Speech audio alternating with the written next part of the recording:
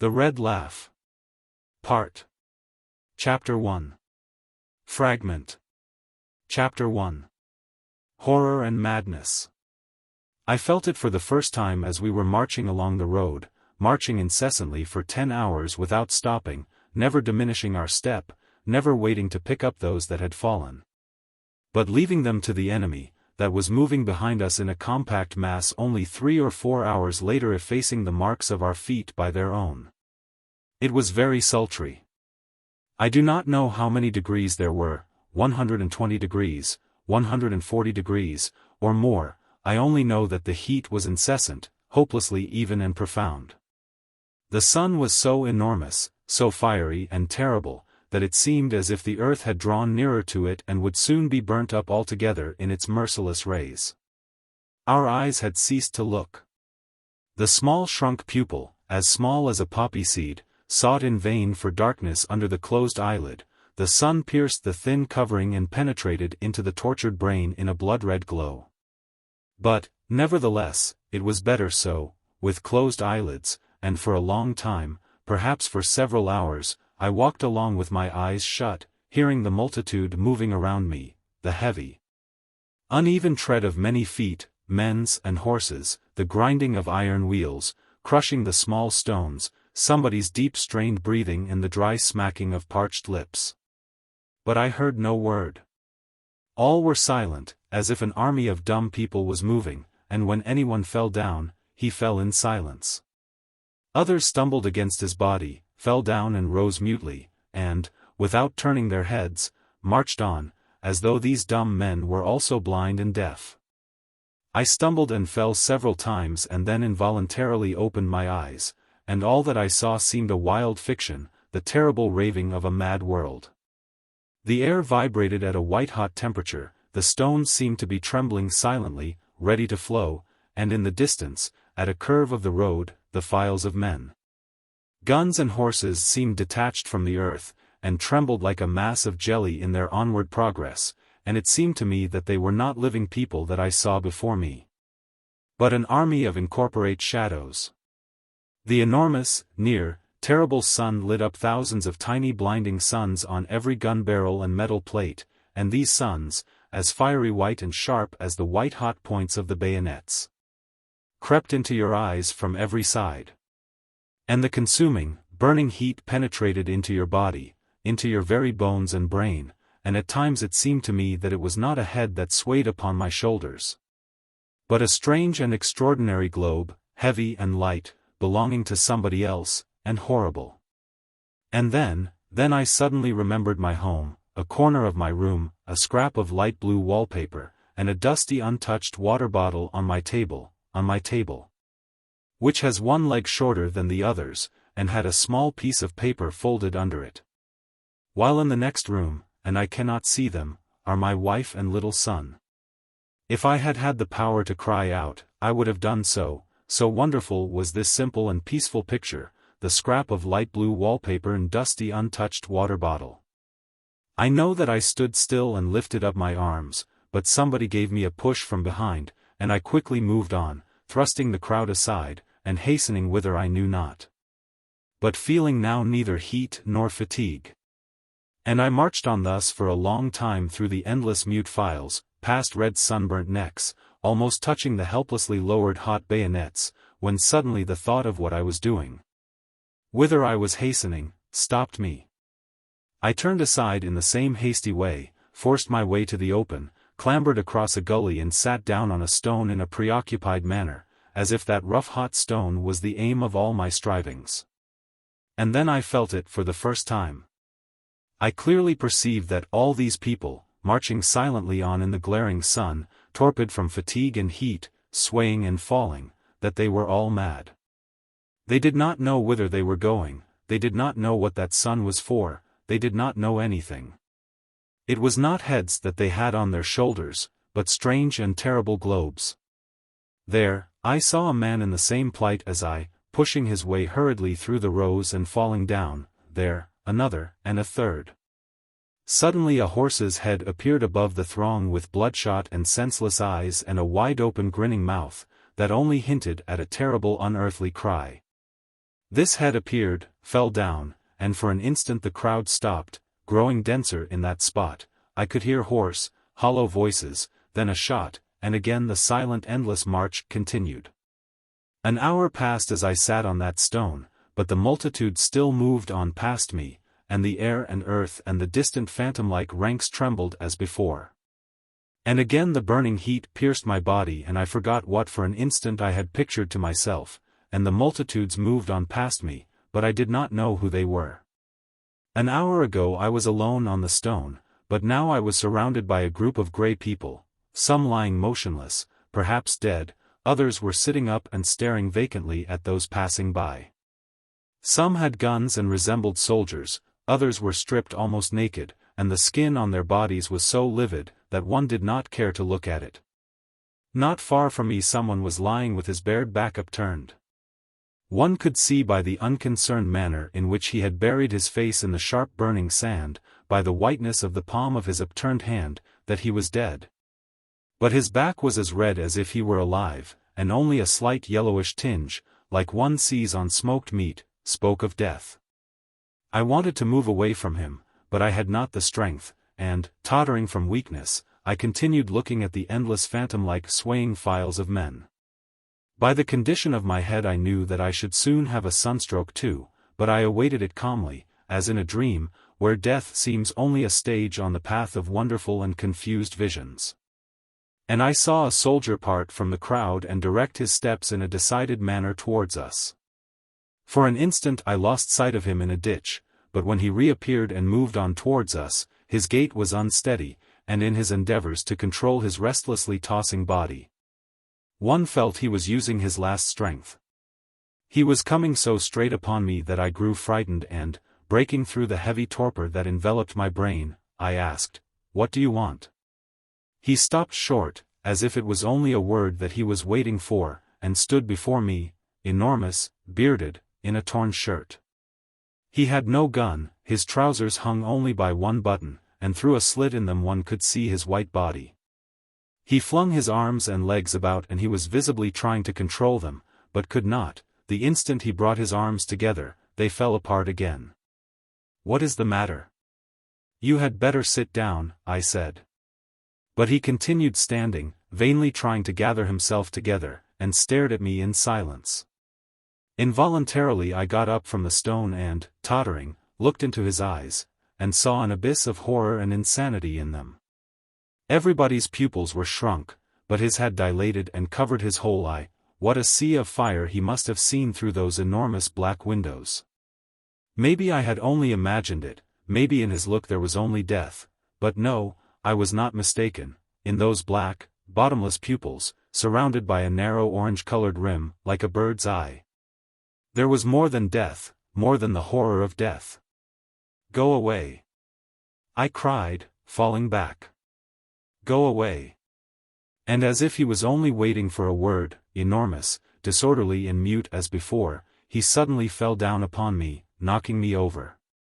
With a shudder I freed my legs from under him, jumped up and longed to run, somewhere away from men into the sunlit, unpeopled and quivering distance, when suddenly, on the left-hand side, a cannon boomed forth from a hilltop, and directly after it two others, like an echo. And somewhere above our heads a shell flew past with a gladsome, many-voiced srech and howl. We were outflanked.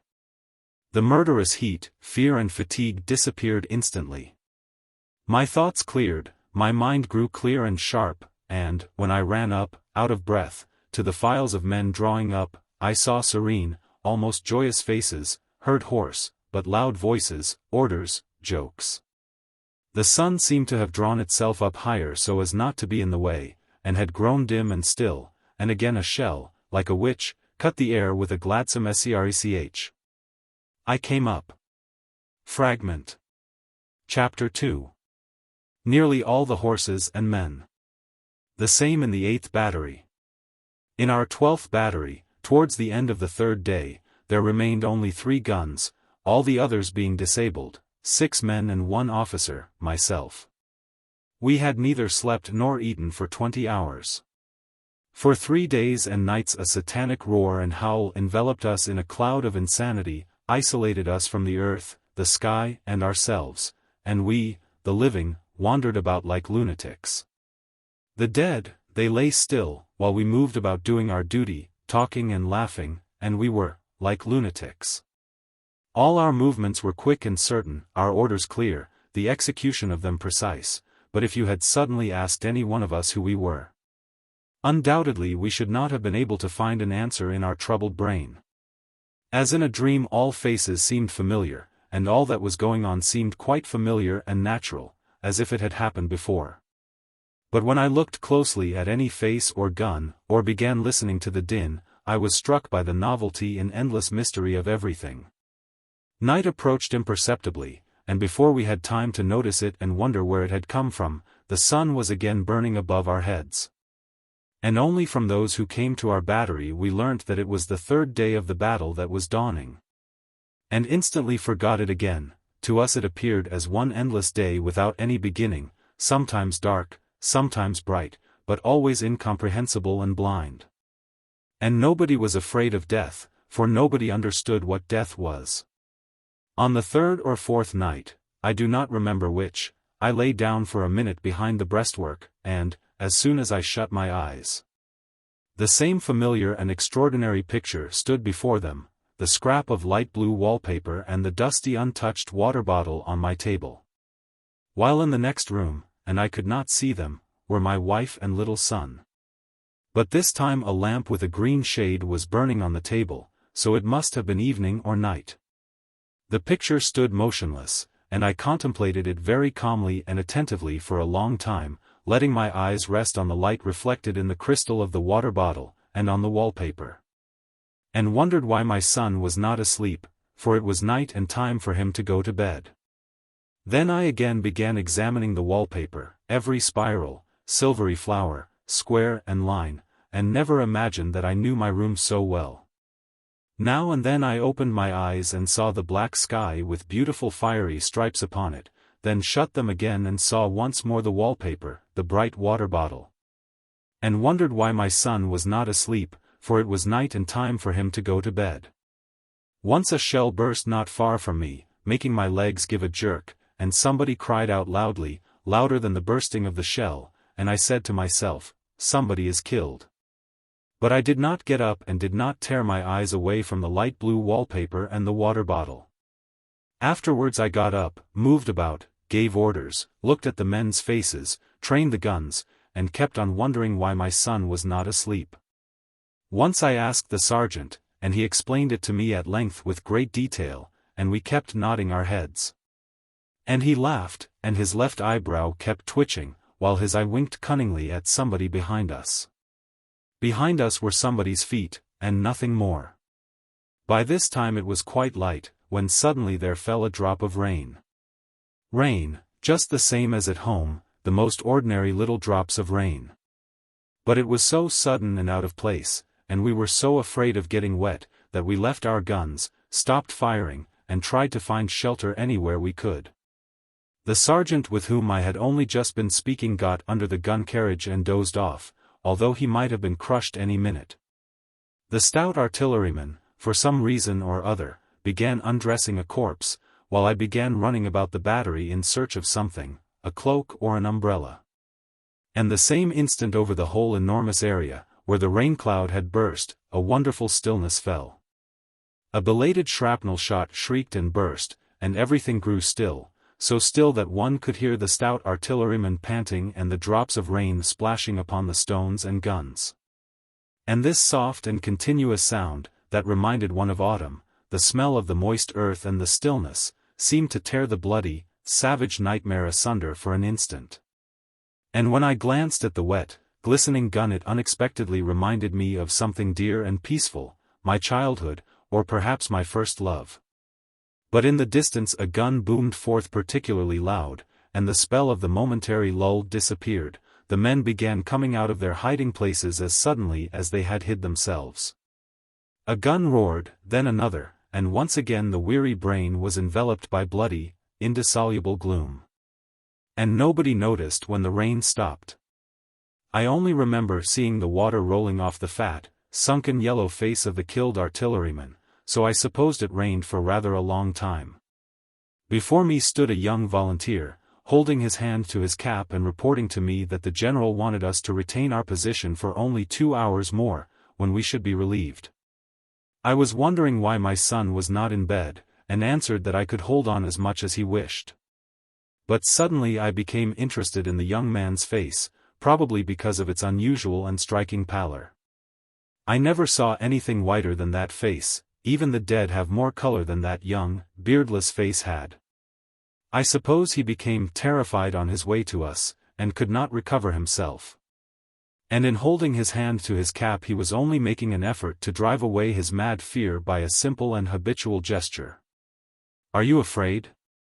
I asked, touching his elbow. But his elbow seemed as if made of wood, and he only smiled and remained silent.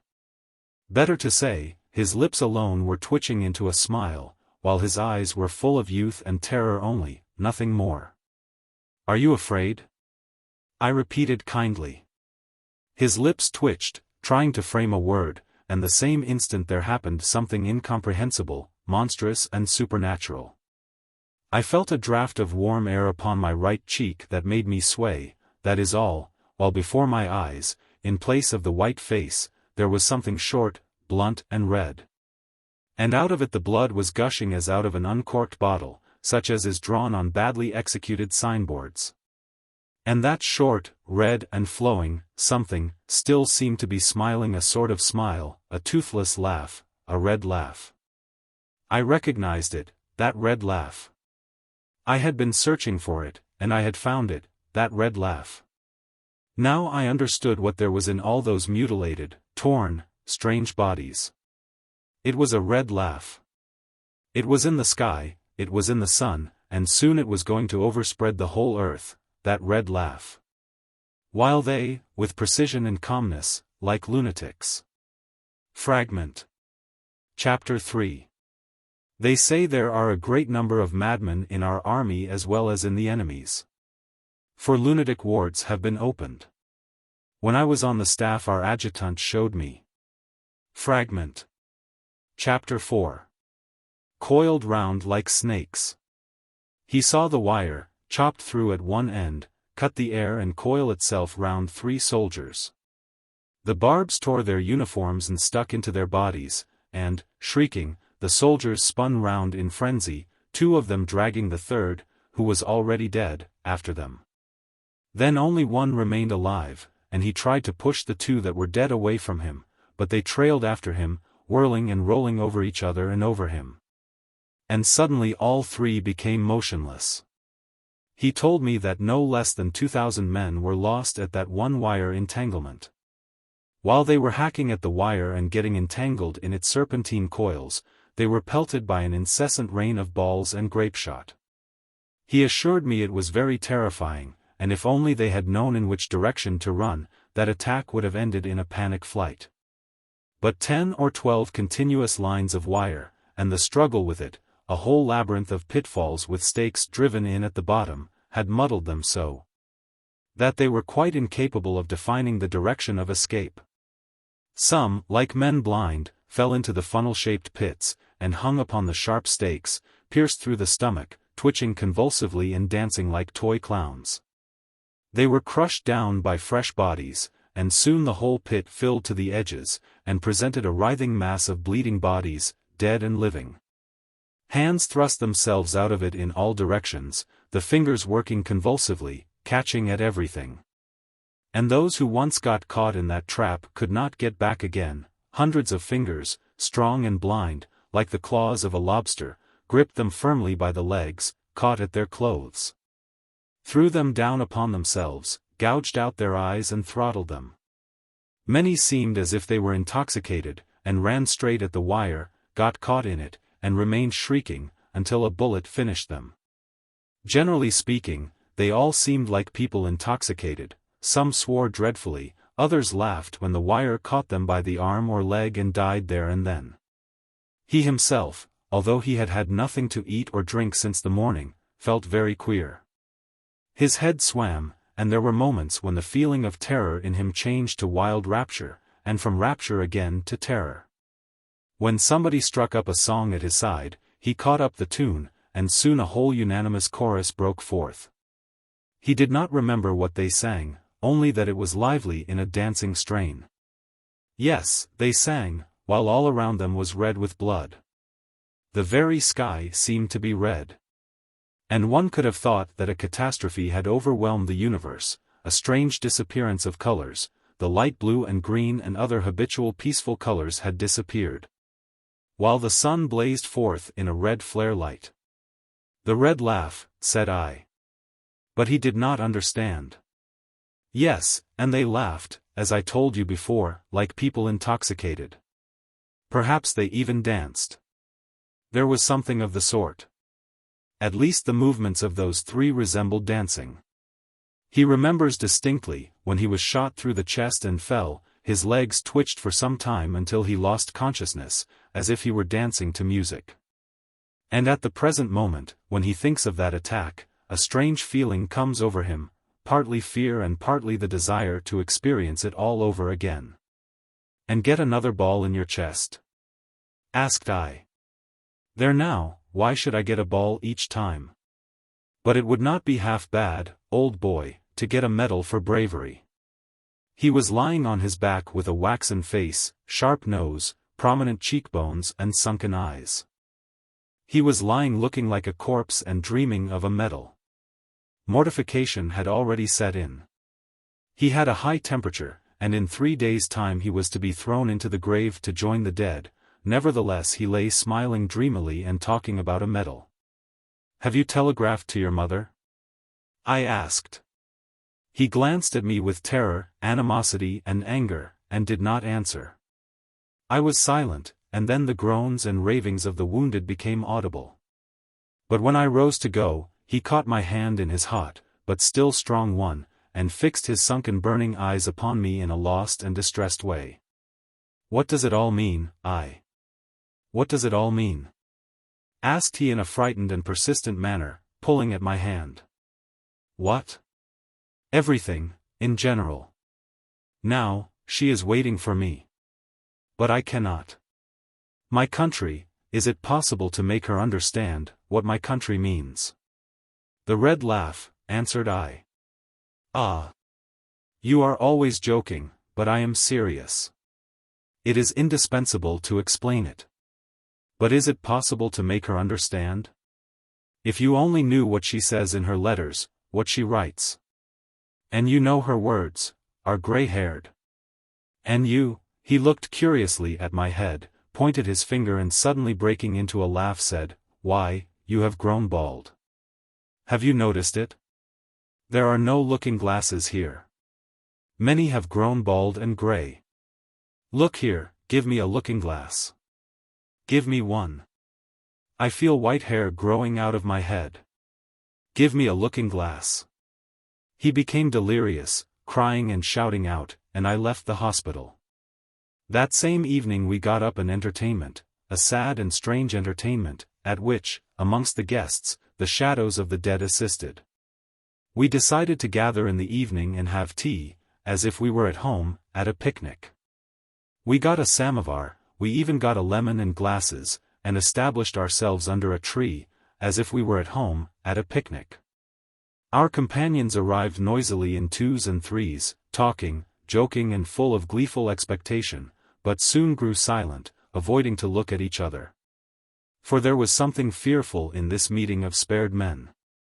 In tatters, dirty, itching as if we were covered by a dreadful ringworm, with hair neglected, thin and worn, having lost all familiar and habitual aspect. We seemed to see each other for the first time as we gathered round the samovar, and seeing each other, we grew terrified. In vain I looked for a familiar face in this group of disconcerted men, I could not find one.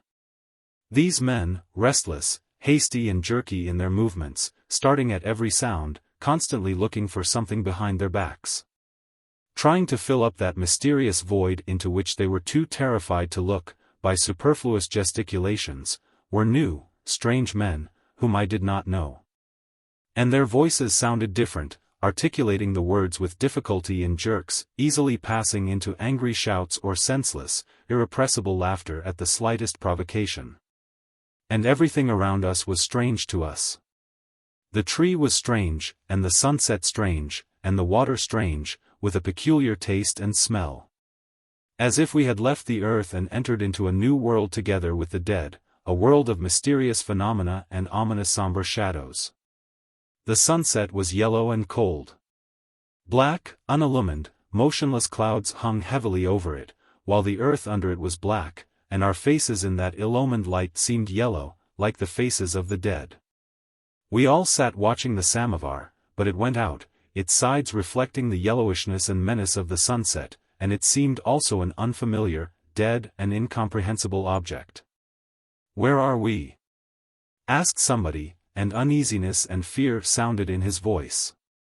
Somebody sighed, somebody convulsively cracked his fingers, somebody laughed. Somebody jumped up and began walking quickly round the table. These last days one could often meet with such men, that were always walking hastily, almost running, at times strangely silent, at times mumbling something in an uncanny way. "At the war," answered he who had laughed, and again burst into a hollow, lingering laugh, as if something was choking him. "What is he laughing at?" asked somebody, indignantly. "Look here, stop it." The other choked once more, gave a titter and stopped obediently. It was growing dark, the clouds seemed to be settling down on the earth, and we could with difficulty distinguish each other's yellow phantom-like faces. Somebody asked, "And where is Fatty Legs?" Fatty Legs, we called a fellow officer, who, being short, wore enormous watertight boots. "He was here just now." "Fatty Legs, where are you?" "Fatty Legs, don't hide. We can smell your boots." Everybody laughed, but their laugh was interrupted by a rough, indignant voice that sounded out of the darkness. "Stop that. Are you not ashamed? Fatty Legs was killed this morning reconnoitering. He was here just now. It must be a mistake. You imagined it. Hi-ho. You there, behind the samovar, cut me a slice of lemon. And me. And me. The lemon is finished." "How is that, boys?" sounded a gentle, hurt voice, full of distress and almost crying. "Why, I only came for the sake of the lemon." The other again burst into a hollow and lingering laugh, and nobody checked him. But he soon stopped. He gave a snigger, and was silent. Somebody said, "Tomorrow we begin the advance on the enemy." But several voices cried out angrily, "Nonsense, advance on the enemy indeed. But you know yourself. Shut up. As if we cannot talk of something else." The sunset faded. The cloud lifted, and it seemed to grow lighter. The faces became more familiar, and he, who kept circling round us, grew calmer and sat down. "I wonder what it's like at home now?" asked he, vaguely, and in his voice there sounded a guilty smile. And once again all became terrible, incomprehensible and strange, so intensely so, that we were filled with horror, almost to the verge of losing consciousness. And we all began talking and shouting at the same time, bustling about, moving our glasses, touching each other's shoulders, hands, knees, and all at once became silent, giving way before the incomprehensible. "At home?" cried somebody out of the darkness. His voice was hoarse and quivering with emotion, fear and hatred. And some of the words would not come out, as if he had forgotten how to say them. "A home? What home? Why, is there home anywhere? Don't interrupt me or else I shall fire. At home I used to take a bath every day, can you understand, a bath with water, water up to the very edges. While now, I do not even wash my face every day. My head is covered with scurf, and my whole body itches and over it crawl. I am going mad from dirt, while you talk of home.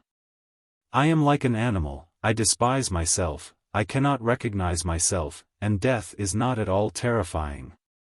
You tear my brain with your shrapnel shots. Aim at what you will, all hit my brain, and you can speak of home. What home? Streets, windows, people, but I would not go into the street now for anything. I should be ashamed to. You brought a samovar here, but I was ashamed to look at it. The other laughed again. Somebody called out. N it all. I shall go home. Home? You don't understand what duty is. Home? Listen. He wants to go home. There was a burst of laughter and of painful shouts, and again all became silent, giving way before the incomprehensible. And then not only I, but every one of us felt that. It was coming towards us out of those dark, mysterious and strange fields. It was rising from out of those obscure dark ravines, where, maybe, the forgotten and lost among the stones were still dying. It was flowing from the strange, unfamiliar sky. We stood around the dying out samovar in silence, losing consciousness from horror, while an enormous, shapeless shadow that had risen above the world looked down upon us from the sky with a steady and silent gaze. Suddenly, quite close to us, probably at the commander's house, music burst forth, and the frenzied, joyous, loud sound seemed to flash out into the night and stillness. The band played with frenzied mirth and defiance, hurriedly, discordantly, too loudly, and too joyously, and one could feel that those who were playing, and those who were listening, saw as we did. That same enormous, shapeless shadow, risen above the world. And it was clear the player on the trumpet carried in himself, in his very brain and ears, that same enormous dumb shadow. The abrupt and broken sound tossed about, jumping and running away from the others, quivering with horror and insanity in its lonesomeness. And the other sounds seemed to be looking round at it, so clumsily they ran, stumbling, falling, and again rising in a disorderly crowd, too loud, too joyous, too close to the black ravines, where most probably the forgotten and lost among the boulders were still dying. And we stood for a long time around the cold samovar and were silent. Fragment. Chapter 5. I was already asleep when the doctor roused me by pushing me cautiously. I woke, and jumping up, cried out, as we all did when anybody wakened us, and rushed to the entrance of our tent. But the doctor held me firmly by the arm, excusing himself. I frightened you, forgive me. I know you want to sleep. 5 days and nights, I muttered, dozing off. I fell asleep and slept, as it seemed to me for a long time, when the doctor again began speaking, poking me cautiously in the ribs and legs. But it is very urgent. Dear fellow, please, it is so pressing. I keep thinking. I cannot. I keep thinking that some of the wounded were left. What wounded? Why, you were bringing them in the whole day long. Leave me in peace. It is not fair, I have not slept for 5 days. Dear boy, don't be angry, muttered the doctor, awkwardly putting my cap on my head. Everybody is asleep, it's impossible to rouse anybody. I've got hold of an engine and 7 carriages, but we're in want of men. I understand. Dear fellow, I implore you. Everybody is asleep and everybody refuses. I'm afraid of falling asleep myself. I don't remember when I slept last. I believe I'm beginning to have hallucinations. There's a dear fellow, put down your feet, just one, there. The doctor was pale and tottering, and one could see that if he were only to lie down for an instant he would fall asleep and remain so without waking for several days running. My legs sank under me, and I am certain I fell asleep as I walked, so suddenly and unexpectedly appeared before us a row of black outlines, the engine and carriages. Near them, scarcely distinguishable in the darkness, some men were wandering about slowly and silently. There was not a single light either on the engine or carriages, and only the shut ashbox threw a dim reddish light onto the rails. What is this? Asked I, stepping back. Why, we are going in the train. Have you forgotten?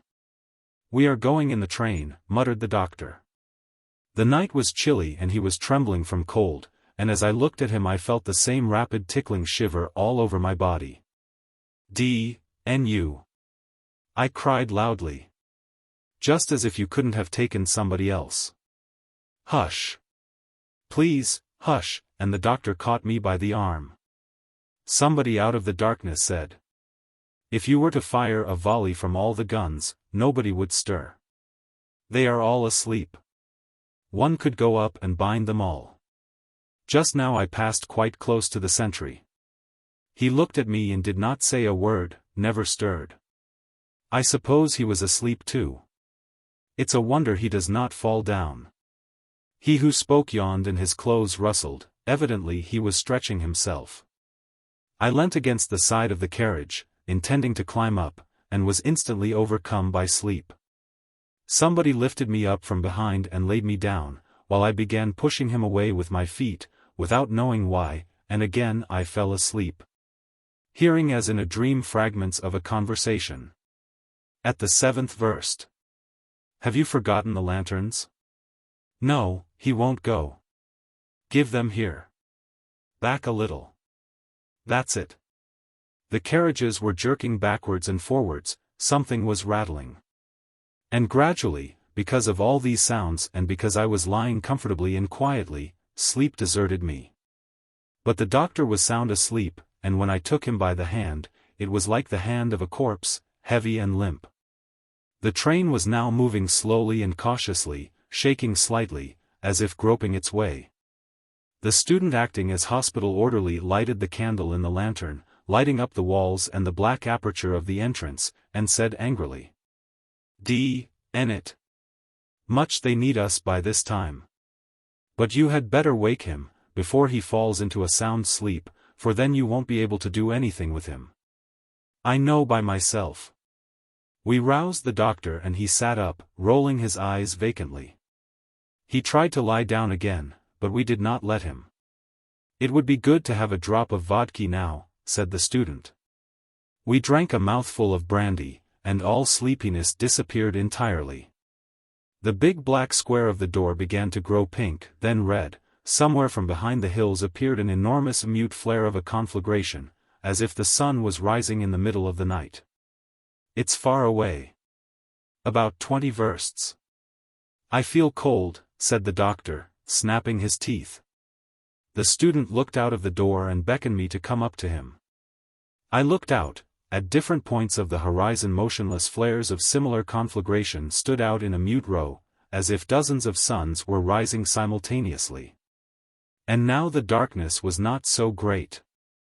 The distant hills were growing more densely black, sharply outlined against the sky in a broken and wavy contour, while in the foreground all was flooded with a red soft glow, silent and motionless. I glanced at the student. His face was tinged by the same red fantastic color of blood, that had changed itself into air and light. Are there many wounded? Asked I. He waved his hand. A great many madmen. More so than wounded. Real madmen? What others can there be? He was looking at me, and his eyes wore the same fixed, wild expression, full of cold horror, that the soldiers had, who died of sunstroke. Stop that, said I, turning away. The doctor is mad also. Just look at him. The doctor had not heard. He was sitting cross-legged, like a Turk, swaying to and fro, soundlessly moving his lips and fingertips. And in his gaze there was the same fixed, stupefied, blunt, stricken expression. I feel cold, said he, and smiled. Hang you all, cried I, moving away into a corner of the carriage. What did you call me up for? Nobody answered. The student stood gazing out at the mute spreading glow, and the back of his head with its curly hair was youthful. And when I looked at him, I do not know why, but I kept picturing to myself a delicate woman's hand passing through that hair. And this image was so unpleasant, that a feeling of hatred sprang up in my breast, and I could not look at him without a feeling of loathing. How old are you? I asked, but he did not turn his head and did not answer. The doctor kept on rocking himself. I feel cold. When I think, said the student, without turning round, when I think that there are streets, houses, a university. He broke off, as if he had said all and was silent. Suddenly the train stopped almost instantaneously, making me knock myself against the wall, and voices were to be heard. We jumped out. In front of the very engine upon the rails lay something, a not very large lump, out of which a leg was projecting. Wounded? No, dead.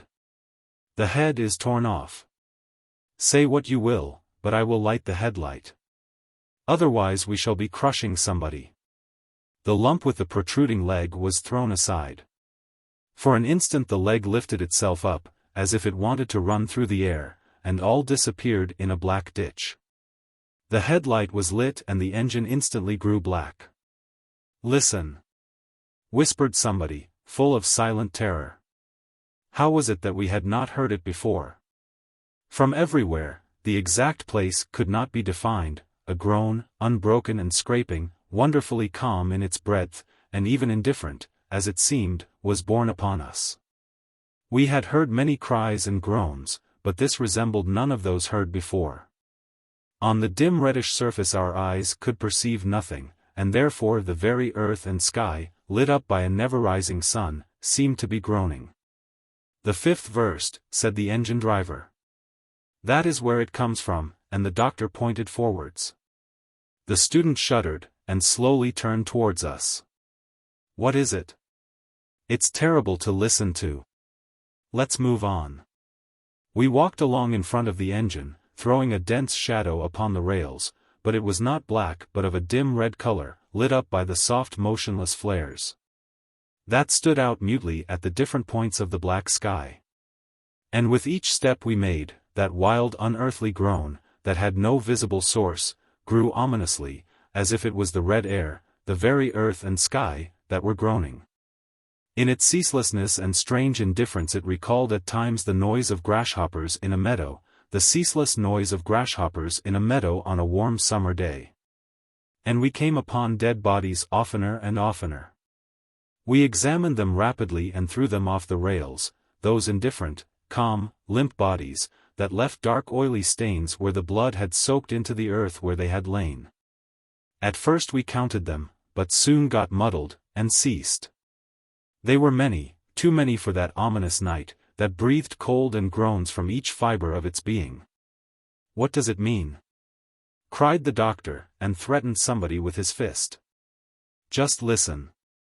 We were nearing the sixth verse, and the groans were growing distinct and sharp, and we could almost feel the distorted mouths, from which those terrible sounds were issuing. We looked anxiously into the rosy gloom, so deceitful in its fantastic light, when suddenly, almost at our feet, beside the rails, somebody gave a loud, calling, crying, groan. We found him instantly, that wounded man, whose face seemed to consist only of two eyes, so big they appeared, when the light of the lantern fell on his face. He stopped groaning, and rested his eyes on each of us and our lanterns in turn, and in his glance there was a mad joy at seeing men and lights, and a mad fear that all would disappear like a vision.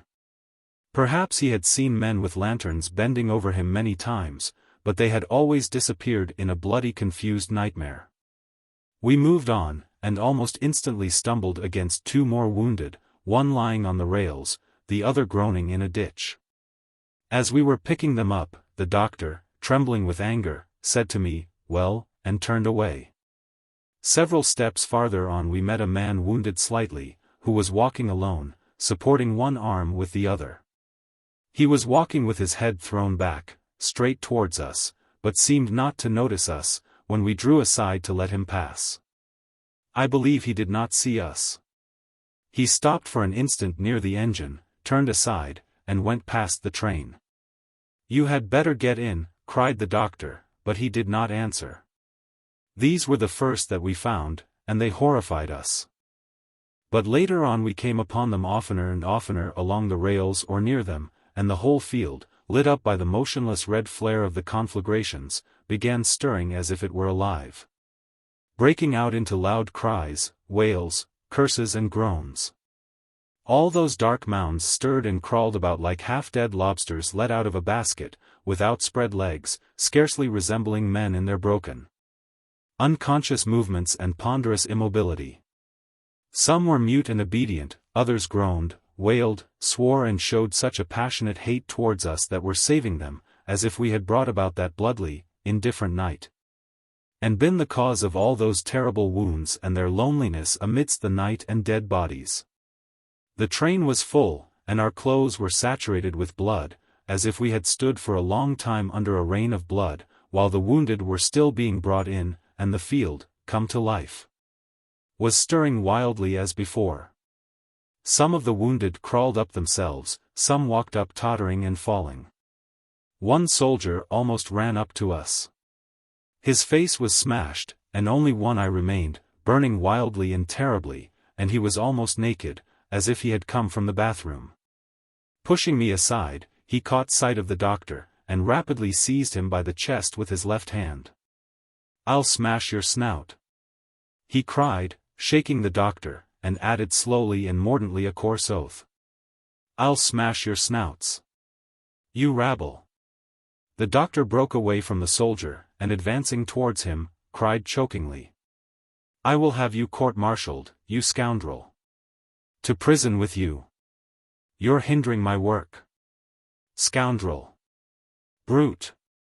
We pulled them apart, but the soldier kept on crying out for a long time, "Rabble.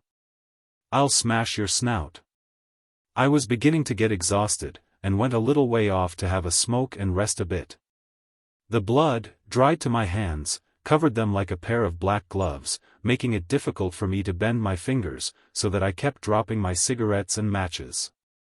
And when I succeeded in lighting my cigarette, the tobacco smoke struck me as novel and strange, with quite a peculiar taste, the like of which I never experienced before or after. Just then the ambulance student with whom I had traveled came up to me, and it seemed to me as if I had met with him several years back, but where I could not remember. His tread was firm as if he were marching, and he was staring through me at something farther on and higher up. "And they are sleeping," said he, as it seemed, quite calmly. I flew into a rage, as if the reproach was addressed to me. "You forget that they fought like lions for 10 days. And they are sleeping," he repeated, looking through me and higher up. Then he stooped down to me and shaking his finger, continued in the same dry and calm way, "I will tell you, I will tell you." "What?" He stooped still lower towards me, shaking his finger meaningly, and kept repeating the words as if they expressed a completed idea. "I will tell you, I will tell you." "Tell them," and still looking at me in the same severe way, he shook his finger once more, then took out his revolver and shot himself in the temple. And this did not surprise or terrify me in the least. Putting my cigarette into the left hand, I felt his wound with my fingers, and went back to the train. "The student has shot himself. I believe he is still alive," said I to the doctor. The latter caught hold of his head and groaned. "D.N. him. There is no room. There, that one will go and shoot himself too, soon. And I give you my word of honor," cried he, angrily and menacingly, "I will do the same. Yes. And let me beg you, just walk back. There is no room. You can lodge a complaint against me if you like." And he turned away, still shouting, while I went up to the other who was about to commit suicide. He was an ambulance man, and also, I believe, a student. He stood, pressing his forehead against the wall of the carriage, and his shoulders shook with sobs. "Stop," said I, touching his quivering shoulder. But he did not turn round or answer, and continued crying. And the back of his head was youthful, like the other students', and as terrifying, and he stood in an absurd manner with his legs spread out like a person drunk, who is sick. And his neck was covered with blood, probably he had clutched it with his own hands. "Well," said I, impatiently. He pushed himself away from the carriage and, stooping like an old man, with his head bent down, he went away into the darkness, away from all of us. I do not know why, but I followed him, and we walked along for a long time away from the carriages. I believe he was crying, and a feeling of distress stole over me, and I wanted to cry too. "Stop!" I cried, standing still. But he walked on, moving his feet ponderously, bent down, looking like an old man with his narrow shoulders and shuffling gait. And soon he disappeared in the reddish haze, that resembled light and yet lit nothing. And I remained alone. To the left of me a row of dim lights floated past. It was the train. I was alone, amidst the dead and dying. How many more remained? Near me all was still and dead, but farther on the field was stirring, as if it were alive, or so it seemed to me in my loneliness. But the moan did not grow less. It spread along the earth, high-pitched, hopeless, like the cry of a child or the yelping of thousands of castaway puppies, starving and cold. Like a sharp, endless, icy needle it pierced your brain and slowly moved backwards and forwards, backwards and forwards. Fragment. Chapter 6. They were our own men. During the strange confusion of all movements that reigned in both armies, our own and the enemy's, during the last month, frustrating all orders and plans. We were sure it was the enemy that was approaching us, namely, the Fourth Corps. And everything was ready for an attack, when somebody clearly discerned our uniforms, and 10 minutes later our guess had become a calm and happy certainty: they were our own men. They apparently had recognized us too. They advanced quite calmly, and that calm motion seemed to express the same happy smile of an unexpected meeting. And when they began firing, we did not understand for some time what it meant, and still continued smiling, under a hail of shrapnel and bullets, that poured down upon us, snatching away at one stroke hundreds of men. Somebody cried out by mistake and, I clearly remember, we all saw that it was the enemy, that it was his uniform and not ours, and instantly answered the fire. About 15 minutes after the beginning of that strange engagement both my legs were torn off, and I recovered consciousness in the hospital after the amputation. I asked how the battle had ended, and received an evasive, reassuring answer, by which I could understand that we had been beaten. And afterwards, legless as I was overcome by joy at the thought that now I would be sent home, that I was alive, alive for a long time to come, alive forever. And only a week later I learnt some particulars, that once more filled me with doubts and a new, unexperienced feeling of terror. Yes, I believe they were our own men after all, and it was with one of our shells, fired out of one of our guns by one of our men, that my legs had been torn off. And nobody could explain how it had happened. Something occurred, something darkened our vision, and 2 regiments, belonging to the same army, facing each other at a distance of 1 verst, had been destroying each other for a whole hour in the full conviction that it was the enemy they had before them. Later on the incident was remembered and spoken of reluctantly in half-words, and, what is most surprising of all, one could feel that many of the speakers did not admit the mistake even then. That is to say, they admitted it, but thought that it had occurred later on, that in the beginning they really had the enemy before them, but that he disappeared somewhere during the general fray, leaving us in the range of our own shells. Some spoke of it openly, giving precise explanations, which seemed to them plausible and clear. Up to this very minute I cannot say for certain how the strange blunder began, as I saw with equal clearness first our red uniforms and then their orange-colored ones. And somehow very soon everybody forgot about the incident, forgot about it to such an extent that it was spoken of as a real battle. And in that sense many accounts were written and sent to the papers in all good faith. I read them when I was back home. At first the public's attitude towards us, the wounded in that engagement, was rather strange. We seemed to be less pitted than those wounded in other battles, but soon even that disappeared too. And only new facts, similar to the one just described, and a case in the enemy's army, when 2 detachments actually destroyed each other almost entirely, having come to a hand-to-hand fight during the night, gives me the right to think that a mistake did occur. Our doctor, the one that did the amputation, a lean, bony old man, tainted with tobacco smoke and carbolic acid, everlastingly smiling at something through his yellowish-gray thin mustache, said to me, winking his eye, "You're in luck to be going home. There's something wrong here." "What is it?" "Something's going wrong. In our time it was simpler. He had taken part in the last European war almost a quarter of a century back and often referred to it with pleasure. But this war he did not understand, and, as I noticed, feared it. "Yes, there's something wrong," sighed he, and frowned, disappearing in a cloud of tobacco smoke. "I would leave too, if I could." And bending over me he whispered through his yellow smoked mustache. "A time will come when nobody will be able to go away from here." Yes, neither I nor anybody, and in his old eyes, so close to me, I saw the same fixed, dull, stricken expression. And something terrible, unbearable, resembling the fall of thousands of buildings, darted through my head, and growing cold from terror, I whispered, "The red laugh." And he was the first to understand me. He hastily nodded his head and repeated, "Yes. The red laugh." He sat down quite close to me and looking round began whispering rapidly, in a senile way, wagging his sharp, grey little beard. "You are leaving soon, and I will tell you. Did you ever see a fight in an asylum? No? Well, I saw one. And they fought like sane people. You understand, like sane people." He significantly repeated the last phrase several times. "Well, and what of that?" asked I, also in a whisper, full of terror. "Nothing. Like sane people."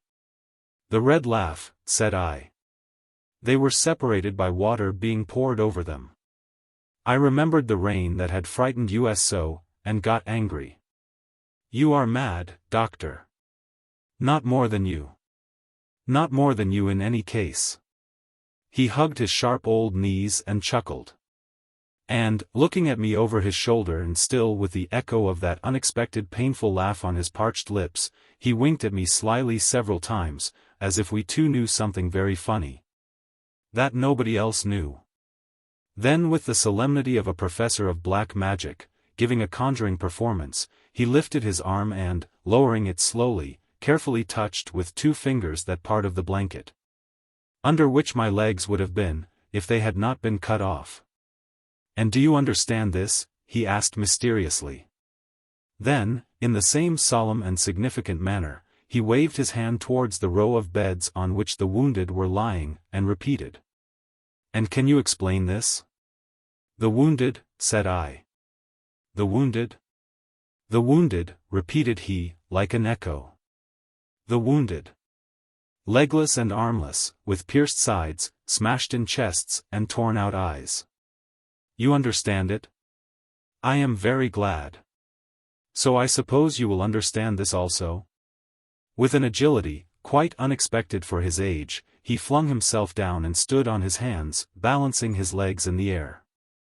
His white working clothes turned down, his face grew purple and, looking at me fixedly with a strange upturned gaze, he threw at me with difficulty a few broken words. "And this, do you, also, understand?"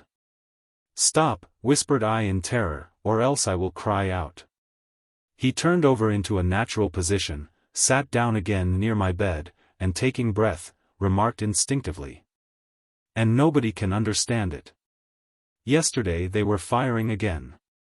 "Yes, they were firing yesterday and the day before," said he, nodding his head affirmatively. "I want to go home," said I in distress. "Doctor, dear fellow, I want to go home. I cannot remain here any longer. At times I cannot bring myself to believe that I have a home, where it is so good." He was thinking of something and did not answer, and I began to cry. "My God, I have no legs. I used to love my bicycle so, to walk and run, and now I have no legs. I used to dance my boy on the right foot and he laughed, and now. Curse you all. What shall I go home for? I am only 30. Curse you all." And I sobbed and sobbed, as I thought of my dear legs, my fleet, strong legs. Who took them away from me, who dared to take them away? "Listen," said the doctor, looking aside. "Yesterday I saw a mad soldier that came to us. An enemy's soldier. He was stripped almost naked, beaten and scratched and hungry as an animal, his hair was unkempt, as ours is, and he resembled a savage, primitive man or monkey. He waved his arms about, made grimaces, sang and shouted and wanted to fight. He was fed and driven out again, into the open country. Where could we have kept him? Days and nights they wander about the hills, backwards and forwards in all directions, keeping to no path, having no aim or resting place, all in tatters like ominous phantoms.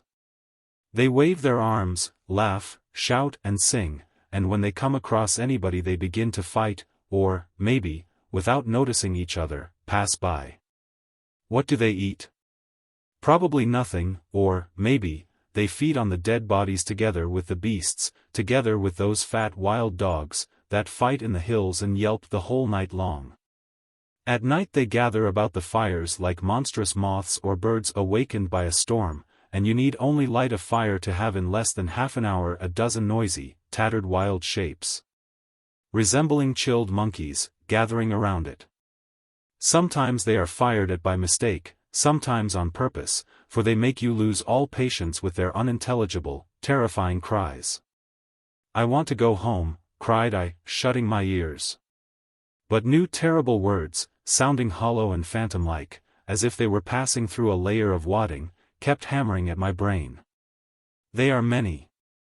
They die by hundreds in the precipices and pitfalls, that are made for sound and clever men, in the remnants of the barbed wire and on the stakes. They take part in the regular battles and fight like heroes, always in the foremost ranks, always undaunted, but often turn against their own men. I like them. At present I am only beginning to go mad, and that is why I am sitting and talking to you, but when my senses leave me entirely, I will go out into the open country, I will go out into the open country, and I will give a call, I will give a call, I will gather those brave ones, those knights-errant, around me, and declare war to the whole world. We will enter the towns and villages in a joyous crowd, with music and songs, leaving in our wake a trail of red, in which everything will whirl and dance like fire. Those that remain alive will join us, and our brave army will grow like an avalanche, and will cleanse the whole world.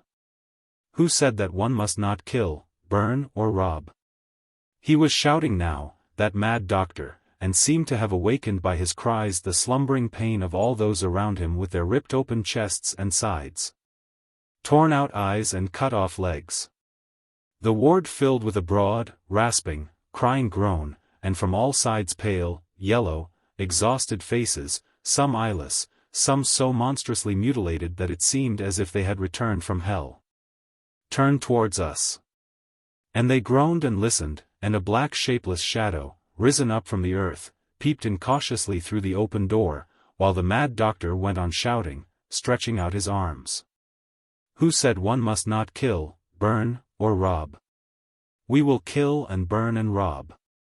We, a joyous careless band of braves, we will destroy all their buildings, universities and museums, and merry as children, full of fiery laughter, we will dance on the ruins. I will proclaim the madhouse our fatherland. All those that have not gone mad, our enemies and madmen. And when I, great, unconquerable and joyous, will begin to reign over the whole world, its sole lord and master, what a glad laugh will ring over the whole universe. The red laugh! Cried I, interrupting him. Help! Again I hear the red laugh. Friends, continued the doctor, addressing himself to the groaning mutilated shadows. Friends! We shall have a red moon and a red sun, and the animals will have a merry red coat, and we will skin all those that are too white, that are too white. You have not tasted blood? It is slightly sticky and slightly warm, but it is red and has such a merry red laugh. Fragment. Chapter 7. It was godless and unlawful. The Red Cross is respected by the whole world, as a thing sacred, and they saw that it was a train full of harmless wounded and not soldiers, and they ought to have warned us of the mine. The poor fellows, they were dreaming of home. Fragment. Chapter 8. Around a samovar, around a real samovar, out of which the steam was rising as out of an engine, the glass on the lamp had even grown dim, there was so much steam. And the cups were the same, blue outside and white inside, very pretty little cups, a wedding present. My wife's sister gave them, she is a very kind and good woman. Is it possible they are all whole? Asked I, incredulously, mixing the sugar in my glass with a clean silver spoon. One was broken, said my wife, absently. She was holding the tap open just then and the water was running out easily and prettily. I laughed. What's it about? Asked my brother. Oh, nothing. Will me into the study just once more. You may as well trouble yourself for the sake of a hero. You idled away your time while I was away, but now that is over. I'll bring you to order, and I began singing, as a joke of course. My friends were bravely hurrying towards the foe. They understood the joke and smiled, only my wife did not lift up her face, she was wiping the cups with a clean embroidered cloth. And in the study I saw once again the light blue wallpaper, a lamp with a green shade and a table with a water bottle upon it. And it was a little dusty. Pour me some water out of this, ordered I, merrily. But you've just had tea. That doesn't matter, pour me out some. And you, said I to my wife, take our son and go into the next room for a minute. Please. And I drank the water with delight in small sips, while my wife and son were in the next room, and I could not see them. That's all right. Now come here. But why is he not in bed by this time? He is so glad you have come home. Darling, go to your father. But the child began to cry and hid himself at his mother's feet. Why is he crying? Asked I, in perplexity, and looked around. Why are you all so pale and silent, following me like shadows? My brother burst into a loud laugh and said, we are not silent. And my sister said, we are talking the whole time. I will go and see about the supper, said my mother, and hurriedly left the room. Yes, you are silent, I repeated, with sudden conviction. Since morning I have not heard a word from you. I am the only one who chats, laughs, and makes merry. Are you not glad to see me then? And why do you all avoid looking at me? Have I changed so? Yes, I am changed. But I do not see any looking-glasses about.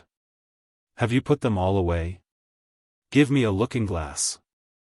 I will bring you one directly, answered my wife, and did not come back for a long time, and the looking-glass was brought by the maid. I looked into it, and, I had seen myself before in the train, at the station. It was the same face, grown older a little, but the most ordinary face. While they, I believe, expected me to cry out and faint, so glad were they when I asked calmly, what is there so unusual in me? Laughing louder and louder, my sister left the room hurriedly, and my brother said with calm assurance, yes, you have not changed much, only grown slightly bald. You can be thankful that my head is not broken, answered I, unconcernedly. But where do they all disappear, first one, then another? Will me about the rooms, please. What a comfortable armchair, it does not make the slightest sound. How much did it cost? You bet I won't spare the money, I will buy myself such a pair of legs, better. My bicycle. It was hanging on the wall, quite new, only the tires were limp for want of pumping. A tiny bit of mud had dried to the tire of the back wheel, the last time I had ridden it. My brother was silent and did not move my chair, and I understood his silence and irresoluteness. Only 4 officers remained alive in our regiment, said I, surlily. I am very lucky. You can take it for yourself, take it away tomorrow. All right, I will take it, agreed my brother submissively. Yes, you are lucky. Half of the town is in mourning. While legs, that is really. Of course I am not a postman. My brother stopped suddenly and asked. But why does your head shake? That's nothing. The doctor said it will pass. And your hands too? Yes, yes. And my hands too. It will all pass. Will me on, please, I am tired of remaining still. They upset me, those discontented people, but my gladness returned to me when they began making my bed, a real bed, a handsome bed, that I had bought just before our wedding 4 years ago. They spread a clean sheet, then they shook the pillows and turned down the blanket, while I watched the solemn proceedings, my eyes full of tears with laughing. "And now undress me and put me to bed," said I to my wife. "How good it is! This minute, dear. Quicker. This minute, dear. Why, what are you doing?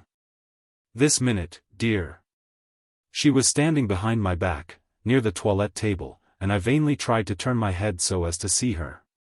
And suddenly she gave a cry, such a cry as one hears only at the war. What does it all mean? She rushed towards me, put her arms round me, and fell down, hiding her head near the stumps of my cut-off legs, from which she turned away with horror, and again pressed herself against them, kissing them, and crying. "What have you become? Why, you are only 30 years old. You were young and handsome. What does it all mean? How cruel men are. What is it for? For whom is it necessary? You, my gentle, poor darling, darling." At her cry they all ran up, my mother, sister, nurse, and they all began crying and saying something or other, and fell at my feet wailing. While on the threshold stood my brother, pale, terribly pale, with a trembling jaw, and cried out in a high-pitched voice, "I shall go mad with you all. I shall go mad." While my mother grovelled at my chair and had not the strength to cry, but only gasped, beating her head against the wheels. And there stood the clean bed with the well-shaken pillows and turned-down blanket, the same bed that I bought just before our wedding 4 years ago. Fragment. Chapter 9. I was sitting in a warm bath, while my brother was pacing up and down the small room in a troubled manner, sitting down, getting up again, catching hold of the soap and towel, bringing them close up to his short-sighted eyes and again putting them back in their places. At last he stood up with his face to the wall and picking at the plaster with his finger, continued hotly. "Judge for yourself, one cannot teach people mercy, sense, logic, teach them to act consciously for tens and hundreds of years running with impunity. And, in particular, to act consciously. One can become merciless, lose all sensitiveness, get accustomed to blood and tears and pain, for instance butchers, and some doctors and officers do, but how can one renounce truth after one has learnt to know it? In my opinion it is impossible. I was taught from infancy not to torture animals and be compassionate. All the books that I read told me the same, and I am painfully sorry for all those that suffer at your cursed war. But time passes, and I am beginning to get accustomed to all those deaths, sufferings, and all this blood. I feel that I am getting less sensitive, less responsive in my everyday life and respond only to great stimulants, but I cannot get accustomed to war. My brain refuses to understand and explain a thing that is senseless in its basis. Millions of people gather at one place and, giving their actions order and regularity, kill each other, and it hurts everybody equally, and all are unhappy. What is it if not madness? My brother turned round and looked at me inquiringly with his short-sighted, artless eyes. "The red laugh," said I merrily, splashing about. "I will tell you the truth," and my brother put his cold hand trustingly on my shoulder, but quickly pulled it back, as if he was frightened at its being naked and wet. "I will tell you the truth. I am very much afraid of going mad. I cannot understand what is happening. I cannot understand it, and it is dreadful. If only anybody could explain it to me, but nobody can. You were at the front, you saw it all, explain it to me." "Deuce take you," answered I jokingly, splashing about. "There, and you too," said my brother, sadly. "Nobody is capable of helping me. It's dreadful. And I am beginning to lose all understanding of what is permissible and what is not, what has sense and what is senseless. If I were to seize you suddenly by the throat, at first gently, as if caressing you, and then firmly, and strangle you, what would that be? You are talking nonsense. Nobody does such things." My brother rubbed his cold hands, smiled softly, and continued. When you were away there were nights when I did not sleep, could not sleep, and strange ideas entered my head, to take a hatchet, for instance, and go and kill everybody, mother, sister, the servants, our dog. Of course they were only fancies, and I would never do so. I should hope not, smiled I, splashing about. Then, again, I am afraid of knives, of all that is sharp and shining. It seems to me that if I were to take up a knife I should certainly kill somebody with it. Now, is it not true, why should I not plunge it into somebody, if it were sharp enough? The argument is sufficient. What a queer fellow you are, brother. Just open the hot water tap. My brother opened the tap, let in some hot water, and continued. Then, again, I am afraid of crowds, of men, when many of them gather together. When of an evening I hear a noise in the street, a loud shout, for instance, I start and believe that a massacre has begun. When several men stand together, and I cannot hear what they are talking about, it seems to me that they will suddenly cry out, fall upon each other, and blood will flow. And you know, he bent mysteriously towards my ear, the papers are full of murders, strange murders. It is all nonsense that there are as many brains as there are men. Mankind has only one intellect, and it is beginning to get muddled. Just feel my head, how hot it is. It is on fire. And sometimes it gets cold, and everything freezes in it, grows benumbed, and changes into a terrible dead-like piece of ice. I must go mad, don't laugh, brother, I must go mad. A quarter of an hour has passed, it's time for you to get out of your bath. A little bit more. Just a minute.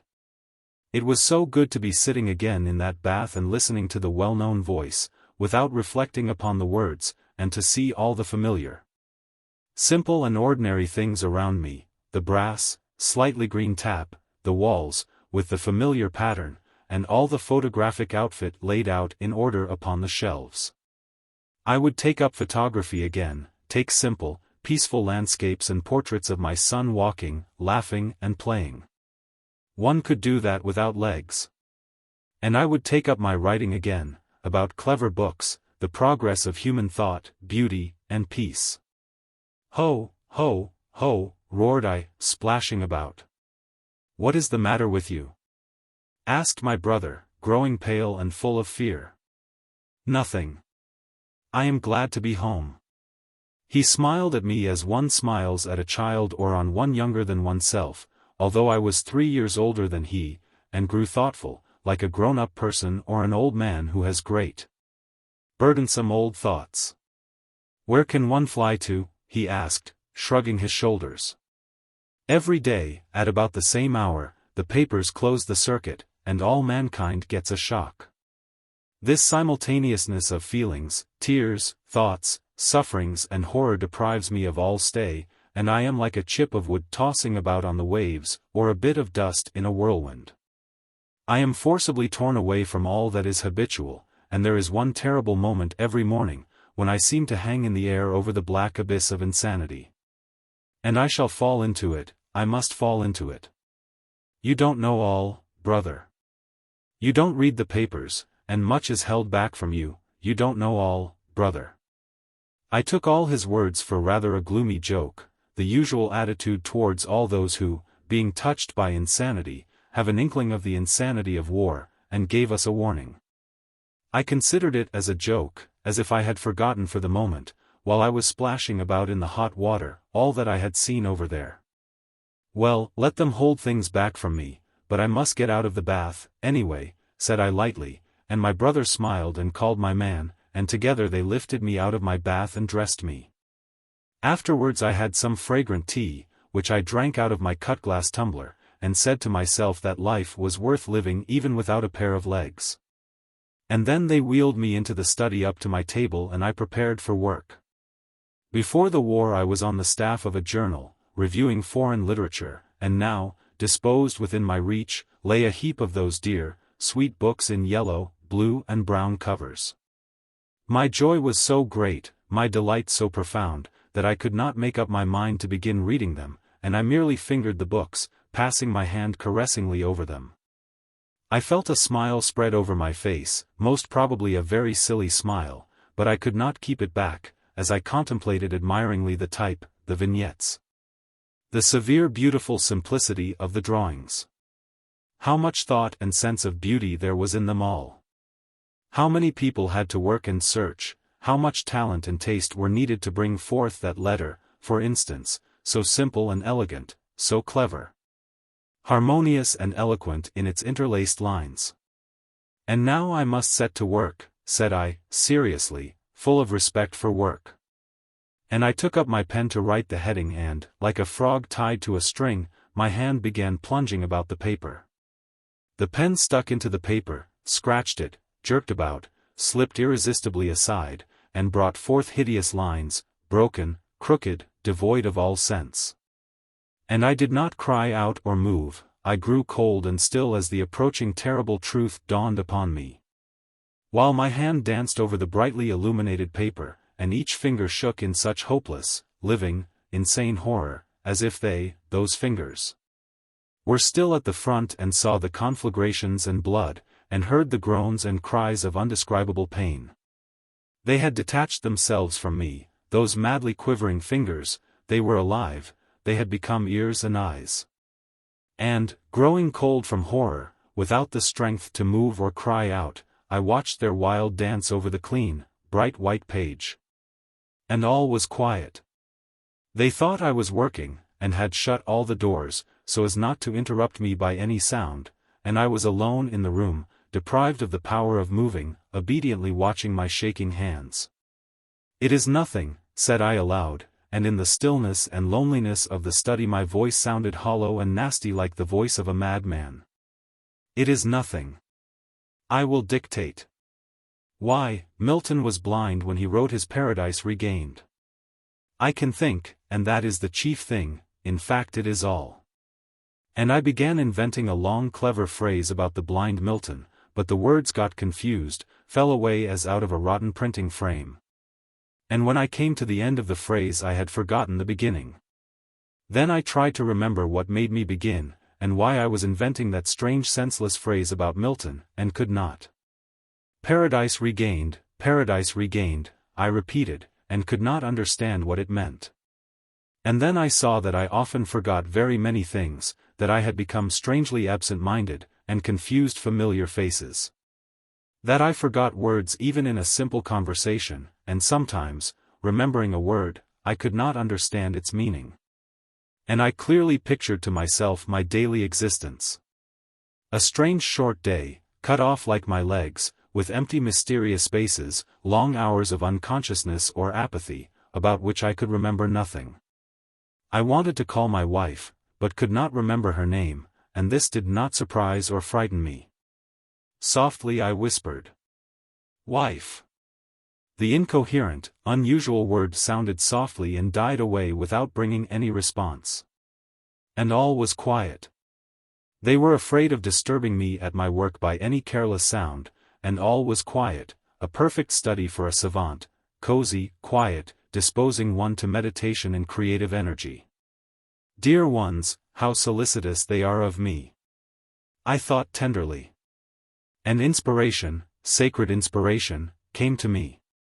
The sun burst forth in my head, and its burning creative rays darted over the whole world, dropping flowers and songs.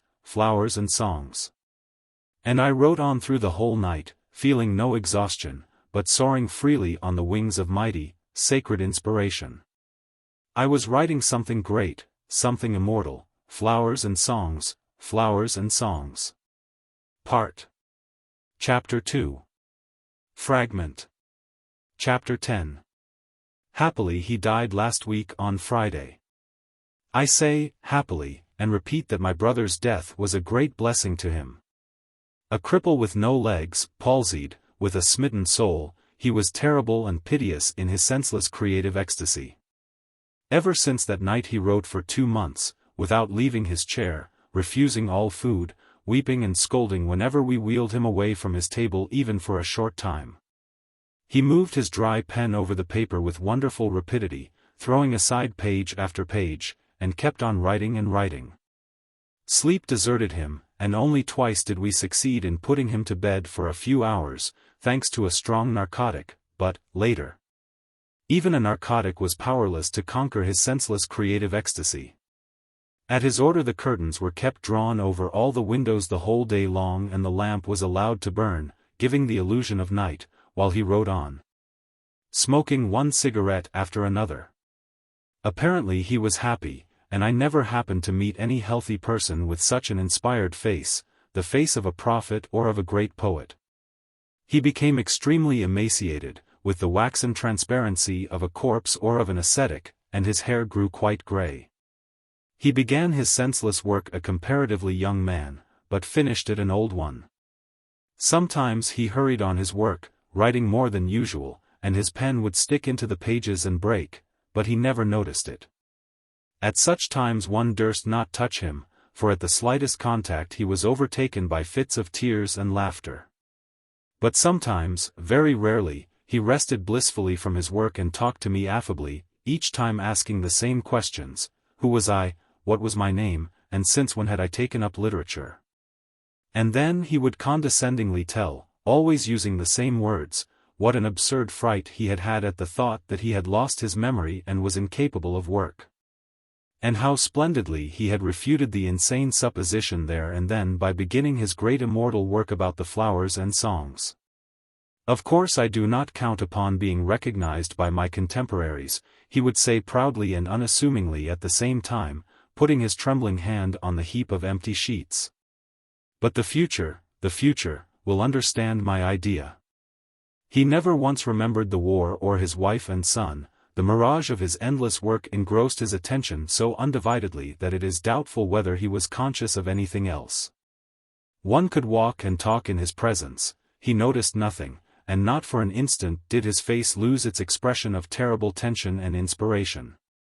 In the stillness of the night, when everybody was asleep and he alone wove untiringly the endless thread of insanity, he seemed terrible, and only his mother and I ventured to approach him. Once I tried to give him a pencil instead of his dry pen, thinking that perhaps he really wrote something, but on the paper there remained only hideous lines, broken, crooked, devoid of any sense. And he died in the night at his work. I knew my brother well, and his insanity did not come as a surprise to me. The passionate dream of work that filled all his letters from the war and was the stay of his life after his return, had to come into inevitable collision with the impotence of his exhausted, tortured brain, and bring about the catastrophe. And I believe that I have succeeded in reconstructing with sufficient accuracy the successive feelings that brought him to the end during that fatal night. Generally speaking, all that I have written down concerning the war is founded upon the words of my dead brother, often very confused and incoherent. Only a few separate episodes were burnt into his brain so deeply and indelibly that I could cite the very words that he used in telling me them. I loved him, and his death weighs upon me like a stone, oppressing my brain by its senselessness. It has added one more loop to the incomprehensible that envelopes my head like a web, and has drawn it tight. The whole family has left for the country on a visit to some relatives, and I am alone in the house that my brother loved so. The servants have been paid off, and only the porter from the next door comes every morning to light the fires, while the rest of the time I am alone, and resemble a fly caught between two window frames, one plunging about and knocking myself against a transparent but insurmountable obstacle. And I know, that I shall never leave the house. Now, when I am alone, the war possesses me wholly and stands before me like an inscrutable mystery, like a terrible spirit, to which I can give no form. I give it all sorts of shapes, of a headless skeleton on horseback, of a shapeless shadow, born in a black thundercloud, mutely enveloping the earth. But not one of them can give me an answer and extinguish the cold, constant, blunt horror that possesses me. I do not understand war, and I must go mad, like my brother, like the hundreds of men that are sent back from there. And this does not terrify me. The loss of reason seems to me honorable, like the death of a sentry at his post. But the expectancy, the slow and infallible approach of madness, the instantaneous feeling of something enormous falling into an abyss, the unbearable pain of tortured thought. My heart has grown benumbed, it is dead, and there is no new life for it, but thought is still alive, still struggling, once mighty as Samson, but now helpless and weak as a child. And I am sorry for my poor thought. There are moments when I cannot endure the torture of those iron clasps that are compressing my brain. I feel an irrepressible longing to run out into the street, into the marketplace, where there are people, and cry out, "Stop the war this instant, or else." But what else is there? Are there any words that can make them come to their senses? Words, in answer to which one cannot find just such other loud and lying words? Or must I fall upon my knees before them and burst into tears? But then, hundreds of thousands are making the earth resound with their weeping, but does that change anything? Or, perhaps, kill myself before them all. Kill myself. Thousands are dying every day, but does that change anything? And when I feel my impotence, I am seized with rage, the rage of war, which I hate. Like the doctor, I long to burn down their houses with all their treasures, their wives and children. To poison the water which they drink, to raise all the killed from their graves and throw the corpses into their unclean houses onto their beds. Let them sleep with them as with their wives or mistresses. Oh, if only I were the devil! I would transplant all the horrors that hell exhales onto their earth. I would become the lord of all their dreams, and, when they cross their children with a smile before falling asleep, I would rise up before them a black vision. Yes, I must go mad, only let it come quicker, let it come quicker. Fragment. Chapter 11. Prisoners, a group of trembling, terrified men. When they were led out of the train, the crowd gave a roar, the roar of an enormous savage dog, whose chain is too short and not strong enough. The crowd gave a roar and was silent, breathing deeply, while they advanced in a compact group with their hands in their pockets, smiling with their white lips as if currying favor. And stepping out in such a manner as if somebody was just going to strike them with a long stick under their knees from behind. But one of them walked at a short distance from the others, calm, serious, without a smile, and when my eyes met his black ones I saw bare open hatred in them. I saw clearly that he despised me and thought me capable of anything. If I were to begin killing him, unarmed as he was, he would not have cried out or tried to defend or right himself. He considered me capable of anything. I ran along together with the crowd, to meet his gaze once more, and only succeeded as they were entering a house. He went in the last, letting his companions pass before him, and glanced at me once more. And then I saw such pain, such an abyss of horror and insanity in his big black eyes, as if I had looked into the most wretched soul on earth. Who is that with the eyes? I asked of a soldier of the escort. An officer, a madman. There are many such. What is his name? He does not say. And his countrymen don't know him. A stranger they picked up. He has been saved from hanging himself once already, but what is there to be done? And the soldier made a vague gesture and disappeared in the door. And now, this evening I am thinking of him. He is alone amidst the enemy, who, in his opinion, are capable of doing anything with him, and his own people do not know him. He keeps silence and waits patiently for the moment when he will be able to go out of this world altogether. I do not believe that he is mad, and he is no coward. He was the only one who held himself with dignity in that group of trembling, terrified men, whom apparently he does not regard as his own people. What is he thinking about? What a depth of despair must be in the soul of that man, who, dying, does not wish to name himself. Why give his name? He has done with life and men, he has grasped their real value and notices none around him, either his own people or strangers, shout, rage and threaten as they will. I made inquiries about him. He was taken in the last terrible battle, during which several tens of thousands of men lost their lives, and he showed no resistance when he was being taken prisoner. He was unarmed for some reason or other, and, when the soldier, not having noticed it, struck him with his sword, he did not get up or try to act in self-defense. But the wound, unhappily for him, was a slight one. But, maybe, he is really mad? The soldier said there were many such. Fragment. Chapter 12. It is beginning. When I entered my brother's study yesterday evening, he was sitting in his armchair at his table heaped with books. The hallucination disappeared the moment I lighted a candle, but for a long time I could not bring myself to sit down in the armchair that he had occupied. At first it was terrifying. The empty rooms in which one was constantly hearing rustlings and crackings were the cause of this dread, but afterwards I even liked it, better he than somebody else. Nevertheless, I did not leave the armchair the whole evening. It seemed to me that if I were to get up he would instantly sit down in my place. And I left the room very quickly without looking round. The lamps ought to have been lit in all the rooms, but was it worth while? It would have been perhaps worse if I had seen anything by lamplight. As it was, there was still room for doubt. Today I entered with a candle and there was nobody in the armchair. Evidently it must have been only a shadow. Again I went to the station, I go there every morning now, and saw a whole carriage full of our mad soldiers.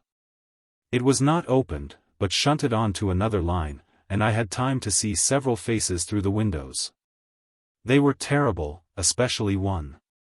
Fearfully drawn, the color of a lemon, with an open black mouth and fixed eyes, it was so like a mask of horror that I could not tear my eyes away from it.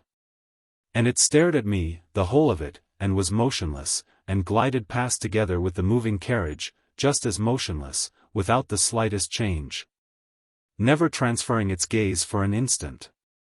If it were to appear before me this minute in that dark door, I do not believe I should be able to hold out. I made inquiries. There were 22 men. The infection is spreading. The papers are hushing up something and, I believe, there is something wrong in our town too. Black, closely shut carriages have made their appearance. I counted 6 during one day in different parts of the town. I suppose I shall also go off in one of them one of these days. And the papers clamor for fresh troops and more blood every day, and I am beginning to understand less and less what it all means. Yesterday I read an article full of suspicion, stating that there were many spies and traitors amongst the people, warning us to be cautious and mindful. And that the wrath of the people would not fail to find out the guilty. What guilty, and guilty of what? As I was returning from the station in the tram, I heard a strange conversation, I suppose in reference to the same article. They ought to be all hung without any trial, said one, looking scrutinizingly at me and all the passengers. Traitors ought to be hung, yes. Without any mercy, confirmed the other. They've been shown mercy enough. I jumped out of the tram. The war was making everybody shed tears, and they were crying too. Why, what did it mean? A bloody mist seemed to have enveloped the earth, hiding it from our gaze, and I was beginning to think that the moment of the universal catastrophe was approaching. The red laugh that my brother saw. The madness was coming from over there, from those bloody burnt-out fields, and I felt its cold breath in the air. I am a strong man and have none of those illnesses that corrupt the body, bringing in their train the corruption of the brain also, but I see the infection catching me. And half of my thoughts belong to me no longer. It is worse than the plague and its horrors. One can hide from the plague, take measures, but how can one hide from all-penetrating thought, that knows neither distances nor obstacles? In the daytime I can still fight against it, but during the night I become, as everybody else does, the slave of my dreams, and my dreams are terrible and full of madness. Fragment. Chapter 13. Universal mob fights, senseless and sanguinary. The slightest provocation gives rise to the most savage club law, knives, stones, logs of wood coming into action, and it is all the same who is being killed. Red blood asks to be let loose. And flows willingly and plentifully. There were 6 of them, all peasants, and they were being led by 3 soldiers with loaded guns. In their quaint peasant's dress, simple and primitive like a savage's, with their quaint countenances, that seemed as if made of clay and adorned with felted wool instead of hair. In the streets of a rich town, under the escort of disciplined soldiers, they resembled slaves of the antique world. They were being led off to the war, and they moved along in obedience to the bayonets as innocent and dull as cattle led to the slaughterhouse. In front walked a youth, tall, beardless, with a long goose neck, at the end of which was a motionless little head. His whole body was bent forward like a switch, and he stared at the ground under his feet so fixedly as if his gaze penetrated into the very depths of the earth. The last in the group was a man of small stature, bearded and middle-aged. He had no desire of resistance, and there was no thought in his eyes, but the earth attracted his feet, gripped them tightly, not letting them loose, and he advanced with his body thrown back, as if struggling against a strong wind. And at each step the soldier gave him a push with the butt end of his rifle, and one leg, tearing itself from the earth, convulsively thrust itself forward, while the other still stuck tightly. The faces of the soldiers were weary and angry, and evidently they had been marching so for a long time. One felt they were tired and indifferent as to how they carried their guns and how they marched, keeping no step, with their feet turned in like countrymen. The senseless, lingering and silent resistance of the peasants seemed to have dimmed their disciplined brains, and they had ceased to understand where they were going and what their goal was. "Where are you leading them to?" I asked of one of the soldiers. He started, glanced at me, and in the keen flash of his eyes I felt the bayonet as distinctly as if it were already at my breast. "Go away," said the soldier, "go away, or else." The middle-aged man took advantage of the moment and ran away. He ran with a light trot up to the iron railings of the boulevard and sat down on his heels, as if he were hiding. No animal would have acted so stupidly, so senselessly. That the soldier became savage.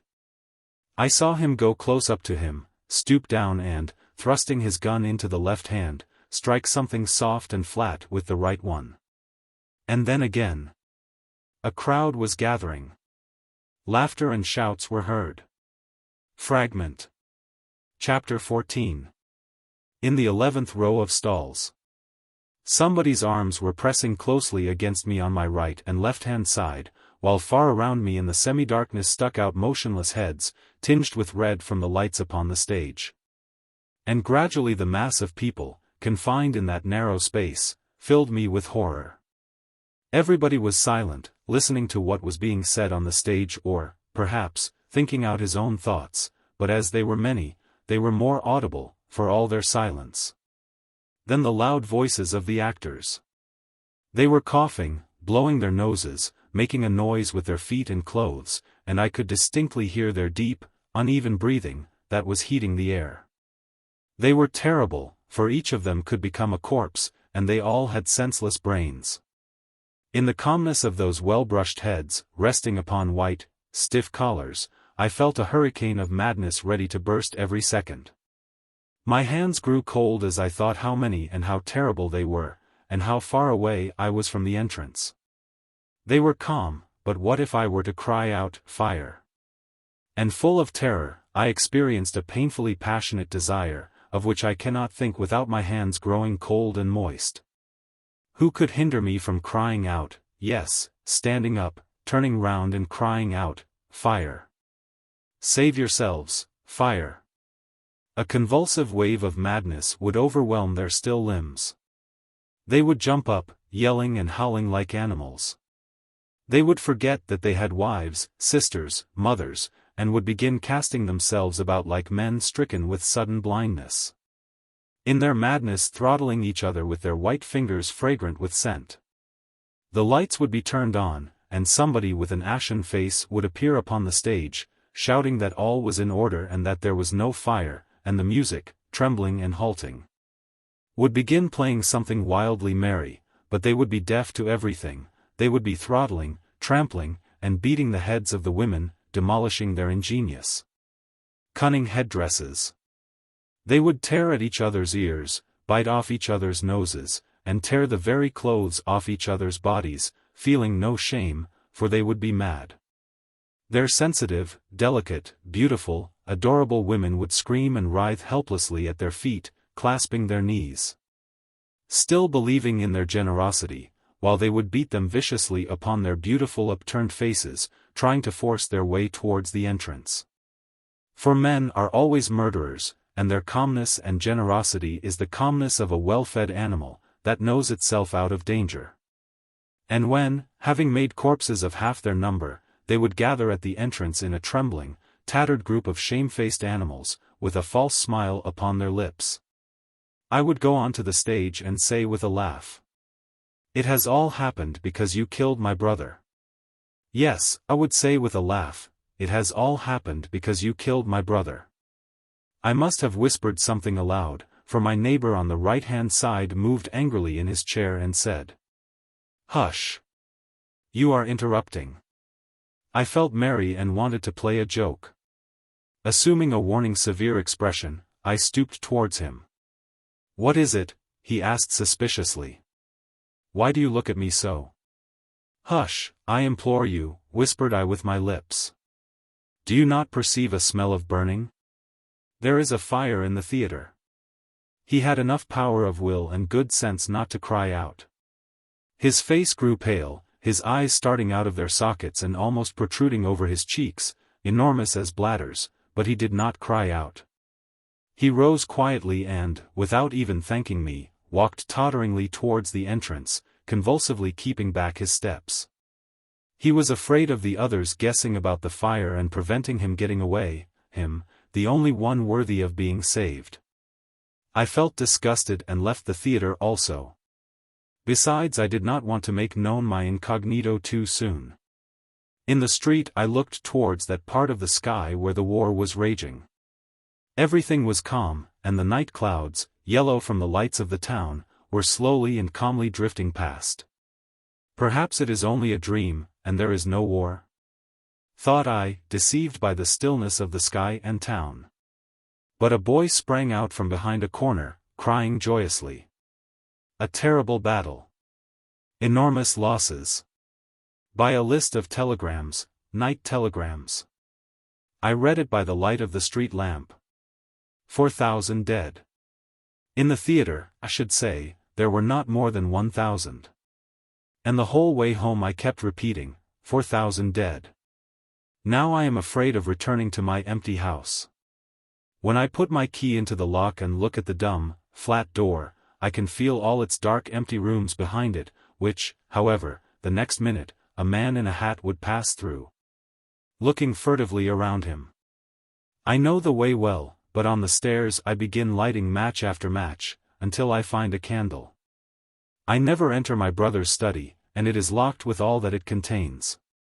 And I sleep in the dining room, whither I have shifted altogether. There I feel calmer, for the air seems to have still retained the traces of talking and laughter and the merry clang of dishes. Sometimes I distinctly hear the scraping of a dry pen, and when I lay down on my bed. Fragment. Chapter 15. That absurd and terrible dream. It seemed as if the skull had been taken off my brain and, bared and unprotected, it submissively and greedily imbibed all the horrors of those bloody and senseless days. I was lying curled up, occupying only 5 feet of space, while my thought embraced the whole world. I saw with the eyes of all mankind, and listened with its ears. I died with the killed, sorrowed and wept with all that were wounded and left behind, and, when blood flowed out of anybody's body, I felt the pain of the wound and suffered. Even all that had not happened and was far away, I saw as clearly as if it had happened and was close by, and there was no end to the sufferings of my bared brain. Those children, those innocent little children. I saw them in the street playing at war and chasing each other, and one of them was already crying in a high-pitched, childish voice, and something shrank within me from horror and disgust. And I went home. Night came on, and in fiery dreams, resembling midnight conflagrations, those innocent little children changed into a band of child murderers. Something was ominously burning in a broad red glare, and in the smoke there swarmed monstrous, misshapen children, with heads of grown-up murderers. They were jumping lightly and nimbly, like young goats at play, and were breathing with difficulty, like sick people. Their mouths, resembling the jaws of toads or frogs, opened widely and convulsively. Behind the transparent skin of their naked bodies the red blood was coursing angrily, and they were killing each other at play. They were the most terrible of all that I had seen, for they were little and could penetrate everywhere. I was looking out of the window and one of the little ones noticed me, smiled, and with his eyes asked me to let him in. "I want to go to you," he said. "You will kill me." "I want to go to you," he said, growing suddenly pale, and began scrambling up the white wall like a rat, just like a hungry rat. He kept losing his footing, and squealed and darted about the wall with such rapidity, that I could not follow his impetuous, sudden movements. "He can crawl in under the door," said I to myself with horror, and as if he had guessed my thought, he grew thin and long and, waving the end of his tail rapidly, he crawled into the dark crack under the front door. But I had time to hide myself under the blanket, and heard him searching for me in the dark rooms, cautiously stepping along with his tiny bare feet. He approached my room very slowly, stopping now and then, and at last entered it, but I did not hear any sound, either rustle or movement for a long time, as if there was nobody near my bed. And then somebody's little hand began lifting up the edge of the coverlet, and I could feel the cold air of the room upon my face and chest. I held the blanket tightly, but it persisted in lifting itself up on all sides, and all of a sudden my feet became so cold, as if I had dipped them into water. Now they were lying unprotected in the chill darkness of the room, and he was looking at them. In the yard, behind the house, a dog barked and was silent, and I heard the trail of its chain as it went into its kennel. But he still watched my naked feet and kept silence. I knew he was there by the unendurable horror that was binding me like death with a stony, sepulchral immobility. If I could have cried out, I would have awakened the whole town, the whole world, but my voice was dead within me, and I lay submissive and motionless, feeling the little cold hands moving over my body and nearing my throat. "I cannot." I groaned, gasping and, waking up for an instant, I saw the vigilant darkness of the night, mysterious and living, and again I believe I fell asleep. "Don't fear," said my brother, sitting down upon my bed, and the bed creaked, so heavy he was dead. "Never fear, you see it is a dream. You only imagine that you were being strangled, while in reality you are asleep in the dark rooms, where there is not a soul, and I am in my study writing. Nobody understood what I wrote about, and you derided me as one insane, but now I will tell you the truth. I am writing about the red laugh. Do you see it? Something enormous, red and bloody, was standing before me, laughing a toothless laugh. That is the red laugh. When the earth goes mad, it begins to laugh like that. You know, the earth has gone mad. There are no more flowers or songs on it, it has become round, smooth and red like a scalped head. Do you see it? Yes, I see it. It is laughing. Look what its brain is like. It is red, like bloody porridge, and is muddled. It is crying out. It is in pain. It has no flowers or songs. And now, let me lie down upon you. You are heavy and I am afraid. We, the dead, lie down on the living. Do you feel warm? Yes. Are you comfortable? I am dying. Awake and cry out. Awake and cry out. I am going away. Fragment. Chapter 16. Today is the 8th day of the battle. It began last Friday, and Saturday, Sunday, Monday, Tuesday, Wednesday and Thursday have passed, and Friday has come again and is gone, and it is still going on. Both armies, hundreds of thousands of men, are standing in front of each other, never flinching, sending explosive, crashing projectiles without stopping. And every instant living men are turned into corpses. The roar and incessant vibration of the air has made the very sky shudder and gather black thunderclouds above their heads, while they continue to stand in front of each other, never flinching and still killing each other. If a man does not sleep for 3 nights, he becomes ill and loses his memory, but they have not slept for a whole week and are all mad. That is why they feel no pain, do not retreat, and go on fighting until they have killed all to the last man. They say that some of the detachments came to the end of their ammunition, but still they fought on, using their fists and stones, and biting at each other like dogs. If the remnants of those regiments return home, they will have canine teeth like wolves, but they will not return. They have gone mad and die, every man of them. They have gone mad. Everything is muddled in their heads, and they cease to understand anything. If they were to be turned round suddenly and sharply, they would begin firing at their own men, thinking that they were firing at the enemy. Strange rumors that are told in a whisper, those repeating them turning white from horror and dreadful forebodings. Brother, listen what is being told of the Red Laugh. They say phantom regiments have appeared, large bands of shadows, the exact copy of living men.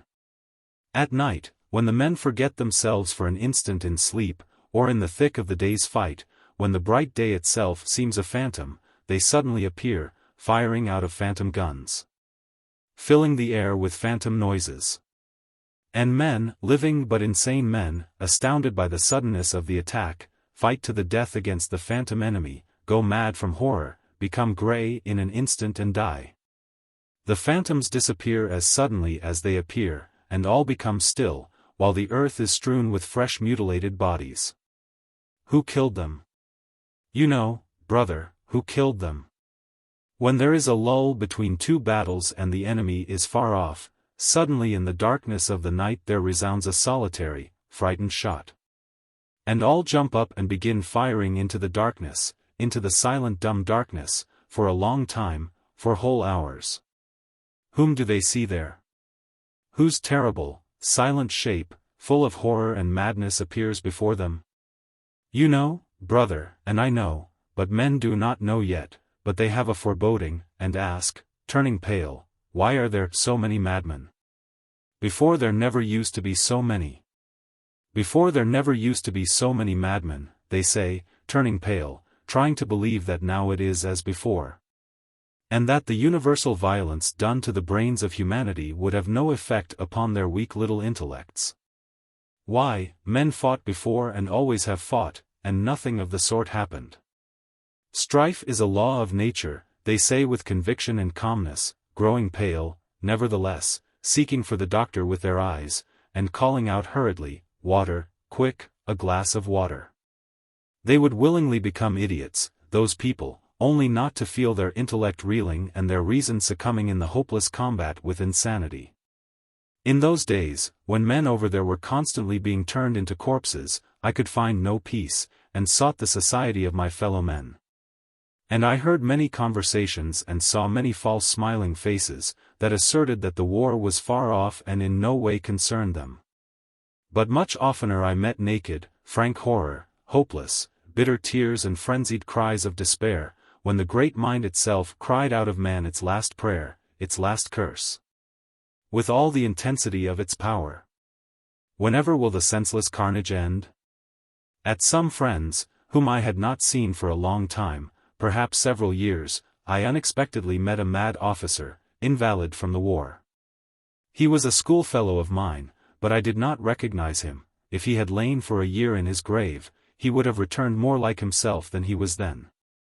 His hair was grey and his face quite white, his features were but little changed, but he was always silent, and seemed to be listening to something.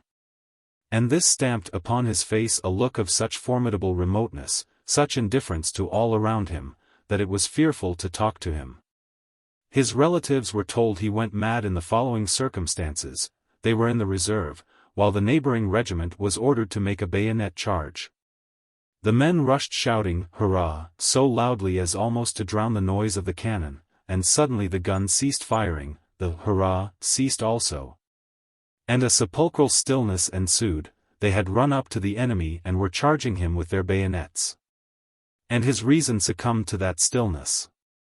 Now he is calm when people make a noise around him, talk and shout, he listens and waits, but if only there is a moment's silence, he catches hold of his head, rushes up to the wall or against the furniture, and falls down in a fit resembling epilepsy. He has many relations, and they take turns and surround him with sound, but there remain the nights, long solitary nights, but here his father, a grey-haired old man, slightly wandering in his mind too, helped. He hung the walls of his son's room with loudly ticking clocks, that constantly struck the hour at different times, and at present he is arranging a wheel, resembling an incessantly going rattle. None of them lose hope that he will recover, as he is only 27, and their house is even gay.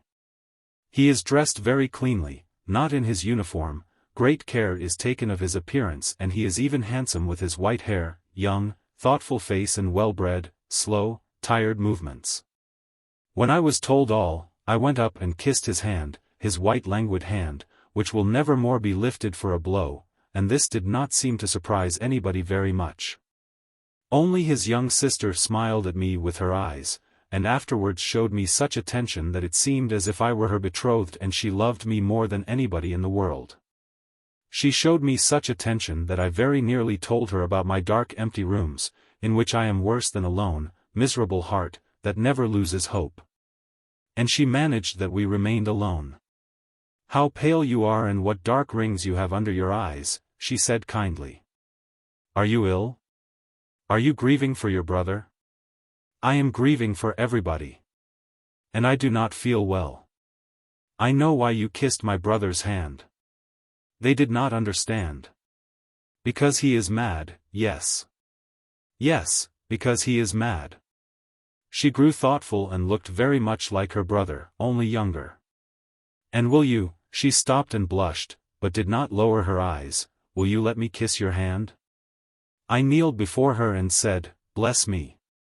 She paled slightly, drew back and whispered with her lips, "I do not believe." And I also. For an instant her hand touched my head, and the instant was gone. "Do you know," she said, "I am leaving for the war." "Go? But you will not be able to bear it." "I do not know. But they need help, the same as you or my brother. It is not their fault. Will you remember me?" "Yes." "And you?" "And I will remember you too. Goodbye. Goodbye forever." And I grew calm and felt happier, as if I had passed through the most terrible that there is in death and madness. And yesterday, for the first time, I entered my house calmly without any fear, and opened my brother's study and sat for a long time at his table. And when in the night I suddenly awoke as if from a push, and heard the scraping of the dry pen upon the paper, I was not frightened, but thought to myself almost with a smile, "Work on, brother. Work on. Your pen is not dry, it is steeped in living human blood. Let your paper seem empty, in its ominous emptiness it is more eloquent of war and reason than all that is written by the most clever men. Work on, brother, work on."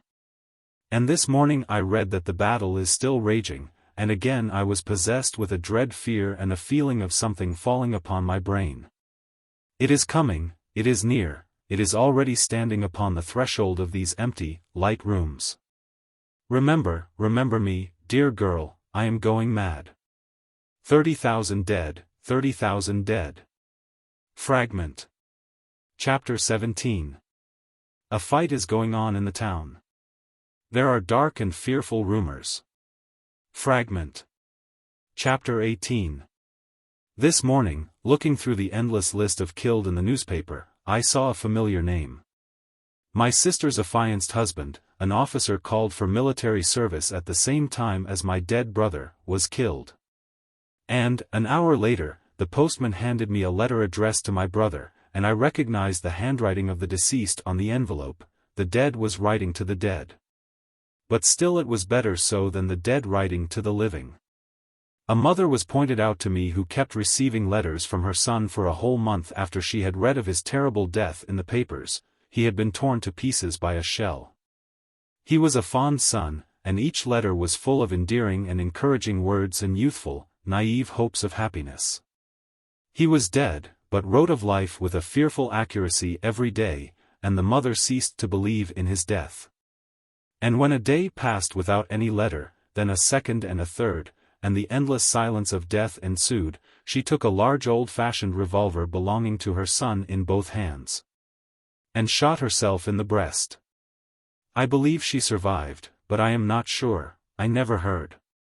I looked at the envelope for a long time, and thought, he held it in his hands, he bought it somewhere, he gave the money to pay for it, and his servant went to fetch it from some shop. He sealed and perhaps posted it himself. Then the wheel of the complex machine called post came into action, and the letter glided past forest, fields and towns, passing from hand to hand, but rushing infallibly towards its destination. He put on his boots that last morning, while it went gliding on. He was killed, but it glided on. He was thrown into a pit and covered up with dead bodies and earth, while it still glided on past forests, fields and towns, a living phantom in a grey, stamped envelope. And now I was holding it in my hands. Here are the contents of the letter. It was written with a pencil on scraps of paper, and was not finished. Something interfered. Only now do I understand the great joy of war, the ancient, primitive delight of killing man, clever, scheming, artful man, immeasurably more interesting than the most ravenous animal. To be ever taking life is as good as playing at lawn tennis with planets and stars. Poor friend, what a pity you are not with us, but are constrained to weary away your time amidst an unleavened daily existence. In the atmosphere of death you would have found all that your restless, noble heart yearned for. A bloody feast, what truth there is in this somewhat hackneyed comparison. We go about up to our knees in blood, and this red wine, as my jolly men call it in jest, makes our heads swim. To drink the blood of one's enemy is not at all such a stupid custom as we think. They knew what they were doing. The crows are cawing. Do you hear? The crows are cawing. From whence have they all gathered? The sky is black with them, they settle down beside us, having lost all fear, and follow us everywhere. And we are always underneath them, like under a black lace sunshade or a moving tree with black leaves. One of them approached quite close to my face and wanted to peck at it. He thought, most probably, that I was dead. The crows are cawing, and this troubles me a little. From whence have they all gathered? Yesterday we stabbed them all sleeping.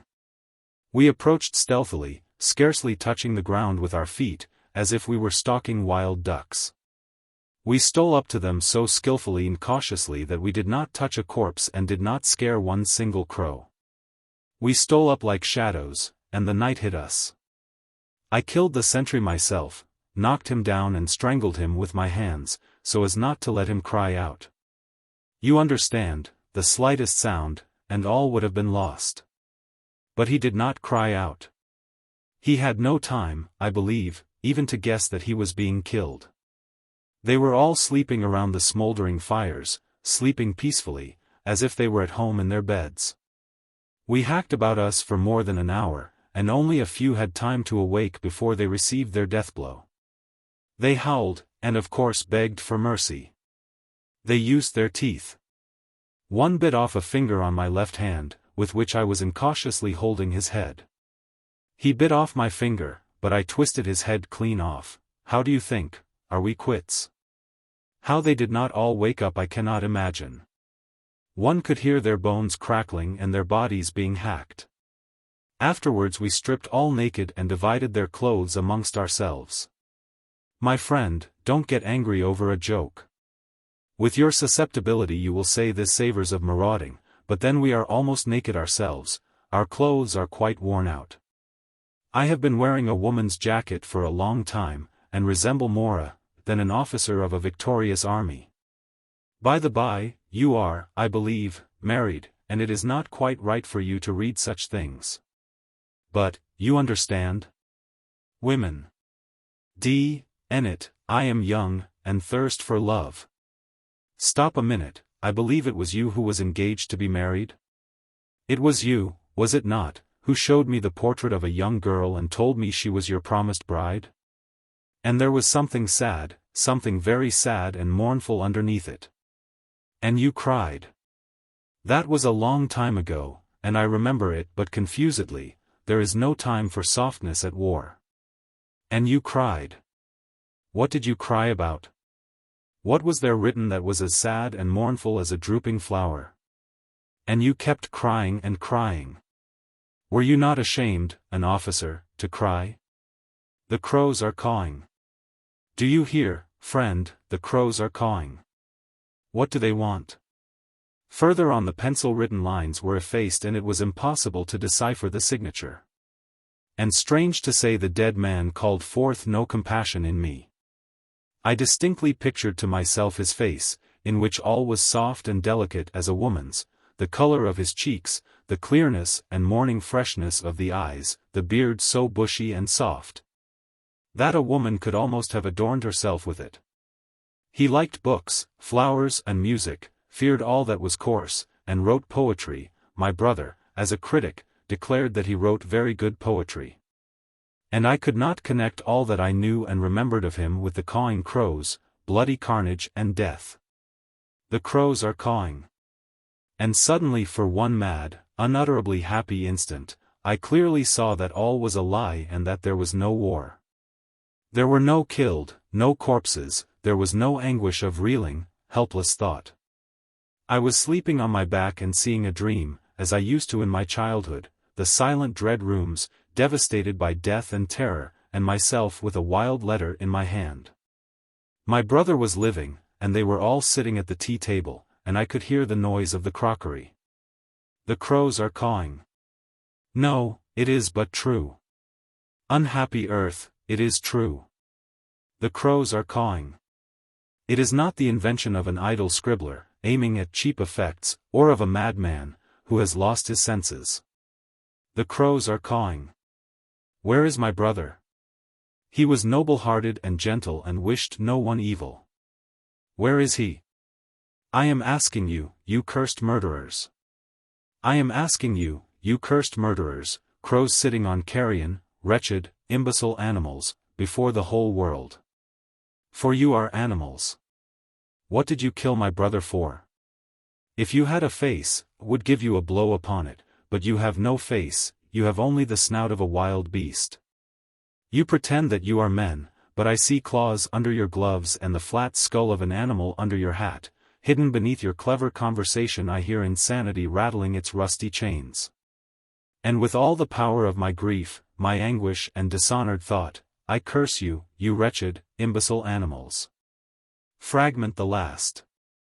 We look to you for the regeneration of human life. So shouted a speaker, holding on with difficulty to a small pillar, balancing himself with his arm, and waving a flag with a large inscription half hidden in its folds, "Down with the war." You, who are young, you, whose lives are only just beginning, save yourselves and the future generations from this horror, from this madness. It is unbearable, our eyes are drowned with blood. The sky is falling upon us, the earth is giving way under our feet. Kind people. The crowd was buzzing enigmatically and the voice of the speaker was drowned at times in the living threatening noise. Suppose I am mad, but I am speaking the truth. My father and brother are rotting over there like carrion. Make bonfires, dig pits and destroy, bury all your arms. Demolish all the barracks, and strip all the men of their bright clothes of madness, tear them off. One cannot bear it. Men are dying. Somebody very tall gave him a blow and knocked him off the pillar, the flag rose once again and fell. I had no time to see the face of the man who struck him, as instantly everything turned into a nightmare. Everything became commotion, became agitated and howled. Stones and logs of wood went flying through the air, fists, that were beating somebody, appeared above the heads. The crowd, like a living, roaring wave, lifted me up, carried me along several steps and threw me violently against a fence, then carried me back and away somewhere. And at last pressed me against a high pile of wood, that inclined forwards, threatening to fall down upon somebody's head. Something crackled and rattled against the beams in rapid dry succession, an instant's stillness, and again a roar burst forth, enormous, open-mouthed, terrible in its overwhelming power. And then the dry rapid crackling was heard again and somebody fell down near me with the blood flowing out of a red hole where his eye had been. And a heavy log of wood came whirling through the air and struck me in the face, and I fell down and began crawling, whither I knew not, amidst the trampling feet, and came to an open space. Then I climbed over some fences, breaking all my nails, clambered up piles of wood, one pile fell to pieces under me and I fell amidst a cataract of thumping logs. At last I succeeded with difficulty in getting out of a closed-in space, while behind me all crashed, roared, howled and crackled, trying to overtake me. A bell was ringing somewhere. Something fell with a thundering crash, as if it were a 5-story house. The twilight seemed to have stopped still, keeping back the night, and the roar and shots, as if steeped in red, had driven away the darkness. Jumping over the last fence I found myself in a narrow, crooked lane resembling a corridor, between 2 obscure walls, and began running. I ran for a long time, but the lane seemed to have no outlet. It was terminated by a wall, behind which piles of wood and scaffolding rose up black against the sky. And again I climbed over the mobile, shifting piles, falling into pits, where all was still and smelt of damp wood, getting out of them again into the open, not daring to look back. For I knew quite well what was happening by the dull reddish color that tinged the black beams and made them look like murdered giants. My smashed face had stopped bleeding and felt numbed and strange, like a mask of plaster, and the pain had almost quite disappeared. I believe I fainted and lost consciousness in one of the black holes into which I had fallen, but I am not certain whether I only imagined it or was it really so. As I can only remember myself running. I rushed about the unfamiliar streets, that had no lamps, past the black death-like houses for a long time, unable to find my way out of the dumb labyrinth. I ought to have stopped and looked around me to define the necessary direction, but it was impossible to do so. The still distant din and howl was following at my heels and gradually overtaking me. Sometimes, at a sudden turning, it struck me in the face, red and enveloped in clouds of livid, curling smoke, and then I turned back and rushed on until it was at my back once more. At one corner I saw a strip of light, that disappeared at my approach. It was a shop that was being hastily closed. I caught a glimpse of the counter and a barrel through a wide chink, but suddenly all became enveloped in a silent, crouching gloom. Not far from the shop I met a man, who was running towards me, and we almost collided in the darkness, stopping short at the distance of 2 steps from each other. I do not know who he was, I only saw the dark alert outline. "Are you coming from over there?" he asked. "Yes." "And where are you running to?" "Home." "Ah. Home?" He was silent for an instant and suddenly flung himself upon me, trying to bring me to the ground, and his cold fingers searched hungrily for my throat, but got entangled in my clothes. I bit his hand, loosened myself from his grip and set off running through the deserted streets with him after me, stamping loudly with his boots, for a long time. Then he stopped. I suppose the bite hurt him. I do not know how I hit upon my street. It had no lamps either and the houses had not a single light, as if they were dead, and I would have run past without recognizing it, if I had not by chance lifted my eyes and seen my house. But I hesitated for some time. The house in which I had lived for so many years seemed to me unfamiliar in that strange dead street, in which my loud breathing awakened an extraordinary and mournful echo. Then I was seized by a sudden wild terror at the thought that I had lost my key when I fell, and I found it with difficulty, although it was there all the time in the pocket of my coat. And when I turned the lock the echo repeated the sound so loudly and extraordinarily, as if all the doors of those dead houses in the whole street had opened simultaneously. At first I hid myself in the cellar, but it was terrible and dull down there, and something began darting before my eyes, so I quietly stole into the rooms. Groping my way in the dark I locked all the doors and after a short meditation decided to barricade them with the furniture. But the sound of the furniture being moved was terribly loud in the empty rooms and terrified me. I shall await death thus. It's all the same, I decided.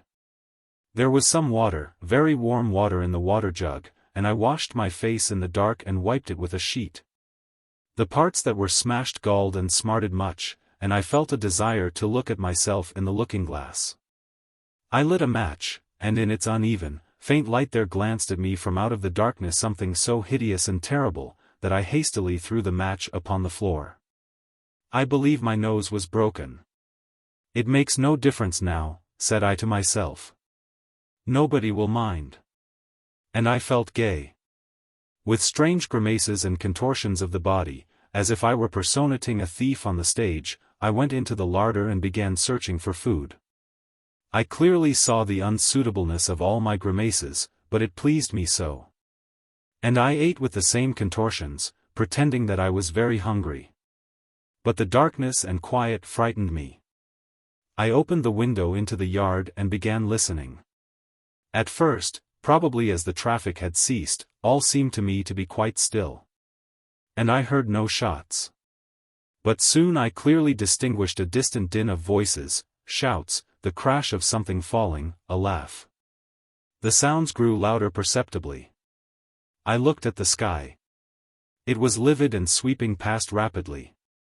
And the coach house opposite me, and the paving of the streets, and the dog's kennel, all were tinged with the same reddish glare. I called the dog softly. Neptune. But nothing stirred in the kennel, and near it I distinguished in the livid light a shining piece of broken chain. The distant cries and noise of something falling kept on growing, and I shut the window. They are coming here, I said to myself, and began looking for some place to hide myself. I opened the stoves, fumbled at the grate, opened the cupboards, but they would not do. I made the round of all the rooms, excepting the study, into which I did not want to look. I knew he was sitting in his armchair at his table, heaped with books, and this was unpleasant to me at that moment. Gradually it began to appear that I was not alone. Around me people were silently moving about in the darkness. They almost touched me, and once somebody's breath sent a cold thrill through the back of my head. "Who is there?" I asked in a whisper, but nobody answered. And when I moved on they followed me, silent and terrible. I knew that it was only a hallucination because I was ill and apparently feverish, but I could not conquer my fear, from which I was trembling all over as if I had the ague. I felt my head, it was hot as if on fire. I had better go there, said I to myself. He is one of my own people after all. He was sitting in his armchair at his table, heaped with books, and did not disappear as he did the last time, but remained seated. The reddish light was making its way through the red-drawn curtains into the room, but did not light up anything, and he was scarcely visible. I sat down at a distance from him on the couch and waited. All was still in the room, while from outside the even buzzing noise, the crash of something falling and disjointed cries were borne in upon us. And they were nearing us. The livid light became brighter and brighter, and I could distinguish him in his armchair, his black, iron-like profile, outlined by a narrow stripe of red. "Brother," I said. But he kept silence, immobile and black, like a monument. A board cracked in the next room and suddenly all became so extraordinarily still, as it is where there are many dead. All the sounds died away and the livid light itself assumed a scarcely perceptible shade of deathliness and stillness and became motionless and a little dim. I thought the stillness was coming from my brother and told him so. "No, it is not from me," he answered. "Look out of the window." I pulled the curtains aside and staggered back. "So that's what it is," said I. "Call my wife, she has not seen that yet," ordered my brother. She was sitting in the dining room sewing something and, seeing my face, rose obediently, stuck her needle into her work and followed me. I pulled back the curtains from all the windows and the livid light flowed in through the broad openings unhindered. But somehow did not make the room any lighter, it was just as dark and only the big red squares of the windows burned brightly. We went up to the window. Before the house there stretched an even, fiery red sky, without a single cloud, star or sun, and ended at the horizon, while below it lay just such an even dark red field. And it was covered with dead bodies.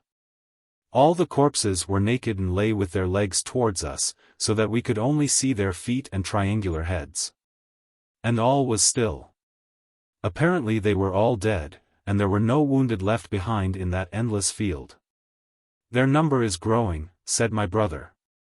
He was standing at the window also, and all were there, my mother, sister and everybody that lived in the house. I could not distinguish their faces, and could recognize them only by their voices. It only seems so, said my sister. No, it's true. Just look. And, truly, there seemed to be more bodies. We looked attentively for the reason and found it, at the side of a corpse, where there was a free space, a fresh corpse suddenly appeared, apparently the earth was throwing them up. And all the unoccupied spaces filled rapidly, and the earth grew lighter from the light pink bodies, that were lying side by side with their feet towards us. And the room grew lighter, filled with a light pink dead light. Look, there is not enough room for them, said my brother. And my mother answered. There is one here already. We looked round. Behind us on the floor lay a naked, light pink body with its head thrown back. And instantly at its side there appeared a second, and a third. And the earth threw them up one after the other, and soon the orderly rows of light pink dead bodies filled all the rooms. They are in the nursery too, said the nurse. I saw them. We must go away, said my sister. But we cannot pass, said my brother. Look. And sure enough, they were lying close together, arm to arm, and their naked feet were touching us. And suddenly they stirred and swayed and rose up in the same orderly rows. The earth was throwing up new bodies, and they were lifting the first ones upwards. They will smother us, said I. Let us save ourselves through the window. We cannot, cried my brother. We cannot. Look what is there. Behind the window, in a livid, motionless light, stood the red laugh. The spy. A young little student girl, almost a child. Her nose was thin, beautiful, with a slight upward tilt, and from her full lips there seemed to come the scent of chocolates and red caramels. And her fine hair, which covered her head like a heavy and caressing wave, was so generously rich that a glance at it gave rise to thoughts of all that is best and brightest on earth, of a golden morning upon a blue sea, of autumn larks, of lilies of the valley and of fragrant and full-grown lilacs, a cloudless sky and lilacs, large, endless lilac bushes, and larks soaring over them. And her eyes were young, bright, naively indifferent. But when you looked closely at her you could see upon her face the fine shades of fatigue, of lack of food, of sleepless nights spent in conversation in smoke-filled little rooms, by the exhausting lamplight. Perhaps there had also been tears upon those eyes, big, not childish, venomous tears. All her bearing was full of restrained alarm. Her face was cheerful, her lips smiled slightly, and her foot, in a little, mud-bespattered rubber shoe, stamped on the floor impatiently, as though to hurry the slow car and to drive it ahead faster, faster. All this was noticed by the observing Mitrofan Krylov while the car slowly passed a small station. He stood on the platform, opposite the girl, and while his time away he scrutinized her, somewhat fastidiously and inimically, as a very simple and familiar algebraic formula written in chalk upon the blackboard, which stared at him persistently. At first he felt cheerful, like everyone else who looked at the girl, but this feeling did not last long. There were causes which killed all cheerfulness in him. She must have come recently from some provincial town, he remarked to himself sternly. And why the deuce do they come here? I would gladly have run away from here to the most deserted spot, to the end of the world. I suppose she is occupied with all sorts of serious discussions and convictions, and, of course, cannot sew a ribbon around her skirt. She doesn't bother with such things. What hurts me most is that such a good-looking girl should be like that. The girl noticed his cross look and became confused, more confused than is usual under such circumstances. The smile vanished from her eyes, an expression of childish fear and perplexity appeared on her face, and her left hand quickly moved up to her chest and stopped there, clutching something. See? Mitrofan wondered, looking aside, and his face assumed an apathetic expression. She was frightened by my blue eyeglasses. She thinks that I am a detective. She is carrying some papers under her waist. There was a time when they used to carry love letters on their breasts, now they carry bulletins. And what an absurd name, bulletins. He cast another furtive glance at her in order to verify his expression, then he turned aside. The student girl gazed at him continuously, as though bewitched, and she pressed her hand firmly against her left side. Krylov grew angry.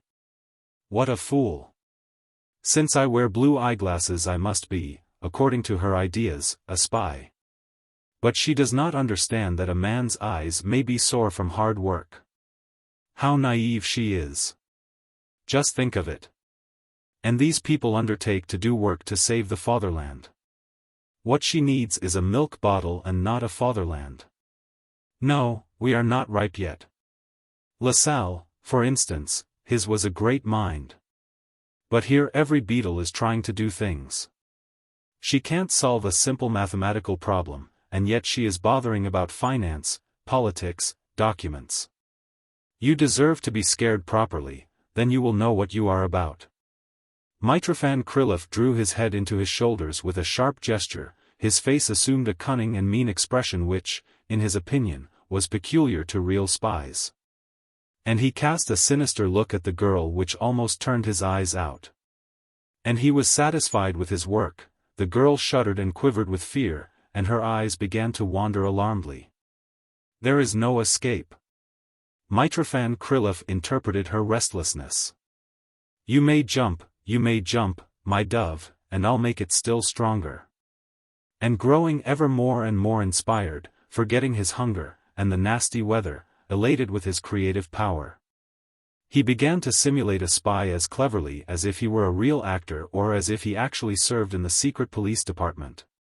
His body wriggled in fine serpentine twists and turns, his eyes beamed with treachery, and his right hand, lowered in his pocket, clutched the torn car ticket energetically. As if it were not a piece of paper, but a revolver loaded with 6 bullets, or a spy's notebook. And now he attracted the attention of other people as well as that of the girl. A stout, red-haired merchant, who occupied 1/3 of the platform, suddenly contracted his body imperceptibly, as though he had grown thin at once, and turned aside. A tall fellow, with a cape over his top coat, blinked his rabbit-like eyes as he stared at Krylov, and suddenly, pushing the girl aside, jumped off the car and disappeared among the carriages. Excellent! Mitrofan Krylov praised himself, overjoyed with the hidden and spiteful delight of a choleric man. In renouncing his individuality, in the fact that he pretended he was such an odious creature as a spy, and that people feared and despised him, in all this there was something keen. Something pleasantly alarming, something intensely interesting. In the grey shroud of everyday life some dark, dreadful vistas opened, full of noiselessly moving shadows. Indeed, the occupation of a spy must be very interesting. A spy risks a great deal, and how he risks. One spy was even killed. He was slaughtered like a hog. For a moment he was frightened, and wanted to cease being a spy, but the teacher's skin into which he was to return was so meager, dull, and repulsive that he inwardly renounced it. And his face assumed as forbidding an expression as it could. The student girl no longer looked at him, but her whole youthful figure, the tip of her pink ear which peeped from under her heavy hair, her body bent slightly forward, and her chest working slowly and deeply, betrayed her terrible agitation and her one thought of escape. She must have been dreaming of wings, of wings. Twice she made an irresolute step, and slightly turned her head toward Mitrofan, but her flushed cheek felt his penetrating gaze, and she became as petrified. Her hand remained on the platform rail, and her black glove, torn at the middle finger, quivered slightly. She felt ashamed that everybody saw her tom glove and the protruding finger, her tiny, orphan-like, and timid finger, and yet she was powerless to take off her hand. Ah, thought Mitrofan Krylov. There you are. There is no escape for you. That's a good lesson for you, you'll know how to do such things. At first you acted as though you were going to a ball. That wouldn't do, you mustn't think of pleasures only. Now jump a bit, jump a bit.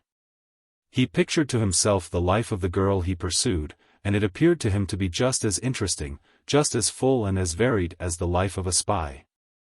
There was also something in it that the life of a spy lacked, a certain offended pride, a certain harmony of strife, mystery, quick terror, and quick, courageous joy. People were pursuing her. Mitrofan Krylov looked askance, with aversion, at his outworn coat, rubbed out at the sleeves. He recalled the button below, which was torn out together with a piece of cloth, pictured to himself his own yellow, sour face, which he hid, his blue spectacles. And with venomous joy he discovered that he really resembled a spy. Particularly that button.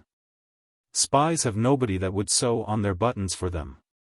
Now he looked at everything with the same eyes that the girl did, and all was new to him. He had never before in all his life given any thought as to what evening and night meant, mysterious, voiceless night, which brings forth darkness, which hides people. Now he saw its silent advent, wondered at the lanterns that were lit, saw something in the struggle between light and darkness, and was amazed at the calm of the crowd walking on the sidewalks. Was it possible that they did not see the light? The girl looked greedily at the passing black spaces of the still dark side streets, and he looked at them with the same eyes as she did, and the corridors, luring into the darkness, were eloquent. She looked mournfully at the dull houses which were fenced off from the streets by rocks, and at the shelterless people, and these massive, angry fortresses seemed new to her. Availing herself of the teacher's distractedness, the student girl lifted her hand in the torn glove from the platform rail. This made her braver, and she jumped off at the corner of a large street. At this point people got off and many others boarded the car, and a thin woman with a huge bundle obstructed the way, so that Mitrofan Krylov could not leave the car. He said, "Please," and tried to force himself out, but he got stuck in the doorway and ran to the other side of the car. But there the way was obstructed by the conductor and the red merchant. "Let me pass," Mitrofan Krylov shouted. "Conductor, what disgraceful business is this? I'll make a complaint against you." "They didn't hear you," the conductor defended himself timidly. "Please, let him pass." Out of breath, he finally freed himself, jumped off so awkwardly that he almost fell down, and he threatened the departing red light of the car with his fist. Mitrofan overtook the girl in a small deserted street, into which he turned by intuition. She walked briskly and kept looking around, and when she noticed her pursuer she started to run, thus naively betraying her helplessness. Mitrofan also started to run after her, and now in the dark, unfamiliar, side street, where there were no other people but he, and the girl, running, he was seized with a strange feeling. He felt that he was too much of a spy, and he even became frightened. "I must end this matter at once," he thought, running quickly, out of breath, but, for some reason, not daring to run at full speed. At the entrance of a many-storied house the student girl stopped. And while she was tugging at the knob of the heavy door Mitrofan Krylov overtook her and looked at her face with a generous smile in order to show her that the joke was ended, and that all was well. But breathing with difficulty, she passed into the half-open door, hurling at his smiling face. "Scoundrel!" And she disappeared. Through the glass her silhouette flashed, and then she disappeared completely.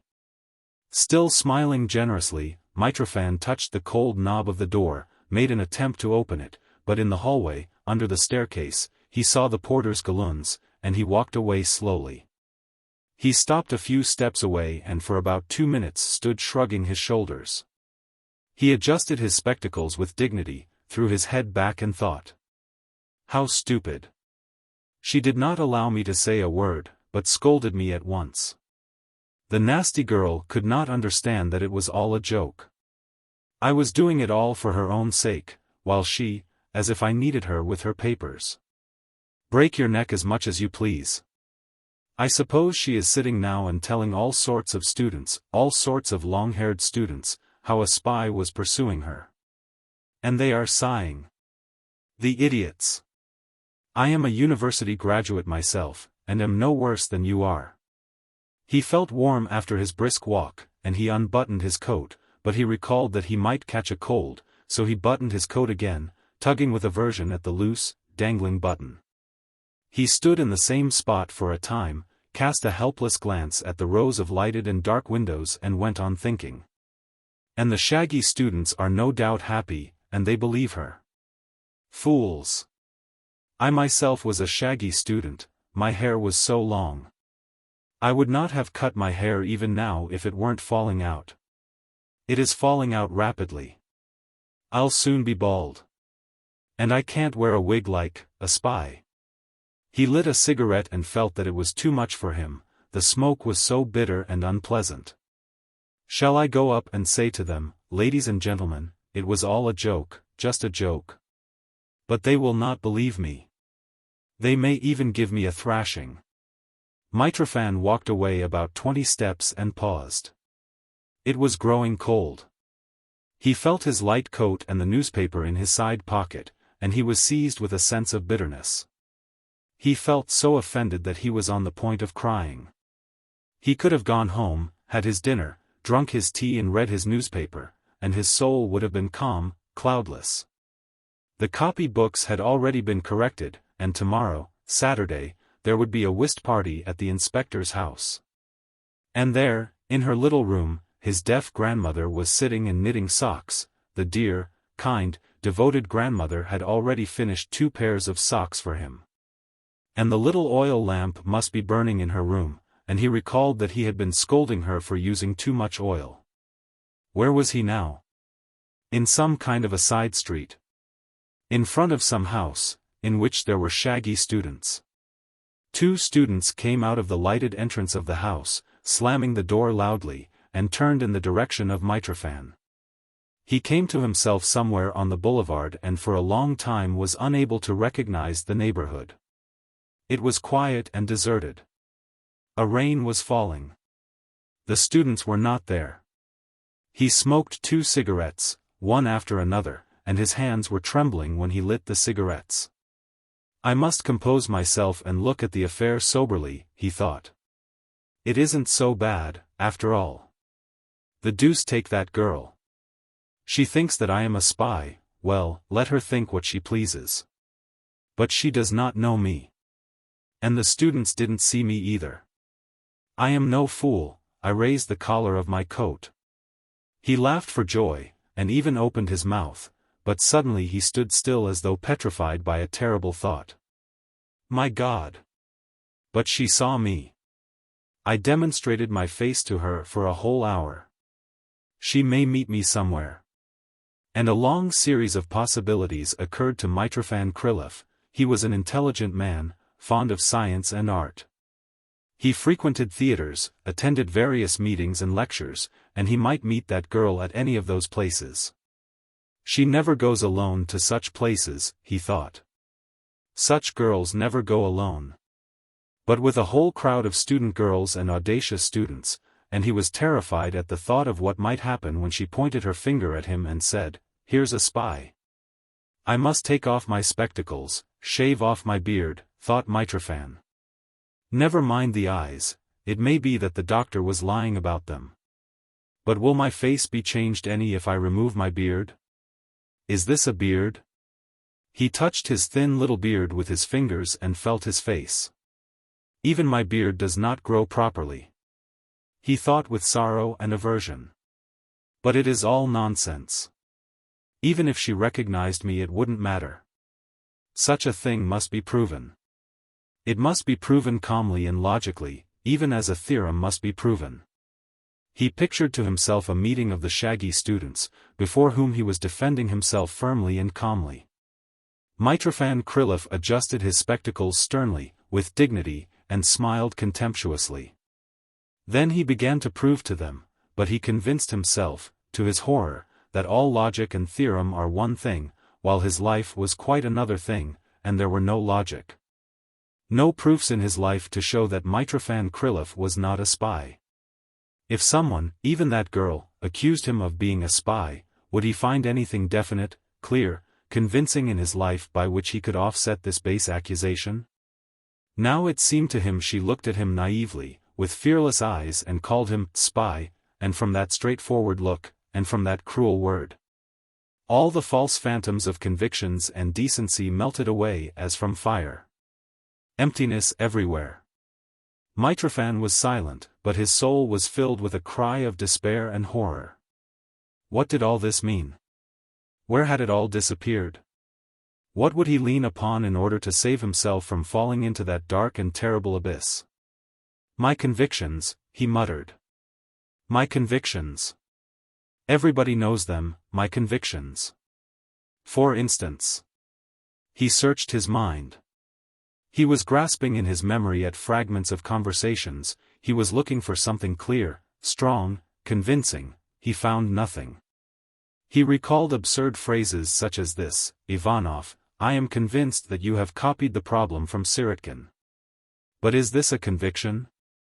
Fragments of newspaper articles passed before him, other people's speeches, quite convincing, but where was that which he had said himself, which he himself had thought? He spoke as everyone else spoke, and thought as everybody else did, and it was just as impossible to find an unmarked grain in a heap of grain. Some people are religious, some are not religious, while he...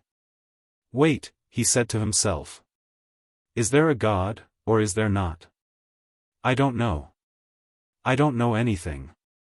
And who am I, a teacher? Do I exist, I wonder? Mitrofan Krylov's hands and feet grew cold. Nonsense. Nonsense, he consoled himself. My nerves are simply upset. What are convictions, after all? Words. A man reads words in a book, and there are his convictions. Acts, these are things that count chiefly. A fine spy who... But there were no acts of which he could think. There were school affairs, family affairs, other affairs, but there were no acts to speak of. Someone was persistently demanding of him, tell me, what have you done? And he was searching his mind, desperately, sorrowfully, he was passing over the years he had lived as over the keyboard of a piano, and each year struck the same empty, wooden sound, baya. Without meaning, without significance. Ivanov, I am convinced that you copied the problem from Sirotkin. No, no, that is not the proper thing. Listen, madam, listen to me, he muttered, lowering his head, gesticulating calmly and properly. How absurd it is to think that I am a spy. I, a spy? What nonsense. Please, let me convince you. Now, you see. Emptiness. Where had everything disappeared? He knew that he had done something, but what? All his kin and his acquaintances regarded him as a sensible, kind and just man, and they must have reasons for their opinion. Yes, he had bought goods for a dress for grandmother, and his wife even said to him, "You are too kind, Mitrofan." But, then, spies may also love their grandmothers, and they may also buy goods for their grandmothers, perhaps even the same black goods with little dots. What else? But, no, no. That is all nonsense. Unconsciously Mitrofan came back from the boulevard to the house where the student girl disappeared, but he did not notice it. He felt that it was late, that he was tired, and that he was on the point of crying. Mitrofan stopped in front of the many-storied house and looked at it with a sense of unpleasant perplexity. What a repulsive house. Oh, yes, it is the same house. He walked away from the house quickly as though from a bomb, then he paused and reflected. The best thing for me to do is to write to her, to consider the matter calmly and write to her. Of course, I will not mention my name. Simply, that, the man whom you mistook for a spy, point by point I will analyze it. She'll be a fool if she will not believe me. After a time, Mitrofan touched the cold knob several times, opened the heavy door, and entered with a stern look. The porter appeared in the doorway of the little room under the staircase, and his face bespoke his willingness to be of service. Listen, friend, a student girl passed here a little while ago. What is the number of her room? What do you want to know it for? Mitrofan Krylov stared at him abruptly through his spectacles, in silence, and the porter understood. He shook his head strangely and extended his hand to him. Come into my room, called the porter. What for? I simply, but the porter had already turned into his little room, and Mitrofan, gnashing his teeth, followed him meekly. He believed me at once. The scoundrel, he thought. The little room was narrow, there was but one chair, and the porter occupied it calmly. "Are you single?" asked Mitrofan good-naturedly. But the porter did not think it necessary to reply. Surveying the teacher from head to foot with an audacious glance, he maintained silence, and after a time, asked. "One of you was here the day before yesterday. A light-haired fellow, with mustaches. Do you know him?" "Of course I do. He is light-haired." "I suppose there are lots of you people roaming about nowadays," the porter remarked indifferently. "Look here," Mitrofan said, growing indignant, "I haven't come here, I simply want to." But the porter paid no attention to his words, and continued. "Do you get a large salary?" The light-haired fellow said he was getting 50. "Too little." 200, lied Mitrofan Krylov, and noticed an expression of delight on the porter's face. "Really? 200. I can understand that. Won't you have a cigarette?" Mitrofan took a cigarette from the porter's fingers with thanks, and recalled sadly his own Japanese cigarette case, his study, his dear blue copy books. It was nauseating. The tobacco was strong, foul-odored, tobacco for spies. It was nauseating. "Do you often get a drubbing?" "Look here." The light-haired fellow told me that he had never been thrashed yet. I suppose he lied. "How is it possible that you people shouldn't get any thrashing?" The porter smiled good-naturedly. "I must find out. One must have ability and a suitable face.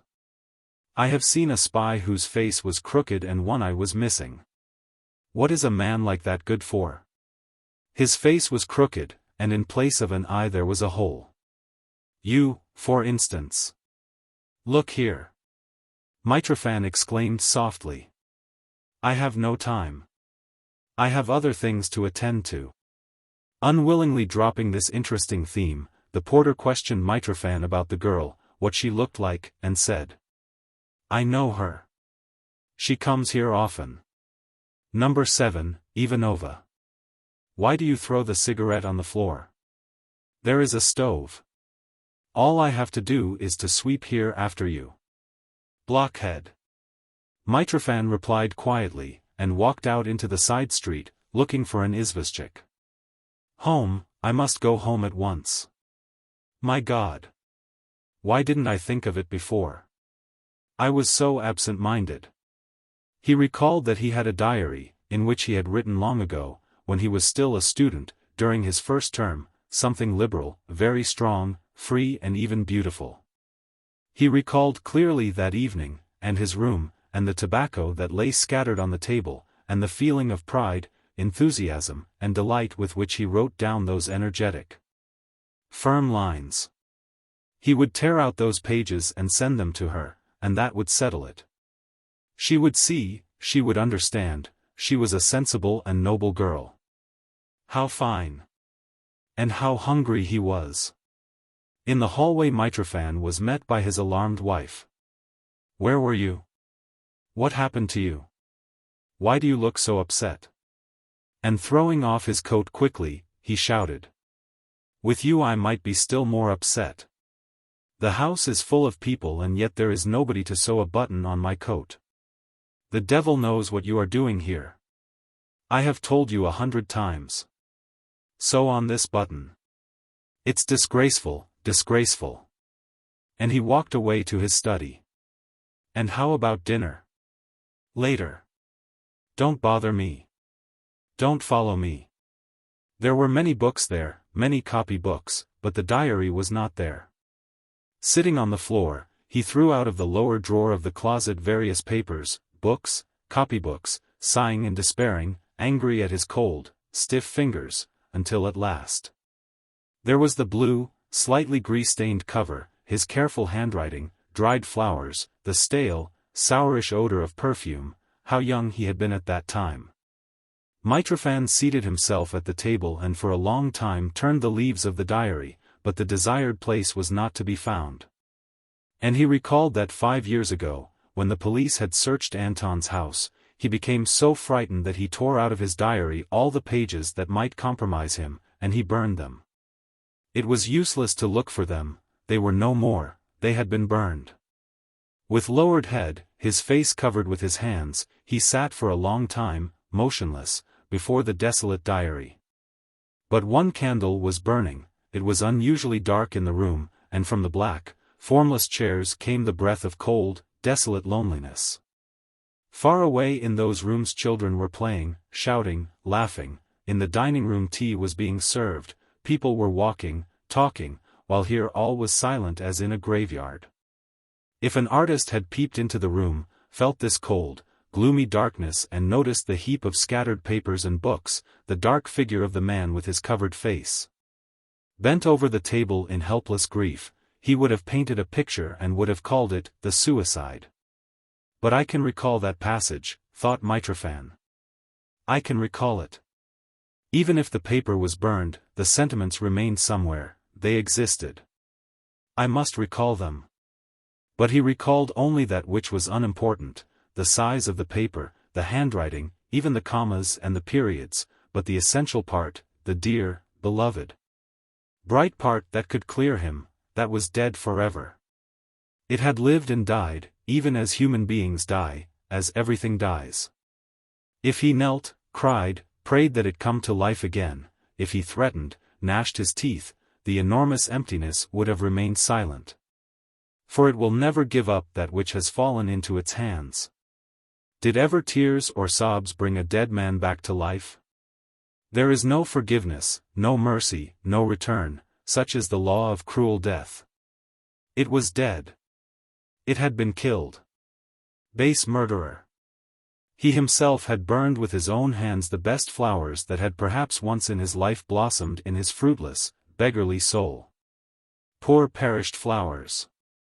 Perhaps they were not bright, perhaps they had no power or beauty of creative thought, but they were the best that his soul had brought forth.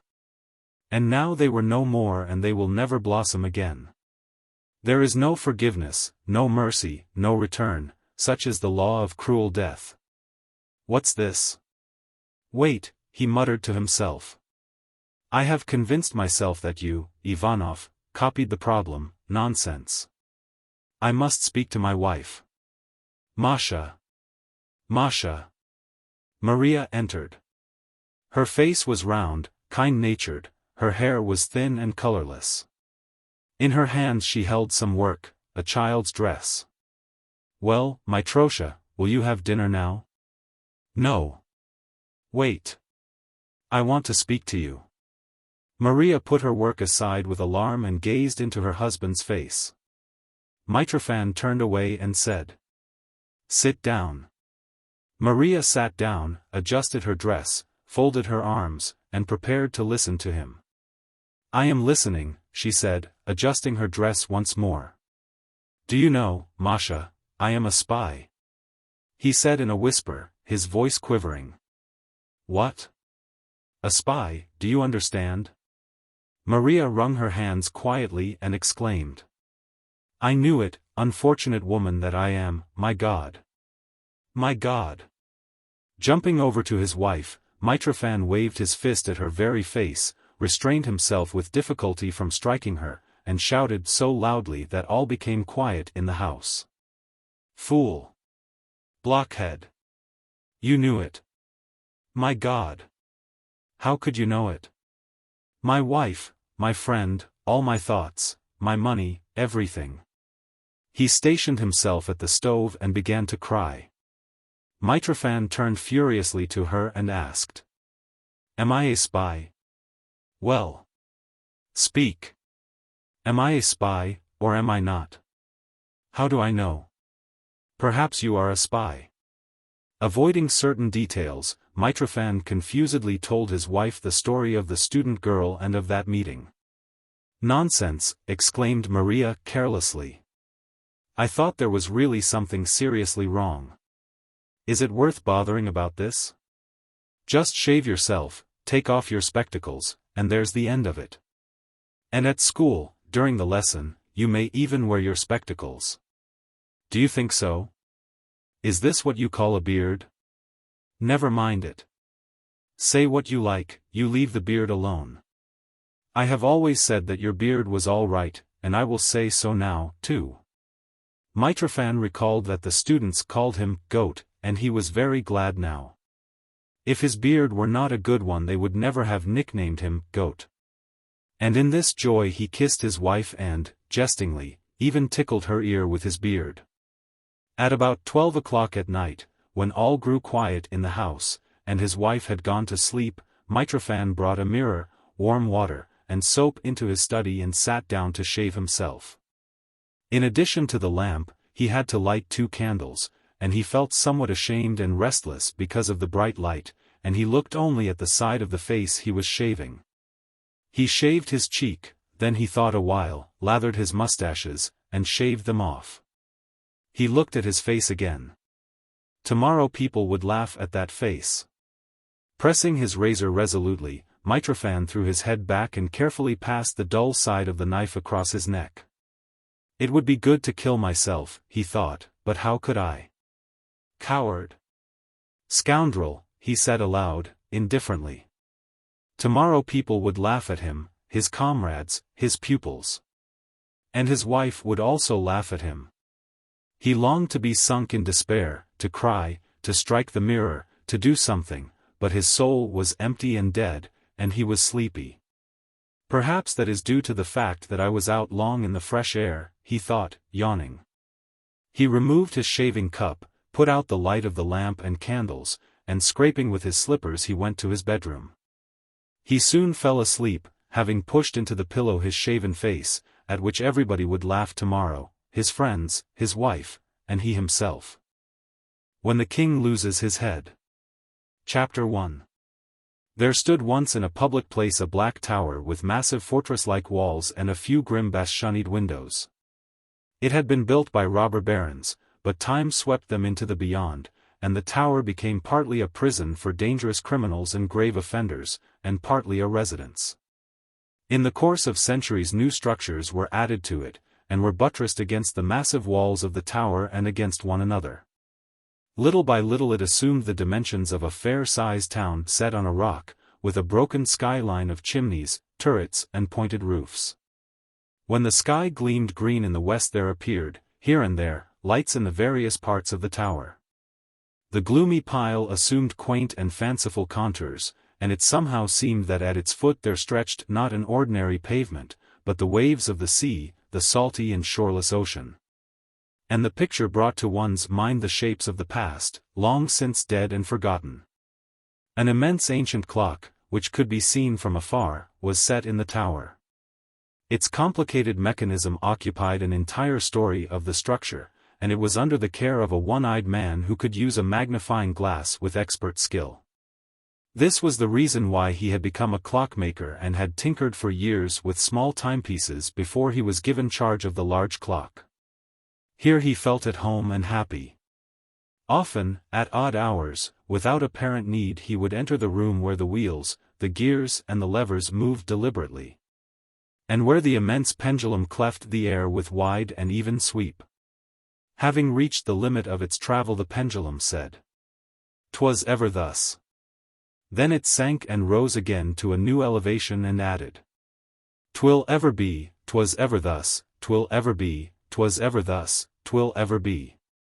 These were the words with which the one-eyed clockmaker was wont to interpret the monotonous and mysterious language of the pendulum. The close contact with the large clock had made him a philosopher. As they used to say in those days. Over the ancient city where the tower stood, and over the entire land there ruled one man, the mystic lord of the city and of the land, and his mysterious sway. The rule of one man over the millions was as ancient as the city itself. He was called the king and dubbed the 20th, according to the number of his predecessors of the same name, but this fact explained nothing. Just as no one knew of the early beginnings of the city, no one knew the origin of this strange dominion. And no matter how far back human memory reached, the records of the hoary past presented the same mysterious picture of one man who lorded over millions. There was a silent antiquity over which the memory of man had no power, but it, too, at rare intervals, opened its lips. It dropped from its jaws a stone, a little slab marked with some characters, the fragment of a column. A brick from a wall that had crumbled into ruin, and again the mysterious characters revealed the same tale of one who had been lord over millions. Titles, names and sobriquets changed, but the image remained unchanged, as if it were immortal. The king was born and died like all men, and judging from appearance, which was that common to all men, he was a man. But when one took into account the unlimited extent of his power and might, it was easier to imagine that he was God. Especially as God had been always imagined to be like a man, and yet suffered no loss of his peculiar and incomprehensible essence. The 20th was the king. This meant that he had power to make a man happy or unhappy, that he could take away his fortune, his health, his liberty and his very life. At his command tens of thousands of men went forth to war, to kill and to die. In his name were wrought acts just and unjust, cruel and merciful. And his laws were no less stringent than those of God. This too enhanced his greatness in that God's laws are immutable, but he could change his at will. Distant or near, he always was higher than life. At his birth man found along with nature, cities and books. His king, dying, he left with nature, cities and books, the king. The history of the land, oral and written, showed examples of magnanimous, just and good kings, and though there lived people better than they, still one could understand why they might have ruled.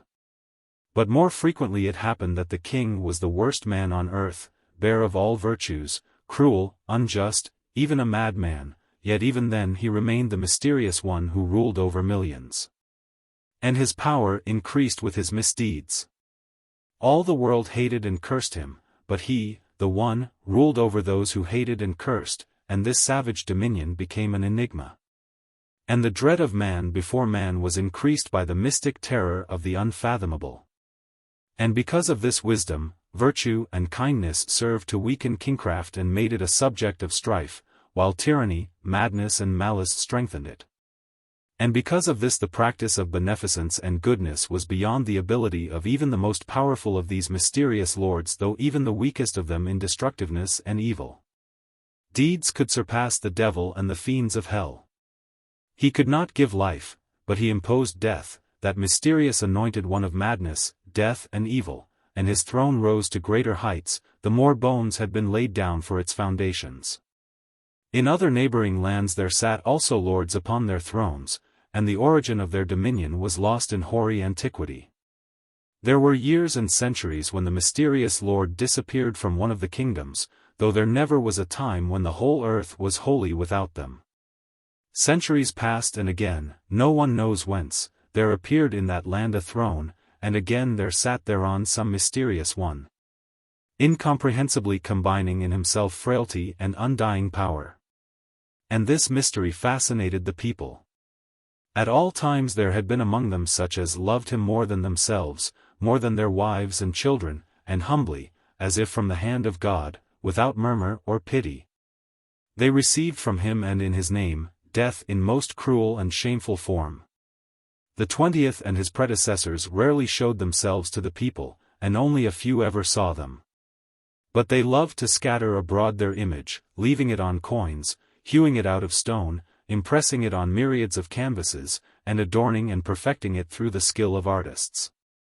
One could not take a step without seeing the face, the same simple and mysterious face, forcing itself on the mind by sheer ubiquity, conquering the imagination, and acquiring a seeming omnipresence, just as it had attained immortality.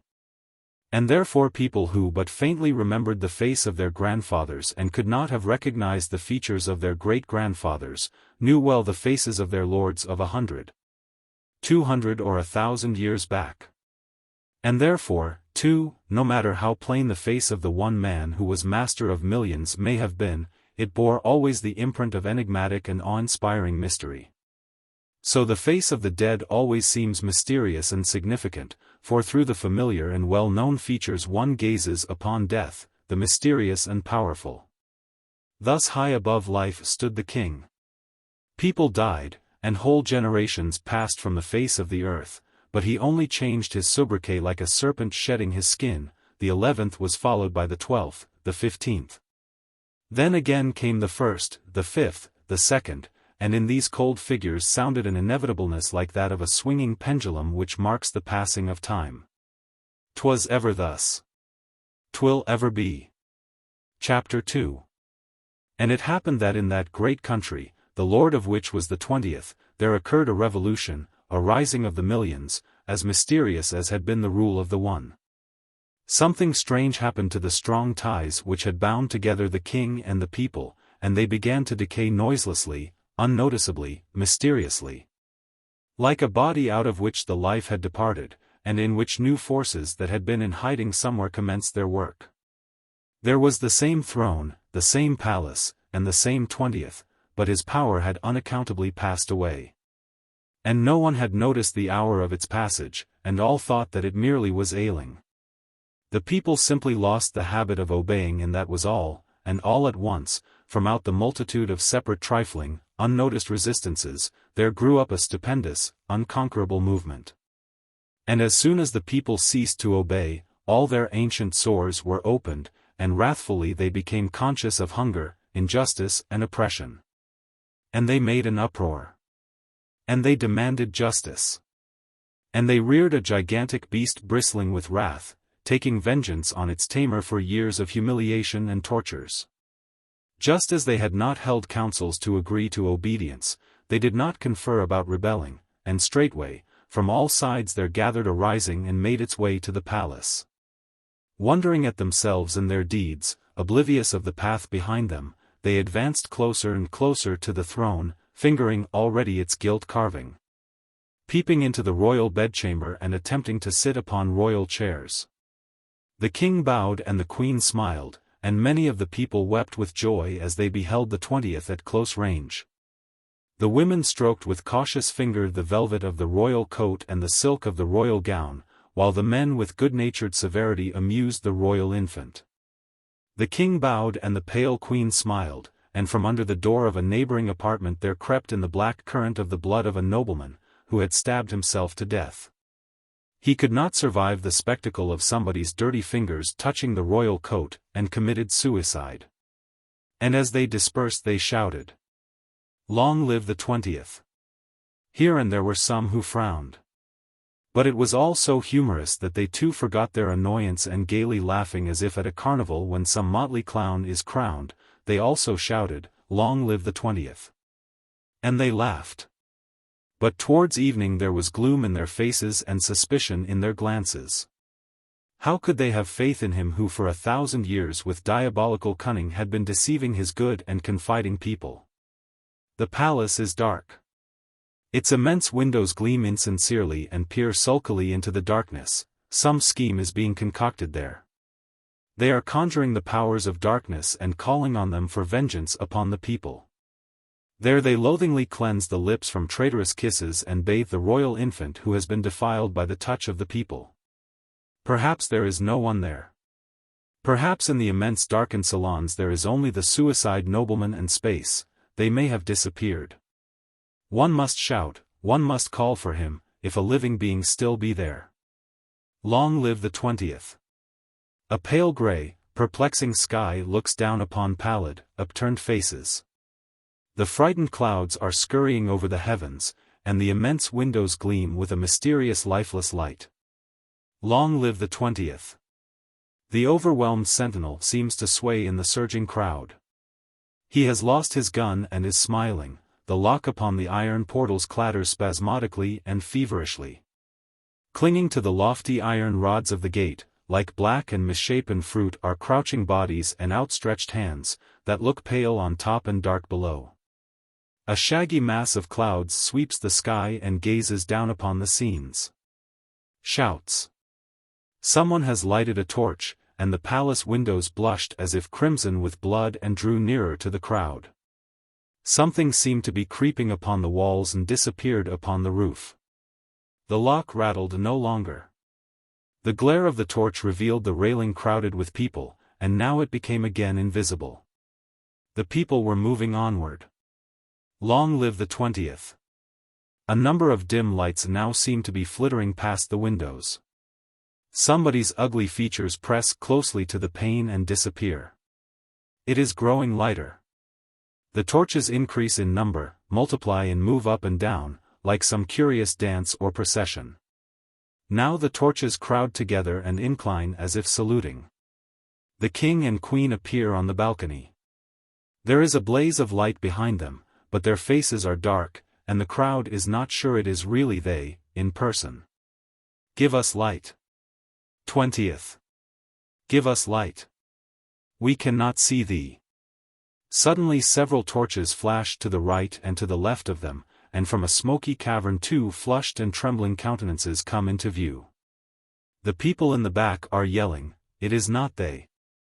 The king has fled." But those nearest now shout with the joy of relieved anxiety, "Long live the 20th."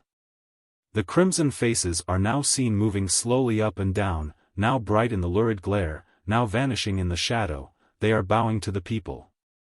It is the 19th, the 4th, the 2nd who are bowing. Bowing in the crimson mist are those mysterious creatures who had held so much enigmatic, almost divine power, and behind them are vanishing in the crimson mist of the past, murders, executions. Majesty and dread. Now he must speak, the human voice is needed. When he is silent and bows with his flaming face he is terrible to look upon, like a devil conjured up from hell. Speak, 20th, speak. A curious motion of the hand, calling for silence, a strange commanding gesture, as ancient as kingcraft itself. And a gentle unknown voice is heard dropping those ancient and curious words, "I am glad to see my good people." Is that all? And is it not enough? He is glad. The 20th is glad. Be not angry with us, 20th. We love thee, 20th, love us, too. If you will not love us we shall come again to see you in your study where you work, in your dining room where you eat, in your bed chamber where you sleep, and we shall compel you to love us. Long live the 20th. Long live the king. Long live our master. Slaves. Who said slaves? The torches are expiring. They are departing. The dim lights are moving back into the palace, the windows are dark again, but they flush with a crimson reflection. Someone is being sought in the crowd. The crowds are hurrying, casting frightened glances behind. Had he been here or had it been a mere fancy? They ought to have touched him, fingered his garments or his face. He ought to have been made to cry out with terror or pain. They disperse in silence, the shouts of individuals are drowned in the discordant tramp of many feet. They are filled with obscure memories, presentiments and terrors. And horrible visions hover all night long over the city. Chapter 3. He had already attempted to flee. He had bewitched some and lulled others to sleep and had almost gained his diabolical liberty, when a faithful son of the fatherland recognized him in the disguise of a shabby domestic. Not trusting to his memory he looked on a coin which bore his image, and the bells rang out in alarm, the houses belched forth masses of pale and frightened people. It was he. Now he is in the tower, in the immense black tower with the massive walls and the small bastioned windows. And faithful sons of the people are watching him, impervious to bribery, enchantment and flattery. To drive away fear the guards drink and laugh and blow clouds of smoke right into his face, when he essays to take a walk in the prison with his devilish progeny. To prevent him from enchanting the passers-by they had boarded up the lower portions of the windows and the tower gallery where he was wont to promenade. And only the wandering clouds in passing look into his face. But he is strong. He transforms the laughter of a freeman into servile tears. He sows seeds of disloyalty and treason from behind the massive walls and they penetrate into the hearts of the people like black flowers, staining the golden raiment of liberty into the likeness of a wild beast's skin. Traitors and enemies abound on all hands. Descended from their thrones other powerful and mysterious lords gather at the frontier with hordes of savage and bewitched people, matricides ready to put to death freedom, their mother. In the houses, on the streets, in the mysterious wilderness of forests and distant villages, in the proud mansions of the popular assembly, there hisses the sound of treason and glides the shadow of treachery. Woe unto the people! They are betrayed by those who had been the first to raise the banner of revolt, and the traitors' wretched remains are already cast out of the dishonored sepulchres, and their black blood drenches the earth. Woe unto the people! They are betrayed by those to whom they had given their hearts, betrayed by their own elect, whose faces are honest, whose tongues are uncompromisingly stern, and whose pockets are full of somebody's gold. Now the city is to be searched. It was ordered that all should be in their dwellings at midday, and when at the appointed hour the bells were rung, their ominous sound rolled echoing over the deserted and silent streets. Since the city's birth there had never reigned such stillness, not a soul near the fountains, the stores are closed. On the streets, from one end to the other, not a pedestrian, not a carriage to be seen. The alarmed and astonished cats wander in the shadow of the silent walls. They cannot tell whether it be day or night, and so profound is the silence that it seems as if their velvety footfall were plainly audible. The measured tones of the bells pass over the streets like invisible brooms sweeping the city clean. Now the cats, too, frightened at something, have disappeared. Silence and desolation. Suddenly on every street there appear simultaneously little bands of armed people. They converse loudly and freely and stamp their feet. And although they are not many, they seem to cause more noisy commotion than the whole city when it is crowded with 100,000 pedestrians and vehicles. Each house seems to swallow them up in succession and to belch them forth again. And as they emerge another or two more are belched forth with them, pale with malice or red with wrath. And they walked with their hands in their pockets, for in those curious days no one feared death, not even the traitors, and they entered into the dark jaws of the prison houses. 10,000 traitors were found that day by the faithful servants of the people. They found 10,000 traitors and cast them into prison. Now the prisons were pleasant and awful to look upon. So full they were from top to bottom with disloyalty and shameful treachery. One wondered that the walls could bear the load without crumbling into dust. That night there was a general rejoicing in the city. The houses were emptied once more and the streets were filled.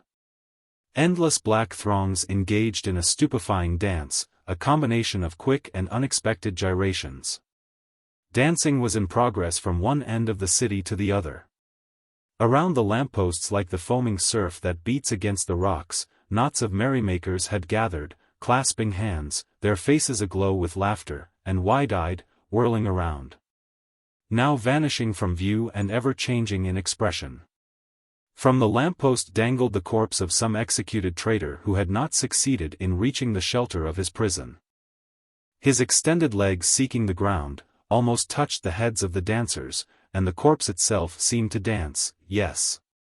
It seemed to be the very master of ceremonies and the ringleader of the merriment, directing the dance. Then they walked over to the black tower and, craning their necks, shouted, "Death to the 20th! Death!" Cheerful lights gleamed now in the tower windows. The faithful sons of the people were watching the tyrant. Calmed and assured that he could not escape, they shouted more in a jest than seriously, "Death to the 20th!" And they departed, making room for other shouters. But at night horrible dreams again hovered over the city, and like poison which one has swallowed and failed to spit out, the black towers and prisons reeking with traitors and treachery gnawed at the city's vitals. Now they were putting the traitors to death. They had sharpened their sabers, axes and scythes. They had gathered blocks of wood and heavy stones, and for 48 hours they worked in the prisons until they collapsed from fatigue. They slept anywhere near their bloody work, they ate and drank there. The earth refused to absorb the streams of sluggish blood. They had to cover it with heaps of straw, but that covering too was drenched and transformed into brownish refuse. 7,000 traitors were put to death that day. 7,000 traitors had bitten the dust in order to cleanse the city and furnish life to the newborn freedom. They marched again to see the 20th and held up to his view the chopped-off heads and the torn-out hearts of the traitors. And he saw them. Then confusion and consternation reigned in the popular assembly. They sought him who had given the order to slay and could not detect him. But someone must have given the order to slay. Was it you? Or you? Or you? But who had dared to give orders where the popular assembly alone had the right to command? Some are smiling, they seem to know something. Murderers. No. But we have compassion with our native land, while you express pity with traitors. Still peace is afar off, and treachery is growing apace and multiplying. Insidiously it finds its way into the very hearts of the people. Oh! The sufferings, and oh! The bloodshed, and all in vain. Through the massive walls that mysterious sovereign still sows the seeds of treachery and enchantment. Alas for freedom! From the west comes the news of terrible dissensions, of battles, of a crazed portion of the people who had seceded and risen in arms against their mother, the freedom. Threats are heard from the south, and from the east and the north other mysterious lords who had descended from their thrones are closing in upon the land with their savage hordes.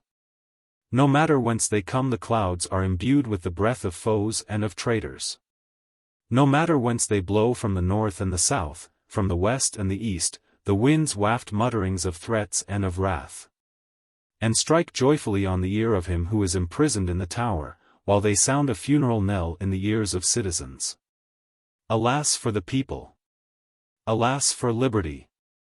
At night the moon is bright and radiant as if shining above ruins, but the sun even is lost in the mist and the black concourse of clouds, deformed, monstrous and ugly, which seem to strangle it.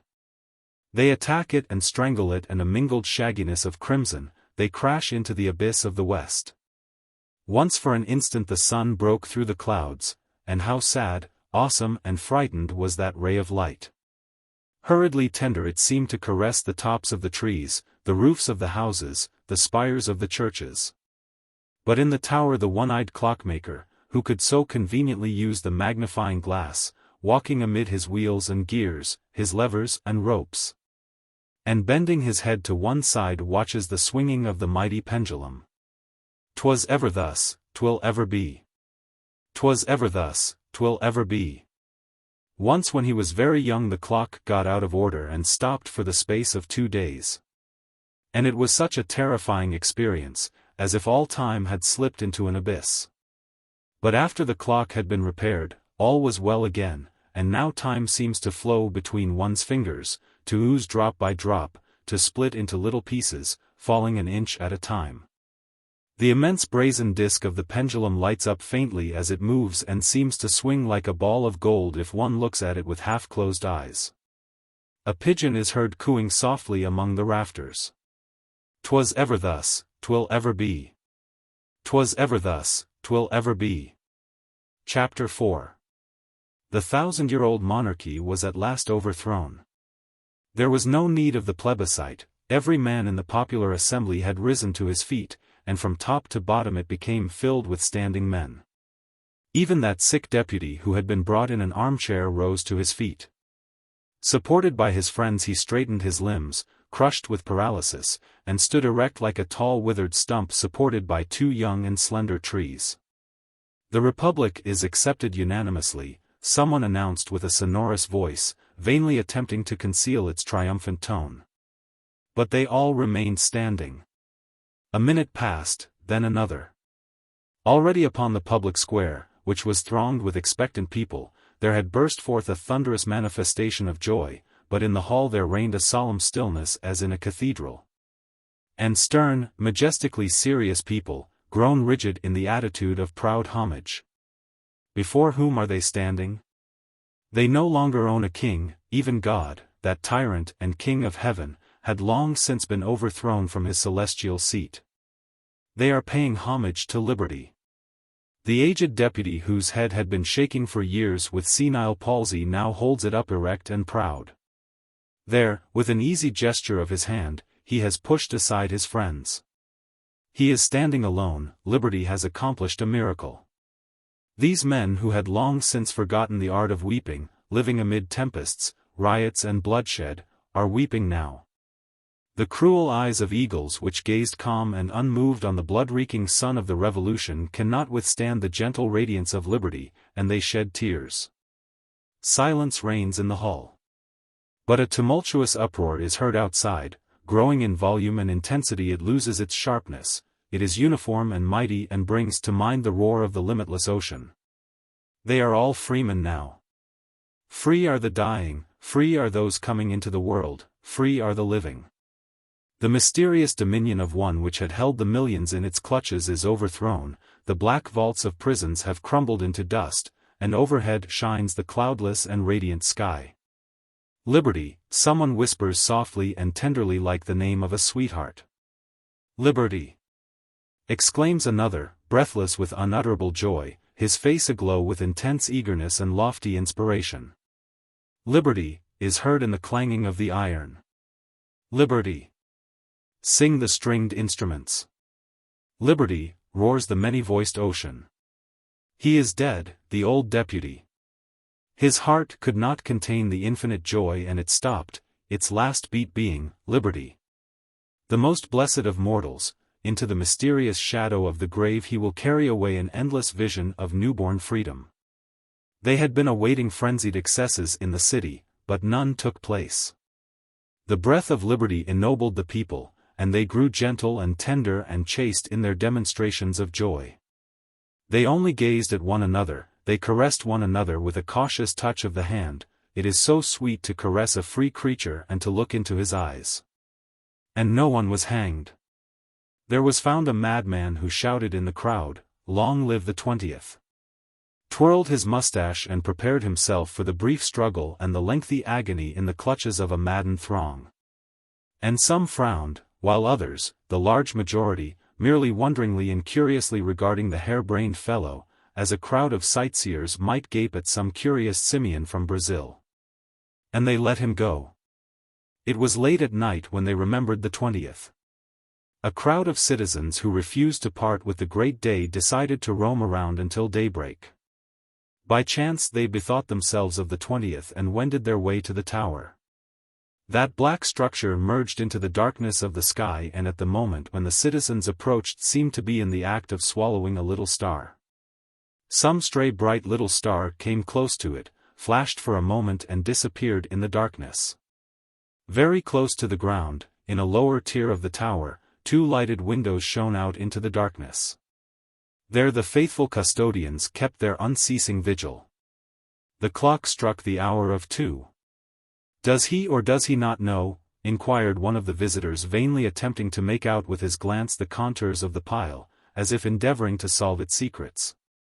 A dark silhouette now detached itself from the wall, and a dull, weary voice responded. "He is asleep, citizen." "Who are you, citizen? You startled me. You walk as softly as a cat."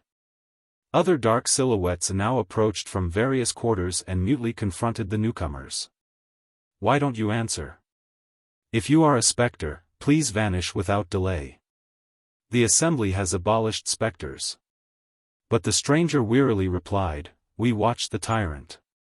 "Did the commune appoint you?" "No. We appointed ourselves. There are 36 of us. There had been 37, but one died. We watched the tyrant. We have lived near this wall for 2 months or longer. We are very weary. The nation thanks you. Do you know what happened today?" "Yes, we heard something. We watched the tyrant." "Have you heard that we are a republic now? That we have liberty?" "Yes, but we watched the tyrant and we are weary. Let us embrace, brothers." Cold lips wearily touched the burning lips of the visitors. "We are weary. He is so cunning and dangerous. Day and night we watched the doors and the windows. I watched that window. You could hardly distinguish it. So you say we have liberty? Very good. But we must go back to our posts. Be calm, citizens. He is asleep. We receive reports every half hour. He is sleeping now." The silhouettes moved, separated themselves and vanished as if they had gone right through the walls. The gloomy old tower seemed to have grown taller, and from one of the battlements there stretched over the city a dark and shapeless cloud. It seemed as if the tower had grown out of all proportion and was stretching its hand over the city. A light flashed from the dense blackness of the wall and suddenly vanished, like a signal. The cloud now covered the whole city and reflected with a yellowish gleam the lurid glare of many fires. A drizzling rain suddenly commenced to descend. All was silent and all was restless. Was he really sleeping? Chapter 5. A few more days passed in the new and delicious sensations of freedom, and again new threads of distrust and fear appeared like dark veins running through white marble. The tyrant received the news of his overthrow with suspicious calmness. How can a man be calm when deprived of a kingdom, unless he be planning something terrible? And how can the people be calm, when in their midst there lives a mysterious one having the gift of pernicious enchantment? Overthrown, he continues to be terrible. Imprisoned, he demonstrates at will his diabolical power, which grows with distance. Thus the earth, black at close range, appears like a shining star when seen from the depths of azure space. And in his immediate surroundings his sufferings move to tears. A woman was seen to kiss the hand of the queen. A guard was observed drying his tears. An orator was heard appealing for mercy. As if even now he were not happier than thousands of people who had never seen the light? Who could warrant that on the morrow the land would not return to its ancient madness, crawling in the dust before him, begging his pardon and rearing anew his throne which it cost so much labor and pain to overthrow? Bristling with frenzy and terror, the millions are listening to the speeches in the popular assembly. Curious speeches. Terrifying words. They speak of his inviolability. They say he is sacrosanct, that he may not be judged like others are judged, that he may not be punished like others are punished, that he may not be put to death, for he is the king. Consequently, kings still exist. And these words are spoken by those who have sworn to love the people and liberty. The words are uttered by men of tried honesty, by sworn foes of tyranny. By the sons of the people who came forth from the loins of those that were scarred by the merciless and sacrilegious rule of the kings. Ominous blindness. Already the majority is inclining in favor of the overthrown one. As if a dense yellow fog issuing forth from that tower had forced its way into the holy mansions of the people's mind, blinding their bright eyes, strangling their newly gained freedom. Thus a bride adorned with white blossoms might meet death in the hour of her bridal triumph.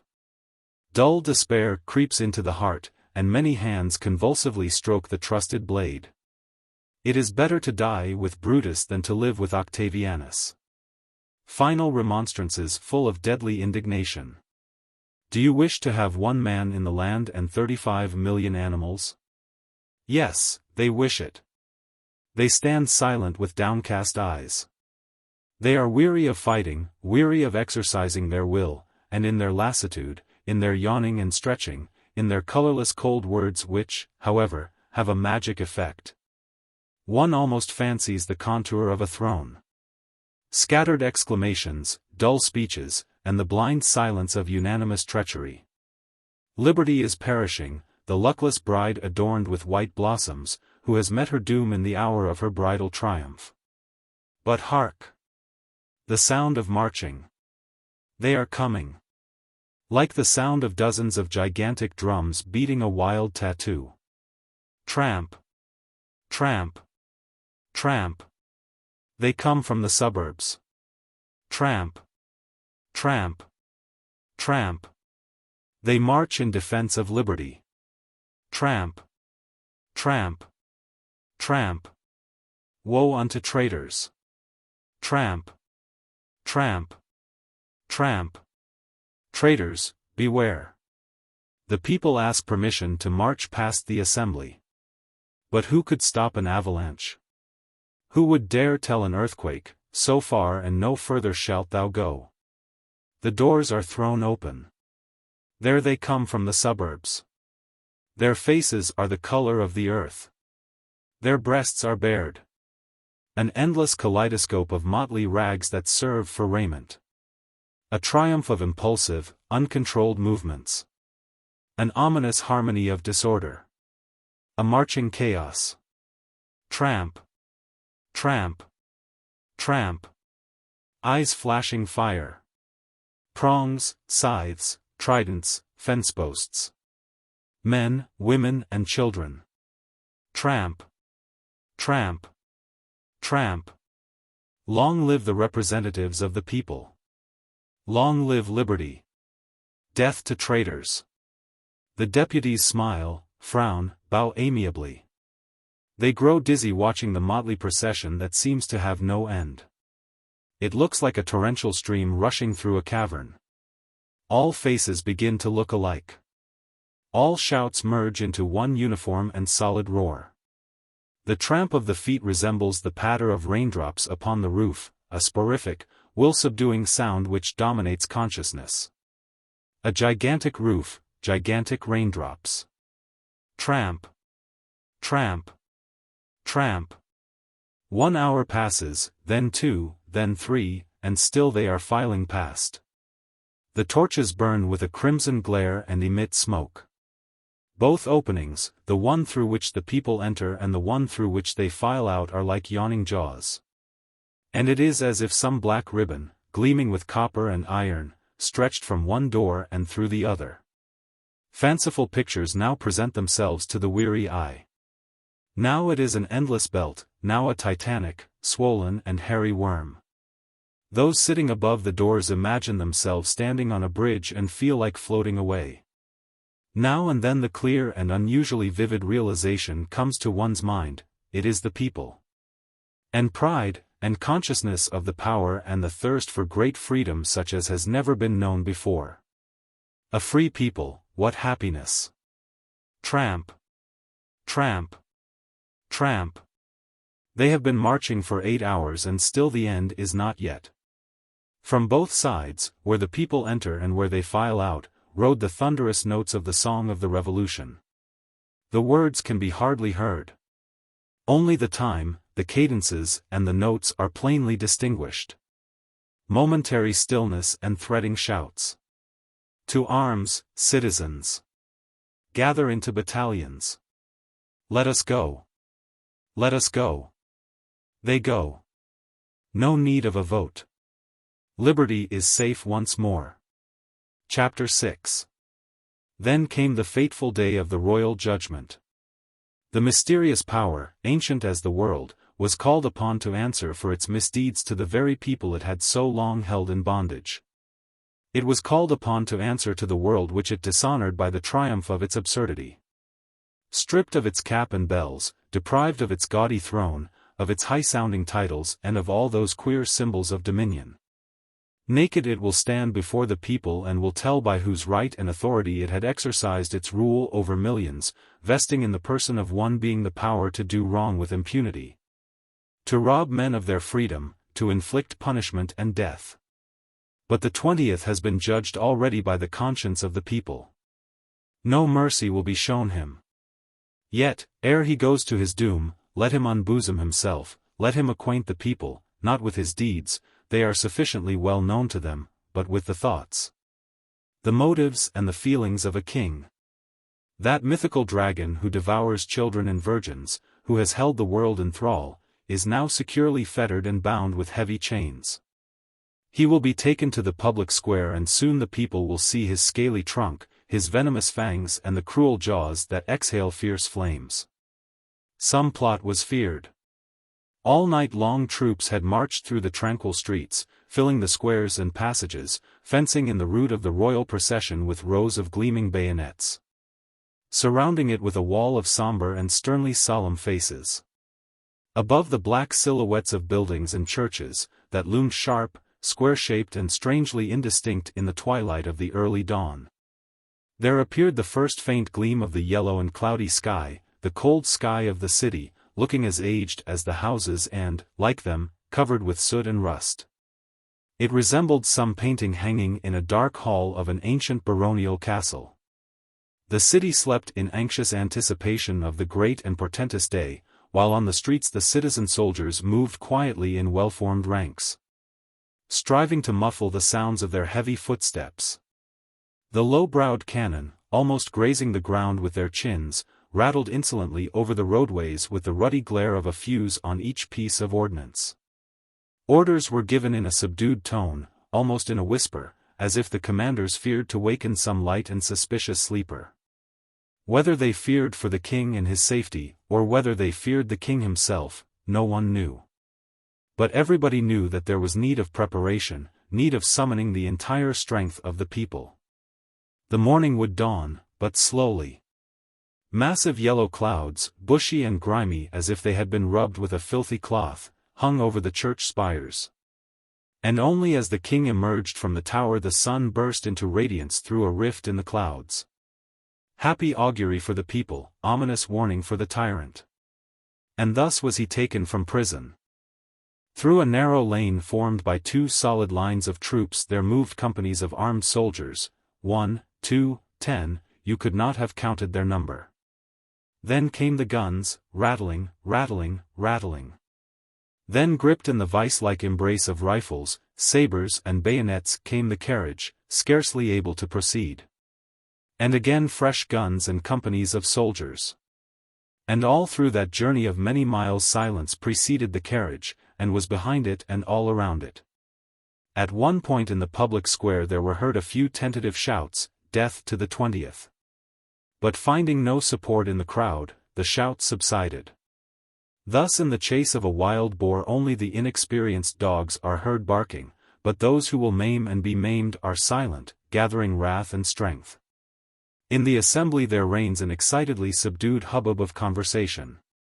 They have been expecting for some hours the coming of the tyrant, who approaches with snail-like pace. The deputies walk about the corridors in agitation, every moment changing their positions, laughing without apparent cause and animatedly gossiping about any trivial thing. But many are sitting motionless, like statues of stone, and their expression is also stone-like. Their faces are young, but the furrows thereon are deep and old, as if hewn by an axe, and their hair is rough. Their eyes either ominously hidden in the cavernous depths of the skull or intently drawn forward, wide and comprehensive, as if not shaded by eyebrows. Like torches burning in the gloomy recesses of a prison. There is no terror on earth which these eyes could not gaze on without a tremor. There is no cruelty, no sorrow, no spectral horror before which this glance would flinch, hardened as they had been in the furnace of the revolution.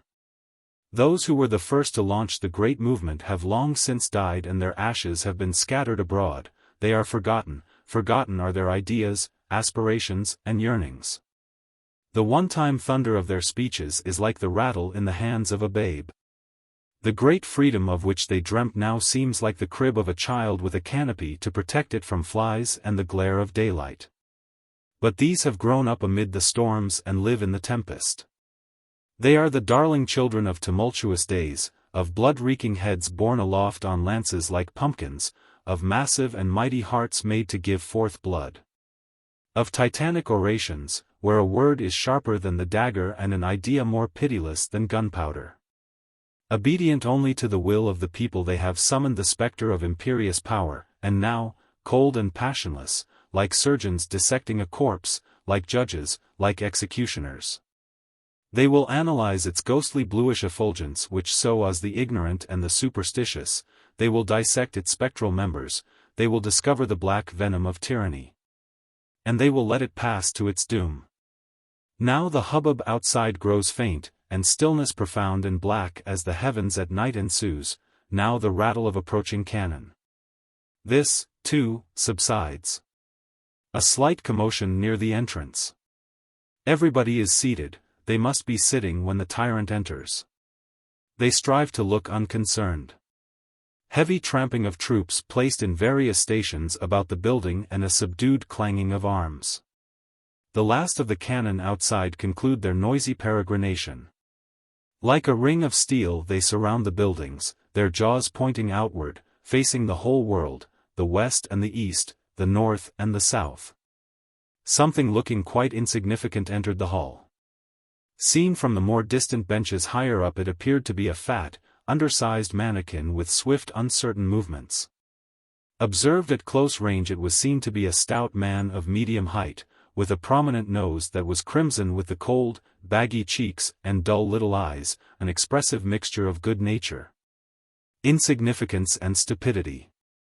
He turns his head, not knowing whether to bow or not, and then nods lightly. He stands in indecision, with feet spread apart, not knowing whether he may sit down or not. Not a word is heard, but there is a chair behind him, evidently intended for him, and he sits down, first unobtrusively, then more firmly, and finally assumes a majestic posture. He has evidently a severe cold, for he draws from his pocket a handkerchief and uses it with apparent enjoyment, emitting a loud and trumpet-like sound. Then he pulls himself together, pockets his handkerchief and grows majestically rigid. He is ready. Such is the 20th. Chapter 7. They had been expecting a king, but there appeared before them a clown. They had been expecting a dragon, but there came a big-nosed bourgeois with a handkerchief and a bad cold. It was funny, and curious, and a little uncanny. Had not someone substituted a pretender in his place? "It is I, the king," says the 20th. Yes, it is he, indeed.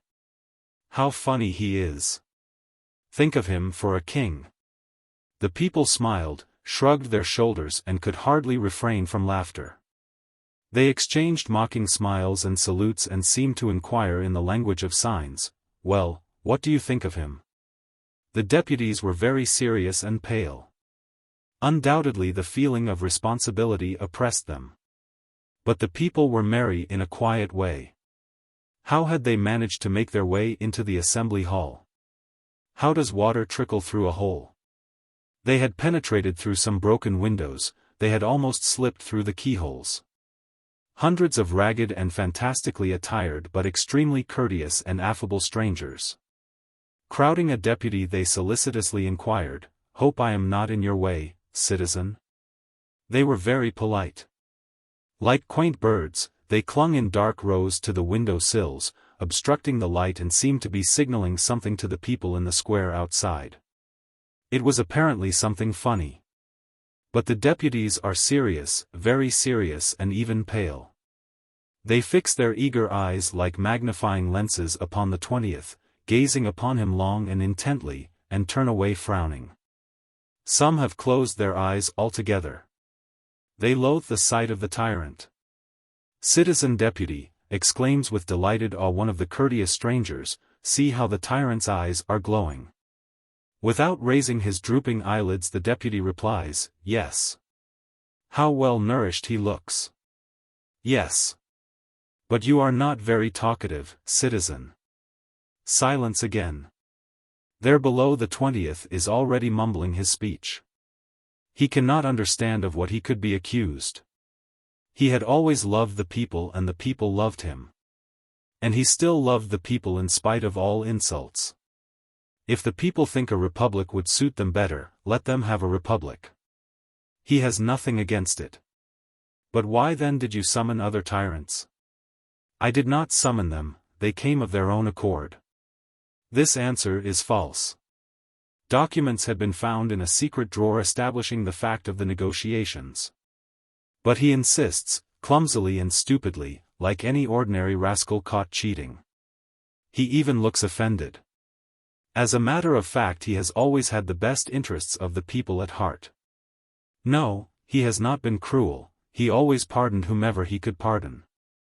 No, he has not ruined the land by his extravagance, he only used for himself as much as an ordinary plain citizen might. He had never been a profligate or a wastrel. He is a lover of Greek and Latin classical literature and of cabinet making. All the furniture in his study is the work of his hands. So much is correct. To look at him, he certainly had the appearance of a plain citizen. There are multitudes of stout fellows like him with noses that emit trumpet-like sounds. They may be met aplenty on the riverside of a holiday, fishing. Insignificant funny men with big noses. But he had been a king. What could it mean? Then anybody could be a king. A gorilla might become an absolute ruler over men. And a golden throne might be reared for it to sit on. And divine honor might be paid to it, and it might lay down the laws of life for the people. A hoary gorilla, a pitiful survival of the forest. The brief autumn day is drawing to a close, and the people begin to express impatience. Why bother so long with the tyrant? What, is there some new treachery being hatched? In the twilight of an antechamber two deputies meet. They scrutinize one another and exchange a glance of mutual recognition. Then they walk together, for some reason avoiding contact with their bodies. But where is the tyrant? Suddenly exclaims one of them and grasps the shoulder of his companion. Tell me, where is the tyrant? I don't know. I feel too ashamed to enter the hall. Horrible thought. Is insignificance the secret of tyranny? Are nonentities our real tyrants? I don't know, but I am ashamed. The little antechamber was quiet, but from all sides, from the assembly hall and from the public square outside, there was heard a dull roaring. Each individual perhaps spoke in low tones, but altogether the result was an elemental turmoil like the roaring of the distant ocean. A ruddy glare seemed to be flitting over the walls, evidently men outside were lighting their torches.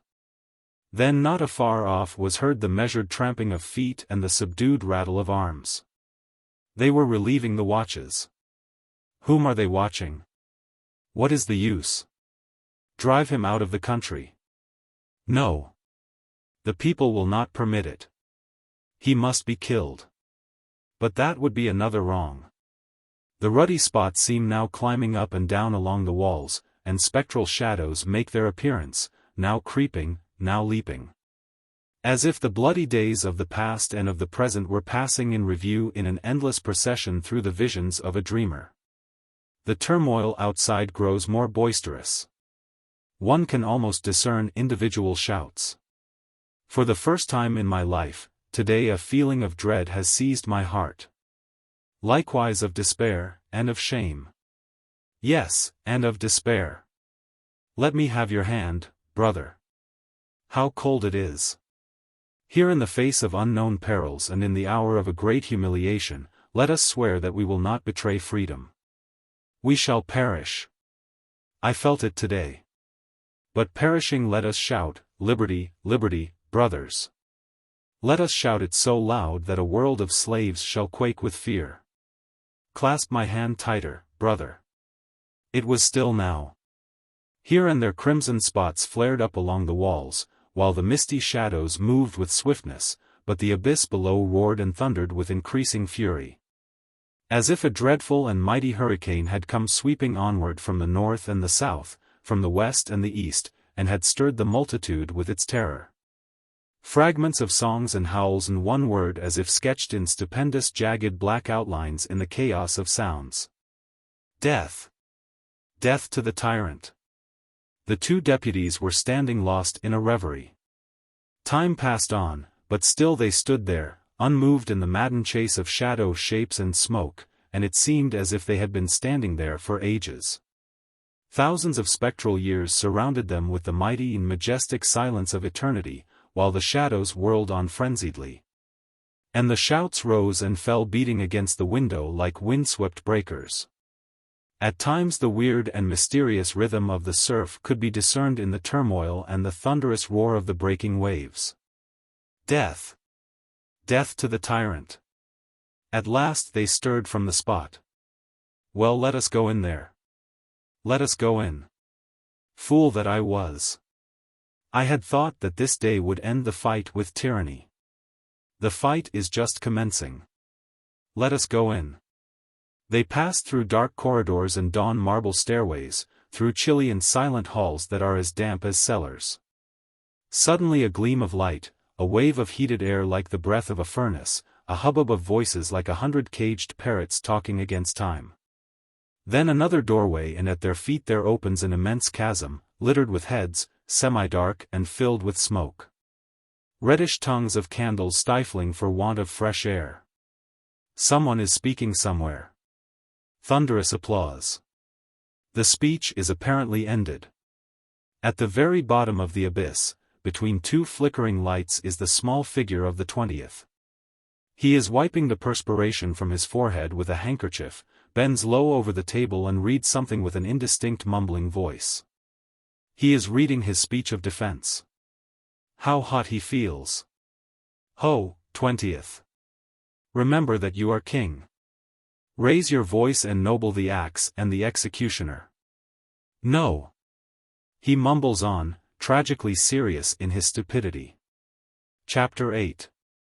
Many watched the execution of the king from the roofs, but even the roofs were not sufficient to accommodate the sightseers, and many did not succeed after all in seeing how kings are executed. But the high and narrow houses, with the queer coiffure of mobile creatures instead of roofs, seemed to have become endowed with life, and their opened windows resembled black, winking eyes. Behind the houses rose church spires and towers, some pointed and others blunt, and at first glance they looked the same as usual. But on closer observation they appeared to be dotted with dark transverse lines which seemed to be swaying to and fro. They, too, were crowded with people. Nothing could be seen from so great a height, but they looked on just the same.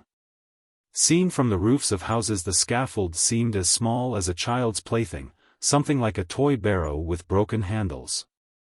The few persons who stood apart from the sightseers and in the immediate neighborhood of the scaffold. The only few persons who stood by themselves, the rest of the people having been merged into a dense mass of black. Those few persons standing by themselves oddly resembled tiny black ants walking erect. Everything seemed to be on a level, and yet they laboriously and slowly ascended invisible steps. And it seemed strange that right beside one, upon the neighboring roofs, there stood people with large heads, mouths and noses. The drums beat loudly. A little black coach drove up to the scaffold. For quite a little while nothing could be discerned. Then a little group separated itself from the mass and very slowly ascended some invisible steps. Then the group dispersed, leaving in the center a tiny-looking individual. The drums beat again and one's heart stood still. Suddenly the tattoo came to an end hoarsely and brokenly. All was still. The tiny lone figure raised its hand, dropped it and raised it again. It is evidently speaking, but not a word is heard. What is it saying? What is it saying? Suddenly the drums broke into a tattoo, scattering abroad their martial beats, and rending the air into myriads of particles which hindered one from seeing. Commotion on the scaffold. The little figure has vanished. He is being executed. The drums beat again and all of a sudden, hoarsely and brokenly, cease from their tumult. On the spot where the 20th had stood just a moment before there is a new little figure with extended hand. And in that hand there is seen something tiny, that is light on one side and dark on the other, like a pinhead dyed in two colors. It is the head of the king. At last. The coffin, with the body in the head of the king, was rushed off somewhere, and the conveyance that bore it away drove off at a breakneck speed, crushing the people in its path. It was feared that the frenzied populace would not spare even the remains of the tyrant. But the people were terrible indeed. Imbued with the ancient slavish fear, they could not bring themselves to believe that it had really taken place. That the inviolable sacrosanct and potent sovereign had placed his head under the axe of the executioner. Desperately and blindly they besieged the scaffold. Eyes very often play tricks on one and the ears deceive. They must touch the scaffold with their hands, they must breathe in the odor of royal blood, steep their arms in it up to the elbows. They fought, scrambled, fell and screamed. There's something soft, like a bundle of rags, rolls under the feet of the crowd. It is the body of one crushed to death. Then another and another. Having fought their way to the heap of ruins which remained of the scaffold, with feverish hands they broke off fragments of it, scraping them off with their nails. They demolished the scaffold greedily, blindly grabbing heavy beams, and after a step or two fell under the burden. And the crowd closed in over the heads of the fallen while the beams rose to the surface, floated along as if borne on some current. And diving again it showed for a moment its jagged edge and then disappeared. Some found a little pool of blood that the thirsting ground had not yet drained and that had not yet been trampled underfoot, and they dipped into it their handkerchiefs and their raiment. Many smeared the blood on their lips and imprinted some mysterious signs on their foreheads, anointing themselves with the blood of the king to the new reign of freedom. They were intoxicated with savage delight. Unaccompanied by song or speech, they whirled in a breathless dance. Ran about raising aloft their blood-stained rags, and scattered over the city, shouting, roaring and laughing incontinently and strangely. Some attempted to sing, but songs were too slow, too harmonious and rhythmical, and they again resumed their wild laughing and shouting. They started toward the National Assembly intending to thank the deputies for ridding the land of the tyrant. But on the way they were deflected from their goal by the pursuit of a traitor who shouted, "The king is dead, long live the king! Long live the 21st!" And then they dispersed, after having hanged someone. Many of those who secretly continued to be loyal to the king could not bear the thought of his execution and lost their minds. Many others, though they were cowards, committed suicide. Until the very last moment they waited for something, hoped for something, and had faith in the efficacy of their prayers. But when the execution had taken place they were seized with despair. Some grimly and sullenly, others in sacrilegious frenzy pierced their hearts with daggers. And there were some who ran out into the street with a savage thirst for martyrdom, and facing the avalanche of the people shouted madly, "Long live the 21st," and they perished. The day was drawing to a close and the night was breaking upon the city, the stern and truthful night which has no eyes for that which is visible. The city was yet bright with the glare of street lights, but the river under the bridge was as black as liquid soot, and only in the distance, where it curved, and where the last pale cold gleams of sunset were dying away, it shone dimly like the cold reflection of polished metal. Two men stood on the bridge, leaning against its masonry, and peered into the dark and mysterious depth of the river. "Do you believe that freedom really came today?" asked one of the twain in a low tone of voice, for the city was yet bright with many lights, while the river below stretched away, wrapped in blackness. "Look, a corpse is floating there," exclaimed the other, and he spoke in a low tone of voice, for the corpse was very near and its broad blue face was turned upward. "There are many of them floating in the river these days. They are floating down to the sea. I have not much faith in their liberty. They are too happy over the death of the insignificant one."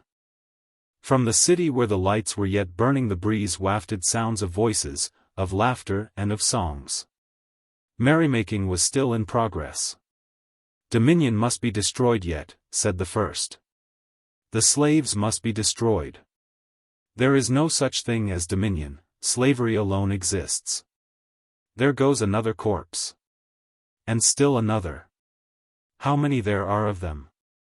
Where do they come from? They appear so suddenly from under the bridge. But the people love liberty. No. They merely fear the whip. When they shall learn to love liberty they will become free. Let us go hence. The sight of these corpses nauseates me. And as they turned to depart, while the lights were yet shining in the city and the river was as black as liquid soot, they beheld something massive and somber. That seemed begotten of darkness and light. From the east, where the river lost itself in the maze of gloom-enveloped meadows, and where the darkness was astir like a thing of life, there rose something immense, shapeless and blind. It rose and stopped motionless, and though it had no eyes it looked, and though it had no hands, it extended them over the city, and though it was a dead thing, it lived and breathed. The sight was awe-inspiring. "That is the fog rising over the river," said the first. "No, that is a cloud," said the second. It was both a fog and a cloud. "It seems to be looking." It was. "It seems to be listening." It was. "It is coming toward us." No, it remained motionless. It remained motionless, immense, shapeless and blind. Upon its weird excrescences shone with a ruddy glow the reflected gleaming of the city's lights, and below, at its foot, the black river lost itself in the embrace of gloom-enveloped meadows. And the darkness was astir like a thing of life. Swaying sullenly upon the waves corpses floated into the darkness and lost themselves in the gloom, and new corpses took their places, swaying dumbly and sullenly and disappeared, countless corpses. Silent, thinking their own thoughts, black and cold as the water that was carrying them hence. And in that lofty tower from where early that morning the king had been taken to his doom, the one-eyed clockmaker was fast asleep right under the great pendulum. That day he had been very pleased with the stillness that reigned in his tower. He even had burst into song, that one-eyed clockmaker. Yes, he had been singing. And he walked about affectionately among his wheels and levers until dark. He felt the guy ropes, sat on the rungs of his ladders, swinging his feet and purring, and would not look at the pendulum, pretending that he was cross. But then he looked at it sideways and laughed out loudly, and the pendulum answered him with joyous peals. It kept on swinging, smiling all over its brazen face and roaring, "'Twas ever thus. 'Twill ever be. 'Twas ever thus. 'Twill ever be. Come now. Come now," urged the one-eyed clockmaker, splitting his sides with laughter. "'Twas ever thus. 'Twill ever be." And when it had grown quite dark the one-eyed hermit sought rest beneath the swinging pendulum and was soon asleep. But the pendulum did not sleep, and kept on swinging all night long above his head, wafting strange dreams to the sleeper. His Excellency the Governor. Chapter 1. 15 days had passed since that memorable occurrence, and yet it filled his mind, as though time itself had lost its ascendancy over thought and things, or else had stopped like a broken clock. Wherever he might turn his fancy, in whatever strange and distant channels, still his hunted thoughts returned to that same incident, and ran, helpless, against it. As upon a great silent prison wall in a blind alley. And what strange paths these fancies took! He thought, for instance, of an Italian trip of long ago, a journey full of sunshine, youth and song. He pictured one of those Italian beggars, and directly rose before his vision the mob of workmen, the volley of musketry, the smell of powder, and the blood. Or perhaps a perfume rose to his brain, and at once he remembered his handkerchief, that had been perfumed too, and with that he had signaled for the filing. At first the sequence of his thought had been logical, quite comprehensible, and though burdensome had caused him no uneasiness. But soon everything reminded him of that occasion, abruptly and with most painful untimeliness, like a blow from around the corner. He laughs, and suddenly he seems to hear general laughter on all sides. And sees with hideous clearness the face of one of the dead, although at the time he had not really thought of laughing, nor had the others laughed. Or else he hears the swallows twittering in the twilight, or sees a chair, just a common oak chair. Or reaches for everything calls to his mind one and the same indelible scene, the white waving handkerchief, the shots, the blood. As though he lived in a room with 1,000 doors, and whichever one he tried to open, the same fixed picture met his gaze, the signal, the smoke, the blood. The affair was simple enough of itself, though sad, of course. The workmen in a suburban factory, after a 3-week strike, had gathered, some 1,000 strong, together with their women and children, their old and disabled. And had appeared before him with demands which he as governor could not grant.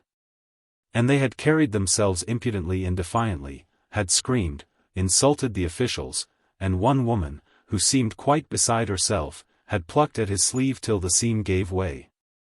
Then when his staff had led him back onto the balcony, he still only wanted to speak with them and pacify them. The workmen had begun to throw stones, had broken a number of windows, and wounded the chief of police. Then his rage got the better of him and he gave the signal with his handkerchief. The people were so turbulent that they had to be shot at a second time. And so there were many dead, 47, according to the count, among them 9 women and 3 children, singularly enough all girls. The number of the wounded was even greater. Drawn by a strange, unconquerable passion of curiosity, and against the advice of his people, he had gone to see the dead where they were laid out in the engine-house shed of the police station No. 3. Naturally there was no urgent reason for his going, but he felt that in some unaccountable way they would be the better for it if he saw to them himself. As someone who has shot carelessly and at random feels moved to find where the bullet had lodged, and to handle it. It was dark and cool in the long engine-house, and the bodies lay under a strip of grey canvas, in 2 precise rows, like a strange display of curious wares. They had probably been arranged for the governor's visit, and were laid in careful order, shoulder to shoulder, with faces up. The canvas covered only their heads and the upper part of their bodies.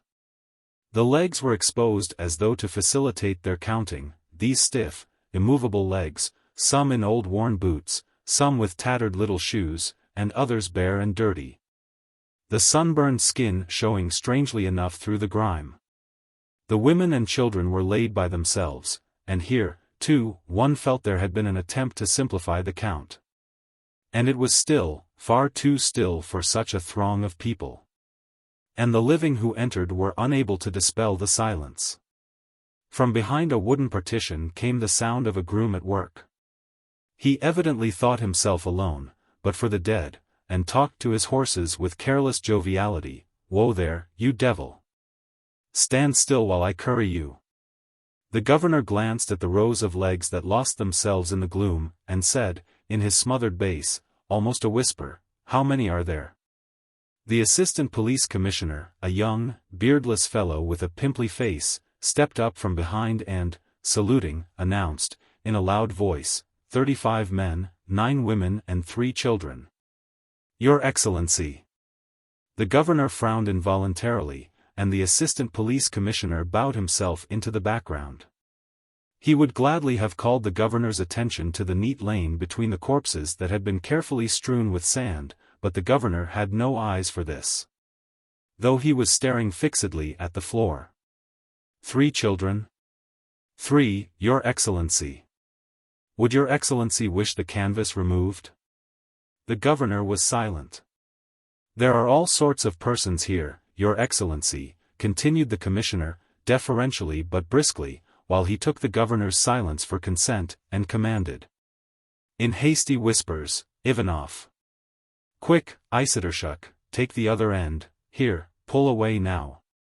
With a soft, sliding rustle the dingy canvas came away and one after the other the white spots of faces dawned into view, bearded and old, young and smooth, all different, but united in the common likeness of death.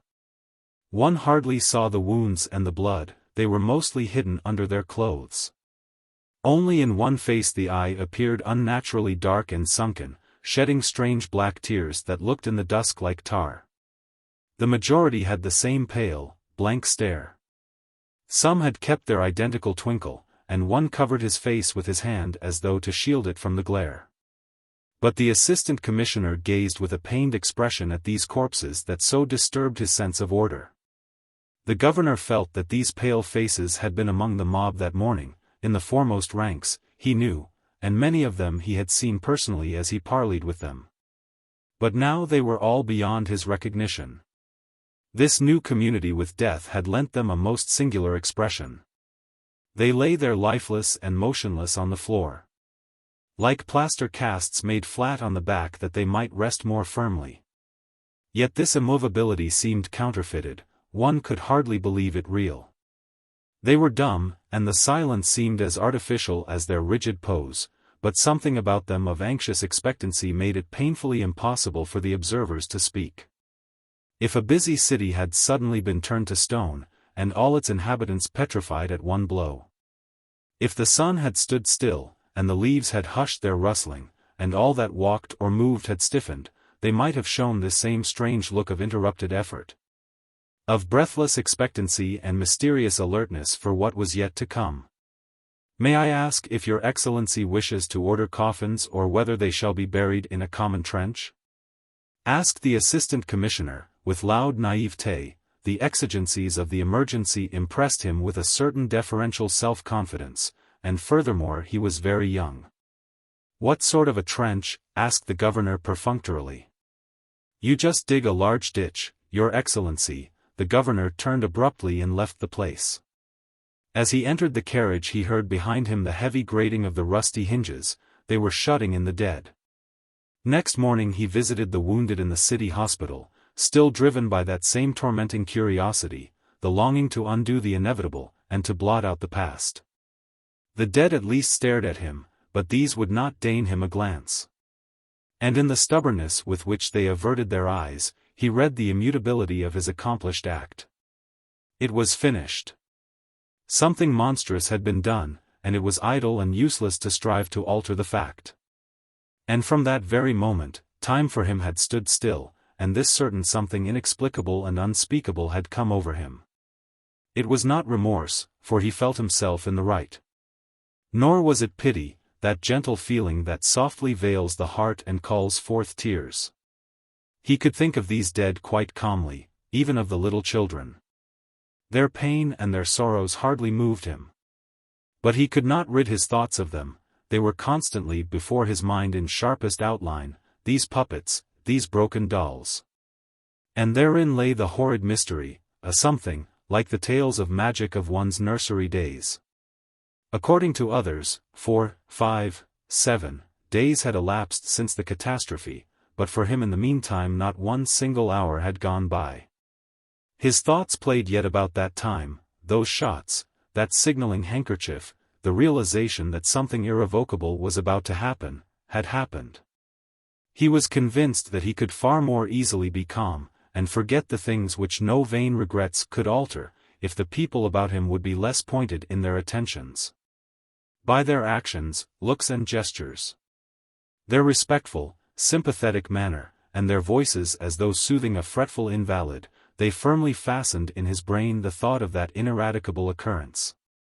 The chief of police announced the next day, in soothing tones, that 2 or 3 more of the wounded had been dismissed, cured, from the hospital. Each morning his wife, Maria Petrovna, pressed her lips to his forehead to see whether he had a fever, as though he were a child. And those dead bodies, unripe fruit, of which he had eaten too freely. What nonsense!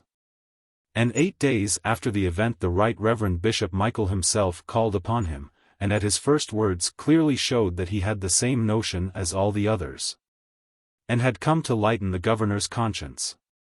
He spoke of the workmen as sinners, and called him a peacemaker, and all this without introducing a single one of his well-worn Bible texts, for he knew the governor was not particularly fond of clerical prating.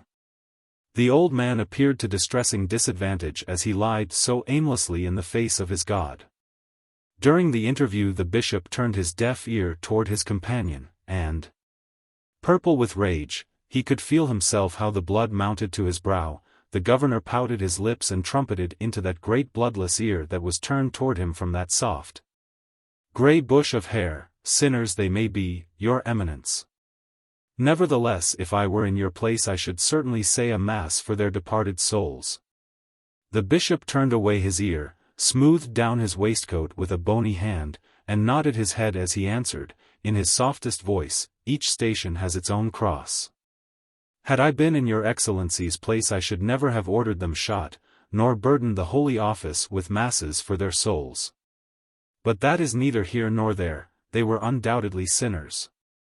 With a parting benediction he swept to the door, his gown rustling and swaying, bowing to each object that he passed as though blessing it. In the vestibule he fussed a long time with his barge-like galoshes, turning first one ear and then the other to the impatient governor, who was helping him. With unwilling politeness, "Don't trouble, your Excellency." "Oh, please don't trouble yourself." And these words of his sounded to the governor as if he were a helpless invalid to whom the least exertion might be fatal. That same day the governor's son, an officer in St.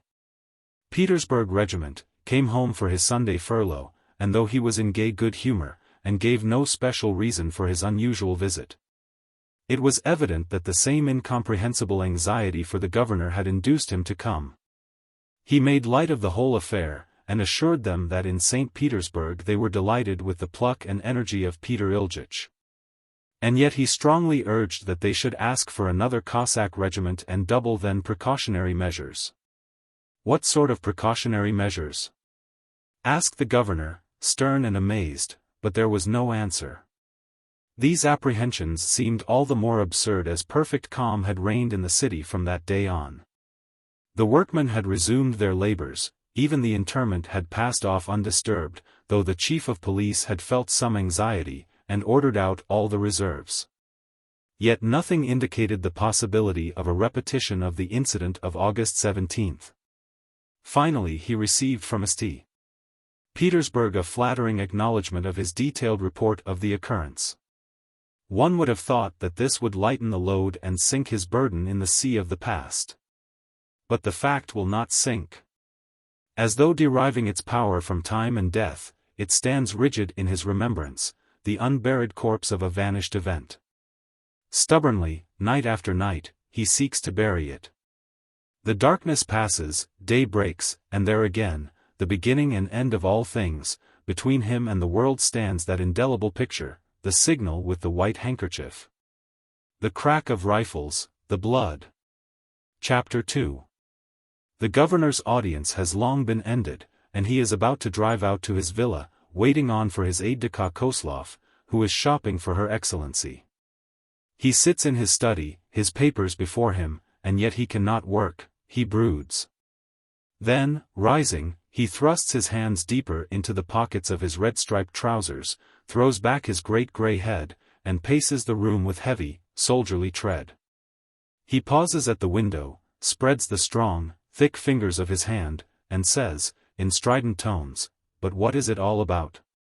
And he fancies that as long as he sat and thought he was an ordinary man like any other.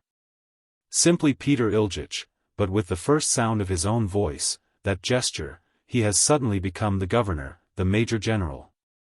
An uneasy feeling creeps over him, his thoughts whirl and tangle, and with a curt official shrug of his left shoulder strap he turns from the window and paces the floor again. This is the way the governors walk. The rhythm jerks through his brain, keeping time with his heavy footfall until he seats himself again, carefully avoiding all movement that shall recall his official capacity. The sound of a bell. Has he come yet? If you please, no, Your Excellency. And while the lackey speaks the title softly and respectfully, he suddenly recollects, ah yes. They broke the windows there that day, and I have not seen them yet. Call me when he comes. I shall be in the drawing-room. The high old-fashioned windows had 8 small panes, which gave the room the gloomy look of an office, the appearance of a court of chancery, or of a jail. The 3 windows nearest the balcony had new panes, which still showed the marks of putty-daubed fingers. Apparently it had never entered into the idle brains of any of the countless servants that all traces of that disturbance must be wiped away. It was the same old story, if you ordered them they would do it, if not they'd never lift a finger of their own accord. Let this be cleaned directly. I can't stand this disorder. Yes, Your Excellency. He would have liked to step out onto the balcony, yet it seemed unwise to draw the attention of the passers-by, so he stared through the glass at the square, where the mob had surged that day. Where the rifles had crashed, and 47 restless people had been turned to dumb, still corpses. Row on row, shoulder to shoulder, feet to feet, like a parade scene from below. Now all was still out there. Close by the window stands a poplar with ragged bark, already in autumn coloring, and behind it lies the square, peaceful and sleepy in the sun. Hardly a stone stirring, and the cobblestones lying in even rows like beads, with here and there a bit of grass between, greener in the hollows and along the gutters. Empty and deserted the square was, but rather smiling, yet, perhaps because he saw it through the dingy panes, it appeared dismal and squalid, brooding in sullen apathy over its hopeless grey misery. And although it was broad daylight, yet all these things, the poplar with its ragged bark, the vacant, even rows of cobblestones, seemed craving for the night to come and wrap their useless being in its darkness. Has he not come yet? No, Your Excellency. When he comes bring him here. The drawing-room had been furnished in the time of the previous governor, or possibly earlier still, judging from the soiled and faded condition of its costly hangings. About the brass-bound chimney hole were traced dark yellow stains, like lines about the drooling mouth of age. These were masked by hangings, and in winter when the rooms were lighted, one hardly noticed these defects. But now they crowded into view in all their shabby elegance, making a most painful impression. For instance, that landscape, a moonlight scene in Italy, it hangs crooked, yet no one gives it a straightening touch, and it seems to have hung so throughout the rule of successive governors. The furniture, too, is costly, but worn and moth-eaten, like an apartment in a luxurious villa whose owner has suddenly died of a stroke, and whose estate has long lain in litigation, cared for by quarreling heirs. And nothing in the room was the property of its occupants, not even the photographs. Either they were official belongings or had been forgotten by some predecessor. Instead of portraits of friends and relatives, there was an album with views of the city, the seminary, the district court, then 4 unknown officials, 2 seated and 2 standing behind them. A weather-beaten bishop, and finally a round hole that ended at the cover. "Hideous," said the governor aloud, and threw the album aside, with a gesture of loathing. He had been standing to look at the pictures, and now he turned again with a shrug and started his customary pacing. This is the way the governors walk, the governors walk. The governors walk. So trod the former governor, and his predecessor, and all the other unknown governors. They rose from somewhere, paced these halls with firm, square steps. While over them hung the crooked Italian landscape, held receptions, even gave balls, and then vanished again somewhere. Perhaps they too had ordered the people shot, at least something similar had occurred under his third predecessor. A workman was crossing the deserted square, splashed with paint, and carrying his paint and brushes, then all was empty again. Down from the ragged poplar fell a shriveled leaf, floating aimlessly to the ground, and instantly the thought whirled through his head, that signal with the white handkerchief, the shots, the blood. Trivial detail occurred to him now, how he had prepared to give the signal. He had pulled his handkerchief from his pocket beforehand and held it tightly clutched in a ball in his right hand. Then he unfolded it carefully and waved it hastily, not up and down, but forward and out, as though he were tossing something, as though he were flinging bullets. Then it came to him that he had taken a stride, had crossed an invisible threshold, the iron door had clanged behind him with a loud grating of its iron hinges, and there was no return. "Ah, you at last, Leo Andreyevich. I've waited, the Lord knows how long. I'm sorry, Peter Iljich, but you never can find anything in this beastly hole. Now, let's be off. Come." "Yes, but listen." The governor stood still and continued, pursing his lips, "Why are all our public offices so dirty? Take, for instance, our government office. Or, I was in the police department the other day, I tell you it's a pothouse, a stable, and decent men sit there in good, fresh uniform, with the dirt about in heaps. But there's no money. Nonsense. Quibbles. And here, the governor waved his hand to indicate the walls, look at that now, disgusting. Yes, but, Peter Iljich, what's to hinder your doing it over to suit yourself? How often have I said that very thing to Maria Petrovna, and Her Excellency agrees with me thoroughly." The governor strode to the door, muttering, "It's not worth while." His aide cast a pitying glance at the broad back, at his stringy, muscular neck like a double column supporting the head, and, striving to keep anxiety out of his voice, he remarked, "By the way, I've just seen the Pike. He tells me that the last of the wounded was dismissed from the hospital yesterday. He was the worst of the lot, and seemed to have very little chance. But these peasants have the most astonishing vitality." In private the chief of police was known as the Pike, because of his pale, bulgy eyes, and his long, lank body, with its narrow, fin-like back. The governor made no answer. He was enjoying the autumn sunshine and the keen autumn air, a mixture of languor and crispness, as though each could be enjoyed by itself.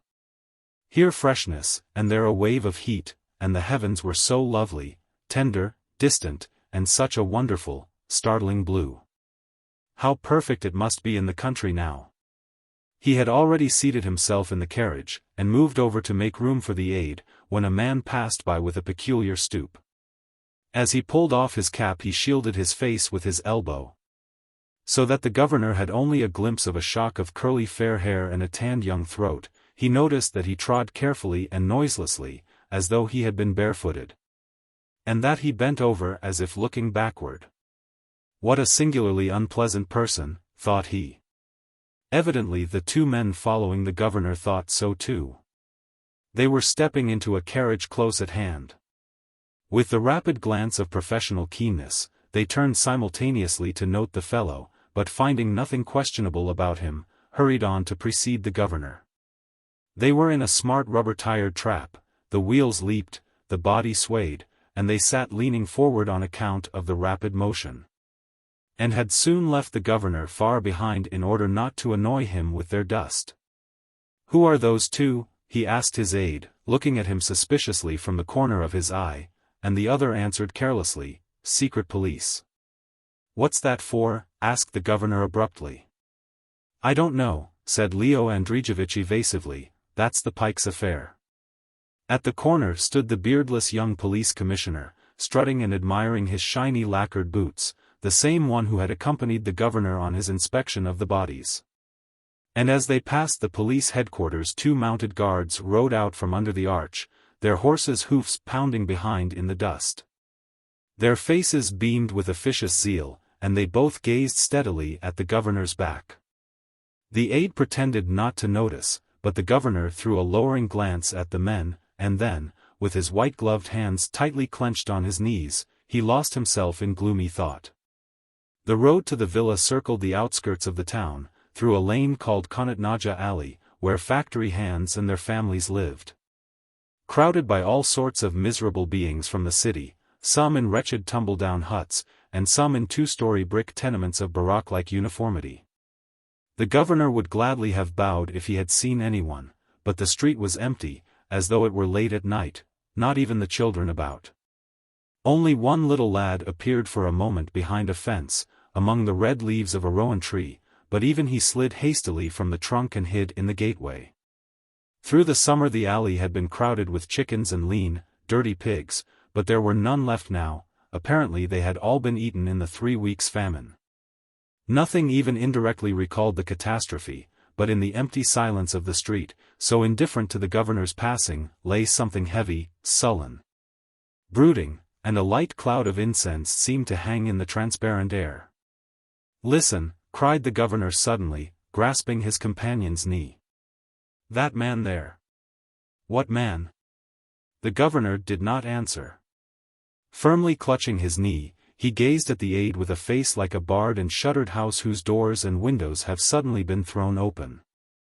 Then he knit his heavy grey brows, deliberately turned his ponderous back, and gazed intently out of the carriage.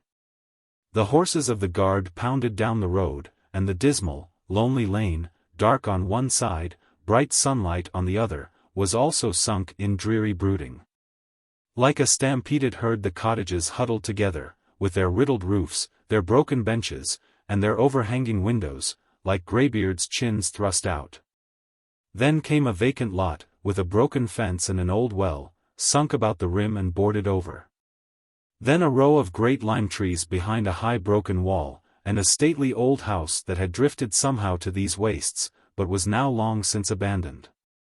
Its shutters were closed, and on a sign could be read, "This house for sale." Then beyond came cottages again, and a row of brick houses, large, bleak and hideous, with deep-set narrow windows. They were quite new, you could still see the caked plaster lying about, and the holes where the scaffolding had been, but they were already squalid and neglected. They looked like prisons, and life in such a place must be fully as sad, as hopeless, and as narrow as a life in jail. There is the gateway to the open fields, and the last little house, no trace of vegetation about it, no fence. It stands there leaning forward, walls and roof both, as though someone had shoved it violently from behind, and neither in the windows nor anywhere about a single person visible. "After the fall rains you'll have trouble, Peter Iljich, getting the carriage through here. I should think you'd literally sink in the mud." Chapter 3. Laughter and song and merry games, for tomorrow Peter Iljich's son, the officer, returned to St. Petersburg, and friends had gathered to say goodbye. Uniforms and gay frocks were scattered about in the open glades and meadows, under the purple and gold of the autumn foliage, and in the sapphire clearness of the woodland ways. As the red wintry sunset faded and the stars moved by in the heavens, they set off fireworks, rockets that burst with a loud report, star mines and pinwheels. A stifling smoke crept under the great old trees that stood there, so earnestly watching. And when they started the Bengal lights, hurrying figures were changed to ghosts, to fluttering, flitting shadows.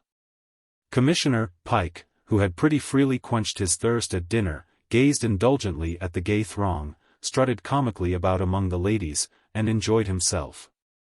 And when presently he heard the governor's voice close beside him in the smoky darkness, he was taken with a wild desire to kiss him on the shoulder, to hug him carefully, or any little thing of that kind, as an expression of his devotion. Instead of this, however, he laid his hand on the left breast of his uniform, threw away a cigarette he had just lighted, and said, "Ah! Your Excellency, what a charming fate!" "Listen, Ilawian Wasiljevich," interrupted the governor, with a suppressed growl. "Why do you always set these spies here? What does it mean?" "Some rascal might plan an attack on your Excellency's sacred person," said the Pike, with deep emotion, and laying both hands on his heart.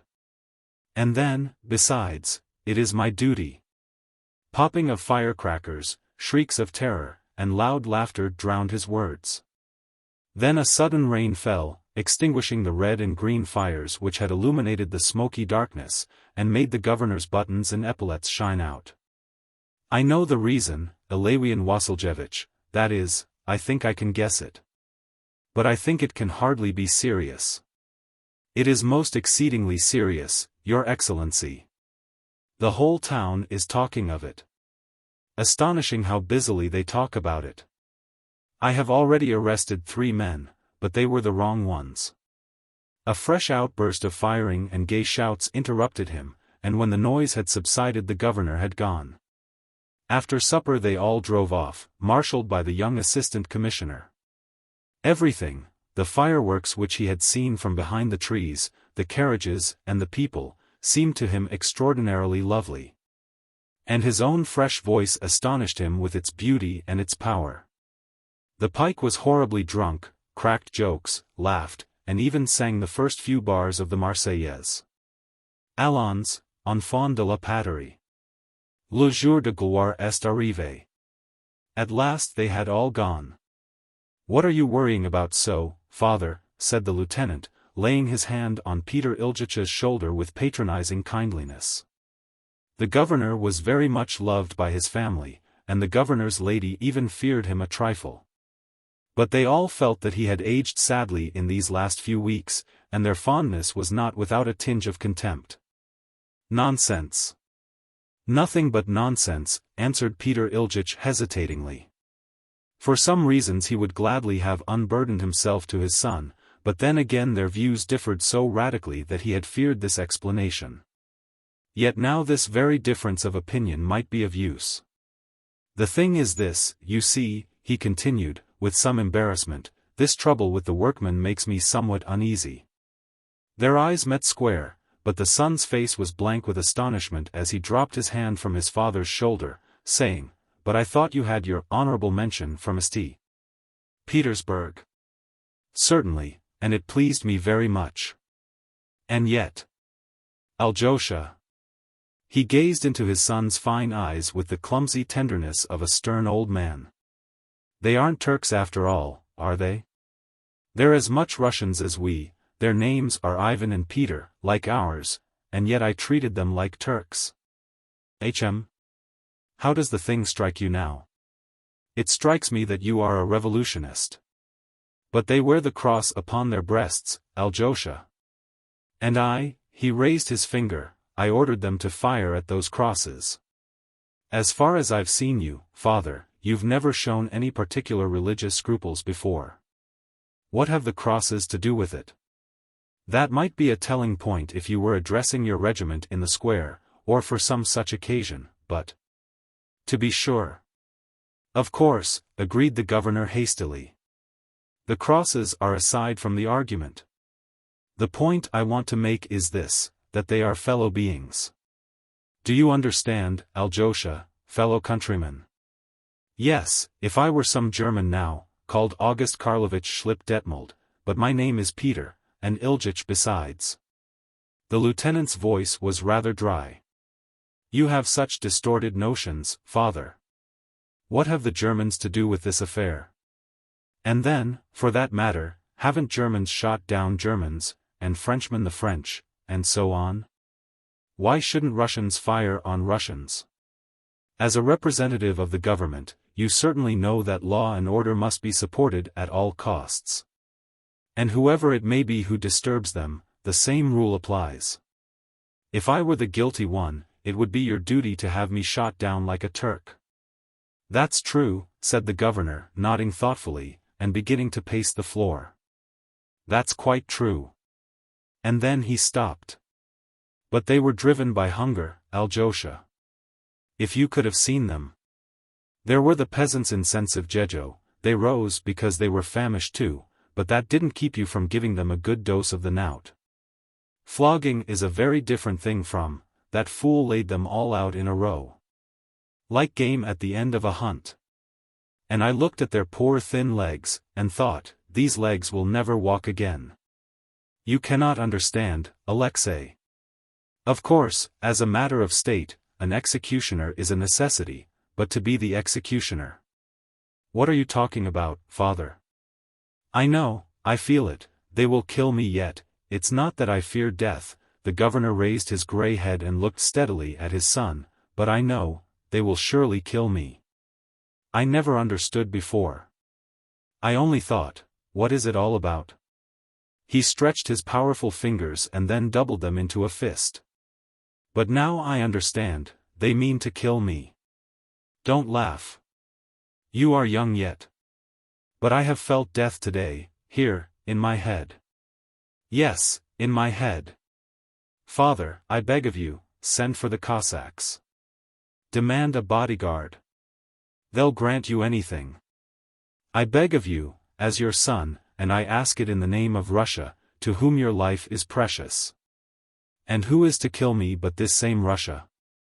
And why should I have the Cossacks? To defend me from Russia, in the name of Russia. And after all, could Cossacks, spies or guards, save a man with death branded on his forehead? You've been drinking a good deal this evening, Alexei, but you are sober enough to understand this, I feel the hand of death. Even there in the storehouse, where they laid the bodies, I felt it. Yet then I did not realize what it was. This I've just been telling you, about crosses and Russians, is nonsense, of course, has nothing to do with the thing. But do you see this handkerchief? Eagerly he drew a handkerchief from his pocket, unfolded it, and held it up for inspection like a conjurer. Alexei Petrovich, now look here. He waved it hastily and a subtle perfume was wafted to the lieutenant, who sat there looking anxious. There, you doubting scientist. You fin de siècle thinker. You believe in nothing, but I believe in the old law, blood for blood. You will see. Father, send in your resignation, and travel. He seemed to have expected this advice, and was not at all surprised. No, not for the world, he answered firmly, you can see for yourself that would be tantamount to flight. Nonsense. Not for the world. Forgive me, father, but you seem so unreasonable. The lieutenant cocked his head and shrugged his shoulders. I don't know really what to think. Mother groans and you talk of death, and what is it all about? I'm ashamed of you, father. I've always considered you a man of discernment and force, and now you're like a child or a hysterical woman. Forgive me. But I cannot understand it at all. He himself was not in the least hysterical, nor in the slightest degree womanish, this handsome young fellow, with his fresh, smooth-shaven face and the calm, finished manner of a man who not only respects himself but reveres himself. He always seemed to be the sole individual in a crowd. And you must be a most distinguished person, a general at the very least, to have him aware of you and to make him overcome that slight constraint and reserve that the average public inspired in him.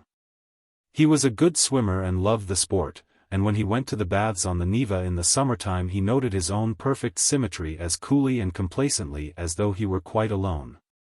One day a Chinaman appeared at the baths, and everyone stared at him, some with a sneaking curiosity and some quite openly and unabashed. He alone did not vouchsafe him a glance, considering himself far more interesting and more important than any Chinaman. Everything in the world was clear and simple to him. Everything could be reduced to a formula, and he knew that with the Cossacks things would certainly go better than without the Cossacks. His reproaches had a ring of righteous indignation, only tempered by politeness and the fear of wounding the old man's vanity. All this that his father had told him was not entirely unexpected. He had always known him to be a dreamer.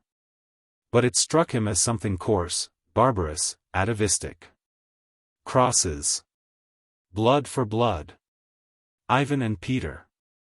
How absurd it all was. You're a poor stick of a governor, even if they have given you an honorable mention, thought he slowly, as he followed his father's retreating figure with his handsome eyes. Well, what is it, father, are you vexed with me? No, answered the governor simply.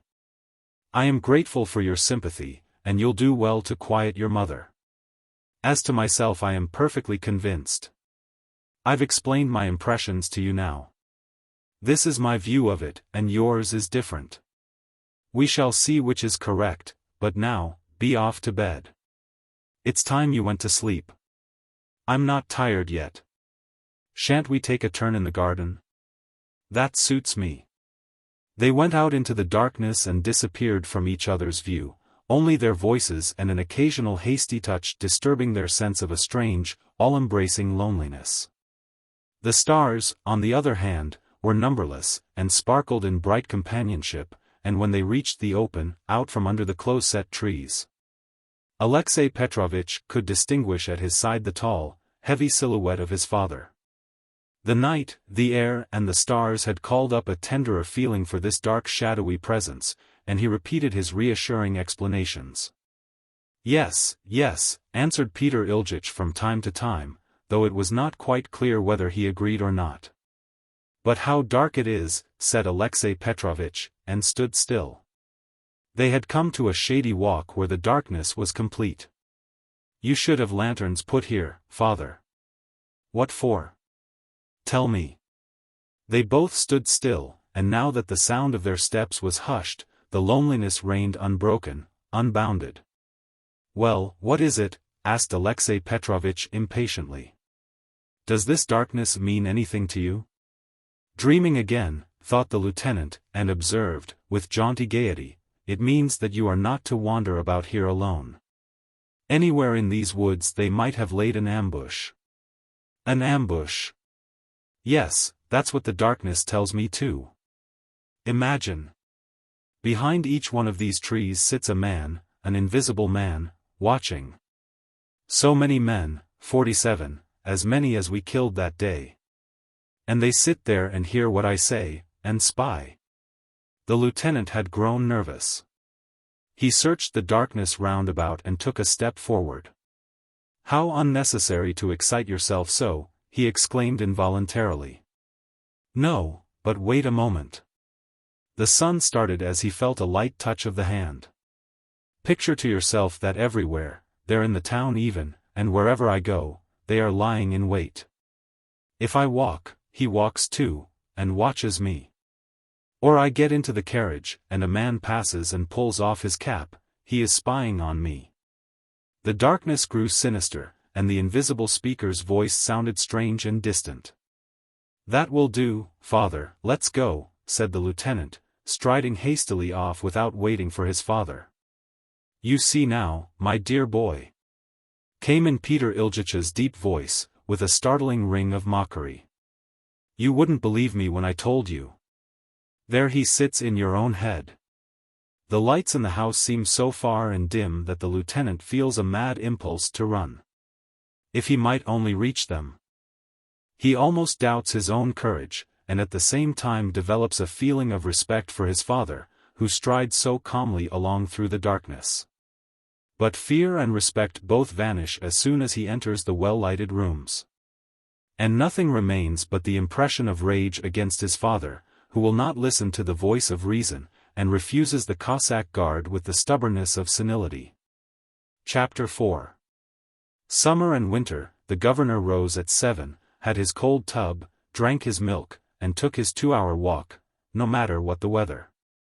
He had given up smoking early in life, hardly drank at all, and at 56 years, for all his white hair, he was as sound and fresh as a stripling. His teeth were even, powerful, and slightly yellowed with tartar, like those of an old horse. The eyes were a bit puffy, but full of fire still. And his great fleshy old nose bore the marks of his glasses. He never wore a pince-nez, but for reading or writing used a pair of gold-rimmed spectacles with powerful lenses. In the country he busied himself very much with his garden. He cared very little for flowers, or the purely aesthetic side of horticulture, but had built fine conservatories and a forcing house, where he cultivated peaches. Since the day of the catastrophe he had only glanced into the hothouse one single time, and then had come hastily away. There was something so pleasant, so peaceful, and consequently so grievous in the warm, damp air. The greater part of his days, when he was not busy in town, he spent in the vast park, pacing with firm, direct steps down the long avenues that traversed its 15 dessiatines. He was not much given to reflection. Now and again lively and interesting thoughts came to him, never with any particular sequence, and wandered through his brain like an unshepherded flock. And sometimes for hours he strode along, lost in thought and oblivious to his surroundings, yet could not have told what matters he had been pondering. Occasionally he was made aware of a deep and mighty working of his soul, at times tormenting, at times exalting, but to what it all tended he never understood. And only his changing moods, from grave to gay, from tender to severe, gave index in his character of this mysterious, secret expansion in the depths of his being. Since the catastrophe his moods, no matter what his clearer thoughts might be, were gloomy, wild, hopeless. And whenever he woke from his deep brooding he felt that he passed this interval through a long and horrible night. In his youth he had once been caught by the fierce current of a river, and almost drowned. And for years he carried the impress on his soul of that strangling darkness, his faintness, the eager, greedy sucking depths. And what he now endured was that same feeling. One sunny, windless morning, 2 days after his son's departure, he was out again on the avenue, pacing in silent thought. The yellow leaves that had fallen in the night had already been swept away, and across the marks of the broom, the tracks of his large feet, with their high heels, and broad, square soles, showed clear, deep pressed into the soil. As though to the weight of the man himself had been added the burden of his ponderous thought, pressing him to the earth. Now and again he paused, and over his head in the tangle of sunlit branches was heard the rhythmic hammer of a woodpecker. Once while he stood still a little squirrel ran across the path.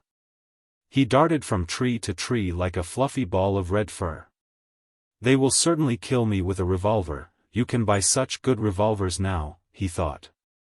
They don't understand much about bombs here yet, and then bombs are only for the man who runs. Aljosha, for instance, when he is made governor they'll kill him with a bomb.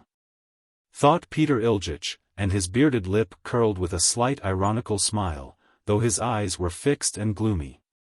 I wouldn't run, no, bad as it is, I wouldn't run. He halted and brushed a cobweb from his fatigue jacket. A pity, though, that no one will ever know of my notion of honor and my pluck. They know all the rest, but that they can never know. They'll shoot me down like any old scoundrel. Too bad. But there's nothing for it, I shan't speak of it.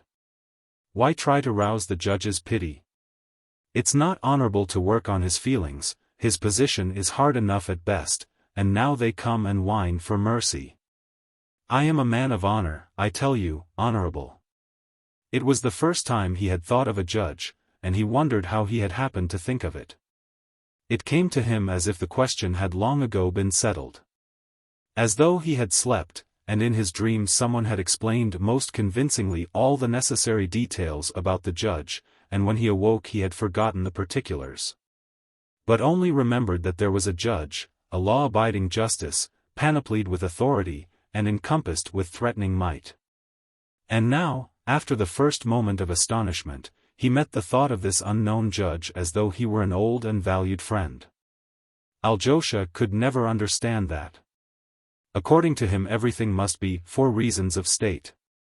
But what sort of statesmanship was that, shooting a hungry mob? Interests of state demand that the starving be fed, and not shot at. He is young and inexperienced yet, and easily influenced. But before he had quite finished this complacent thought, he suddenly realized that he himself, and not Aljosha, had ordered the firing. The air suddenly grew close. And he heard, absurdly enough, a single mighty, awful thunder, too late. He was not sure whether it were simply a thought or a feeling, or if he had pronounced it. It rang on every side, and menaced him like lightning overhead. Then came a long time of bewilderment, hasty disbanding of thoughts, and painful shattering of ideas, finally. A calm, so complete that it seemed indifference. The windows of the forcing house twinkled in the sunshine among the trees, and the wild grapevine's red leaves glowed like bloodstains against the white angles of its walls. Following his custom, the governor turned down the narrow path between the empty hotbeds and stepped into the forcing house. Only one workman was pottering about, old Jegger. "Is the gardener not here?" "No, Your Excellency. He has gone to town for cuttings today, this is Friday." "Aha! And is everything doing well?" "Thanks be." The sunshine streamed through the open windows, driving out the close, heavy dampness. You felt how hot and strong the sun was, and yet how gentle, how beneficent. The governor sat down, the light sparkling on the metal of his uniform. He undid his jacket and, watching the old man attentively, said, "Well, how goes it, Brother Jegger?" The old fellow answered this friendly but somewhat indefinite question with a polite smile. He stood up and rubbed his dirty hands together. "Tell me, Jegger, I hear they're going to kill me, on account of the workmen that time, you know." Jegger kept on smiling politely, but no longer rubbed his hands, he hid them behind his back and was speechless. "What do you think about it, my man, will they kill me, or not? Can you read and write? Then tell me what you think. We two old fellows can talk it over frankly, can't we?" Jegger shook his head until a lock of soft gray fell over his eyes, stared at the governor, and answered, "Who can tell? It may be so, Peter Iljitch." "And who is to kill me?" "Why, the people, to be sure. The community, as they say in the village." "And what does the gardener think about it?" "I don't know, Peter Iljitch. I haven't heard." Both sighed deeply. "It looks rather bad for us, doesn't it, old fellow? But sit down." Jagger did not accept the invitation, and was silent. "And I thought I was doing the right thing, the shooting, I mean. They were throwing stones, insulting me. They almost hit me. They only do that when they're in trouble. The other day again, on the marketplace, a drunken man, an apprentice or some such thing, who knows, began to cry, and then he picked up a stone, and bang! He let it fly. And only just because he was in trouble. They will kill me, and then they'll be sorry themselves," said the governor thoughtfully, trying to call to his mind the face of his son Alexei Petrovitch. "Sorry they'll surely be, that's certain. Oh, how sorry they'll be. Bitter tears they'll shed." A ray of hope dawned. "Then why do they want to kill me?" "That's nonsense, old man." The workman gazed wide-eyed into space, with veiled pupils and a rigid attitude. For an instant he seemed petrified. The soft folds of his worn cotton shirt, the fuzzy hair, the grimy hands, all seemed like an enchantment brought about by a skillful artist who had wrapped the hard stone in soft, downy raiment. "Who can tell?" answered Jegger, without looking at him. "The people seem to wish it. But don't trouble about it any more, Your Excellency. You know we have to have our foolish gossip. And they'll take a long time, and talk, and then forget it themselves. The ray of hope vanished. What Jagger had said was nothing new, nor especially clever. But his words had a singular ring of conviction, like those dreams that came to the governor as he paced his long lonely avenues. The one phrase, "the people wish it," was a clear expression of what Peter Iljitsch had felt. It was convincing, irrefutable. But perhaps this strange conviction lay not so much in the words of Jagger as in his set look, his fuzzy hair, and his broad, earth-stained hands. And the sun still shone. "Well, goodbye, Jagger. Have you any children?" "Good health to you, Peter Iljitsch." The governor shrugged his shoulders, buttoned his coat, and pulled a ruble from his pocket. "Here, take that, old man. Buy yourself something with it." With a nod of thanks, Jagger held out his old flat hand, where the silver balanced as on a roof. "What singular beings they are," mused the governor, as he strode down the walk in the flickering shade, his own figure checkered by sun and shadow as he went. "Very strange creatures. They wear no wedding rings, and you can never tell whether they are married or not. However, no. They do wear rings, but they are silver, or tin maybe. How odd. Tin rings. These fellows get married and cannot even afford gold wedding rings for 3 rubles, what misery. I didn't notice. Those bodies in the storeroom probably had tin rings on too. Yes, now I recollect, tin rings with a very thin band." Lower and lower, in ever-narrowing circles, swung his fancy, like a hawk hovering over a field, and swooping down to pick up one small grain. A woodpecker hammered, a shriveled leaf fell and floated away, and he himself floated off in a painful, troubled daydream. A workman, his face is young and handsome, but in all the wrinkles black grime of toil has settled, iron filings that have eaten into the skin, and worn the hair prematurely. His broad mouth is hideously wide open, he screams. He is calling something. His shirt is torn over his chest, and he tears it yet more open, easily, noiselessly, like soft paper. Baring his breast. His chest, and half his throat, are white, but above that line he is dark, as though his figure were like all other men's, but they had put another sort of head upon it. "Why do you tear your shirt? It is horrible to see your naked body." But the bare, white breast is thrust wildly toward him. "Here, take it. Here it is. But give us justice. We want justice. But where shall I find justice? How singular you are." A woman speaks. "The children are all dead. The children are all dead.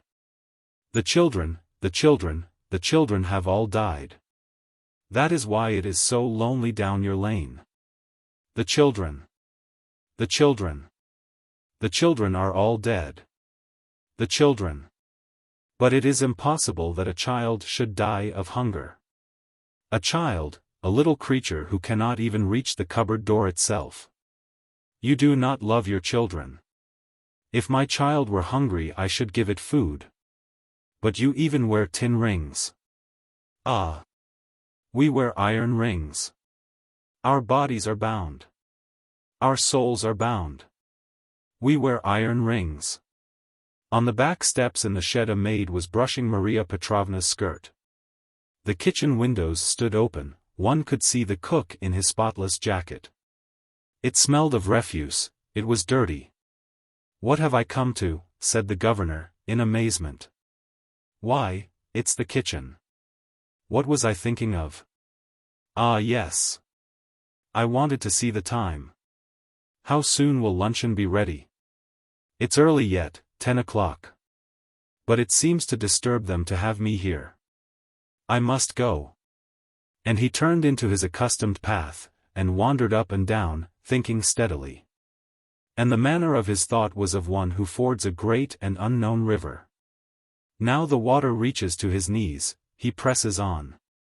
But finally sinks from sight. Only to struggle up later, breathless and pale.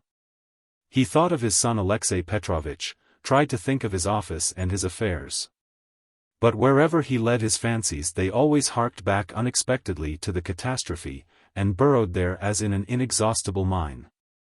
It seemed strange that nothing happening before that event had the power to hold his attention. The past all seemed so trivial, so superfluous. It was in the second year of his governorship, some 5 years ago, that he had ordered the knout for the peasants of Sensovjiwo. On that occasion also he had received an honorable mention from the minister. And from that event dated the rapid and glittering career of Alexei Petrovitch, who was regarded with some attention as the son of an energetic and far-sighted man. He dimly remembered, it was so long ago, that the peasants had taken some grain from the proprietors by force, and he had come, with a detachment of soldiers and police, to restore it to the owners of the estates. The affair was nothing terrible, nothing threatening in itself, but rather farcical. The soldiers dragged away the sacks of grain, and the peasants lay down on them and were dragged too, amid the laughter and jeers of the force, to whom the whole thing was a huge lark. But the fellows began to shriek and fight, striking out and running amuck against the fences, the walls, the soldiers.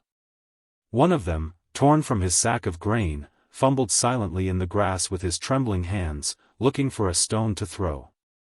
Not a stone could he find, but he kept on hunting till a policeman, at a signal from his chief, kicked him in the rear, so that he fell on all fours, and crawled away. But they all, these peasants, seemed to be made of wood. They were so clumsy, almost creaking in their movements. To turn one of them forward where he belonged took 2 men.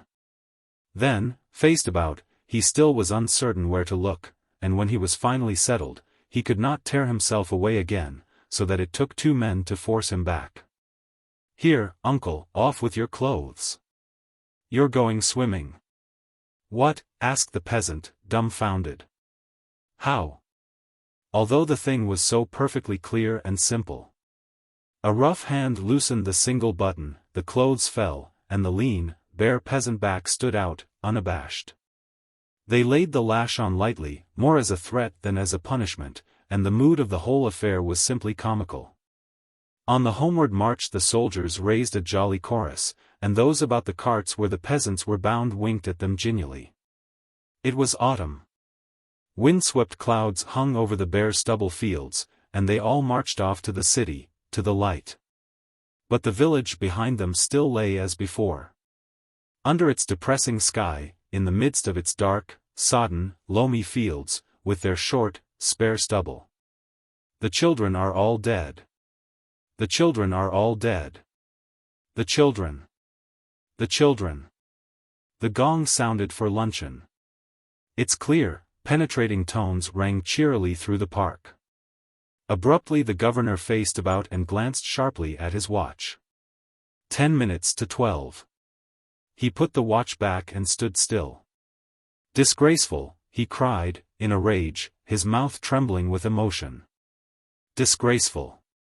I'm almost afraid I'm a coward." After luncheon he went to his study to look through the mail from town. Grumbling, and wool-gathering and blinking through his glasses, he sorted the envelopes, laying some aside and cutting others carefully, to skim through their contents. Presently he came upon a note in a narrow envelope of cheap, thin paper, pasted over with yellow stamps of 1 kopeck.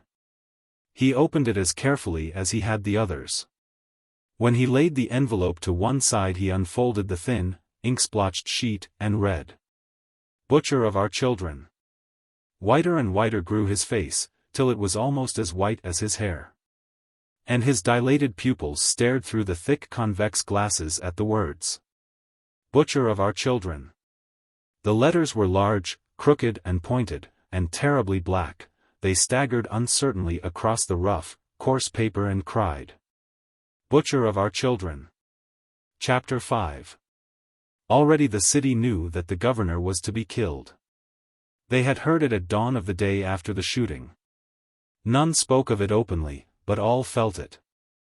As though while the living lay in their uneasy sleep, the dead were stretched out quietly in careful order, shoulder to shoulder, in the engine room, a dark shape had floated over the city, shadowing it with its wings.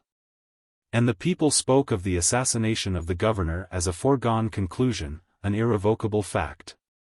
Some accepted it at once, others, more conservative, not till later. Some took it carelessly for granted as a thing that concerned them but slightly, like an eclipse, only visible in another hemisphere, and hardly interesting the inhabitants of this one. Others, a small minority, rose and agitated the question whether the governor deserved this fearful sentence, whether the death of one single individual, no matter how dangerous, could have any effect while the general conditions of the living were unchanged.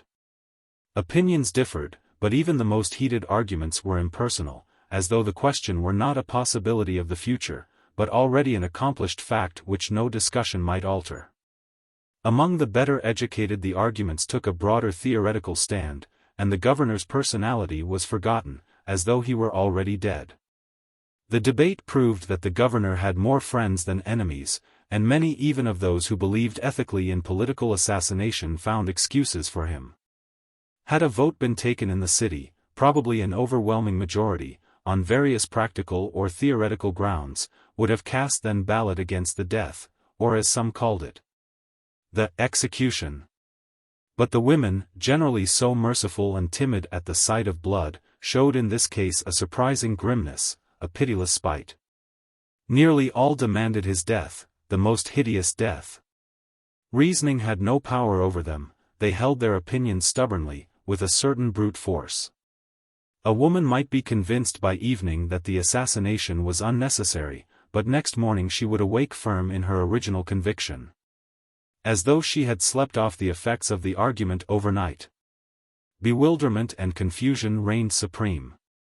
A disinterested listener, hearing their talk, could not have gathered whether the governor should be killed or not, and might have asked, in amazement, "But where did you get the idea that he must die?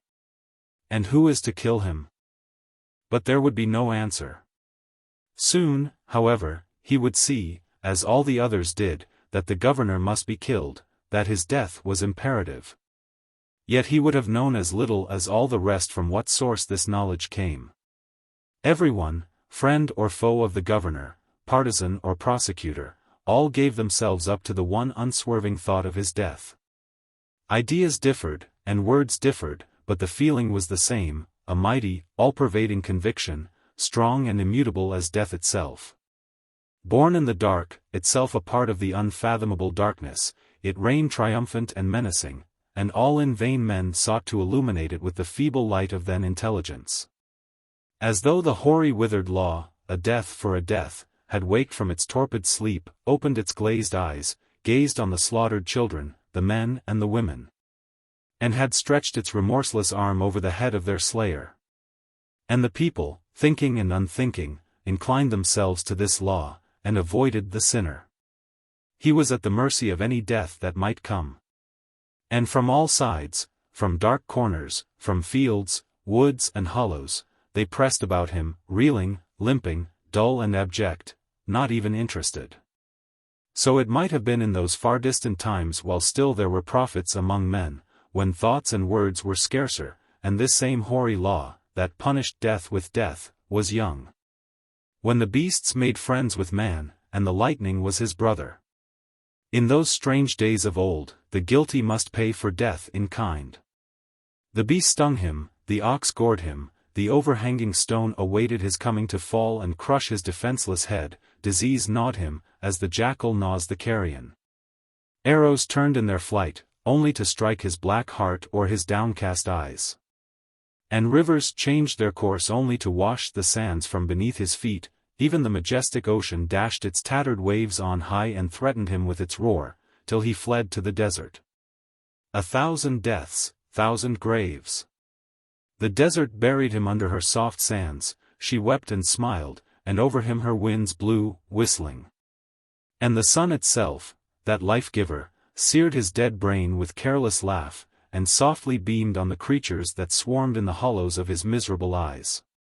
The heavy masses of the hills lay upon his breast, and in their eternal silences they buried the secret of his expiation. But that was long ago, when this great law was young, a stripling that punished death with death, and seldom in those days did his cold, keen eyes swerve in the performance of his duty. Within the town discussion soon died out, poisoned by its own unripeness. One must either accept the assassination as a sacred fact and meet all argument as the women did with the one incontrovertible phrase, "What right had he to murder children?" Or else be reduced to helpless contradictions, to vacillation, to shifting grounds, as a drunken group might gravely exchange their hats, yet get no farther on their homeward way. Speculation wearied them finally, so they stopped talking, and nothing on the surface reminded one of that fatal day. But amid the silence and the calm grew a great cloud of grim suspense. All waited, those who were indifferent to the catastrophe and its consequences, those who looked eagerly forward to the execution, and those who were uneasy about it, all. All waited for the inevitable, with the same vast, breathless suspense.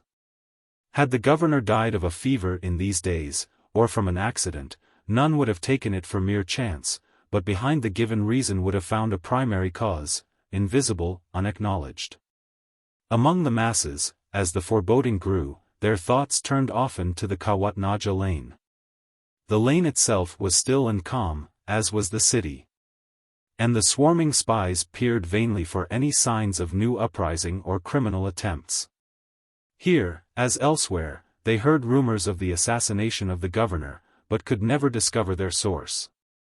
All spoke of it, but in such an uncertain, even foolish way, that one could find no key to their talk. Some mighty man, oh, a very mighty man, who could never possibly fail, would undoubtedly kill the governor one of these days. That was all one could make of it. The secret agent, Grigorjev, overheard some such gossip one day as he sat in a low gin shop pretending to be drunk. Two workmen, who had already been drinking rather freely, sat at the next table, their heads together. Clumsily clinking their glasses, they talked in suppressed murmurs. "They'll kill him with a bomb," said the first, evidently well informed. "What? With a bomb?" said the other, amazed. "Certainly, with a bomb, what else?" reiterated the other. He puffed at his cigarette, blew the smoke in his companion's face, and added sternly, "It will blow him to 1,000 little bits. They said it would be on the 9th day. "No," said the other, with a frown which expressed the highest degree of scornful negation. "Why the 9th day? That superstition, that idea of the 9th day. They'll simply kill him early in the morning, that's all." "When?" Shielding his face with his outspread hand, he lurched suddenly forward and hissed into his companion's ear, "Next Sunday week." Silently they stared into each other's grim, bleary eyes, both swaying to and fro. Then the first lifted a threatening finger and said, with impressive secrecy, "Do you understand? They'll never miss him, no. They're not that kind." "No," said the other, with lowering brows. "How could we miss? The pack is stacked. We hold 4 aces. A whole handful of trumps," added the other. "You understand, don't you?" "Yes, of course I understand." "Then, if you understand, we'll drink to it. Aren't you afraid of me now, Wanja?" They whispered for some time, blinking and nodding, and upsetting the empty bottles in their eagerness. That same night they were arrested, yet nothing suspicious was found upon them, and the preliminary examination showed that they did not know the slightest thing, and had only repeated vague rumors. "But how did you happen to know the very day, that Sunday?" asked the angry officer who was conducting the examination. "Can't say," said the man, somewhat cowed. He had been 3 days without drinking or smoking. "I was drunk." "I'd like to send you all to," fumed the lieutenant, but he did not finish his remark. Even the ones who were sober were no better.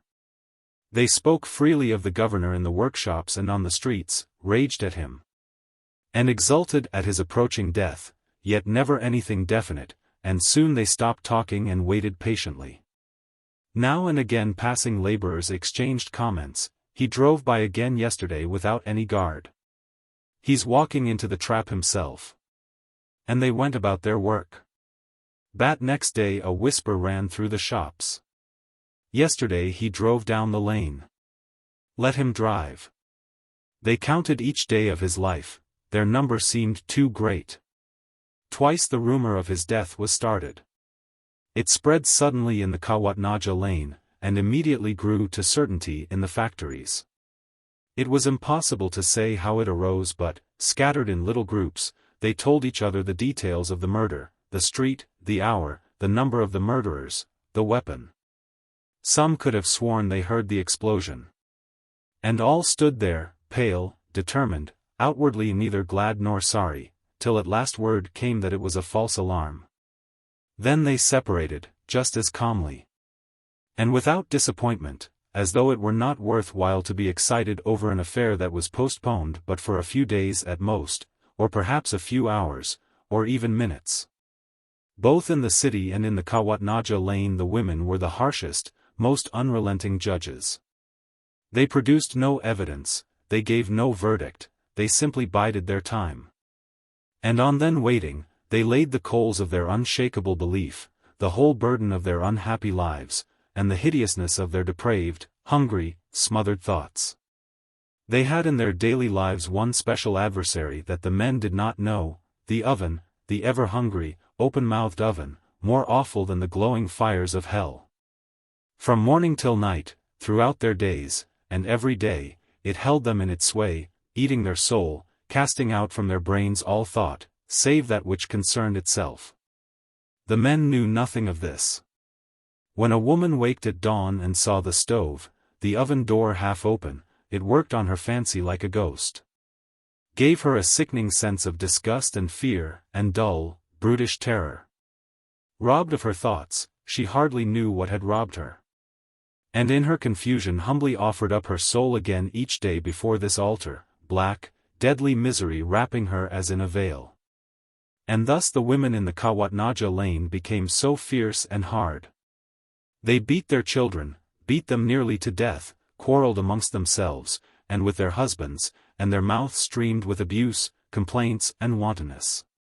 In those 3 terrible weeks of famine, when for days no fires were made, then at last, the women rested, that strange, calm rest of the dying whose pains have ceased some moments before the end. Their thoughts, freed for an instant from those iron bands, fastened with all their passion and power to the vision of a new life, as though this strike were not about the monthly wages of the men, but about a full and glad release of their eternal bonds. And in those heavy days when they buried their little children, dead from exhaustion, and numb with pain, weariness and hunger, bewailed them with bloody tears, the women grew kind and gentle as never before. They were convinced that such horrors could not have been sent without a purpose, that some vast reward must follow their sufferings. So when on the 17th of August the governor stepped out before them, into the square shimmering in the sunlight, they took him for the dear Lord himself, with his grey beard. And he said, "You must go back to your work. I cannot talk to you till you have gone back to your work. Then, I will see what I can do for you. Get to work and I shall write to Petersburg. Then, your employers are not robbers, but honorable men, and I forbid you to speak so of them. And if you are not back at your work by tomorrow, I shall lock up the shops and send you all to the workhouse. Then, it is your own fault that the children died. Take up your work again. Then, if you act like this, and do not disperse, I'll have you driven off." Then followed a chaos of howls, babies crying, the whine of bullets, pushing, and a wild flight. They do not know themselves where they are fleeing to, they fall. Up again and on, children and home are lost. Then suddenly again, in the twinkling of an eye, there sits the cursed oven. Stupid, insatiable, with its everlasting open mouth. And the same old round begins again from which they thought to have torn themselves forever, and to which they have returned, forever. Perhaps the idea of the governor's assassination emanated from the women's brains. The well-worn words in which man had been wont to clothe his hatred for man no longer sufficed them. Loathing. Contempt. Rage. It transcended all these, it was a feeling of calm, unqualified condemnation. If the axe in the headsman's hands could feel, it might have this emotion, that cool, sharp, shining, steady blade. The women waited quietly, without wavering and without doubts. And while they wait they take their fill of the good, fresh air, the same air that the governor breathes. They are like children. If a door chances to slam, or someone runs clattering down the lane, they rush out, bareheaded and excited. Is he dead yet? No, it was only Senchka running to the shop for vodka. And so it goes till another knock comes, or a sudden rush of feet, to break the deadly silence of the street. When the governor drives by they peer at him eagerly from behind the curtains. And when he has passed, go back to their ovens again. It did not surprise them that the governor, who had always been followed by guards, suddenly appeared without an escort. The headsman's axe, if it could feel, would not be astonished at the sight of a bare throat. It was quite in the order of things that the throat should be bare. They sat and spun their gruesome threads, these grey, dismal women with their grey, dismal lives, and it was they who awakened that hoary old law that punished death with death. Their sorrow for their dead was suppressed and torpid, it was only a part of their great general pain, and they gulped it down as the great, briny ocean would swallow one small briny tear. But on Friday of the third week after the deluge of blood, Nastasia Sosnova, whose little girl, Tanya, only 7, had been killed, went suddenly mad. For 3 weeks she had worked over her oven like all the rest, had quarreled with her neighbors, had beaten her other children, and all at once, without any warning, she went insane. It began in the morning. Her hand trembled, and she broke a cup. Then it all came over her with a sickening shock, and she forgot what she was about, ran from one thing to another, and repeated foolishly, "God, what am I doing?" Then finally she was quite silent. And dumb, with stealthy tread, she slid from corner to corner, taking things up and putting them down, moving them from place to place, and even, in the beginning of her madness, hardly able to tear herself away from the stove. The children were in the garden flying their kites, and when little Petchka ran in for a piece of bread he found his mother stealthily hiding all sorts of things in the oven, a pair of shoes, an old coat, and his cap. At first the boy laughed, but when he caught sight of his mother's face he ran shrieking into the street. Ai, he screamed as he ran, and set the lane in wild alarm. The women gathered and began to whimper over her like frightened dogs. But she only widened her circles, breaking through their detaining arms, gasped for air and mumbled to herself. Piece by piece she jerked off her rags till, stripped to the waist, her lean and haggard body, with its withered, dangling breasts, showed yellow against the wall. Then with a long and hideous wail she repeated, over and over, "I can't. Oh, my dear, I can't, I can't, I can't, I can't," and ran out into the street, the others following. Then the whole lane was transformed for one instant into a single shrill howl. It was impossible to tell who was crazy and who was not. The panic subsided when the men ran out from the shops, bound the maniac hand and foot, and poured a bucket of water over her.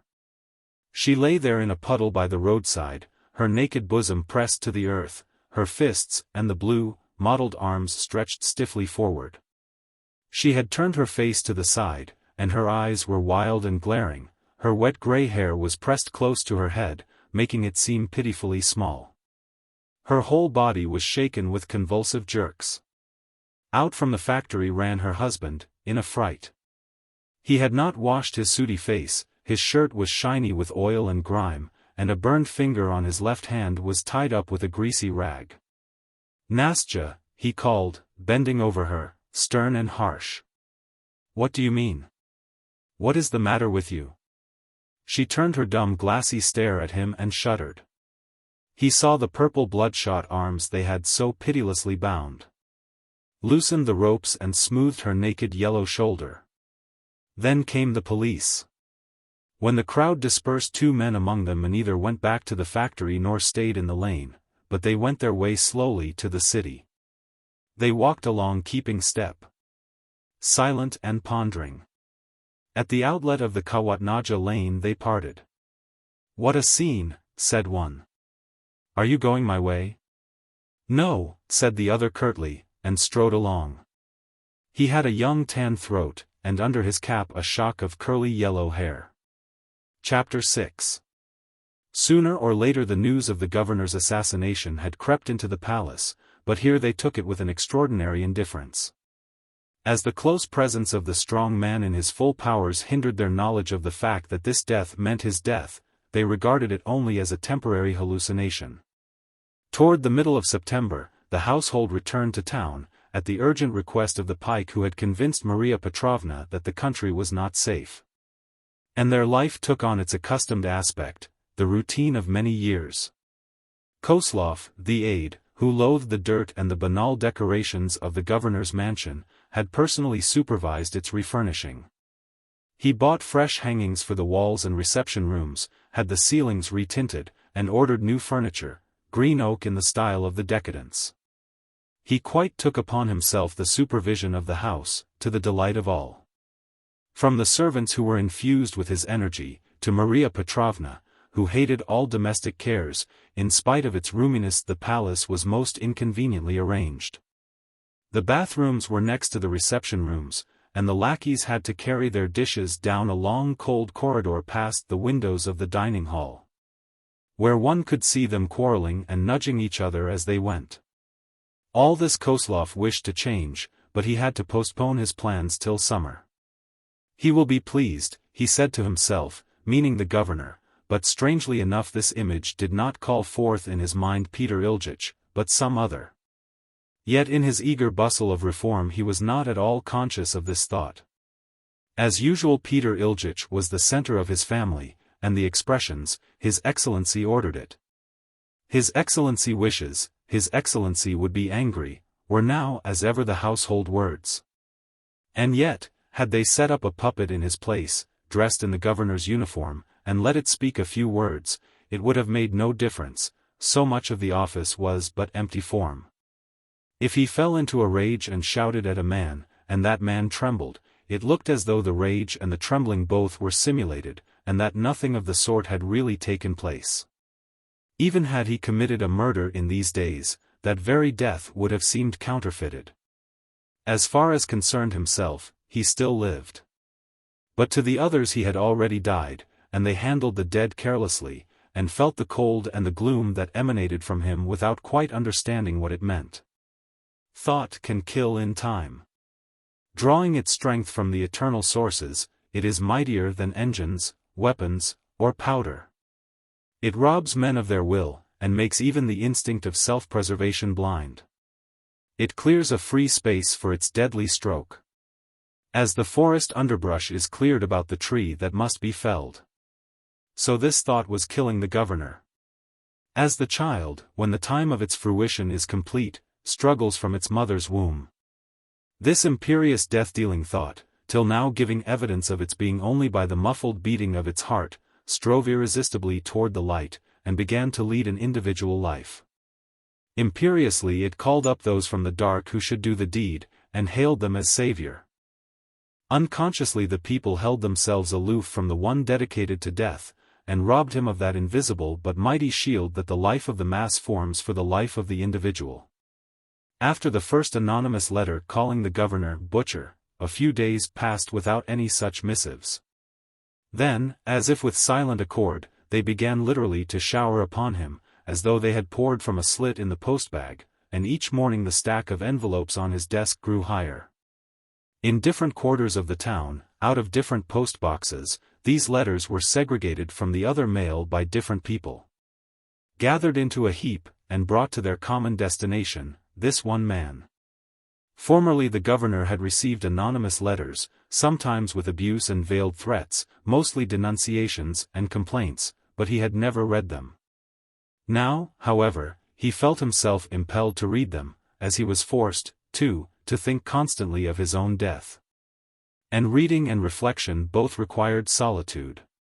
Seldom through the day, but oftener towards evening, he sat at his disordered desk with a glass of tea untasted by his side, shrugged his broad shoulders, put on his strong, gold-rimmed spectacles, examining the envelopes of the letters as he opened them. He had learned to know them at a glance. For, in spite of differences in writing, paper, and postmarks, they had something in common, like the dead in the engine-house. And not only he, but the lodge-keeper, who took in Peter Iljitch's private correspondence, recognized them unerringly. The governor read each letter attentively, earnestly, from beginning to end, and if any words were illegible, he puzzled over them long, as to their meaning. Uninteresting ones, or those that contained only filthy abuse, he destroyed, also those which gave him friendly warning of his coming assassination. All others he numbered and filed, for some reason unknown to himself. In general their contents were wearisomely monotonous. Friends warned, foes threatened, and the matter dwindled into a series of inconclusive ayes and noes. From constant repetition he was quite used to the words, murderer, on the one hand, and steadfast defender of order, on the other. And to a certain extent had accustomed himself to that other thought, that friend and foe alike believed in the inevitable approach of his death. A cold shudder ran over him. He would gladly have warmed himself, but there was nothing to warm him. The tea was cold, they always brought him cold tea lately, for some reason. And even the high-tiled stove was cold. Long ago, soon after he had come here, he had intended to build a fireplace, but he had put it off, and the old Dutch oven gave very little heat, no matter how much coal you burned. In vain he hugged the lukewarm tiles, then paced the floor up and down, saying, in his deepest regimental tones, "I've grown to be a perfect hothouse plant." Then he sat down to his letters again, looking for something important or decisive. "Your Excellency, you are a general, but generals are mortal too. Some generals die a natural death, and some by violence. You, Your Excellency, will die a violent death. I have the honor to subscribe myself, Your Excellency's most obedient servant." The governor smiled, at that time he could still smile, and was about to tear the carefully written page when he bethought himself, made a marginal note, number 43, September 22, 190-, and filed it. "My Lord Governor. Or to be more correct, my Lord Turkish Pasha. You are a thief and a hired assassin. I'd swear to God you turned a pretty penny on that transaction when you murdered the working men." The governor turned purple, crumpled the note in his fist, pulled off his spectacles and roared, with the roll of a big bass drum, "Ararararapscallion." Then he dug his hands into his pockets, stuck out his elbows and began to pace the floor in a feverish rage, keeping time with the rhythm of, "This is the way the governors walk." When he had quieted himself he smoothed out the letter, read it to the end, numbered it with an unsteady hand, and filed it carefully. He must certainly see that, he said, thinking of his son. That same evening fate sent him another letter. It was signed, "A Laborer." Apart from the signature, however, nothing in the letter denoted the brawny craftsman, miserable and uneducated, which was the governor's conception of laborer. "Here in the works, and in town, they say that you are to be killed soon. I don't know precisely who will do it, but I think it will not be the agents of any organization, but rather a volunteer from among the citizens, who are roused by your brutal proceedings against the workmen on August 17th. I frankly say that I and some of my party are against this resolution, not because we pity you. Had you yourself any pity on the women and the children that day? And I think that no one in the place has any pity for you, but simply because I am opposed in principle to any violent death. I am against war, capital punishment, political execution, and against murder in general. In the battle for our ideals, liberty, fraternity, and equality, we should make use only of such weapons as do not contradict these ideals. Death is a weapon of that evil, old-world order whose device is slavery, privilege and enmity. Good can never come from evil, and in the battle where force is the weapon, the victor can never beat the right, but might. That is, the one is more pitiless, more inhuman, no respecter of persons, and not above using any weapons, in one word, a Jesuit. If a scrupulous man were forced to shoot, he would certainly either shoot in the air, or else commit some folly that would get him into trouble. Because his soul would revolt at the work of his own hands. I hold that many of the well-known unsuccessful political assassinations have been wrecked on this point, because the victims have been rogues capable of taking every advantage. while the instruments have been men of honor, who have perished for the cause. You may be sure, my Lord Governor, that if all the people who attempt the lives of your kind were rascals, they would surely find such loopholes and methods as would not enter into an honest man's head, and you would all long since have been dispatched. From my point of view, the revolution can merely be a propaganda of ideas, in the sense in which the Christian martyrs were revolutionists. For even if the laborers did win a battle, the rascals would only pretend to be beaten to gain time for new trickery, and to get back at their foe. We must conquer with our heads, not with our fists, for as regards the head, the rascals are rather weak. For this reason they even hide books from the poor man, condemning him to darkness of ignorance because they fear for their existence.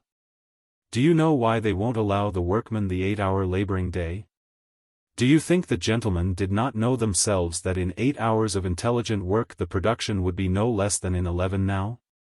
But the thing is this, that with the 8-hour law, the men would have time to learn as much as their masters, and would take the work out of their hands. These people only think they are wise, because they have made all the others stupid. Against a really clever man they would not be worth a so. I have gone so deeply into the discussion of these questions, in order that you should not misunderstand my first words against your assassination, and consider me a traitor to the common cause of all other honorable men. I must furthermore add that I and my mates who share my convictions were not in the square on the 17th, because we knew very well what the end would be, and did not care to stand there like the fools who believed that justice was to be had from one of your kind.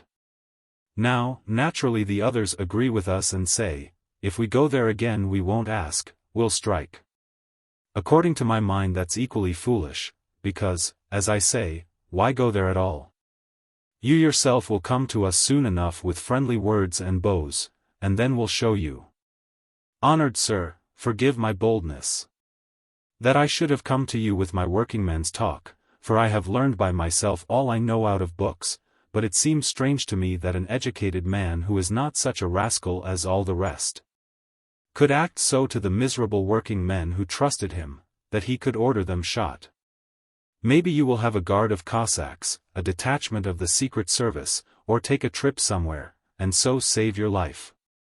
And then my words may be of some use, and point out to you the right way to serve the true interests of the nation. They say here in the works that you were bought by capital. But I don't believe that, for our employers aren't so stupid as to throw away their money, and besides that, I know you can't be bribed, and are no thief either. Like the others in the service who need the money for their chorus girls and champagne and truffles. I might even say that in the main you are a man of honor. The governor laid the letter carefully upon the table, triumphantly took his moist spectacles from off his nose, polished them ceremoniously with the corner of his handkerchief, and said, with stately deference, I thank you, young man. Slowly he walked down the room and turned to the cold tile stove, saying impressively, you may take my life, it belongs to you. But my honor. He did not end the phrase, but held his head high, and stalked back to the writing table, a trifle absurd in his ponderous dignity. I might even say that in the main you are a man of honor, in the main a man of honor, in the main a man of honor, who wouldn't hurt a chicken without cause, but how could you? An honorable man, be responsible for such an order? That is the question, honored sir. The people are not chickens. The people are sacred.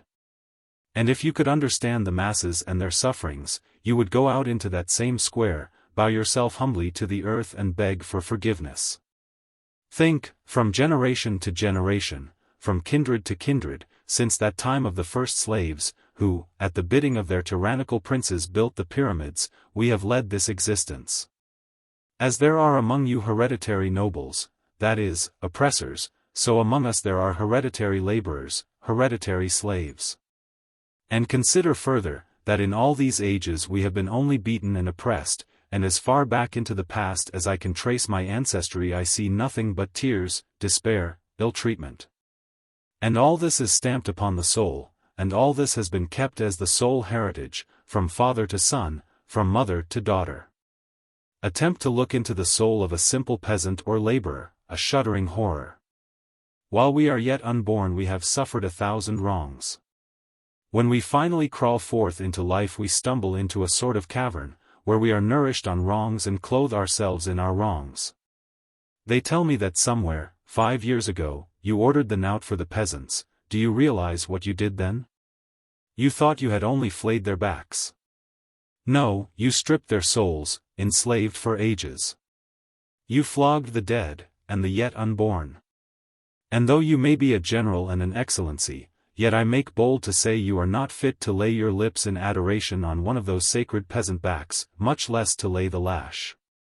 And when the workmen came to you, who was it, do you think, who came? Those were the slaves who built the pyramids. They rose and came with their thousands of years of chafings and groans, to ask for kindness, for help, for counsel. Came to you, as to an enlightened and humane man of the 20th century. And how did you treat them? Ah! You! Your forefather perhaps was an overseer over these same slaves and beat them with stripes, and then handed down to you this foolish hatred for the working classes. Honored sir! The masses are awakening. At present they are only turning in their sleep, and already the pillars in your house are tottering, but wait till they are quite awake. These words of mine are new to you, think them over. Furthermore, I ask your pardon that I have troubled you so long, and in the name of the brotherhood, I hope they may not kill you. They will kill me, though, thought the governor, as he folded up the letter. For an instant the picture of old Jagger, with his steel-gray hair, rose in his mind, only to vanish in the boundless darkness of its void. No vestige of thought was left in him, nothing either of contradiction or of assent. He stood by the burnt-out stove. On the table the lamp glowed under its green silk shade. In another room his daughter was playing the piano. Someone seemed to be teasing Her Excellency's pug, for he began to bark viciously, and still the lamp burned. The lamp burned. Chapter 7. In the next few days no letters came. The sendings stopped abruptly, as by preconcerted action, and the silence that followed held something sinister and unusual. The sudden cessation gave the feeling that the end was not yet come, that somewhere in the void something was taking its course. That a new phase had entered into the thought, and was shaping things in secret. And time sped by, with a swoop of its mighty pinions, each upward swing a day, each downward sweep a night. Twice the pike had interviewed Her Excellency at a most unusual hour. He scolded the man in the anteroom who helped him off with his coat, rowing him in energetic whispers as though he were one of his own policemen, or a cabby. And when the coat was off and he was drawing on his fresh white gloves, he bent his sleek head condescendingly to the fellow's side whiskers, gnashed his musty tobacco-stained teeth, and held his half-gloved hand, with fingers dangling limp, close over his nose. He always did this at the slightest contact with a lackey. Then, assuming the manner of a man of the world, he mounted the stairs. Formerly he would never have dared to scold the governor's servants, but now things were come to such a pass that he not only did, but must. Last night a highly suspicious character had been arrested by one of the secret agents, close to the entrance of the palace. At a distance he had followed the governor on his accustomed morning stroll. Then had hung about the palace all day, peering in at the basement windows, hiding behind the trees, and conducting himself in a most suspicious manner. On his arrest they found neither weapons, papers, nor any other treasonable articles about him, and they recognized him as the suburbanite Epatikov, furrier by trade. His statements were vague and shifty. He asserted that he had only passed the house once, and seemed to be hiding something. On searching his quarters they found but a few rotten skins, a boy's fur coat unfinished, and other appurtenances of his trade. Household goods there were none, no weapons, no papers. The case seemed in the highest degree mysterious. None of the governor's household, the lodge-keeper nor anyone else, had observed him, though he had passed the main entrance at least a dozen times. In the night a spy tried the door to test the matter and, finding it unlocked, walked into the porter's lodge, scratched his name on the wall as a proof of his presence, and then walked out again unnoticed. The gatekeeper pleaded forgetfulness as his excuse for not locking up. But at such a time, when such an attempt was to be expected, that sort of carelessness was unpardonable. "I'm in an awful fix, Your Excellency," complained the pike to the governor's lady, laying his white-gloved hand on his scented breast. "His Excellency won't listen to the idea of a bodyguard. The Secret Service men are dog-tired, excuse the expression, with their everlasting trotting after him, and to tell you the truth, it's all nonsense anyway. Because the first scoundrel that comes along could catch him around the corner, or hit His Excellency with a stone over the wall. If anything should happen, which God forbid, people will say, the Chief of Police is to blame. The Chief of Police did not watch out. What can I do against His Excellency's damned stubbornness? Excuse the expression, Your Excellency, but fancy the position I'm in. It really is too. I'll bid you good day, Your Excellency." It developed that the pike had prepared a program. The governor was to get a few months' furlough and travel for his health. Any one of the foreign baths would do. Things were quiet in the city now, and he was in high favor at St. Petersburg. There would be no trouble on that score. "Otherwise I can guarantee nothing, Your Excellency," continued the chief, with feeling. "Human powers have their limits, Your Excellency, and I tell you frankly I cannot answer for anything. After 2 or 3 months it will all happily be forgotten, and then, welcome home, Your Excellency. It will be just the season of the Italian opera.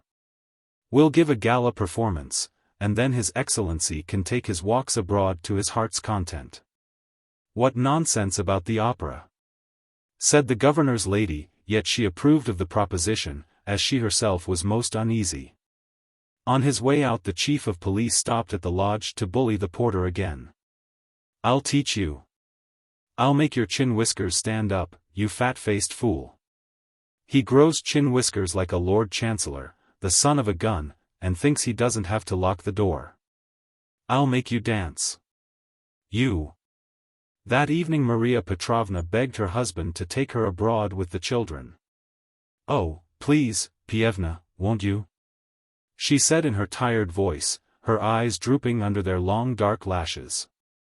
Her face was thickly powdered, and her yellow, flabby cheeks dangled like a pointer's as she shook her head. "You know I've not been at all well lately, and really I must go to Carlsbad. Can't you and the children go without me?"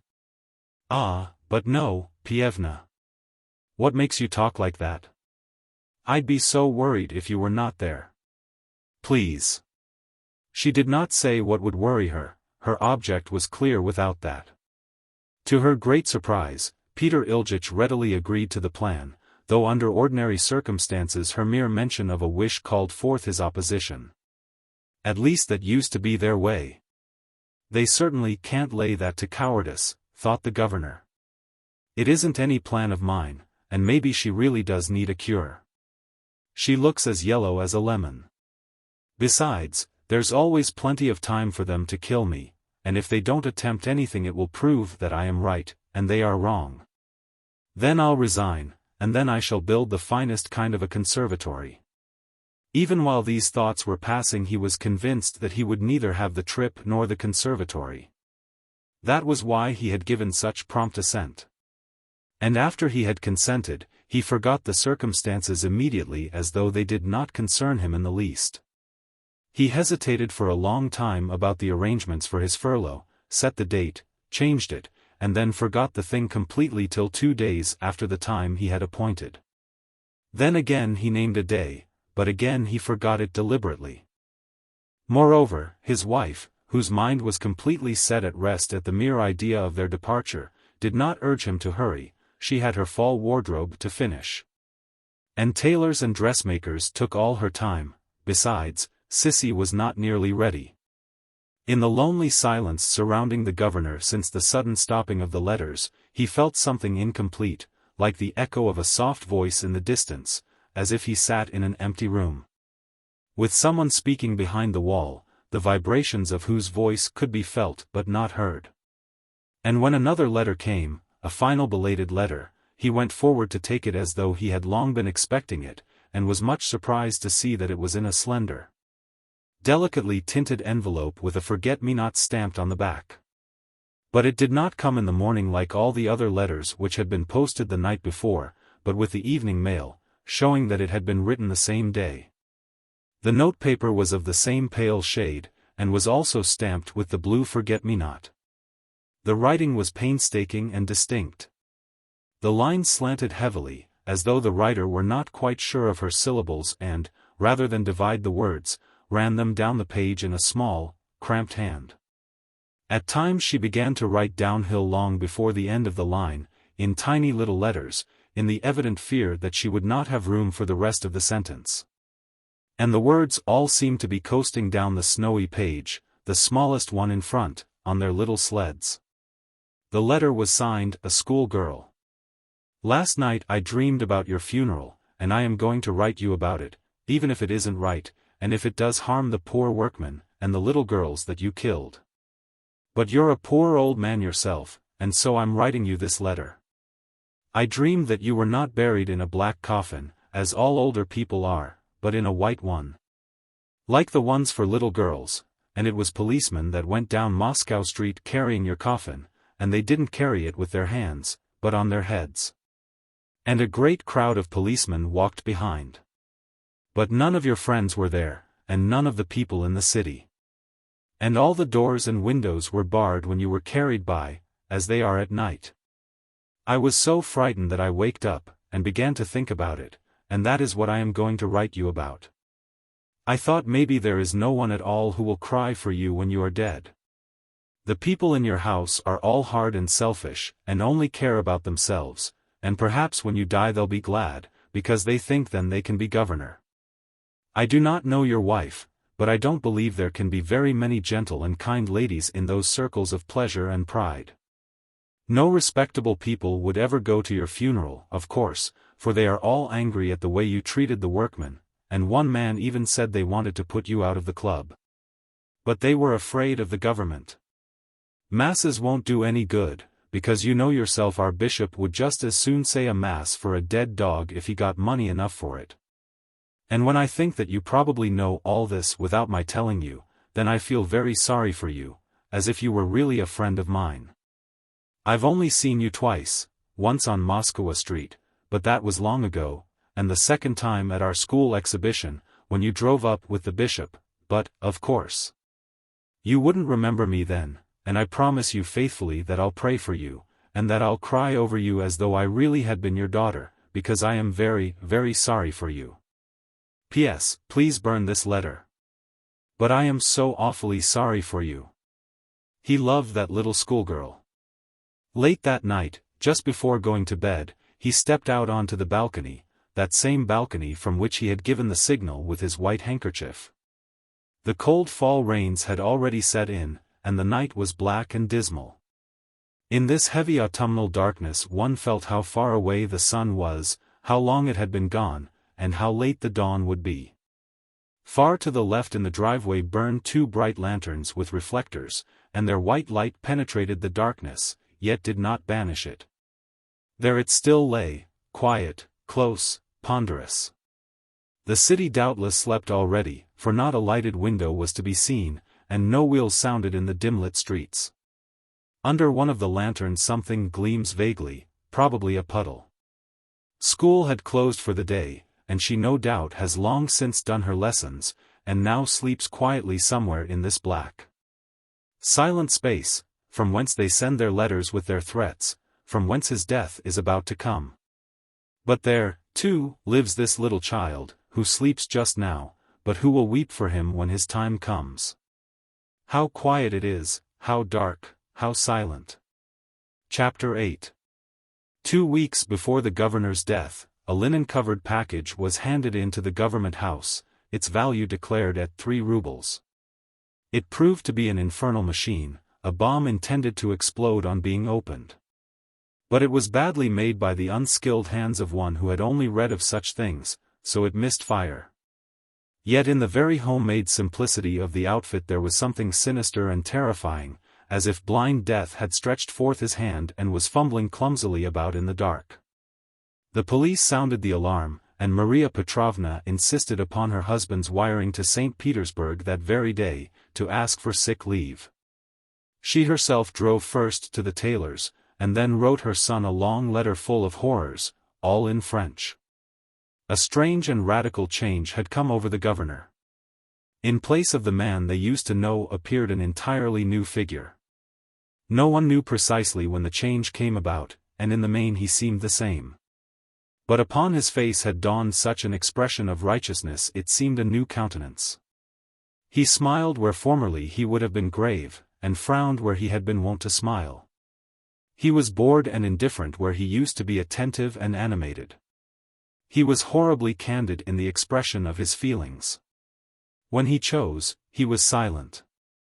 Left the room when he felt inclined, and turned his back when people bored him. Those who had counted for years on his liking and friendship, who knew all his thoughts and moods, felt themselves suddenly neglected, quite shoved aside, and could no longer understand his feelings and fancies. All the bows and smiles and cordial greetings had suddenly disappeared, the little ceremonious form of politeness, "If you will be so good, my dear fellow. I am vastly obliged to you, my dear sir," which had seemed like second nature to him, he dropped completely. And people were taken aback at the remarkable, even alarming originality of his new manner. So animals, accustomed to looking on a man's apparel as the person himself, might be taken aback at the sight of a naked figure. He had simply ceased to be polite, and directly the bond was broken which had held him throughout many years to his wife, his children, his associates, as though it had only been made of smiles and compliments, and had vanished together with the ceremonious kissing of the hand.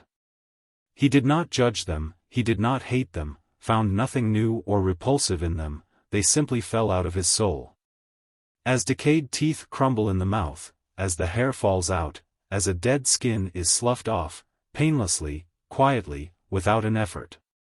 When the veil of custom and politeness fell from him, he stood there forsaken and aloof. Yet he did not even feel it, as though loneliness had been his natural state throughout his long, eventful life. He forgot his morning greetings, he forgot to say good night. And when his wife held out her hand, or his daughter Sissy lifted her smooth forehead to his lips, he was not quite sure what to do with the hand or the forehead. When guests came to luncheon, the vice-governor and his wife, or Koslov, he did not rise, or bow, or smile, but went hastily on with his meal, and when he had finished he did not ask to be excused, but simply rose and left the room. "Where are you going, Pievna? Please stay with us, we are so lonely. They'll bring the coffee soon." He answered calmly, "No. I'd rather go to my study. I don't want any coffee," and the rudeness of the answer was lost in its candor and simplicity. He cared nothing about Sissy's new clothes, did not greet the guests of the house, let her Excellency invent excuses for his absence, had nothing to do with society, and refused to accept statements without an explanation of motives. Twice a week he received petitioners, and listened to each attentively, with an interest that seemed even a trifle rude, as he inspected the petitioner from head to foot. "Are you convinced that it will be better so?" he asked, after he had listened patiently, and when the astonished man had given an affirmative answer he promised immediately to grant his request. In these days he never considered the possibility of overstepping the limits of his powers, or else he had an exaggerated impression of them. At all events, he often decided matters which were quite out of his province. The new governor, in consequence, had many difficulties with the entanglements that resulted, all the more so as some of the questions were of the most complex and illegal character. In order to dispel her husband's gloom, Maria Petrovna often came to his study, felt of his forehead to see if he were feverish, and began to talk about their trip. But he held her off with blunt directness. "Yes, very well, run along now. I would rather be alone. You have your own room, and I don't bother you there. Ah, how you have changed, Pievna." "Nonsense. Nonsense," he said, in his gruffest tones, leaning his back up against the cold stove. "Do go and make that pug of yours shut up. You can't hear a thing in the whole house for his barking. Of all his former habits, card-playing was the only one which he still enjoyed. Twice a week he had his whist, and he played for small stakes with keen and evident pleasure. He was a thoughtful, clever player, and if his partner revoked he called him down in proper shape. "What are you thinking of, my dear sir?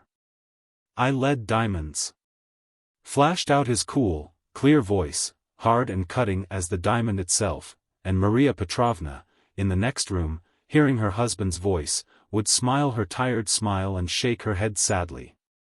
Her yellow cheeks hung flabby as a pointer's, the powder stood out on her face, and her heavy, bulging, brownish lids rose and fell like iron shutters in a shop window. At this moment it seemed to her, as it did to all the others, utterly impossible that a person who could play cards like that could be assassinated. Through the 2 long weeks before his death, he simply waited. Doubtless he had other feelings beside, thoughts of the daily routine, his surroundings, his past. The stale, old thoughts of a man whose body and mind are long since fossilized. Probably he thought of the workman and that sad, awful day, but all these reflections were vague and superficial, and vanished as they came, like the light wind's ripple on the river, and again as before, the still, dark waters of his fathomless soul stood calm in silent waiting. It was as though politeness and habit only had united him to his mental processes, and when ceremony and custom vanished his ideas fled too. He was as isolated in his brain as he was in his family. As usual he rose at 7, had his cold shower, drank his milk, and at 8 o'clock took his accustomed stroll. Each time he crossed the threshold of his palace he felt that he should never return, that the 2 hours' walk would prolong itself into an eternal wandering through the unknown.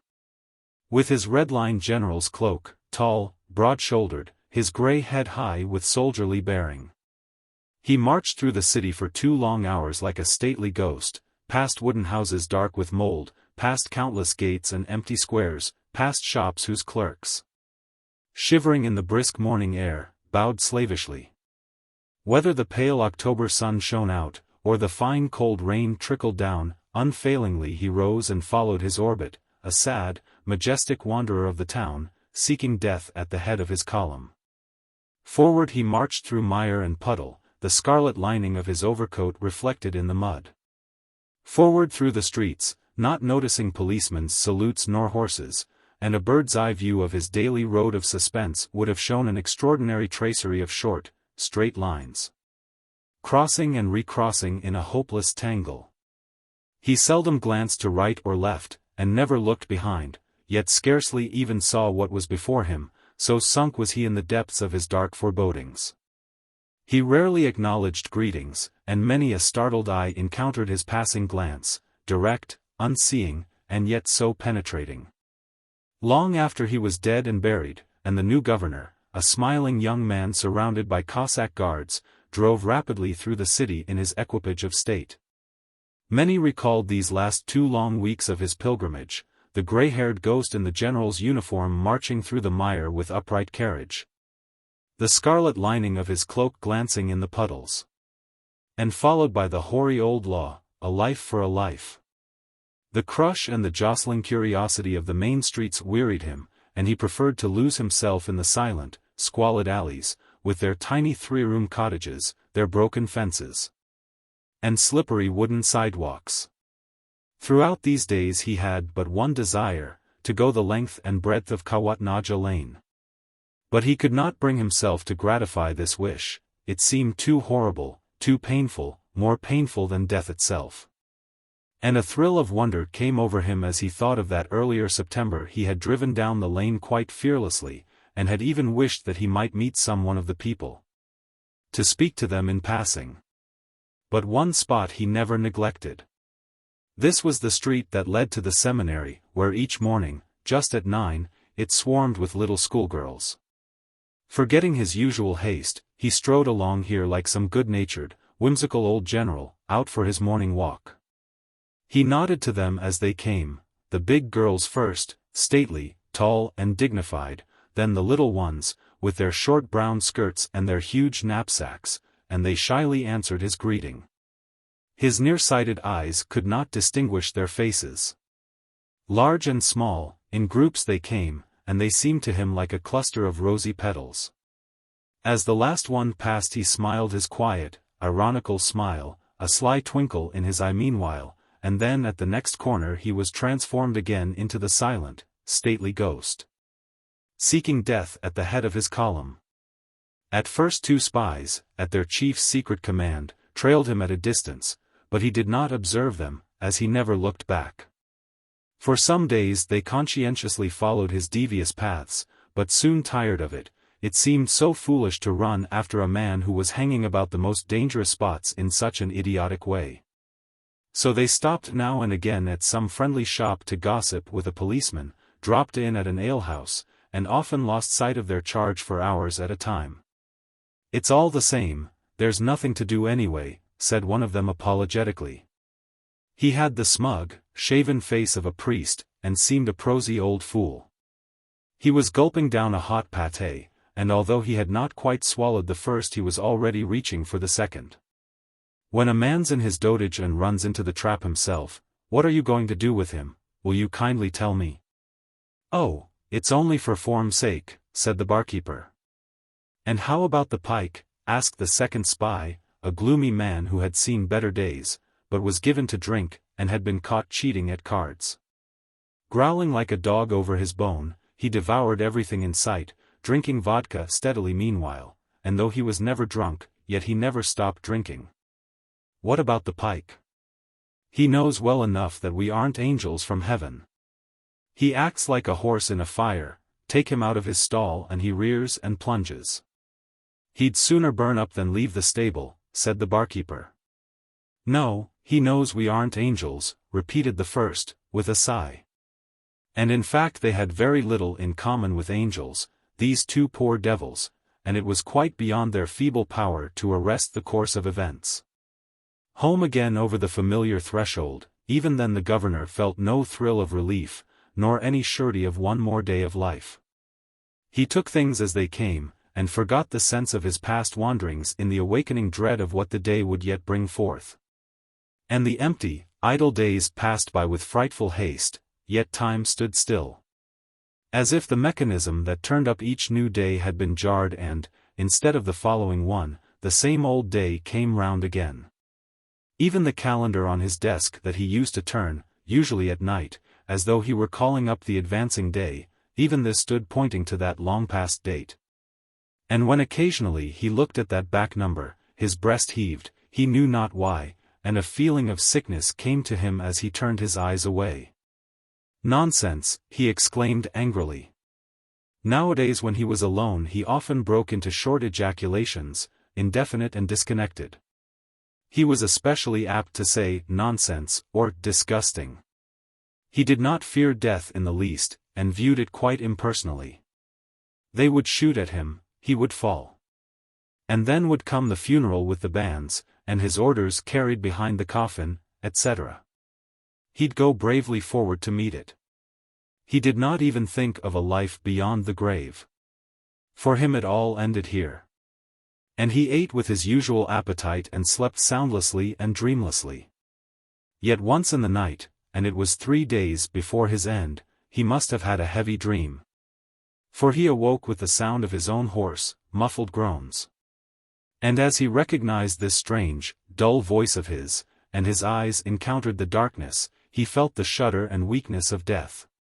He huddled the clothes up over his head, drew up his bony knees, knotted himself into a bundle in the bed and, reviewing his whole past life, from infancy to age, he began to sob bitterly and softly. And whispered to the damp, white, silent pillow, "Have pity on me. Help me someone, whoever it is. Have mercy." But no one was there to pity him. And soon he was conscious through his tears of his great shaken frame in its strange, cramped attitude, and his rough, hoarse voice, and he mastered himself and lay still. And long he lay there silent, in the same tense pose, staring up wide-eyed into the dark. And in the morning he started out again in his military cloak. For 2 days more its scarlet lining was reflected in the puddles by the wayside, and the tall, stately ghost stalked through the streets, seeking his grave at the head of his column. The affair came about very simply and quickly, like a picture in a biograph. At the crossing of two streets was a dingy haymarket, open on Fridays. And here a hesitating voice arrested the governor. "Your Excellency." "Yes?" He stood still and faced about. From behind a lonely hedge across the street two men came hastily striding through the mud, one in high boots, the other in gaiters without overshoes, his trousers rolled up. These wet feet must make him very cold, for his face is greenish pale, and his thick blonde hair stands out very stiffly from his head. In his left hand he holds a folded paper, and the right is thrust deep into his pocket. And directly all is clear, the victim knew that death had come, and they knew that he had seen it. "If you please," said the man, and a convulsive tremor passed over his face. "A petition? What is it about?" the governor asked superfluously too, but strangely impelled to play the scene out. Yet he did not reach for the petition. The fellow still held out his left hand with the bit of paper that would have deceived no one, and without handing it to the governor he fumbled with his right hand for the revolver, knitting his brows in his endeavor to free it from the lining of his pocket. The governor cast one quick glance about. The squalid marketplace, the mud littered with straw, the lonely hedge, ah! But it was too late. He gave one short, deep, gasping sigh, and straightened up, without terror, and quite without defiance. Yet still there lay somewhere, perhaps in the deep-set wrinkles about his heavy nose, a quiet, almost imperceptible pleading for mercy, just a trace of remorse. But he himself was unconscious of this, and neither of the men observed it. His death came in 3 quick shots, sounding together in rapid succession like a single loud report. 3 minutes later a policeman hurried up, followed by the Secret Service men, and then the people, as though they had all been hanging about the neighborhood, behind the corner, awaiting the end. And the corpse was covered over.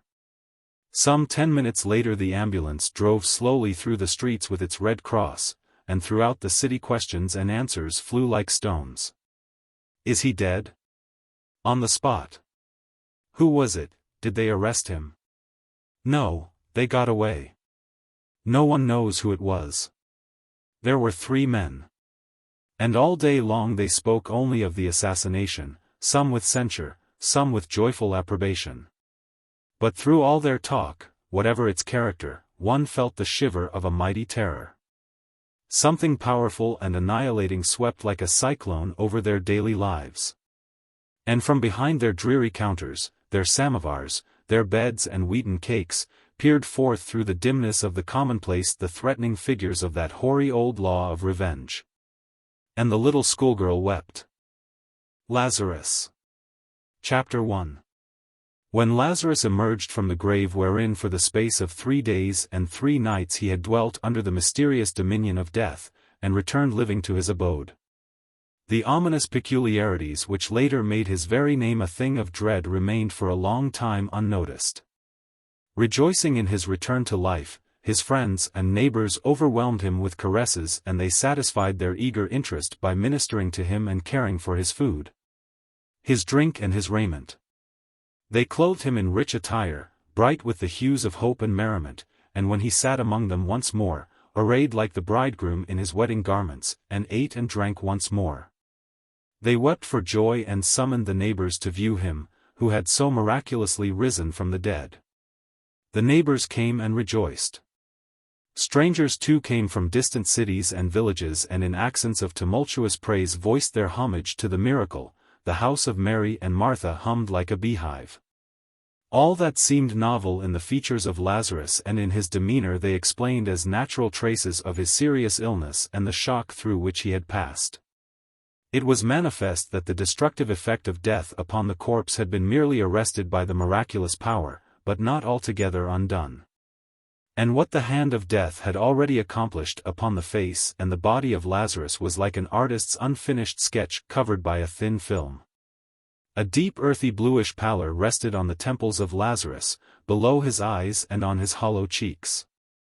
His lanky fingers were of the same earthy blue and his nails, which had grown long during his sojourn in the grave had turned livid. Here and there, on the lips and elsewhere, his skin, swollen in the grave, had cracked open and was covered by a fine reddish film that glistened like transparent slime. And he had grown very fat. His body, inflated in the grave, retained that ominous obesity beneath which one sensed the putrid sap of dissolution. But the cadaverous and fetid odor which had permeated the burial robes of Lazarus, and seemingly his very body, soon disappeared completely. In the course of weeks even the bluish tint of his hands and of his countenance faded, and time also smoothed out the reddish blisters, though they never vanished altogether. Such was the appearance of Lazarus as he faced the world in this his second life. To those who had seen him buried it seemed perfectly natural. The manner of Lazarus also had undergone a change, but this circumstance surprised no one and failed to attract due attention. Until his death Lazarus had always been carefree and merry. He had loved laughter and harmless jests. It was this agreeable and merry disposition, free from malice and gloom, that had made him so well beloved by the teacher. But now he was grave and silent. He neither jested himself nor responded with an approving smile to the jests of others, and the words which he uttered on rare occasions were the simplest, most commonplace and indispensable words. As bare of a profounder meaning as the sounds with which animals express pain or pleasure, thirst and hunger. Such words a man may speak all his life and none would ever learn what grieved or pleased him in the depths of his soul. Thus he sat with the face of a corpse over which for the space of 3 days the hand of death had held sway in the gloom of the grave, arrayed in solemn wedding garments that glistened with ruddy gold and blood-red crimson. Dull and silent, ominously transformed and uncanny, but still undiscovered in his new character, he sat at the festive board among his banqueting friends and neighbors. Now tenderly, now tempestuously the waves of rejoicing surged around him, fervently affectionate glances feasted upon his face that was still numb with the chill of the grave. The warm hand of a friend caressed his blue-tipped leaden fingers. The music played. They had summoned musicians to play merry tunes, the cymbal, the pipe, the lute and the timbrel. And it sounded like the humming of bees, like the chirping of crickets, like the singing of birds, this rejoicing in the house of Mary and Martha. Chapter 2. A reckless one lifted the veil. A reckless one, with one breath of a fleeting word, destroyed the sweet dreams and revealed the truth in its hideous nakedness. The thought was not yet clear in the questioner's head when his lips, parting in a smile, inquired, "Why don't you tell us, Lazarus, what was there?" And they all paused, amazed at the query, as though they had just realized that Lazarus had been dead 3 days, and they glanced up curiously awaiting the answer. But Lazarus was silent. "Will you not tell us?" questioned the curious one. "Was it so dreadful there?" And again the thought failed to keep pace with the words. If it had kept abreast with them the question would not have been put. For it gripped in the next instant the questioner's own heart with fear unutterable. And they were all perturbed, they waited eagerly for the reply of Lazarus, but he was dumb, looking cold and stern and downcast. And then they noted anew, as though for the first time, the dreadful bluish pallor of his countenance and his hideous obesity. His livid hand still reposed on the table as though forgotten there. All eyes were fixed on that hand in a strange fascination, as though expecting that it might give the craved reply. The musicians had still been playing, but lo! Now the silence reached them too, like a rivulet which reaches and quenches the scattered coals, and smothered were the sounds of merriment. The pipes were mute.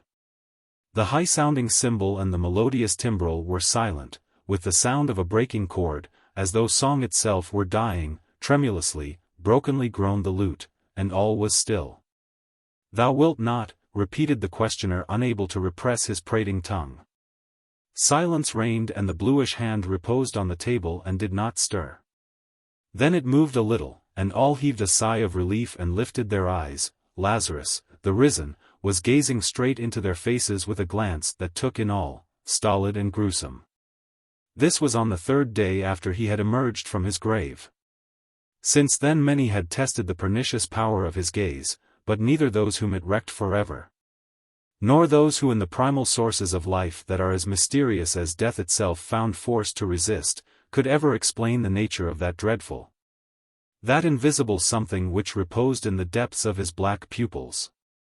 Lazarus looked into the world calmly and frankly without seeking to hide anything, without any thought of revealing anything. His gaze was as cold as the glance of one infinitely indifferent to all things living. Many thoughtless people jostled him in the street failing to recognize him, and only later learned the identity of that quiet corpulent man, the edge of whose gaudy and festive apparel had brushed against them. The sun shone as brightly as ever, the fountains murmured their song, and the native sky remained as cloudless and azure as before. But those who had fallen under the sway of that mysterious glance neither felt the glow of the sun, nor heard the fountain, nor recognized the sky. Some of these wept bitterly, others tore their hair in despair and madly called to their friends for help, but mostly it happened that they began to die, languidly, without a struggle. Drooping for many weary years, pining away under the eyes of their friends, fading, withering, listless like a tree drying up silently on rocky ground. And the first, who cried and stormed, came sometimes back to life, but the others, never. Then thou wilt not tell us, Lazarus, what thou hast seen there? For the third time repeated the insistent inquirer. But now his voice was dull and weary, and deathly grey languor looked from his eyes. And the same deathly dull languor hid the faces of the others like a veil of dust. They exchanged glances of dreary wonderment as though at a loss to grasp why they had met around the richly laden table. The conversation lagged. The guests began to feel vaguely that it was time to go home, but they were too weak to overcome the viscous and paralyzing listlessness that had robbed their muscles of strength. And they kept their seats, each for himself, isolated like dimly flickering lights scattered about the field in the darkness of night. But the musicians were paid to play, and once more they took up their instruments and the air was filled with the sounds of music, but the notes, both merry and mournful, sounded mechanical and forced. The same familiar melody was unrolled before the ears of the guests. But the latter listened in wonderment. They could not understand why people found it necessary or amusing to have others pull at tightly drawn strings or whistle with inflated cheeks through thin reeds to produce the oddly discordant noises. "How badly they play," someone said. The musicians felt hurt and departed. One after another the guests left too, for the night had already fallen. And when the calm of night surrounded them, and they had begun to breathe at ease, there rose before each one of them the image of Lazarus, the blue cadaverous face, the wedding garments, gaudy and sumptuous, and the frigid stare in the depths of which had congealed the horrible. As though, turned to stone, they stood in different corners, and darkness enveloped them. And in that darkness more and more vividly burned the dreadful vision of him who for 3 days and for 3 nights had been under the mysterious spell of death. 3 days he had been dead. 3 times the sun rose and set, and he was dead. The children played, the brooks coursed babbling over the stones, the biting dust swept over the highway, but he was dead. And now he was again among the living, touching them, looking at them, looking at them. And from the black orbs of his pupils, as through a dark glass, there gazed upon the people the inscrutable beyond. Chapter 3. No one took care of Lazarus. He had retained no neighbors or friends, and the great desert which enchained the holy city had encroached to the very threshold of his dwelling. And it entered his house, made itself broad on his couch, like a spouse, and quenched the fire in his hearth. One after the other his sisters, Mary and Martha, forsook him. For a long time Martha had loathed to leave him, not knowing who would feed him and comfort him. She wept and prayed. But one night when the wind swept over the desert and whistled through the tops of the cypress trees, bending them over the roof of his hut, she quietly dressed and quietly went out into the darkness. Lazarus might have heard the slamming door, he might have heard it banging against the doorposts as it failed to shut tightly. But he did not rise, he did not step out, he did not investigate. And all through the night until the morn the cypress trees rustled overhead, and the door piteously knocked against the posts, letting in the cold, the greedy, the insistent desert. He was shunned as a leper, and as a leper they almost forced him to wear a bell around his neck in order to warn the people of his approach, but someone, with blanching cheek, suggested how dreadful it would be to hear the bell of Lazarus in the dead of night outside the windows, and with blanching cheeks the people agreed with him. And as he did nothing for himself, he would probably have starved had not his neighbors, impelled by a strange fear, saved some food for him. Children carried it to him. They did not fear him, neither did they mock him, as, with innocent cruelty, they often laugh at unfortunate beings. They were indifferent to him, and Lazarus evinced the same indifference toward them. Given over to the ravages of time and the encroachments of the desert, his house was falling to wreck and ruin, and his flock of goats, bleeding and hungry, had a long time since scattered among his neighbors. His wedding garments too had grown old. Just as he had donned them on that happy day when the musicians played, he had worn them ever since, without change, as though unable to see the difference between the new and the old, the torn and the whole. The bright colors had faded and paled, the wicked dogs of the city and the sharp thorns of the desert had rent the delicate fabric into shreds. In the daytime when the merciless sun consumed all that was living, and the very scorpions sought refuge under the stones writhing with a frenzied desire to sting, he sat unmoved beneath the burning rays, holding aloft his blue-streaked face and shaggy wild beard. While yet the people stopped to talk to him, someone once inquired, "Poor Lazarus, it evidently pleases thee to sit and look upon the sun," and he replied, "Yes. It pleases me." So severe must have been the cold of those 3 days in the grave, so dense its gloom, that there was not any heat nor any light upon earth strong enough to warm Lazarus, bright enough to illumine the darkness of his eyes. Thus thought the curious as they departed sighing. And when the sun's luridly crimson disk descended to earth, Lazarus retired into the desert and walked straight towards the sun as though striving to catch up with it. Always he walked straight towards the sun. And those who tried to follow him in order to learn what he did at night in the desert had indelibly impressed on their memory the black silhouette of a tall and corpulent man against the crimson background of the mighty orb. The night with its terrors drove them back, and they never learned what Lazarus was doing in the desert. But the image of the black shadow on a crimson background burned itself on their brain and refused to leave them.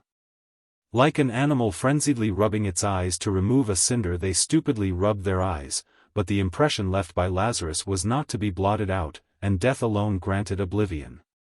But there were people afar off who had never seen Lazarus, having merely heard rumors of him.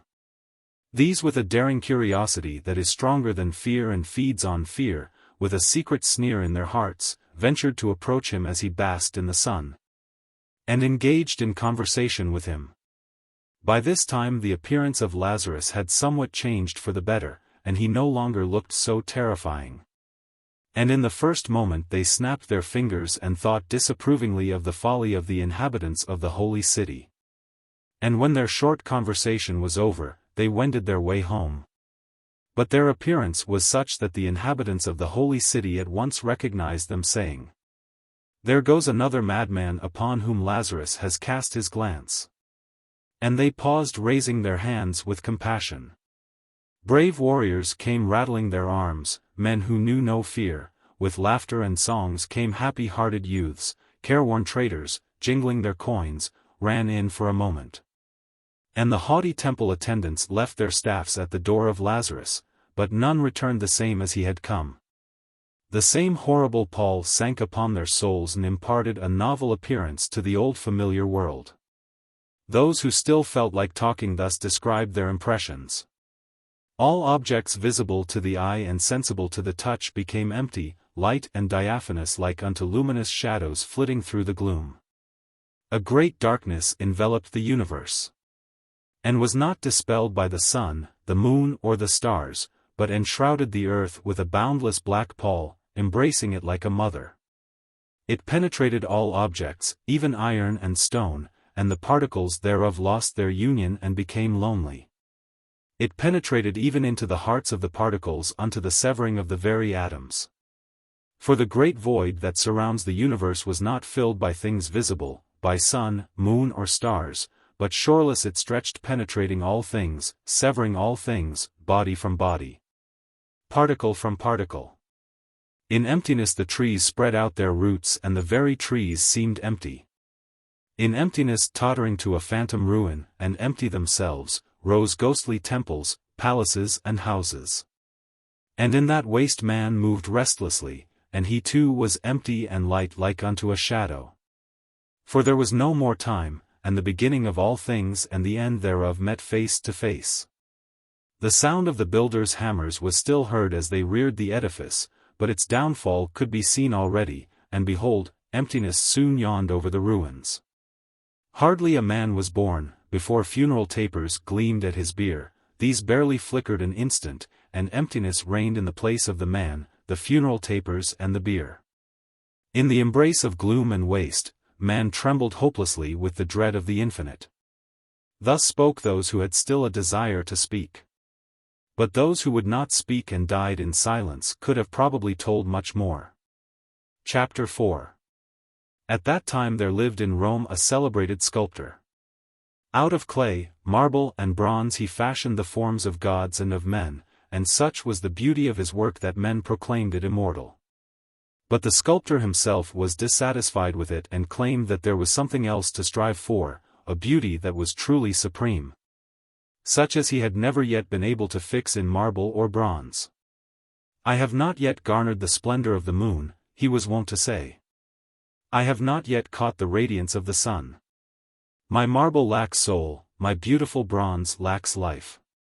At night, beneath the moonlit sky, he roamed about the highways, crossing the black shadows of cypress trees, his white tunic gleaming in the light of the moon. And friends who chanced to meet him hailed him in jest. Art thou gathering moonlight, Aurelius? And where be thy baskets? And joining in their laughter he made reply, pointing to his eyes. Behold the baskets wherein I gathered the light of the moon and the radiance of the sun. And he spoke the truth, for the light of the moon gleamed in his eyes, the radiance of the sun glowed in them. But he could not convert them into marble, and this was the radiant sorrow of his life. He came from an ancient patrician family, had a loving wife and dutiful children, and lacked nothing.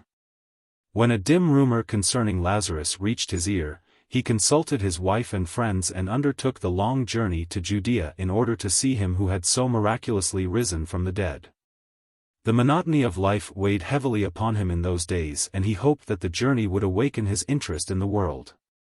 What he had heard concerning the risen one did not deter him, for he had pondered much upon death, though he had no longing for it. Neither had he patience with those who would confuse death with life. On this side life and its beauty, he reasoned, and on the other, death with its mystery. Nothing better could one imagine than to live and enjoy life and the glory of living.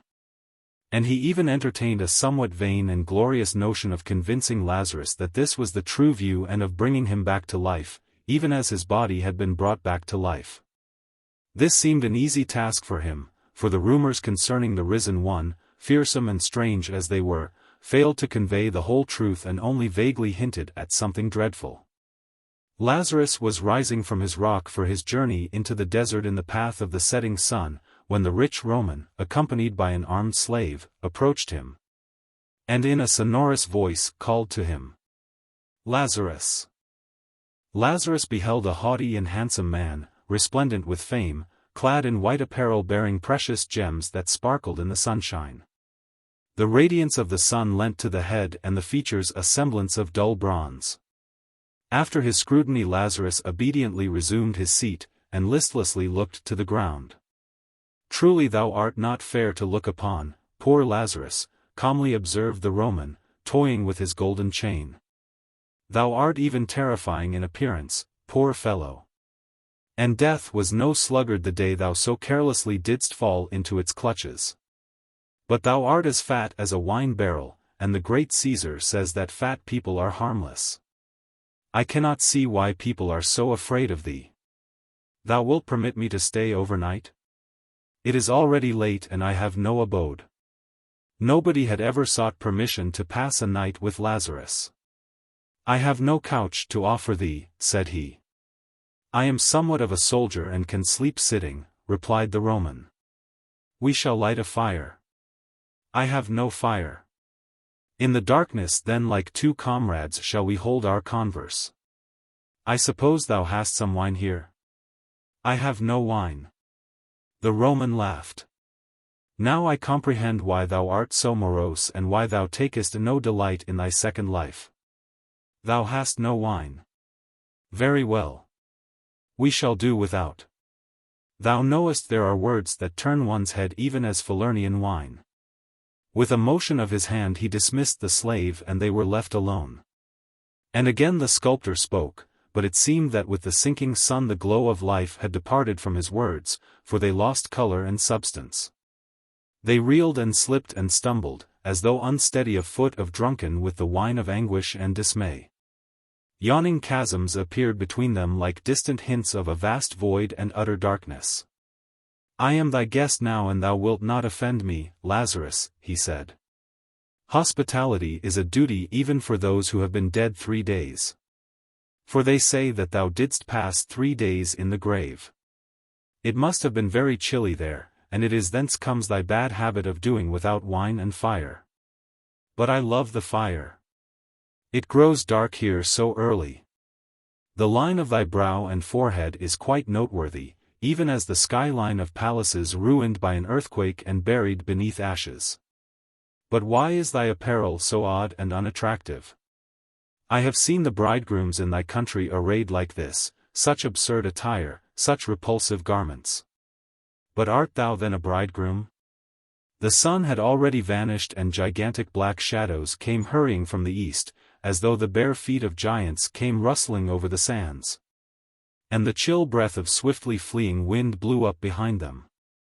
In the darkness thou seemest even bigger, O Lazarus, as though thou hast grown stouter in these last few minutes. Dost thou perchance feed on darkness? But I should like some fire, just a little blaze the tiniest flame would do. And I am a trifle cold. You have here such barbarously chilly nights. If it were not pitch dark I should say that thou art looking at me, Lazarus. Yes, methinks thou art looking at me. I feel it. Now thou art smiling. The night had set in and a dense blackness filled the air. How good will it be when the sun rises again on the morrow? Thou knowest I am a great sculptor. My friends call me so. I create, yes I create things, but daylight is needed for that. I impart life unto the cold lifeless marble. In the fire I melt the ringing bronze, in a vivid and glowing fire. Why touchest thou me with thy hand? Come, said Lazarus, thou art my guest. And they entered the house. And the shadows of a long night descended upon the earth. The slave who had grown tired waiting for his master called for him when the sun had already risen high overhead. And he saw under its rays Lazarus and his master huddled closely together. They were gazing upward in silence. The slave wept aloud and called to his master, Master, what troubleth thee? Master. The same day Aurelius left for Rome. The whole way he was pensive and silent, scrutinizing everything, the people, the ship and the sea, as though struggling to commit something to memory. A fierce tempest overtook them, and all the while Aurelius remained on the deck gazing eagerly on the rising and sinking waves. At home the change that had taken place in him caused consternation, but he calmed the apprehensions of his household and observed significantly, I have found it. In the same raiment that he had worn during the journey without change he went to work, and the marble obediently responded to the resounding blows of his hammer. He worked long and eagerly, refusing to admit anyone. At last one morning he announced that his work was ready, and summoned all his friends, the severe critics and experts in art. He attired himself into sumptuous and festive garments that sparkled with gold and shone with the purple of bison. Behold what I have created, he said musingly. His friends gazed on the work and the shadow of a deep sorrow clouded their faces. The group was simply hideous to look upon, it possessed none of the forms familiar to the eye, though it was not devoid of a dim suggestion of some novel and fanciful image. Upon a twisted thin little twig, or rather upon the misshapen likeness of one, crouched an unsightly, distorted mass of crude fragments that seemed to be weakly striving to flee in all directions. And casually, under a crude ridge they observed a wondrously wrought butterfly, with diaphanous wings that was all aquiver with the futile longing to soar skyward.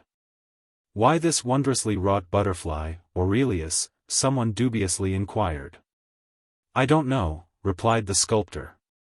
"But the truth has to be told," and one of his friends, the one who loved him best, interposed, "My poor friend, this is a monstrosity. It must be destroyed. Give me the hammer." And with 2 blows of the hammer he destroyed the hideous heap, sparing only the wondrous butterfly. From that time on Aurelius created nothing. He gazed with profound indifference upon marble and bronze and upon his former godlike creations wherein beauty immortal dwelt. In the hope of inspiring him once more with his old zeal for work and of reviving his moribund soul, his friends led him to view the beautiful work of others. But he maintained the same lack of interest, and no warming smile ever parted again his tightly drawn lips.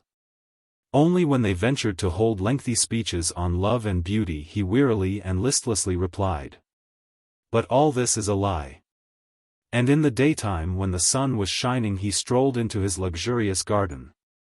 And seeking out some spot undimmed by the shade he yielded up his uncovered head and lackluster eyes to radiance and warmth. Red and white butterflies flitted about the garden, from the contorted lips of a blissfully drunken satyr the water splashed coursing down into the marble cistern. But he sat unmoved like a faint shadow of him who in a distant land sat as immobile at the very gates of the desert beneath the arid rays of the midday sun. Chapter 5. And now Augustus himself, the great, the divine, summoned Lazarus to appear before him. They attired him in sumptuous wedding garment, for time and usage seemed to have prescribed these as befitting him as though he had remained until his death the betrothed of some unknown bride. It was as though an old, decaying and decrepit coffin were regilded and adorned with fresh gaudy tinsel. And he was conducted by a sumptuously garbed and gay cortege, as though in truth it were a bridal procession. And the heralds loudly sounded their trumpets clearing the way for the messengers of the emperor. But the path of Lazarus was deserted. His native land had learned to execrate the odious name of the miraculously risen one, and the mere news of his dread approach was sufficient to scatter the people. The blasts of the brass horns fell on the solitude and only the desert air responded with a melancholy echo. Then they took him across the sea. And it was the most gorgeous and the saddest ship that was ever mirrored against the azure waves of the Mediterranean. There were many people aboard, but the vessel was as mute and silent as the grave, and the very waves seemed to sob hopelessly as they laved the beautifully curved and lofty prow.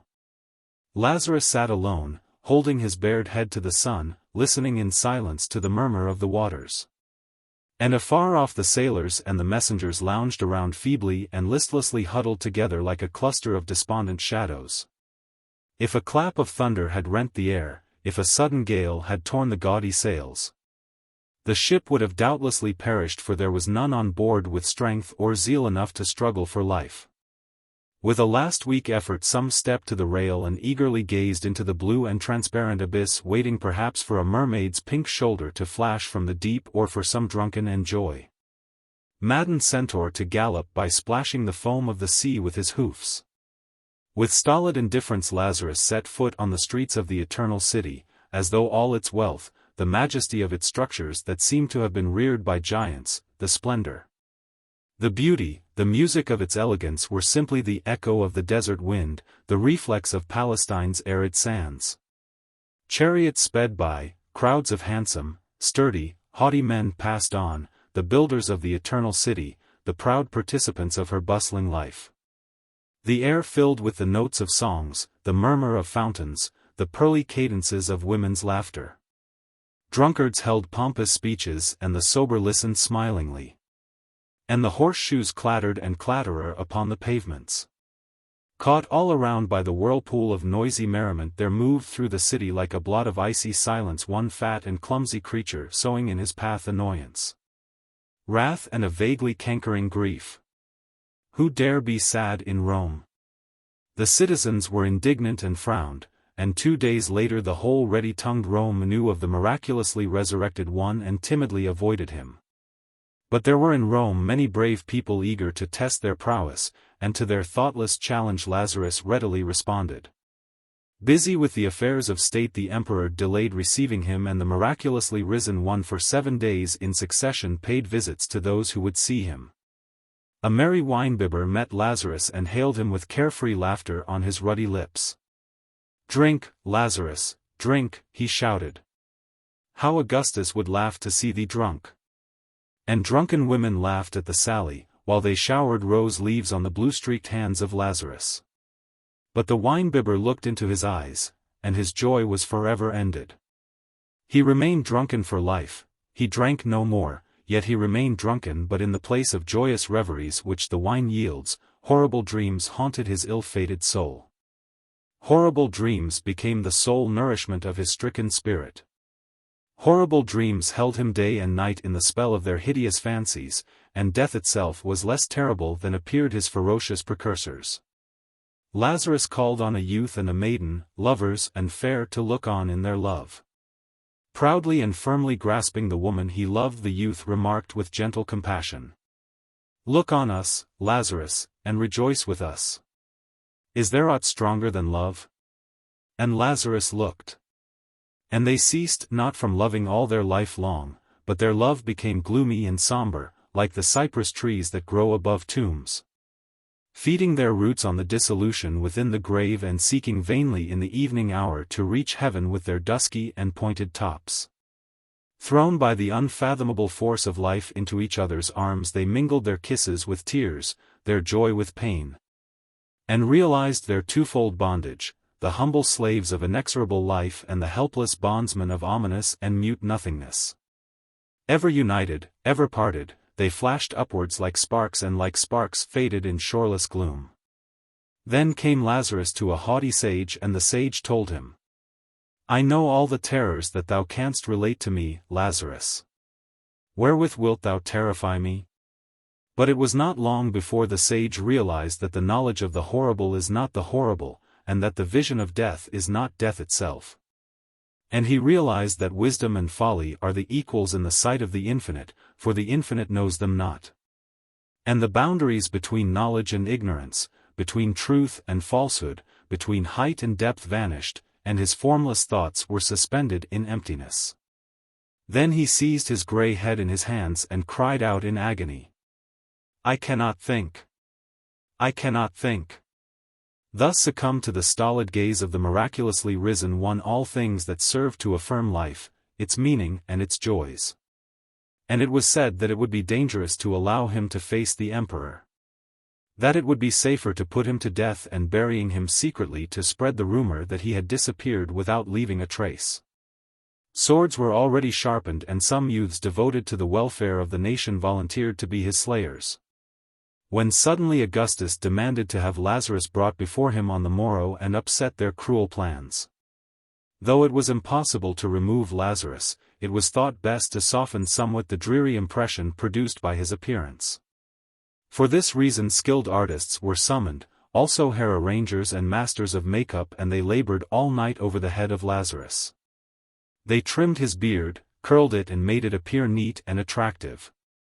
The livid coloring of his face and hands was removed by means of paint, his hands were bleached and his cheeks touched up with red. The repulsive wrinkles of suffering that furrowed his senile features were patched up, painted and smoothed over. And lines of good-natured laughter and pleasant cheerful good humor were skillfully drawn in their place. Lazarus submitted stolidly to all they did with him, and soon was transformed into a naturally corpulent handsome old man, who looked like a harmless grandfather with numerous descendants. One could almost see the trace of a smile on his lips with which he might have related to them laughable stories. One almost detected in the corner of his eyes the calm tenderness of old age, such was his quiet and reassuring appearance. But they had not dared to take off his wedding attire, nor could they change his eyes, dark and dreadful glasses through which there peered upon the world the unfathomable beyond. Chapter 6. The magnificence of the imperial palace failed to impress Lazarus. There might have been no difference between his ramshackle but at the threshold of the desert and the splendid and massive palace of stone, so stolidly indifferent was his unobserving glance. Under his feet the solid marble slabs seemed to turn to the sinking sand of the desert, and the throngs of gaily attired and haughty Romans might have been thin air. They avoided looking into his face as he passed, fearing to succumb to the baneful spell of his eyes. But when they judged from the sound of his footsteps that he had passed on, they paused and raising their heads with a little fearsome curiosity watched the departing figure of the tall, corpulent, slightly stooping old man who was slowly wending his way into the heart of the imperial palace.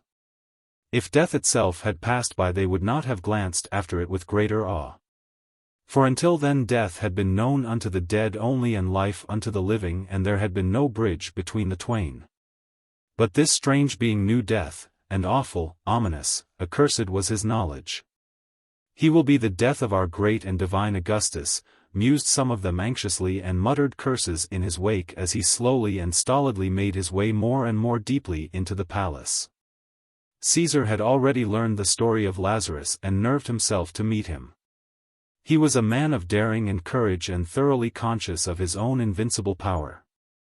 In this fateful encounter with the risen one he chose not to lean upon the feeble aid of men. Face to face, man to man he met Lazarus. "Do not lift up thine eyes to me, Lazarus," he commanded him as the stranger entered.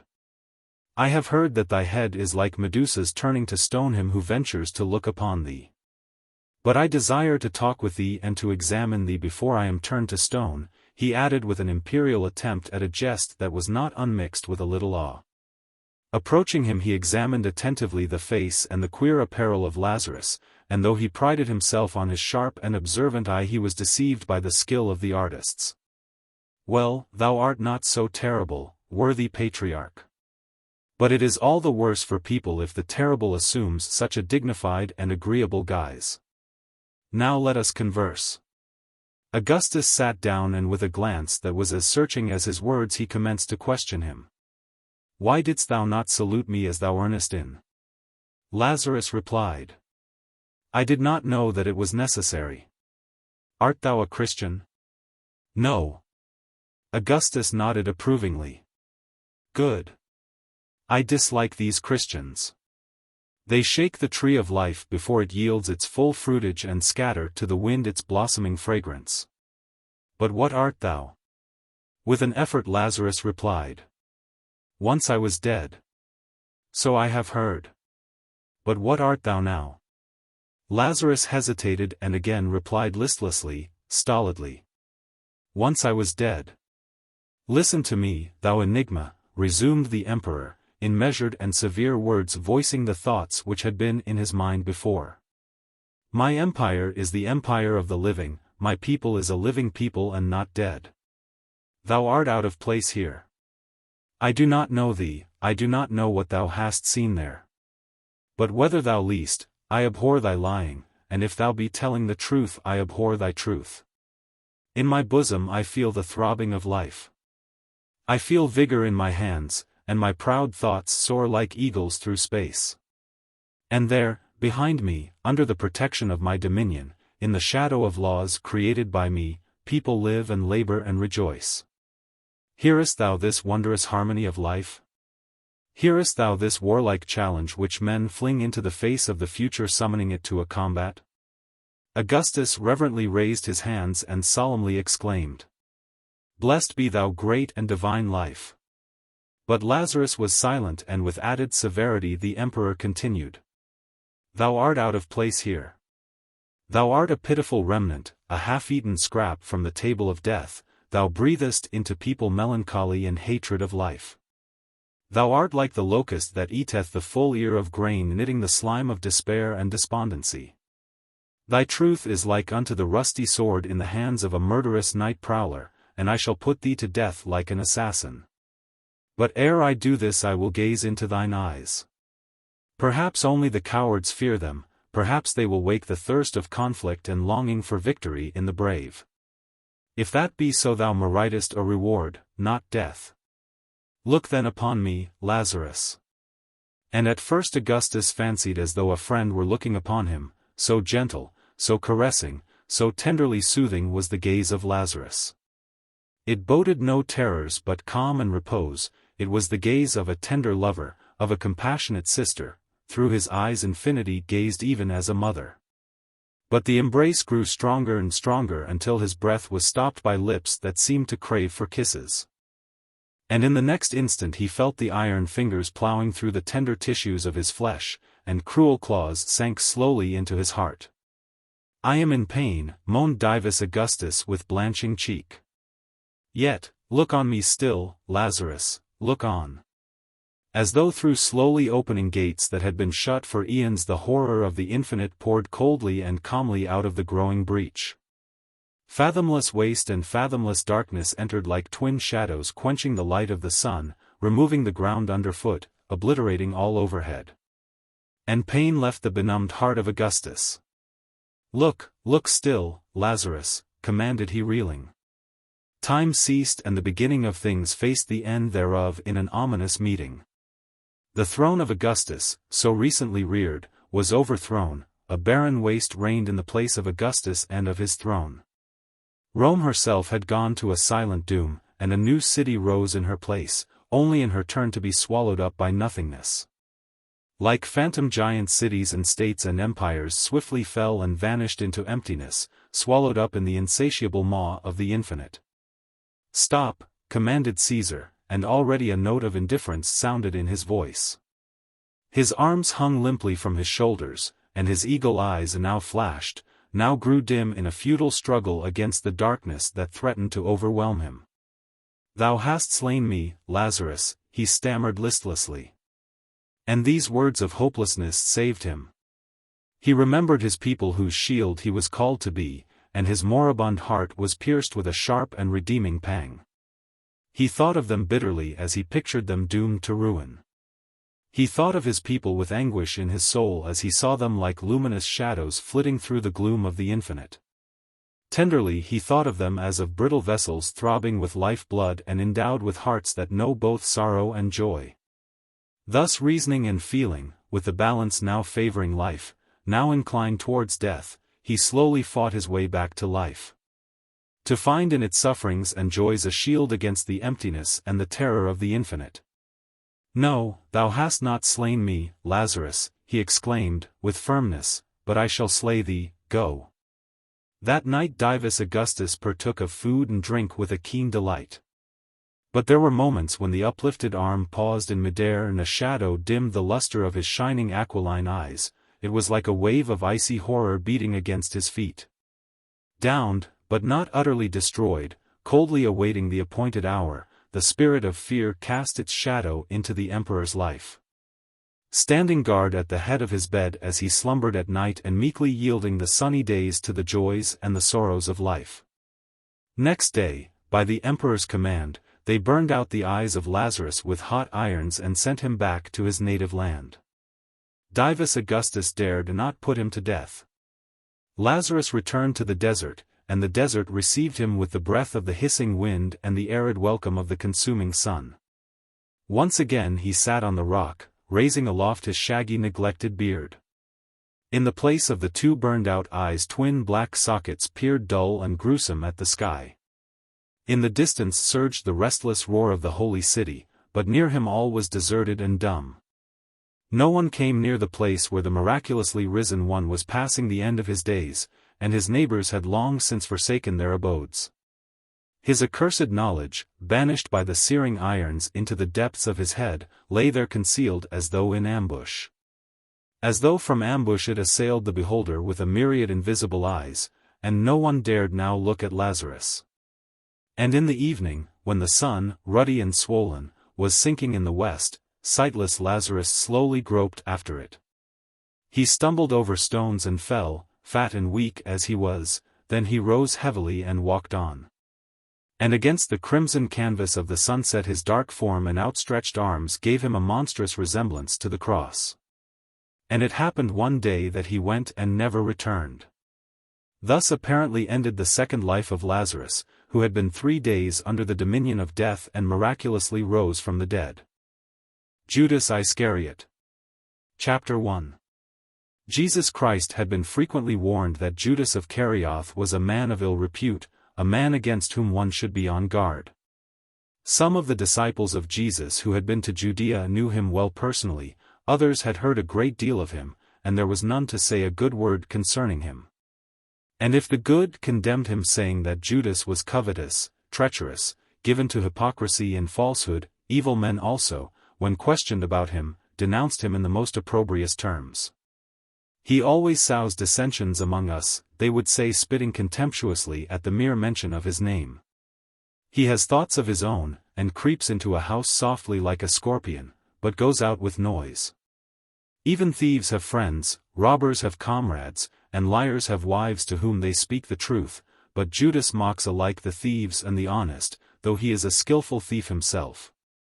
And in appearance he is the most ill-favored among the inhabitants of Judea. No, he is not of us, this Judas of Iscariot, the evil would say, to the surprise of those good people who saw but little difference between them and other vicious men in Judea. It was rumored also that Judas had years back forsaken his wife, and that the poor woman, hungry and wretched, was vainly striving to eke out her sustenance from the 3 rocks that formed the patrimony of Judas, while he wandered aimlessly for many years among the nations, reaching in his travels the sea. And even another sea that was further still, lying, cutting apish grimaces and keenly searching for something with his thievish eye, only to depart suddenly, leaving in his wake unpleasantness and dissension, curious, cunning and wicked like a one-eyed demon. He had no children, and this again showed that Judas was an evil man, and that God desired no progeny from him. None of the disciples had noticed the occasion on which this red-haired and repulsive Judean first came near the Christ. But he had been going their way for some time already, unabashed, mingling in their conversations, rendering them small services, bowing, smiling, ingratiating himself.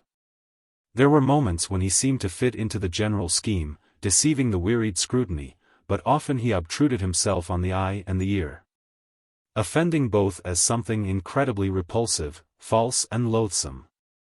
Then they would drive him away with stern rebuke, and for a time he would be lost somewhere on the road, merely to reappear unobserved, servile, flattering and cunning like a one-eyed demon.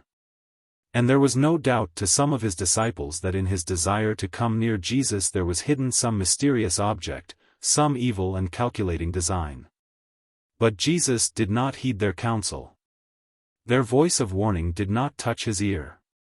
With that spirit of radiant contradiction which irrepressibly drew him to the rejected and the unloved, he resolutely received Judas and included him even in the circle of his chosen ones. The disciples were agitated and murmured among themselves, but he sat still, his face turned to the setting sun, and listened pensively, perhaps to them and perhaps to something entirely different. For 10 days not a breath of wind had stirred the atmosphere, and the same diaphanous air, stationary, immobile, keen of scent and perception, hung over the earth. And it seemed as though it had preserved in its diaphanous depth all that had been shouted and sung during these days by man, beast or bird, the tears, the sobs and the merry songs, the prayers and the curses. And these glassy transfixed sounds seemed to burden and satiate it with invisible life. And once more the sun was setting. Its flaming orb was heavily rolling down the firmament, setting it ablaze with its dying radiance, and all on earth that was turned toward it, the swarthy face of Jesus. The walls of houses and the foliage of trees reflected obediently that distant and weirdly pensive light. The white wall was no longer white now, nor did the crimson city on the crimson hill appear white to the eye. And now came Judas. He came humbly bowing, bending his back, cautiously and anxiously stretching out his misshapen large head, and looking just like those who knew had pictured him. He was gaunt, well-built, in stature almost as tall as Jesus, who was slightly bent from the habit of thinking while he walked. And he seemed to be sufficiently vigorous, though for some reason he pretended to be ailing and frail, and his voice was changeable, now manly and strong, now shrill like the voice of an old woman scolding her husband, thin and grating on the ear. And often the listener wished to draw the words of Judas out of his ears like some vile insect. His stubbly red hair failed to conceal the strange and unusual form of his skull, it seemed cleft from the back by a double blow of the sword and patched together. It was plainly divided into 4 parts, and its appearance inspired mistrust and even awe. Such a skull does not bode peace and concord. Such a skull leaves in its wake the noise of bloody and cruel conflicts. The face of Judas, too, was double. One side, with its black, keen, observing eye, was living, mobile, ready to gather into a multitude of irregular wrinkles. The other side was free from wrinkles, deathly smooth, flat and rigid, and though in size it was equal to the other, it seemed immense because of the wide-open, sightless eye. Covered with an opaque film, it never closed night or day, facing alike the light and the darkness, but its vigilant and cunning mate was so close that one was loath to credit its entire blindness. When in fear or excitement Judas happened to close his seeing eye and shake his head, it rolled with the motion of the head and gazed silently and intently. Even altogether unobserving persons realized when they looked on the Iscariot that such a man could bring no good, but Jesus took him up and even seated him at his very side.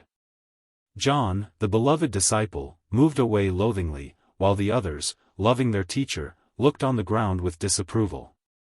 But Judas sat down, and, moving his head to the left and to the right, immediately commenced to complain with a thin voice of various ailments, how his breast pained at night, how he was apt to lose breath when walking uphill or grow dizzy at the edge of the precipice, hardly restraining a stupid desire to cast himself into the abyss. And many other things he invented impiously, evidently failing to grasp that sickness comes to man not by chance but is born from a failure to shape his acts in accord with the commands of the Eternal. He rubbed his chest with his palm and coughed hypocritically, this Judas of Iscariot, amid general silence and downcast glances. John, avoiding the teacher's glance, whispered to Simon Peter, "Art thou not tired of this falsehood? I cannot bear it longer and I shall go hence." Peter looked at Jesus, and meeting his glance, swiftly rose to his feet. "Wait," he said to his friend. Once more he glanced at Jesus and then, impetuously, like a rock dislodged from the mountainside, he gained the side of Judas Iscariot and loudly greeted him with a wide and unmistakable cordiality, "Now you are with us, Judas." Then he amiably slapped the newcomer's curved back, and not seeing the teacher, though feeling his glance, he added with that loud voice of his which dispelled all objections as water displaces air, "Your bad looks do not matter. We get uglier creatures into our nets and they turn out the best to eat. And it is not for us, fishers for the Lord, to throw away our haul because the fish is ugly and one-eyed. I saw once entire an octopus caught by the fishermen there and was scared enough to run. They laughed at me, who am a fisherman from Tiberias, and gave me a taste of it. And I asked for another helping, it was so fine. Dost thou remember, teacher, I told thee of it and thou didst laugh? And thou, too, Judas, resemblest an octopus, at least one half of thee does." And he laughed loudly, pleased with his jest. When Peter spoke, his words sounded firm and solid as though he were nailing them down with a hammer. When Peter moved or did anything he made a noise that was heard afar off and evoked a response from the dullest objects, the stone floor groaned under his feet, the doors trembled and banged, and the very air was thrilled. In the mountain fastnesses his voice woke an angry echo, and in the morning, while they fished, it rolled sonorously over the somnolently glistening waters and beguiled the first timid rays of the sun into a responsive smile. And perhaps that was why they loved Peter so, while upon the faces of others there rested yet the shadows of the night. His massive head and bare bosom and freely swinging arms glowed already in the radiance of the rising sun. The words of Peter, approved by the teacher, dispelled the embarrassment of the disciples.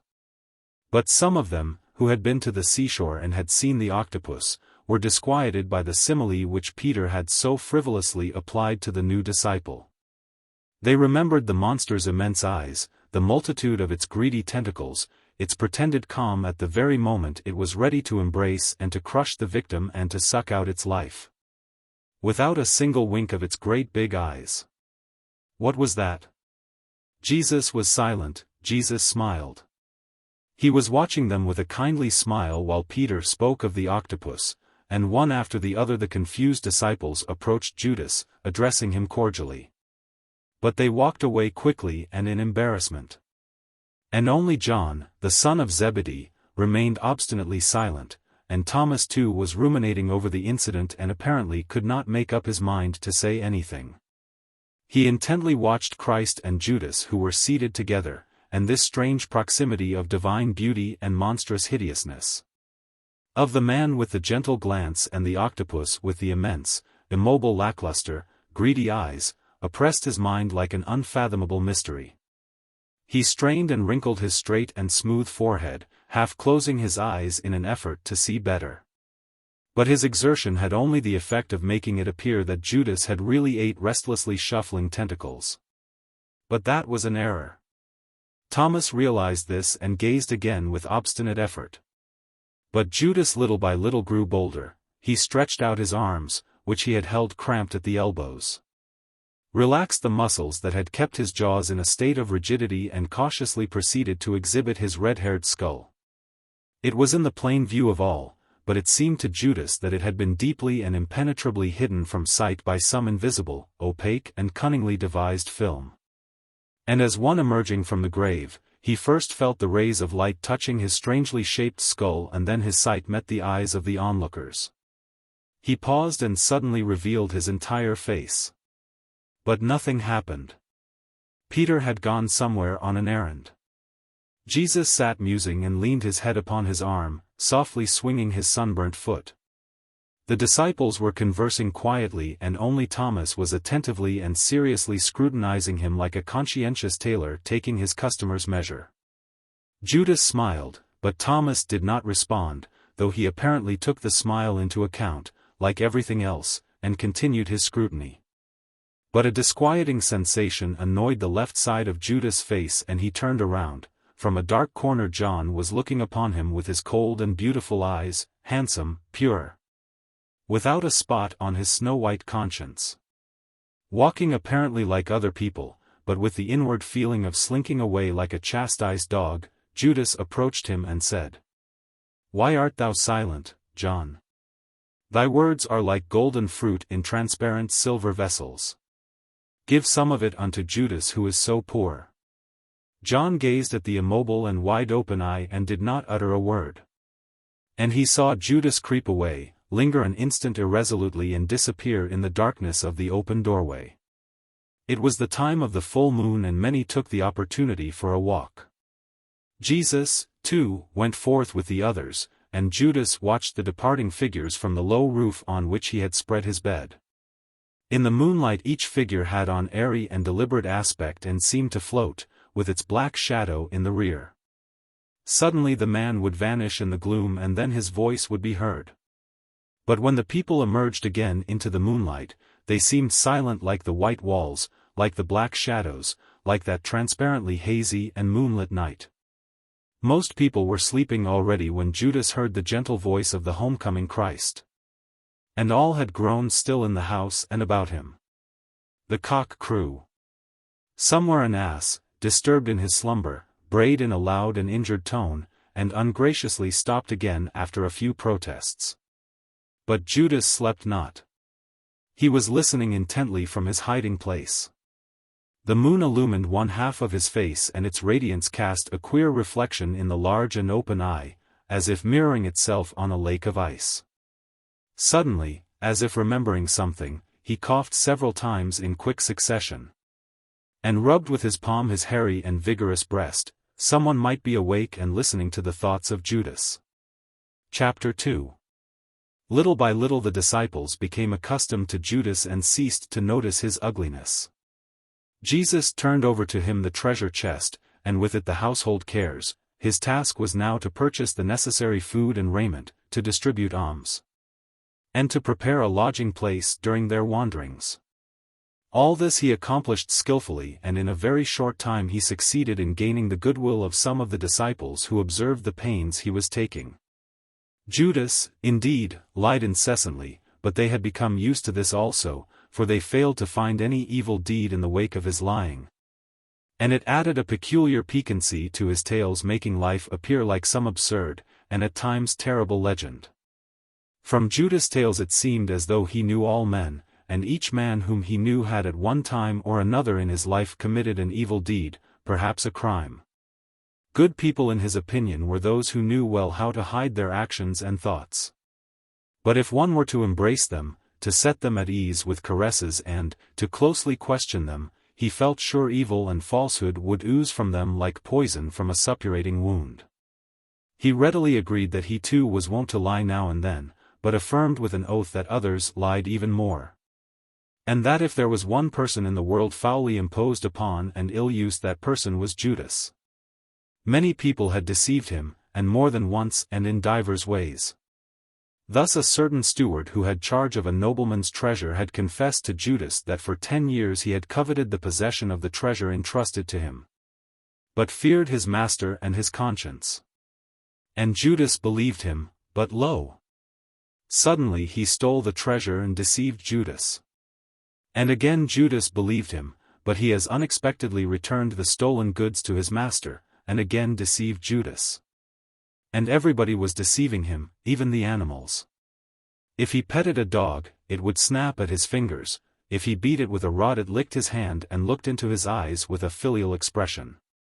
He killed such a dog once, buried the animal deep in the ground and lay a heavy stone on the burial spot, but who knows?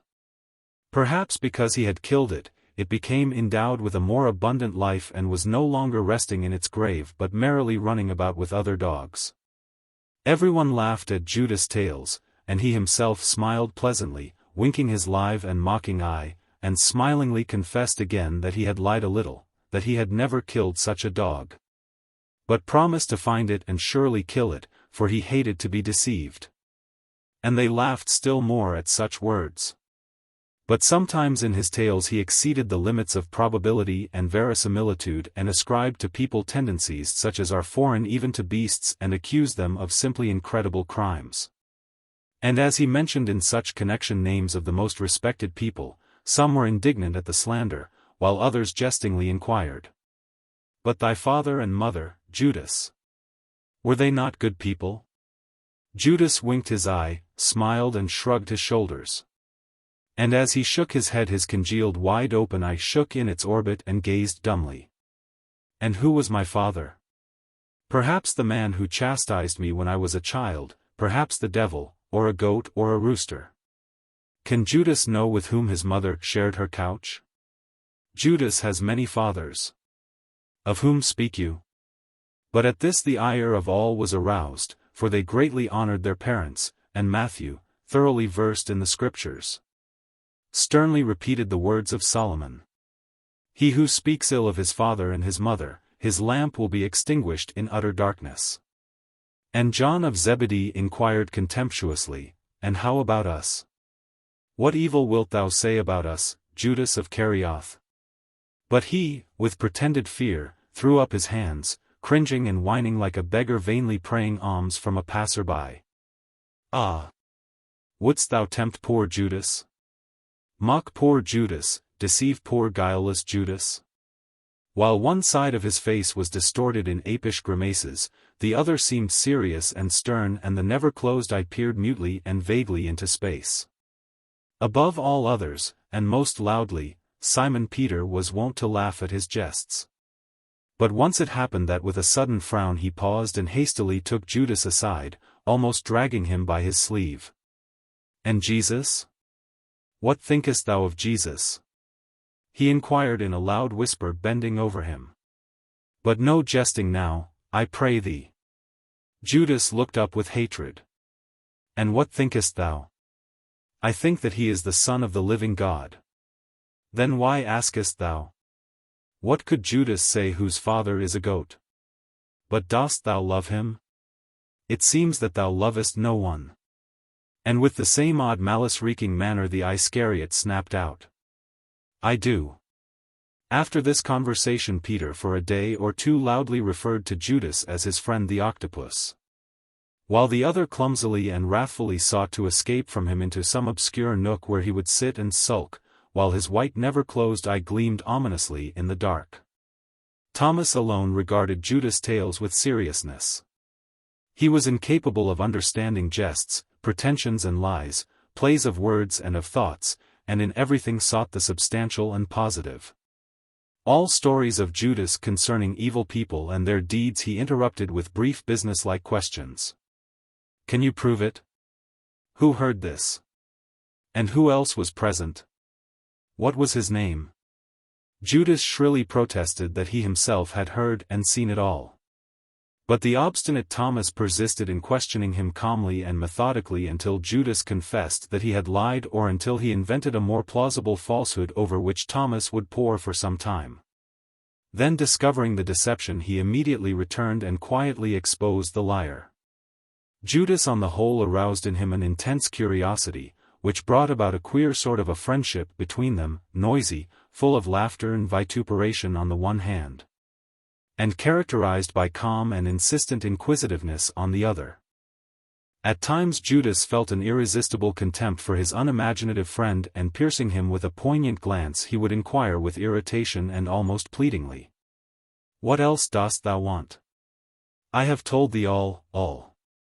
I want thee to explain to me how a goat could be thy father," insisted Thomas phlegmatically, and waited for an answer. Once after listening to such a query Judas relapsed into silence and scanned the inquirer from head to foot in amazement. He saw a man of erect and lanky stature, of grey countenance, transparently clear straightforward eyes, two massive folds starting at the nose and losing themselves in the evenly trimmed rough beard. And observed with conviction, "How stupid thou art, Thomas! What sayest thou in thy dreams? A tree, a wall, an ass?"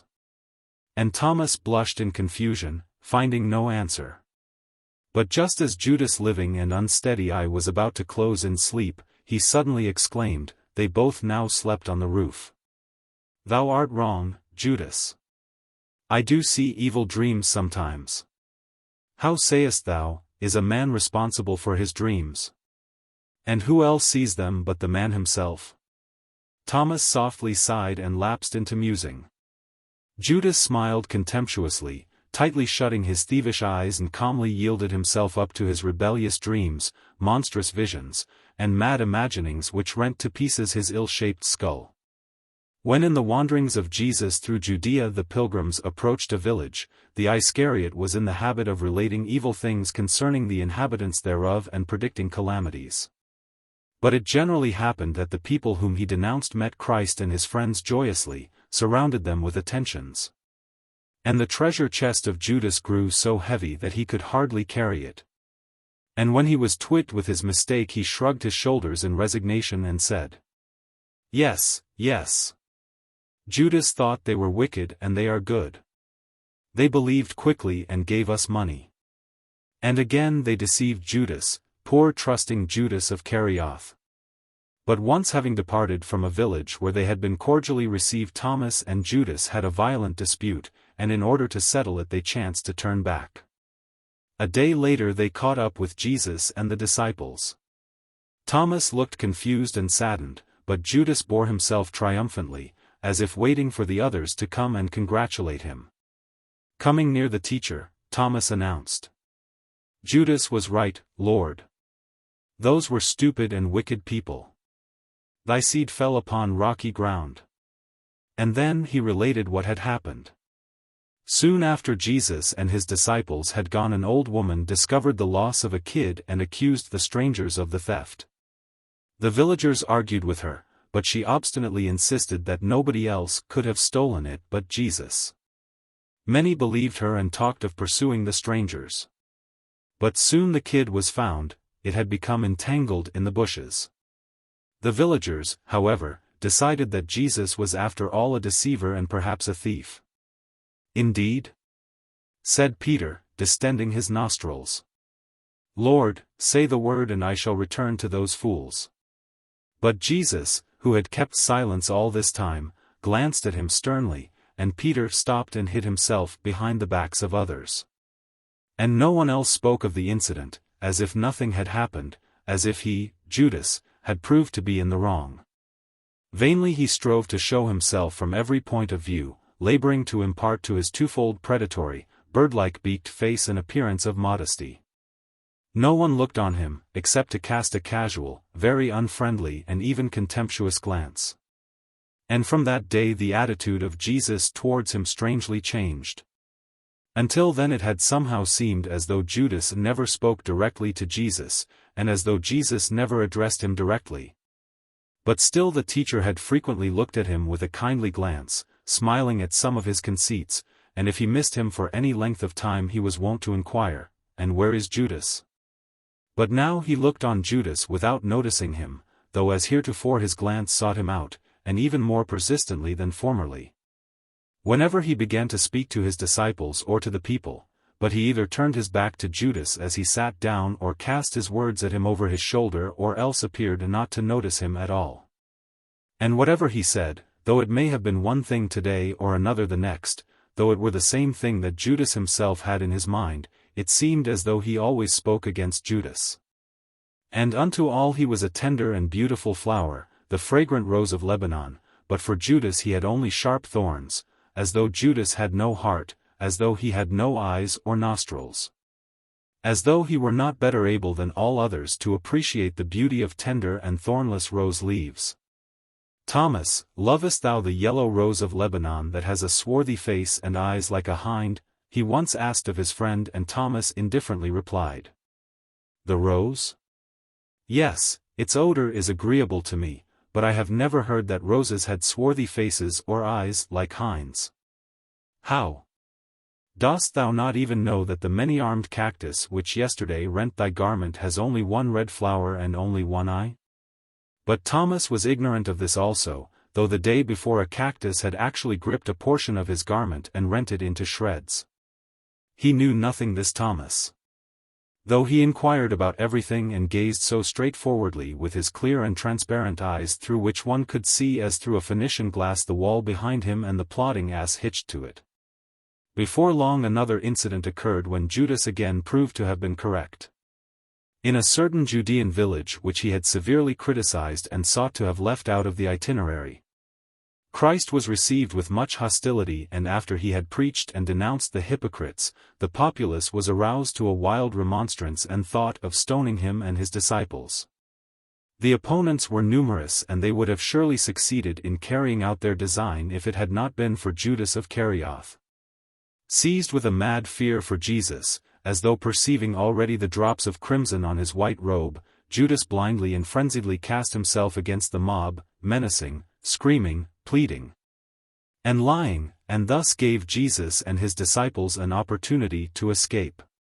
Amazingly agile, as though scurrying on dozens of feet, ludicrous and terrible in his frenzied pleading, he rushed madly before the crowd and fascinated it with some strange spell. He screamed that the Nazarene was not at all possessed of the devil, that he was a mere deceiver, a thief, a lover of money, like all of his disciples, like he, Judas himself. He shook the money chest in their faces, distorted his features and pleaded with them, casting himself to the ground. And gradually the wrath of the mob turned into laughter and disgust, and the arms that had held the stones sank to their sides. "Unworthy, unworthy they are to die of an honest man's hand," exclaimed some, while others musingly gazed after the speedily vanished Judas. And again Judas expected congratulations, praises, and thanks, and made a show of his rent garments and falsely claimed that he had been beaten, but again he was inconceivably deceived. Filled with wrath Jesus walked ahead, taking large steps and silent, and even John and Peter dared not approach him, while the others coming across Judas, with his rent garments, his face aglow with excitement and triumph though still a little pale with recent fright, drove him away with curt and angry remarks. As if he had not saved them, as if he had not saved their teacher whom they loved so much. "Dost thou wish to see a pack of fools?" he remarked to Thomas, who musingly plodded by his side. "Look how they walk along the roadway, like a herd of sheep, raising the dust. And thou, clever Thomas, art dragging along behind. And I, noble and beautiful Judas, am also trudging in the rear like a filthy slave not fit to walk by the side of his master." "Why callest thou thyself beautiful?" inquired the surprised Thomas. "Because I am handsome," replied Judas with conviction, and began to relate to him, with many additions, how he had deceived the enemies of Jesus and laughed at them and their stones. "But thou didst lie," remarked Thomas. "Of course I lied," agreed the Iscariot in a matter-of-fact tone. "I gave them what they asked and they returned to me what I needed." "And what is a lie, my clever Thomas? Would not the death of Jesus have been the greater lie? Thou didst wrong. Now I know that thy father was the devil. He taught thee this, Judas." The Iscariot's cheek blanched and seemed to overshadow Thomas, as though a white cloud had descended and hidden the roadway and Jesus. With a lithe movement Judas suddenly seized Thomas and pressed him to himself with a grip so tight that he could not move and whispered into his ear. "Good. The devil taught me? Good, Thomas, good. And I saved Jesus, didn't I? Then the devil loves Jesus, then the devil needs Jesus and truth? Good, good Thomas. But my father was not the devil, he was a goat. Mayhap the goat needs Jesus? Hey! And you, do you not want him? Do you not want the truth?" Angered and slightly frightened Thomas with an effort released himself from Judas' slimy embrace and walked ahead swiftly, but soon slowed down in order to ponder over what had just happened. But Judas plodded on quietly in the rear, falling back little by little. The wanderers had merged into one motley group in the distance and it was impossible to tell accurately which of the little figures was Jesus. Now even the tiny figure of Thomas changed into a great, and suddenly they were all lost to sight behind a turn in the road. Glancing around, Judas turned aside from the roadway and with mighty leaps descended into the depths of a rocky ravine. His robe inflated from his swift and impetuous flight and his arms stretched upward as though he soared on wings. There on a steep decline he slipped and rapidly rolled down in a grey heap, his flesh torn by the shaggy rock, and leaped again to his feet angrily shaking his fist at the mountain. "You too, curse you!"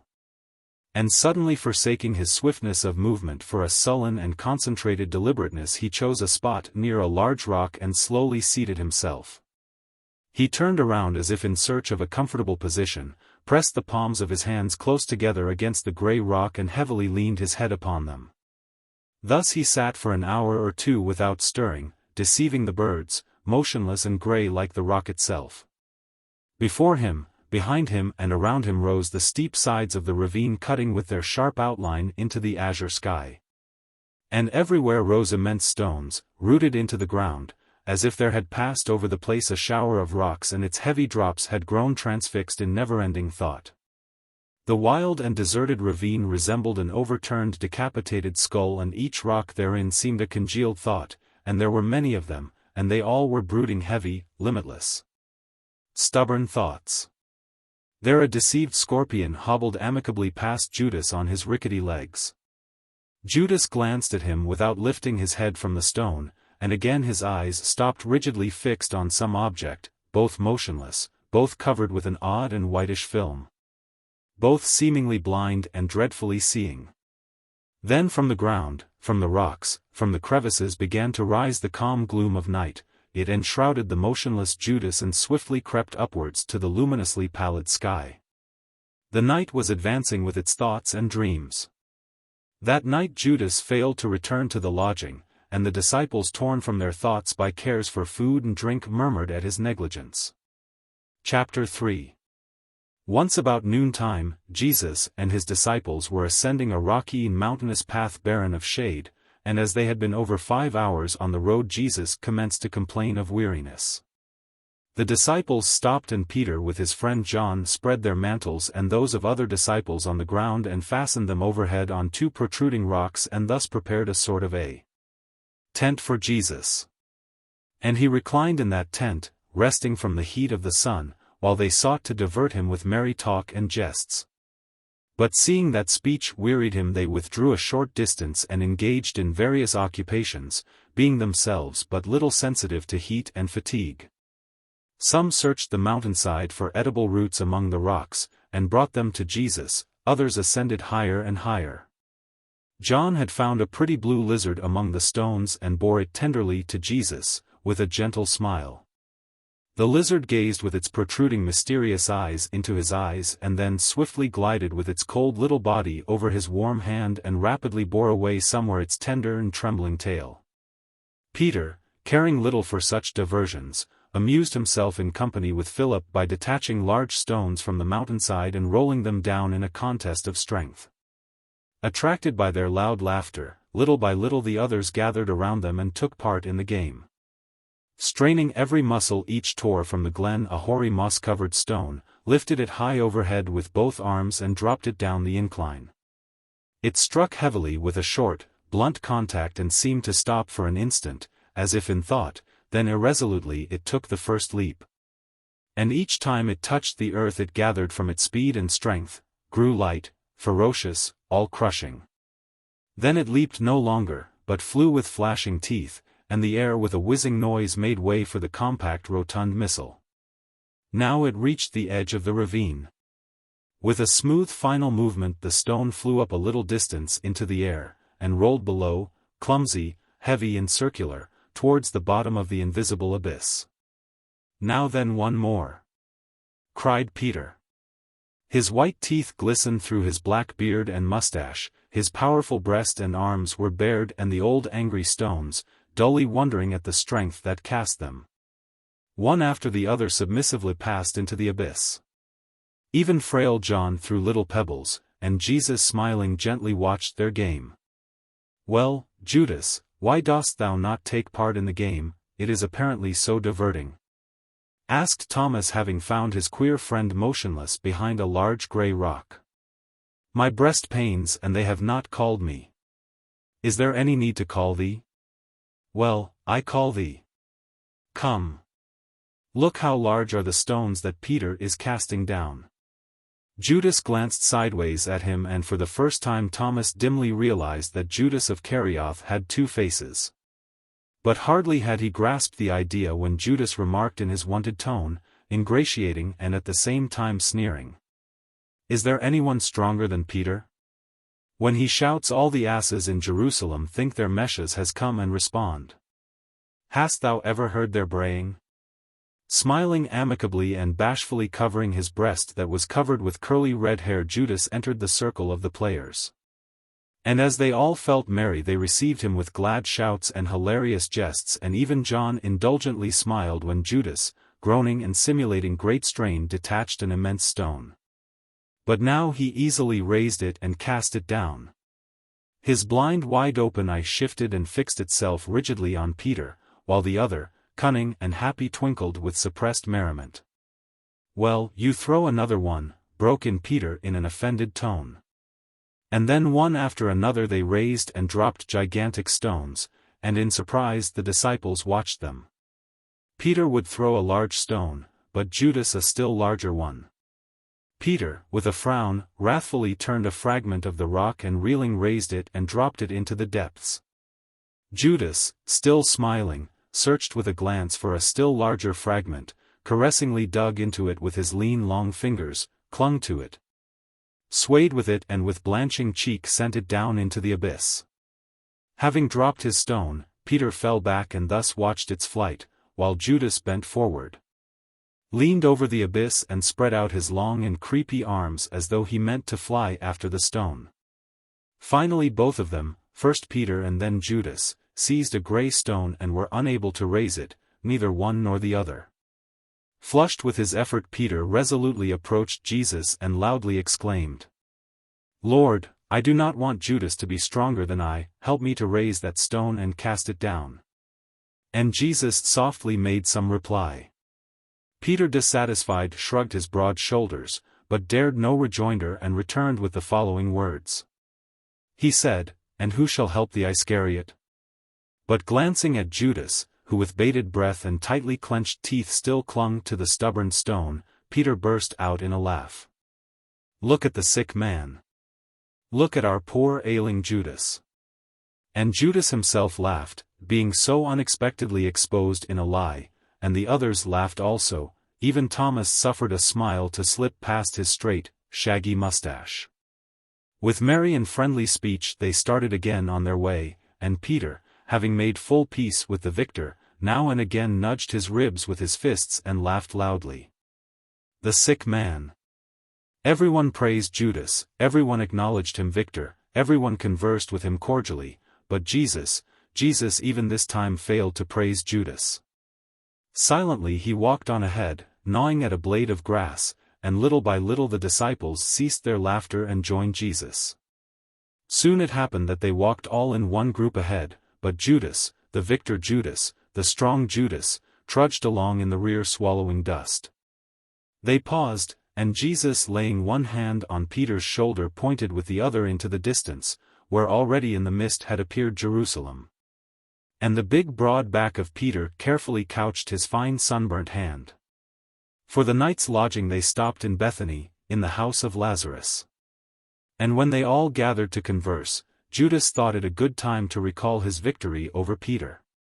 The disciples, however, had little to say and were unusually silent.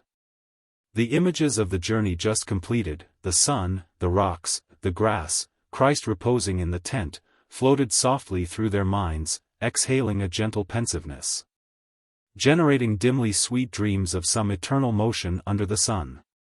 The wearied body rested sweetly, musing of something mysteriously beautiful and great, and not one remembered Judas. Judas went out. Then he returned. Jesus was speaking and his disciples listened in silence. Motionless as a statue, Mary sat at his feet and with head thrown back gazed into his face. John had come close to the teacher and strove to touch the hem of his garment with his hand, but so as not to disturb him. And having touched it he sat breathlessly still. And Peter breathed hard and loud, echoing the words of Jesus with his breath. The Iscariot stopped at the threshold and contemptuously passed his glance over those assembled, concentrating its flames upon Jesus. And as he gazed, all around him grew dim and was lost in gloom and silence. Jesus only, with uplifted hand, was radiant. But now he too seemed to rise in the air, seemed to melt, and his substance seemed to change into luminous mist such as hangs over the lake when the moon goes down. And his soft-spoken words sounded somewhere afar off and gentle. And gazing deeper into this wavering vision, drinking in with his ears the tender melody of those distant and spectral words, Judas gripped his whole soul with claws of iron and silently in its unfathomable gloom commenced to rear something stupendous. Slowly in the dense darkness, he raised immense mountainous masses, piling them up one upon another, and raised others and piled them up again. And something was growing in the darkness, expanding voicelessly, spreading its outlines. Now he felt his head transformed into a vast dome, and in its impenetrable gloom there grew and grew something stupendous, and someone wrought therein, raising mountain-like masses, piling them up one upon another and raising up new ones. And gently there sounded somewhere distant and spectral words. Thus he stood, blocking the doorway, towering tall and dark, while Jesus spoke, and Peter's loud breathing sang in unison with his words. But suddenly Jesus ceased, with an abruptly incomplete sound, and Peter, like one awakened out of a trance, triumphantly exclaimed, "Lord, thou knowest the words of eternal life." But Jesus was gazing somewhere in silence. And when they followed his glance they saw Judas in the doorway, rigid, open-mouthed and with staring eyes. And not knowing what it was about, they laughed. But Matthew, learned in the scriptures, touched Judas' shoulder and remarked in Solomon's words, "He who has a gentle look will be shown mercy, but he who is met in the gate will oppress others." Judas shuddered and even uttered a faint hoarse cry of fear, and all of his body, eyes, arms, and legs seemed to flee in different directions. So a beast might look when suddenly facing the eyes of man. Jesus walked straight against Judas, seemingly bearing some word on his lips, and he walked past Judas through the door which was now open and free. Long after midnight Thomas, becoming worried, approached Judas' sleeping place and bending over him inquired, "Thou weepest, Judas?" "No, go away, Thomas." "Then why groanest thou and gnashest thy teeth? Art thou ill?" Judas was silent for a space of time, and then from his lips poured forth one after another heavy words, throbbing with yearning and wrath. "Why does he not love me? Why does he love them? Am I not more beautiful, am I not better, am I not stronger than they? Did I not save his life while the others were running away cringing like cowardly curs? My poor friend, thou art not entirely in the right. Thou art not at all beautiful, and thy tongue is as disagreeable as thy face. Thou art forever lying and speaking ill of others. How dost thou expect that Jesus should love thee? But Judas heard him not and continued, Why is he with those who do not love him, instead of with Judas? John brought him a lizard, I would have brought him a venomous snake. Peter cast stones, would have turned the mountain around for him. But what is a snake? Draw its tooth and it will cling about thy neck like a necklace. What is a mountain which one can dig with his hands and trample underfoot? I would have given him Judas, daring, beautiful Judas.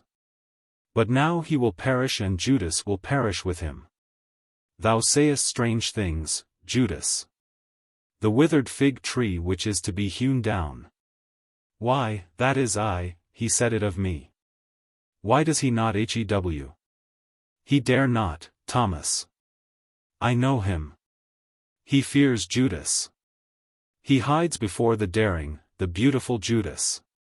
He loves the fools, the traitors, the liars. Thou art a liar, Thomas, hast thou heard me? Thomas was greatly surprised, and thought of protesting, but he decided that Judas was merely brawling, and contented himself by shaking his head.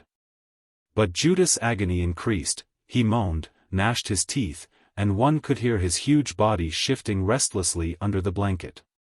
What is it that pains Judas so? Who has set fire to his body? He gives his son unto the dogs, he yields his daughter into the hands of robbers for defilement. But is not the heart of Judas tender? Go away, Thomas, go away, thou fool. Leave Judas alone, strong, daring, beautiful Judas. Chapter 4. Judas purloined a few pieces of silver, and the theft was discovered by Thomas, who had chanced to note the exact sum of money given him. It was thought likely that he had stolen on previous occasions, and the indignation of the disciples knew no bounds. Bristling with wrath, Peter seized Judas by the neck and half dragged him to Jesus. The pale and frightened culprit offered no resistance. Teacher, look. Our jester. Just look at him, the thief. Thou trustest him, but he steals our money. The rogue. If thou wilt but say the word, I shall. But Jesus was silent. Peter looked up curiously, scanning the teacher's expression, and with flushed face relaxed his hold on Judas. The latter smoothed his garments with a sheepish mien and assumed the downcast appearance of a penitent sinner. What do you think of that? Growled Peter, and walked out of the room banging the door. Everybody was annoyed, and the disciples declared that on no account would they remain together with Judas. John, however, with a sudden inspiration quietly slipped into the room whence through the open doorway was now heard the gentle and apparently cordial voice of Jesus. When John returned, his face was pale and his eyes were red with recent tears. The teacher says that Judas may take all the money he likes. Peter laughed angrily. Swiftly and reproachfully John glanced at the impetuous disciple, and suddenly, all aglow, his tears mingling with his wrath, his joy mingling with his tears, he exclaimed with a ringing voice, "And none shall keep count of the money which Judas receives. He is our brother, and all the money is his as well as ours, and if he needs much let him take much, telling no one nor taking counsel with any.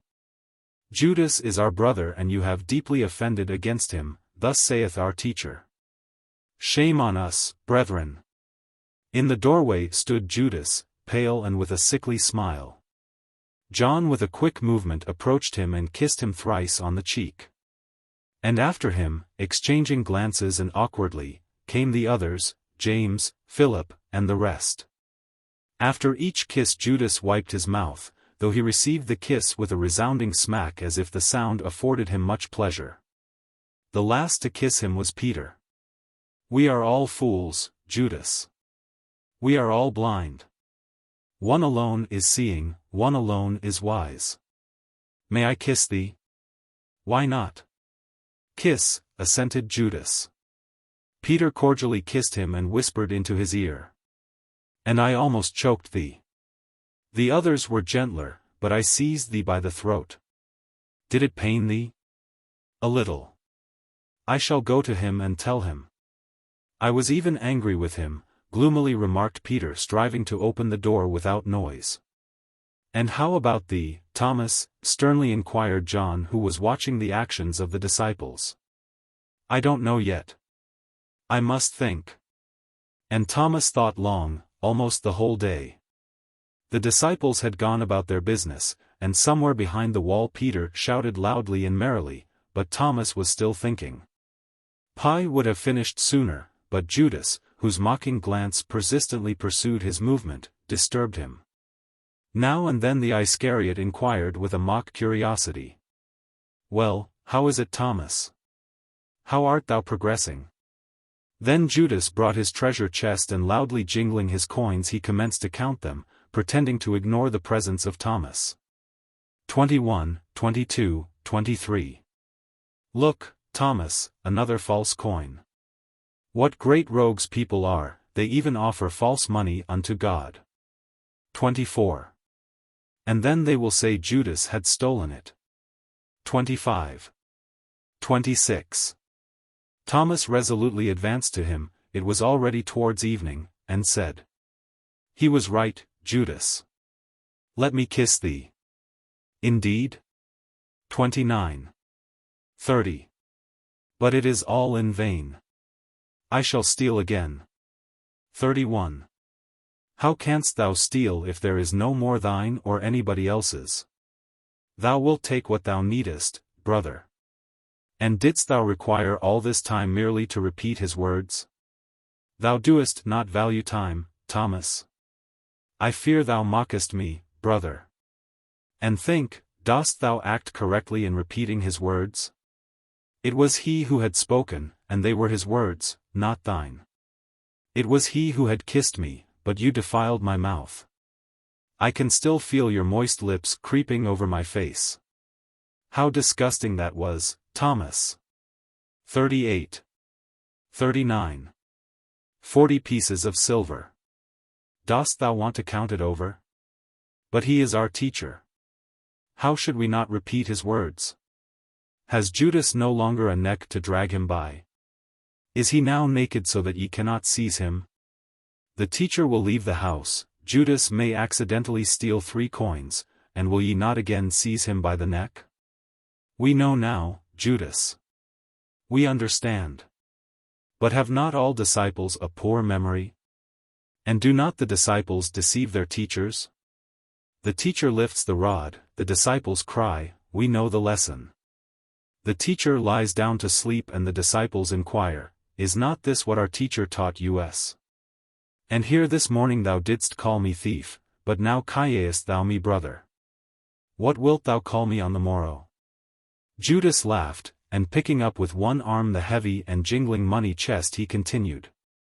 When the wind blows strongly it raises the dust, and the stupid people see the dust and say, Behold! The wind bloweth. But it is only dust, my good Thomas, the refuse of asses, trodden under foot. There it strikes a wall and is now humbly lying at its foot, but the wind is flying further, the wind is flying further, my good Thomas. Judas pointed in illustration over the wall and laughed again. I am glad that thou art merry, Judas, replied Thomas. Pity it is that in thy merriment there is so much malice. How should not a man be merry who has been kissed so much and who is so useful? If I had not stolen 3 pieces of silver, how should John have known the exaltation of joy? Is it not pleasurable to be a hook whereupon John hangs his mouldy virtue to dry and thou thy moth-eaten wisdom? I think it is best for me to go. But I am merely joking. I am jesting, Thomas. I merely wish to know if thou didst really long to kiss the old and repulsive Judas who had stolen 3 pieces of silver and given the money to a sinful woman. A sinful woman? Echoed Thomas in surprise. And didst thou tell our teacher this also? There, doubting again, Thomas. Yes, to a sinful woman. But if thou only knew what a miserable woman she was. She must have gone without food 2 days. Knowest that this circumstance for a certainty? Inquired Thomas in confusion. Of course. I had been with her 2 days myself and saw that she had eaten nothing, for she merely drank wine, red wine. And she reeled with exhaustion and I fell with her. Thomas leaped to his feet and walking a short distance away, turned and remarked to Judas. Apparently Satan has entered thy body. And as he departed he heard the heavy money chest jingle mournfully through the gloom in the hands of Judas. And it seemed as though Judas were laughing. But the very next day Thomas had to admit that he had been mistaken in Judas, so gentle, simple and at the same time serious had become the Iscariot. He cut no more grimaces, refrained from malicious jesting, no longer cringed before people or insulted them, but attended to his household tasks quietly and unobtrusively. He was as agile as ever, as though he had not 2 legs like the rest of the people, but dozens of them. Now, however, he scurried about noiselessly, without squealing and screaming or the hyena laugh that had characterized his previous activity. And when Jesus now commenced to speak he sat down in a corner with folded hands and his large eyes assumed such a gentle expression that everybody noticed it. And he ceased to speak evil of people, keeping silence in preference, so that even the stern Matthew found it proper to praise him. Which he did in the words of Solomon, the fool speaketh scornfully of his neighbor, but the wise man is silent, and he raised his finger as if recalling the former proneness of Judas to speak evil. And the others also noted this change in Judas and rejoiced over it. Only Jesus still viewed him with the same look of estrangement although he in no manner expressed his disfavor. And John himself, towards whom, as the beloved disciple of Jesus and his protector, Judas now manifested a most deferential demeanor. Even John's attitude towards him was softened and he occasionally held converse with him. How thinkest thou, Judas, said he once condescendingly, which of us twain, Peter or I, will be nearest to Christ in his heavenly kingdom? Judas thought for a moment and replied, I think thou wilt. And Peter thinks he will, smiled John. No. Peter's shouting would scatter the angels. Hearest thou him? Of course, he will dispute with thee and will strive to come first and occupy the place, for he claims that he too loves Jesus. But he is growing old, while thou art young. He is slow, while thou art fleetfoot and thou wilt be the first to enter with Christ. Am I not right? Yes. I shall never leave Jesus' side, assented John. That same day Simon Peter addressed the very same question to Judas. But fearing that his loud voice would be heard by others he led Judas to the furthest corner of the house. Well, how thinkest thou? He inquired anxiously. Thou art wise. Even the teacher praises thy wisdom. Thou wilt tell me the truth. Thou, of course, the Iscariot replied without hesitation. And Peter indignantly exclaimed. I told him so. But, of course, even there he will try to dispute the first place with thee. Of course he will. But what can he do if he find the place already occupied by thee? Thou wilt not leave him alone. Did he not call thee a rock? Peter laid his hand on Judas' shoulder and fervently exclaimed. I tell thee, Judas, thou art the wisest among us. Pity thou art so malevolent and sneering. The teacher does not like it. And thou couldst be a beloved disciple no less than John. But even unto thee I shall not yield my place by the side of Jesus, neither here on earth nor over there. Hearest thou me? And he raised his hand with a threatening gesture. Thus Judas sought to please both, the while he was harboring thoughts of his own. And remaining the same modest, quiet and unobtrusive Judas, he strove to say something agreeable to all. Thus he said to Thomas, The fool believeth every word, but the man of wisdom takes heed of his ways. But to Matthew, who loved to eat and drink and was ashamed of this weakness, he cited the words of Solomon.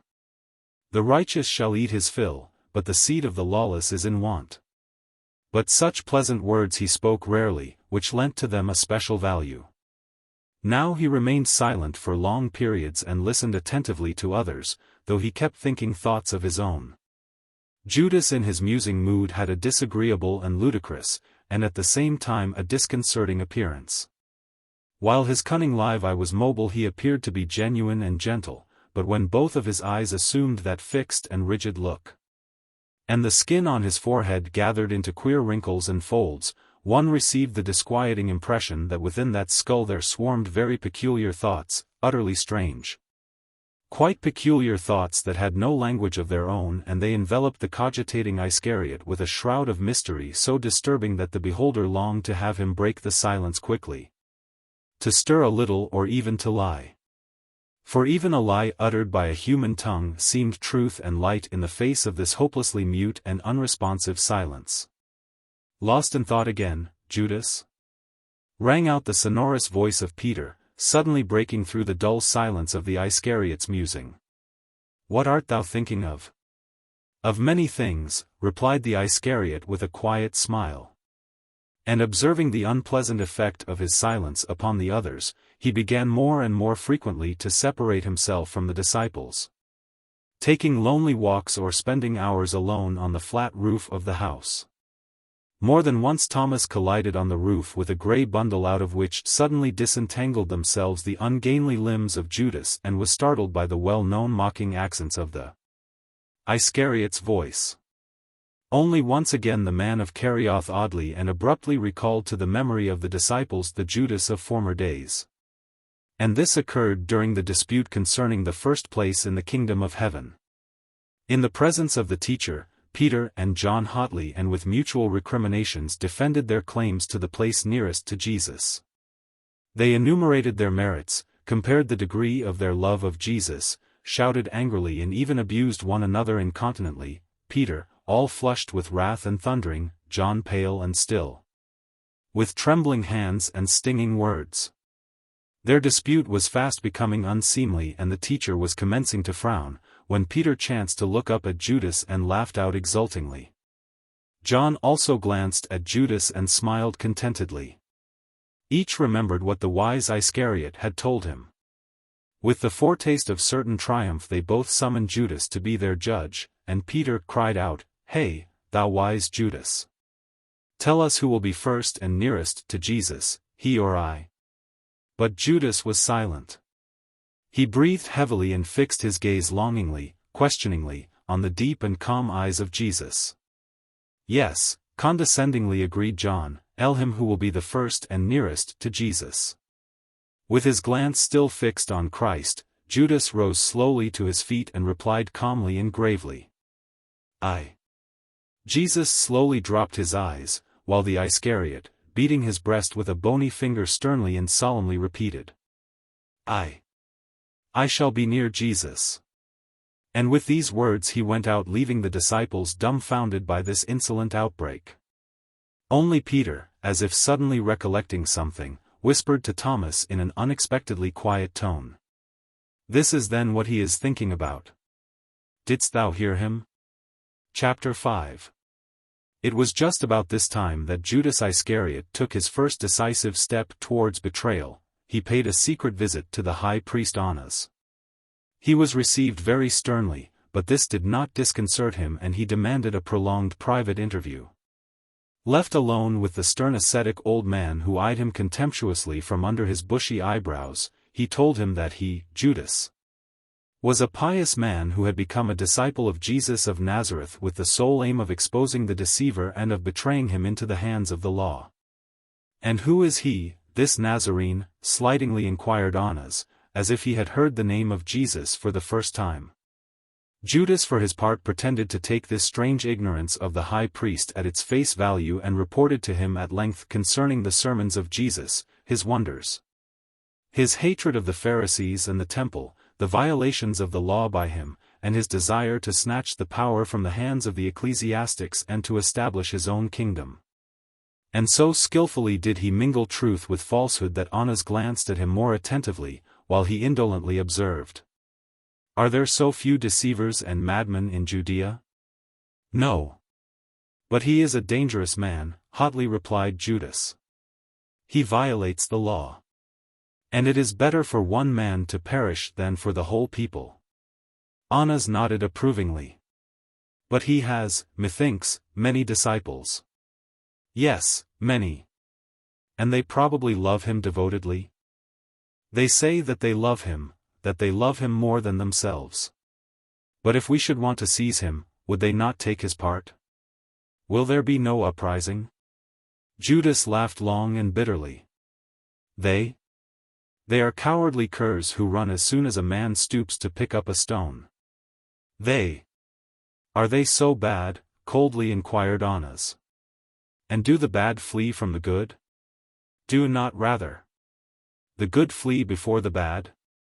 Ha! They are good and therefore they will run. They are good and therefore they will hide themselves. They are good and therefore they will only appear when Jesus is ready for burial. And they will bury him themselves, do thou but put him to death. But do they not love him? Thou saidst so. Their teacher they love always, but more in death than living. As long as the teacher lives he is apt to examine the pupils, and woe then unto the latter. But when the teacher is dead, they become teachers in their turn, and woe then unto others. Ha! Annas looked searchingly at the traitor, and his shriveled lips wrinkled slightly. It was a sign that Annas was smiling. They have injured thee. I see it. Can anything remain a secret to thy insight, O wise Annas? Thou hast penetrated the very heart of Judas. Yes, they injured poor Judas. They said that I had stolen 3 pieces of silver, as if Judas were not the most honest man in Israel. And for a long time they spoke of Jesus, of his disciples, and of his pernicious influence on the people of Israel. But the cautious and cunning high priest Annas did not give his final answer on this occasion. He had been watching Jesus for a long time and had long since sealed the fate of the prophet of Galilee in the secret councils of his relatives and friends, the chiefs and the Sadducees. But he distrusted Judas, who had been reported to him as an evil and double-dealing man. He did not attach much faith to his frivolous remarks on the cowardice of the disciples and the people. Annas had entire confidence in his own might, but he feared bloodshed. He feared to stir up a tumultuous uprising into which the stiff-necked and volatile people of Jerusalem could be so easily harangued. He feared finally the sternly repressive interference of Roman authorities. Fanned by resistance, fructified by the crimson blood of the people which endows with life all whereon it falls, the heresy might spread all the more rapidly and engulf Annas himself, his rule and his friends.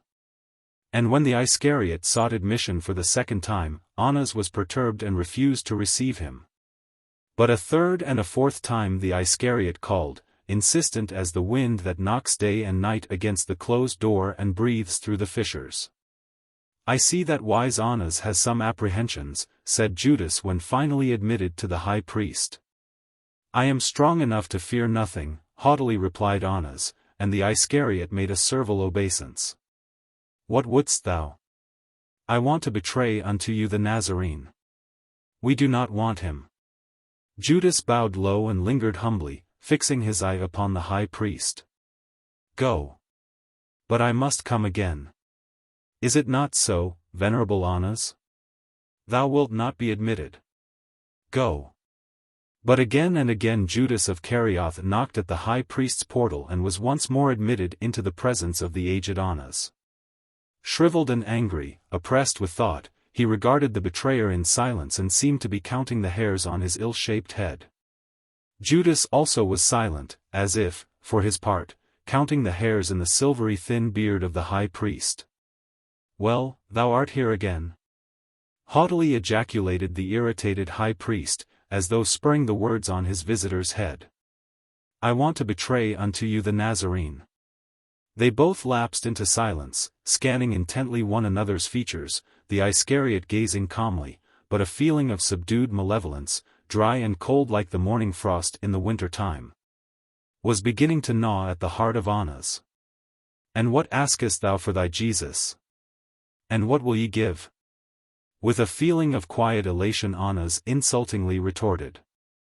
You are a band of rascals, all of you.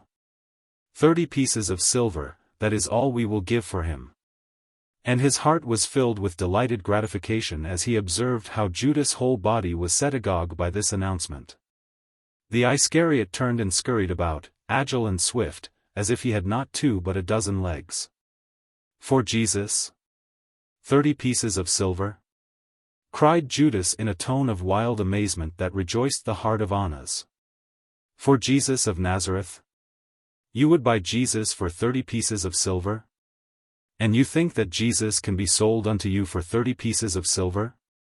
Judas swiftly turned to the wall and laughed into its smooth and whited face, waving wildly arms. "Hearest thou? 30 pieces of silver.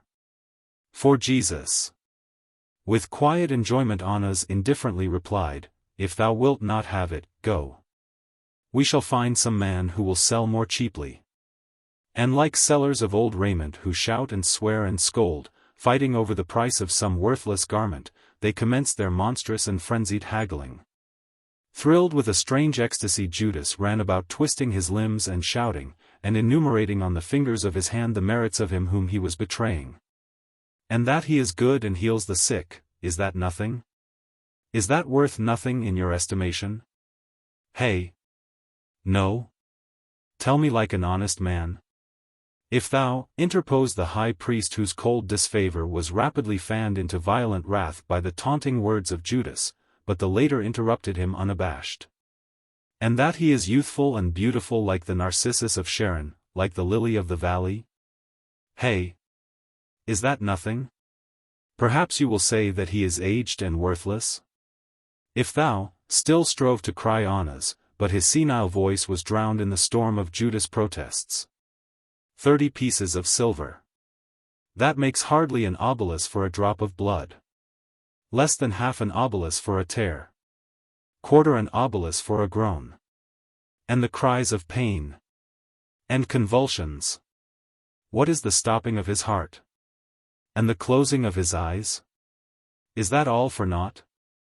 Screamed the Iscariot, towering over the high priest, encircling him with the frenzied whirlwind of his gestures and words. "For all. For all," replied the breathless high priest. "And how much will you earn on the deal? Hey? Would you rob poor Judas? Tear the piece of bread out of his children's mouths? I shall go out into the marketplace and shout, 'Annas has robbed poor Judas. Help!'" Wearied and dizzy, Annas in futile frenzy stamped the floor with his soft slipper and waved him away, "Begone! Begone!" But Judas suddenly made a humble obeisance and spread out his arms. "And if so, why art thou angry with poor Judas, who is seeking the good of his children? Thou too hast children, fine, handsome young men. We shall get another.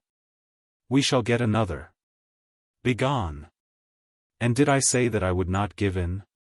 Do I not believe thee that another may come and give up Jesus unto you for 15 oboli? For 2 oboli? For 1 obolus?" Then with another low obeisance, and with ingratiating words, Judas submissively agreed to accept the money offered him.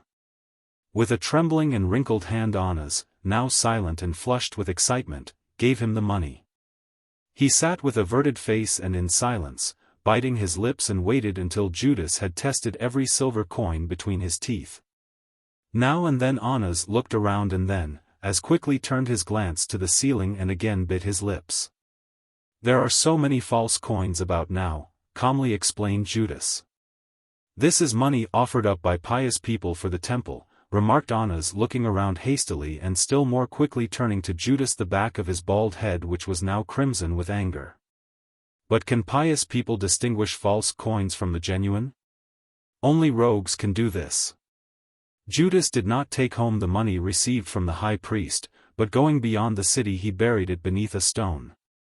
And he returned with slow, heavy and cautious steps, like a wounded animal creeping to its lair after a cruel and mortal combat. But Judas had no lair of his own to which he might creep, though there was a house, and in that house he saw Jesus.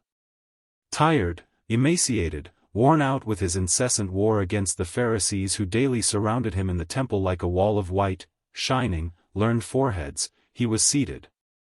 leaning against the wall and was apparently fast asleep.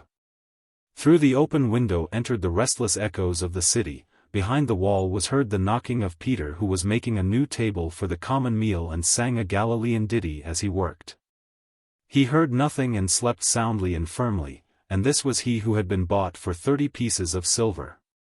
Advancing noiselessly, Judas with the gentle care of a mother fearing to awaken her ailing babe.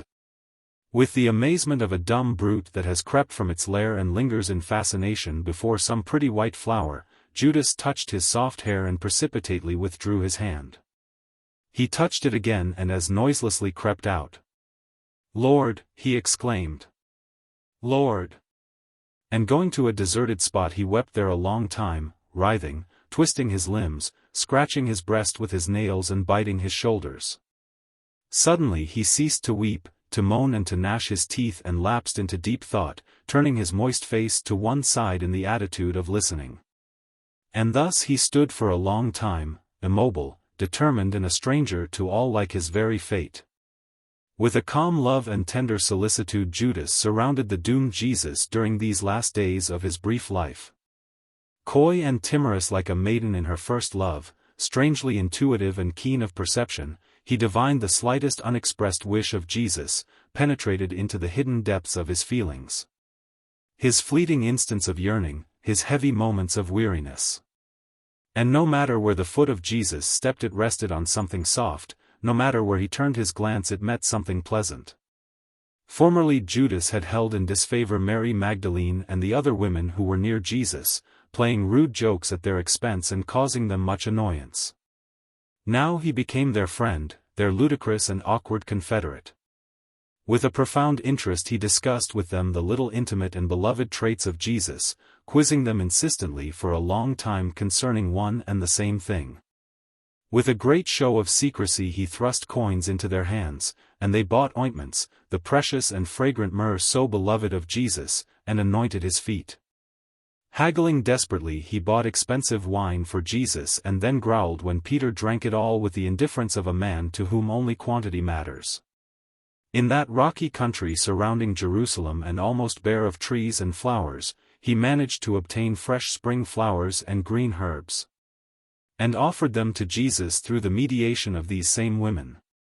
For the first time in his life he fetched in his arms little children, finding them somewhere in the neighboring homesteads or in the highways, and forcefully caressed them to keep them from weeping. And it frequently happened that there crawled on the knees of Jesus, while he sat in deep thought, a tiny, curly-haired little fellow with a soiled little nose, and insistently sought his caress. And while the two rejoiced in one another, Judas sternly walked a short distance off with the air of a jailer who has admitted a butterfly into the cell of his prisoner and then with a show of asperity grumbles about the disorder. In the evenings, when darkness and fear stood guard at the door, the Iscariot artfully contrived to bring into the conversation Galilee, a land unknown to him but dear to Jesus, with its peaceful lakes and green shores. And he worried the clumsy Peter until stifled memories awoke in his heart and before his eyes and ears appeared vivid pictures and sounds of the beautiful life of Galilee. Avidly attentive and with mouth half opened like a child's, with the twinkling of anticipated laughter in his eyes, Jesus listened to Peter's impetuous, ringing and merry speech. And at times he so loudly laughed at his conceits that the disciple had to stop his recital for minutes at a time. But better even than Peter's was the speech of John. There was nothing ludicrous, nothing unexpectedly grotesque in his words, but his descriptions were so thoughtful, unusual and beautiful that tears appeared in the eyes of Jesus.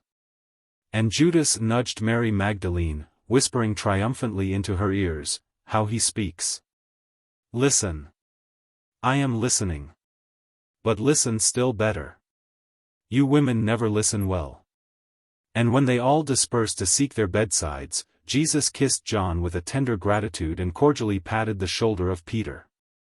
Without envy, with a contemptuous indulgence, Judas witnessed these caresses. What signified all these tales, these kisses, these sighs, compared with that knowledge which he had, he, Judas of Iscariot, red-haired, repulsive Judas, born amid the rocks. Chapter 6. Betraying Jesus with one hand, Judas took great pains to destroy his own plans with the other. He did not attempt to dissuade Jesus from embarking on that last perilous journey to Jerusalem, as did the women. He even inclined to side with the relatives of Jesus and with those of his disciples who considered the victory over Jerusalem indispensable to the complete triumph of the cause. But he stubbornly and insistently warned them of its dangers and depicted in vivid colors the formidable hostility of the Pharisees.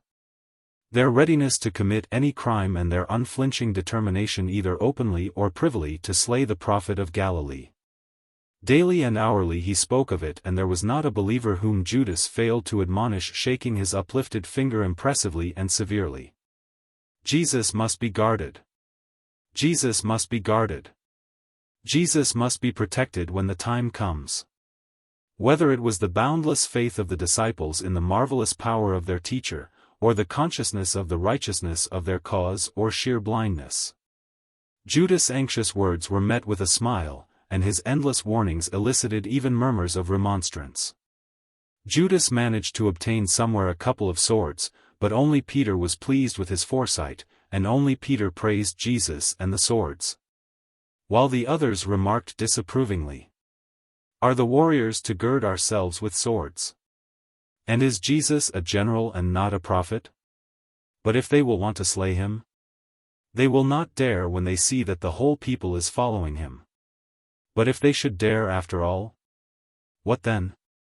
And John scornfully retorted, "One might think, Judas, that thou alone lovest the teacher." And, greedily clinging to these words, taking no offense, Judas began to question them eagerly, fervently, with a solemn impressiveness. "But do ye love him? Truly?" And each believer who came to see Jesus he repeatedly questioned. "And dost thou love him? Dost thou love him truly?" And all answered saying that they truly loved him. He frequently drew Thomas into conversation, and warningly raising his bony forefinger crowned with a long and untidy finger-nail he significantly admonished him. "Look to it, Thomas. A terrible time is approaching. Are ye prepared? Why didst thou not take the sword which I brought?"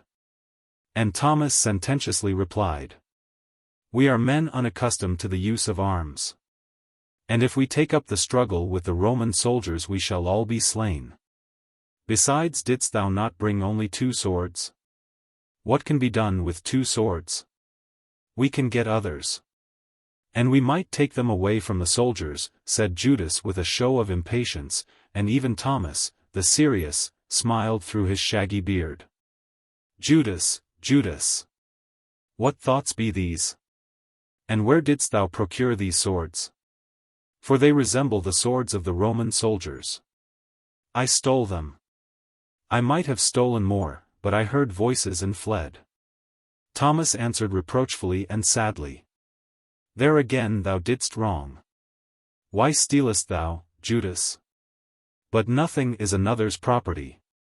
"Good, but the warriors may be questioned tomorrow, 'Where are your swords?' and not finding them they may suffer punishment innocently."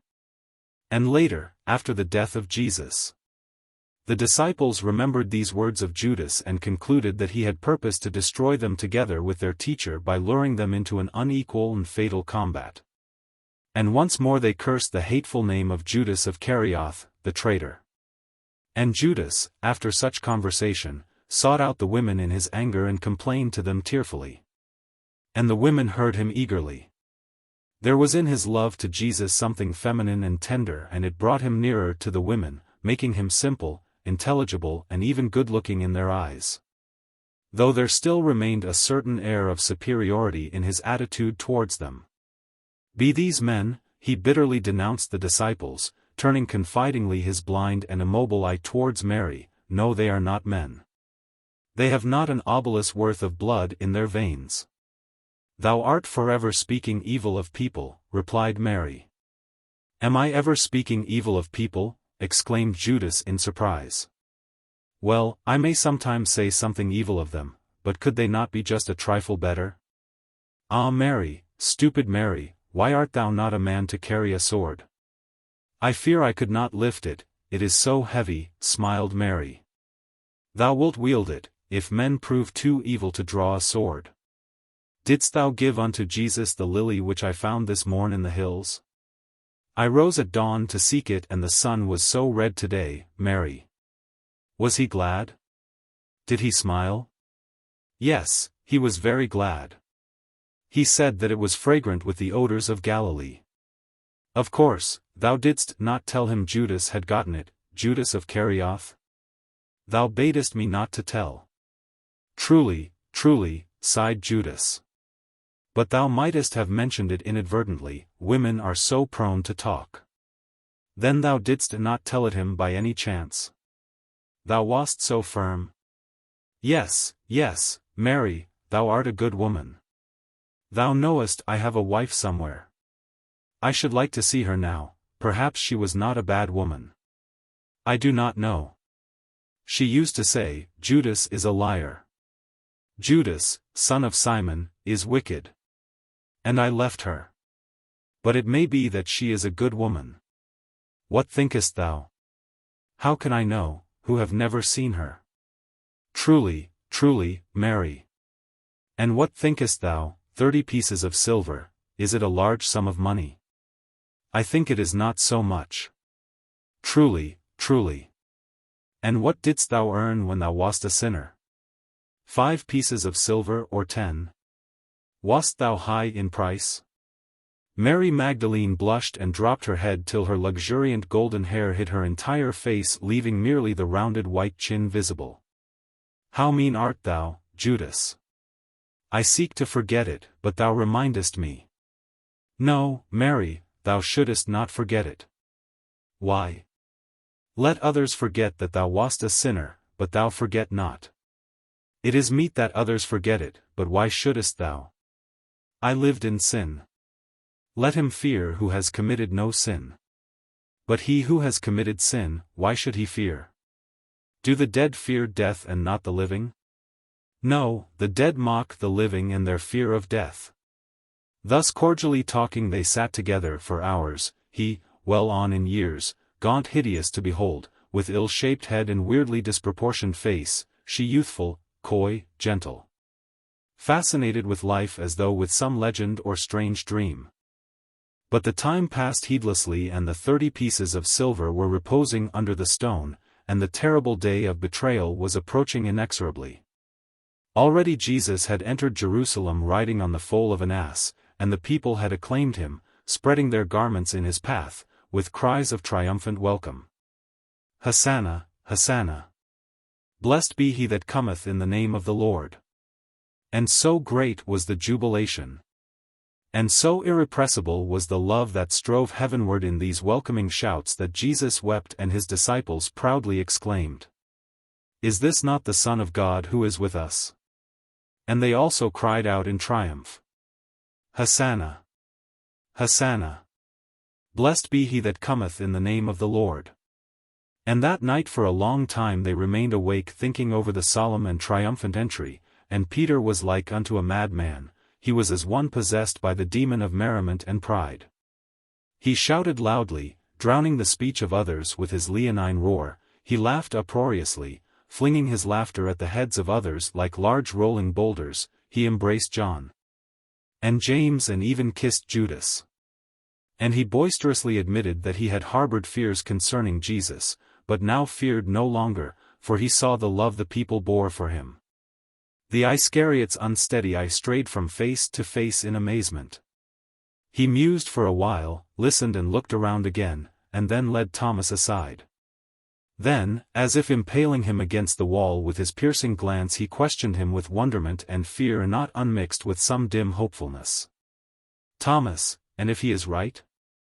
If it be he that has the rock beneath his feet, and I merely shifting sand? What then? Of whom art thou speaking? Inquired Thomas. What will Judas of Iscariot do then? Then I shall have to strangle him myself to bring out the truth. Who is playing Judas false, ye or Judas himself? Who is deceiving Judas? Who? I cannot understand thee, Judas. Thou speakest in riddles. Who is deceiving Judas? Who is right? And shaking his head, Judas repeated like an echo. Who is deceiving Judas? Who is right? And still more surprised was Thomas, and he felt even worried when during the night there rang out the loud and almost joyous voice of Judas. Then there will be no Judas of Iscariot. Then there will be no Jesus. There will be only Thomas, stupid Thomas. Didst thou ever wish to seize this earth of ours and raise it in thy hands? And then perhaps to drop it? That were impossible. What sayest thou, Judas? That is possible, replied the Iscariot with conviction. And we shall seize it some day and lift it up in our hands while thou art asleep, stupid Thomas. Sleep. I am merry, Thomas. When thou sleepest, the flutes of Galilee play in thy nostrils, Thomas. Sleep. But already the believers had scattered throughout Jerusalem and disappeared within their houses, behind walls, and the faces of the people who still walked abroad were now inscrutable. The rejoicing had ceased. Already dim rumors of peril crept out of some crevices. Peter was gloomily trying the edge of the sword given him by Judas, and ever sadder and sterner grew the face of the teacher. Time was swiftly passing and inexorably approached the dread day of the betrayal. Now also the Last Supper was over, pregnant with sadness and dim fears, and the vague words of Jesus of someone who would betray him had been spoken. Knowest thou who will betray him? Inquired Thomas, gazing at Judas with his straight and limpid, almost transparent eyes. Yes, I know, replied Judas, sternly and resolutely. Thou, Thomas, wilt betray him. But he does not believe himself what he is saying. It is time. It is time. Why does he not call to his side Judas, the strong and the beautiful? And time, the inexorable, was now measured no longer by days but by fast fleeting hours. And it was even, and the stillness of even, and lengthy shadows gathered over the earth, the first piercing arrows of the impending night of great conflict. When a sad and solemn voice sounded through the darkness. It was Judas who spoke. Thou knowest where I am going, Lord. I am going to betray thee into the hands of thine enemies. And there was a long silence, and the stillness of even and piercing black shadows. Thou art silent, Lord. Thou commandest me to go. And silence again. Bid me stay. But thou canst not. Or darest not. Or wilt not. And again silence, immense as the eyes of eternity. But thou knowest that I love thee. Thou knowest all. Why lookest thou thus upon Judas? Great is the secret of thy beautiful eyes, but is mine the less? Bid me stay. But thou art silent. Thou art ever silent. Lord, Lord, why in anguish and with yearning have I sought thee always, sought thee all my life and found thee? Make thou me free. Lift from me the burden, it is greater than mountains of lead. Hearest thou not the bosom of Judas of Iscariot groaning beneath it? And final silence, unfathomable as the last glance of eternity. I go. And the stillness of even was not broken, it cried not out nor wept, nor faintly echoed the fine and glassy air, so still was the sound of his departing steps. They sounded and were lost. And the stillness of even relapsed into musing, it stretched its lengthening shadows, and blushed darkly, then suddenly sighed with the yearning rustle of stirring foliage. It sighed and was still, lost in the embrace of night. Other sounds now invaded the air, rapping, tapping, knocking, as if someone had opened a cornucopia of vivid sonorous noises and they were dropping upon the earth, not singly or in twos, but in heaps. And drowning them all, echoing against the trees, the shadows and the wall. Enveloping the speaker himself roared the resolute and lordly voice of Peter. He swore that he would never leave his teacher. Lord, he cried, longingly, wrathfully. Lord! With thee I am ready to go to prison and even unto death. And softly, like the faint echo of someone's departed steps, the merciless answer sounded. I say unto thee, Peter, that ere the cock crow thrice today thou wilt have denied me thrice. Chapter 7. The moon had already risen when Jesus started towards Mount Olivet, ere he was wont of late to pass his nights. But he lagged strangely, and his disciples, who were ready to proceed, urged him on. Then he suddenly spoke. He who has a sack, let him take it, likewise a staff. And he who has none, let him sell his raiment and buy a sword. For I say unto you that this day it shall happen unto me as even was written, he was counted among the transgressors. The disciples were amazed and exchanged confused glances. But Peter replied, Lord, here are 2 swords. He glanced searchingly into their kindly faces, dropped his head and gently replied, It is enough. Loudly echoed the steps of the wanderers through the narrow streets, and the disciples were terrified at the sounds of their own steps. Their black shadows lengthened upon the white moon-illuminated walls, and they were terrified at the sight of their own shadows. Thus silently they passed through the sleeping city. Now they passed out of the gates of Jerusalem, and in a deep cleft among the hills that were filled with mysterious and immobile shadows the brook of Kedron met their gaze. Now everything terrified them. The soft gurgling and the splashing of the water against the stones sounded to them like voices of people lying in ambush. The shapeless fanciful shadows of rocks and trees obstructing their way worried them, and the motionless stillness of the night appeared to them endowed with life and movement. But as they ascended and neared the Garden of Gethsemane, where they had spent so many nights in security and peace, they gradually gained courage. Now and then they cast a backward glance at the sleeping city now reposing white in the light of the moon, and discussed their recent fright. And those who walked in the rear heard an occasional fragment of the teacher's words. He was telling them that they would all forsake him. They stopped in the very outskirts of the garden.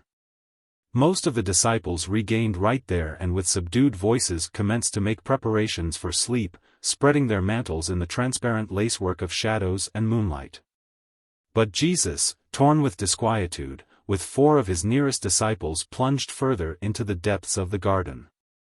There they sat down on the ground that had not yet grown cold from the heat of the day, and while Jesus observed silence, Peter and John lazily exchanged meaningless remarks.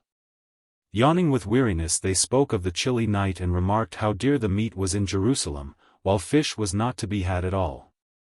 They were guessing at the number of worshippers that would gather in Jerusalem during the holidays, and Peter, stretching his words into a prolonged yawn, affirmed that they would amount to 20,000, while John, and his brother James indolently claimed that the number would not exceed 10,000.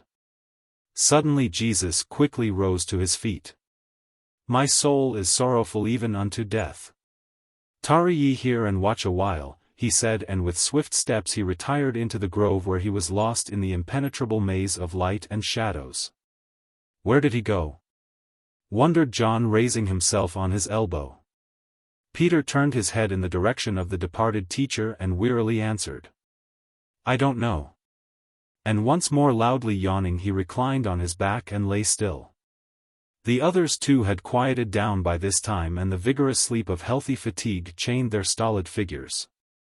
Through his heavy sleep Peter dimly saw something white bending over him, and seemed to hear some voice that sounded afar off and died, leaving no trace in his dulled consciousness. Simon Peter, sleepest thou? And once more he was fast asleep, and again some still voice reached his ear and died away, leaving no trace. Could ye not watch with me one brief hour? Lord, if thou knewest how sleepy I am, he thought in half slumber, but it seemed to him as if he had said it aloud. And again he slept, and a long time passed, when suddenly there stood beside him the form of Jesus, and a sonorous waking voice roused him and the others. Are ye still sleeping and resting? It is finished. The hour has come for the Son of Man to be betrayed into the hands of sinners. The disciples leaped to their feet, picking up their mantles in confusion and shivering with the chill of sudden awaking. Through the maze of trees, illuminating them with the lurid light of their torches, with heavy tramping of feet and loud noise, and the crack of breaking twigs, a crowd of warriors and temple attendants was seen approaching. And from the other side the rest of the disciples came running, trembling with the cold, with terrified, sleepy faces, failing to realize what had occurred and anxiously inquiring, What is this? Who are these with torches? Thomas, pale, with his beard awry, with chatting teeth, remarked to Peter. Apparently these men are after us. Now the crowd of warriors surrounded them, and the smoking unsteady glare of the torches had chased the quiet and serene radiance of the moon somewhere into the heights over the treetops. At the head of the warriors was Judas Iscariot, scurrying hither and thither and keenly rolling his seeing eye. He searched for Jesus. At last he found him, and resting for a moment his glance on the tall and slender form for the Master, he hurriedly whispered to the attendants, "He whom I shall kiss, the same is the man. Take him and lead him carefully. But be careful, do you hear me?" Then hurriedly moving toward Jesus, who awaited him in silence, he plunged like a dagger a steady and piercing glance into his calm, dark eyes. "Rejoice, Rabbi," he exclaimed loudly, imbuing the words of common salutation with a strange and terrible significance. But Jesus was silent, and the disciples gazed awe-stricken upon the traitor, unable to fathom how the soul of man could contain so much wickedness. With a hasty look the Iscariot measured their confused ranks, noted the tremor that threatened to change into the abject palsy of terror, noted their pallor, the meaningless smiles, the nerveless movements of arms that seemed to be gripped with iron clamps at the shoulder. And his heart was set aflame with bitter anguish not unlike the agony which had oppressed Jesus a short time since. His soul transformed into 100 ringing and sobbing chords, he rushed forward to Jesus and tenderly kissed his wind-chilled cheek, so softly, so tenderly. With such agony of love and yearning that were Jesus a flower upheld by a slender stem, that kiss would not have shaken from it one pearl of dew or dislodged one tender leaf. "Judas," said Jesus, and the lightning of his glance bared the monstrous mass of forbidding shadows that were the soul of the Iscariot, but did not reveal its boundless depths. "Judas, with a kiss betrayest thou the Son of Man?" And he saw that hideous chaos quivering, stirring, and agog through and through. Speechless and stern as death in his haughty majesty stood Judas Iscariot, and all of his being within him groaned, thundered and wailed with a myriad of stormy and fiery voices, "Yes. With a kiss of love we betray thee. With a kiss of love we betray thee unto mockery, torture, and death.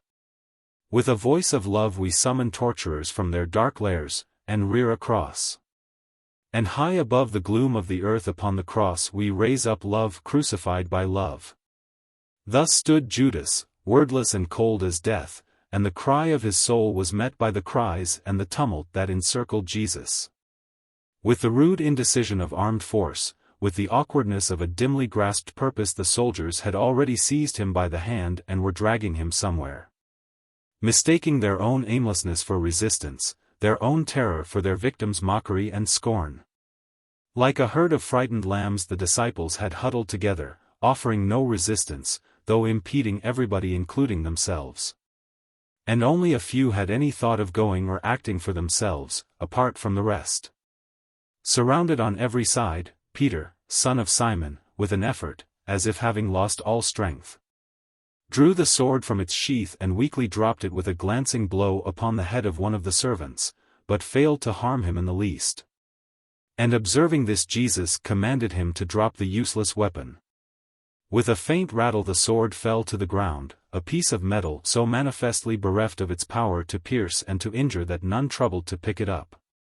Thus it lay in the mud, and many days later some children found it in the same spot and made it their plaything.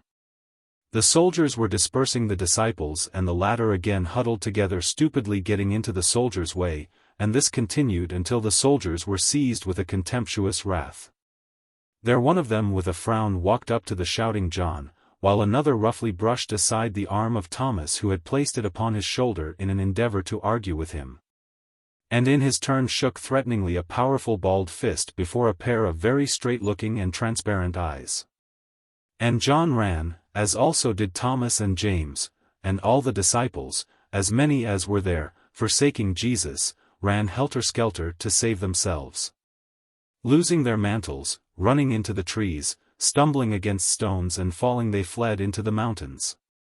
Driven by terror, and in the stillness of the moonlit night the ground resounded under their fugitive feet. Some unknown, who had evidently just risen from sleep, for he was covered with only a blanket, excitedly scurried to and fro in the crowd of warriors and servitors. But as they tried to seize him, he cried out in fear and started to run, like the others, leaving his raiment in the hands of the soldiers.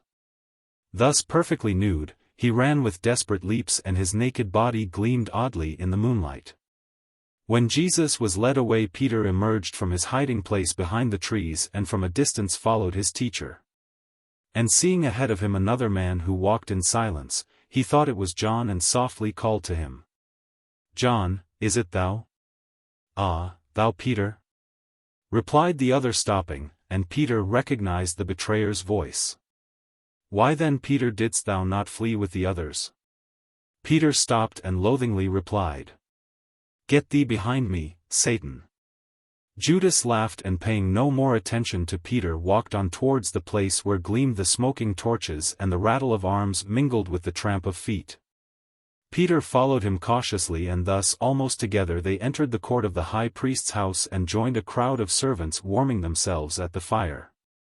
Judas was sullenly warming his bony hands over the logs when he heard somewhere in the rear the loud voice of Peter. "No, I don't know him."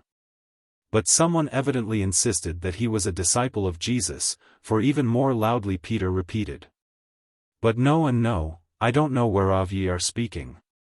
Without looking around and smiling involuntarily, Judas nodded his head affirmingly and murmured, "Just so, Peter. Yield to none thy place at the side of Jesus."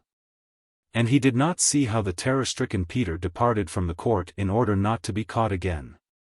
And from that evening until the very death of Jesus, Judas never saw near him any of his disciples, and in that multitude there were only these two, inseparable unto death.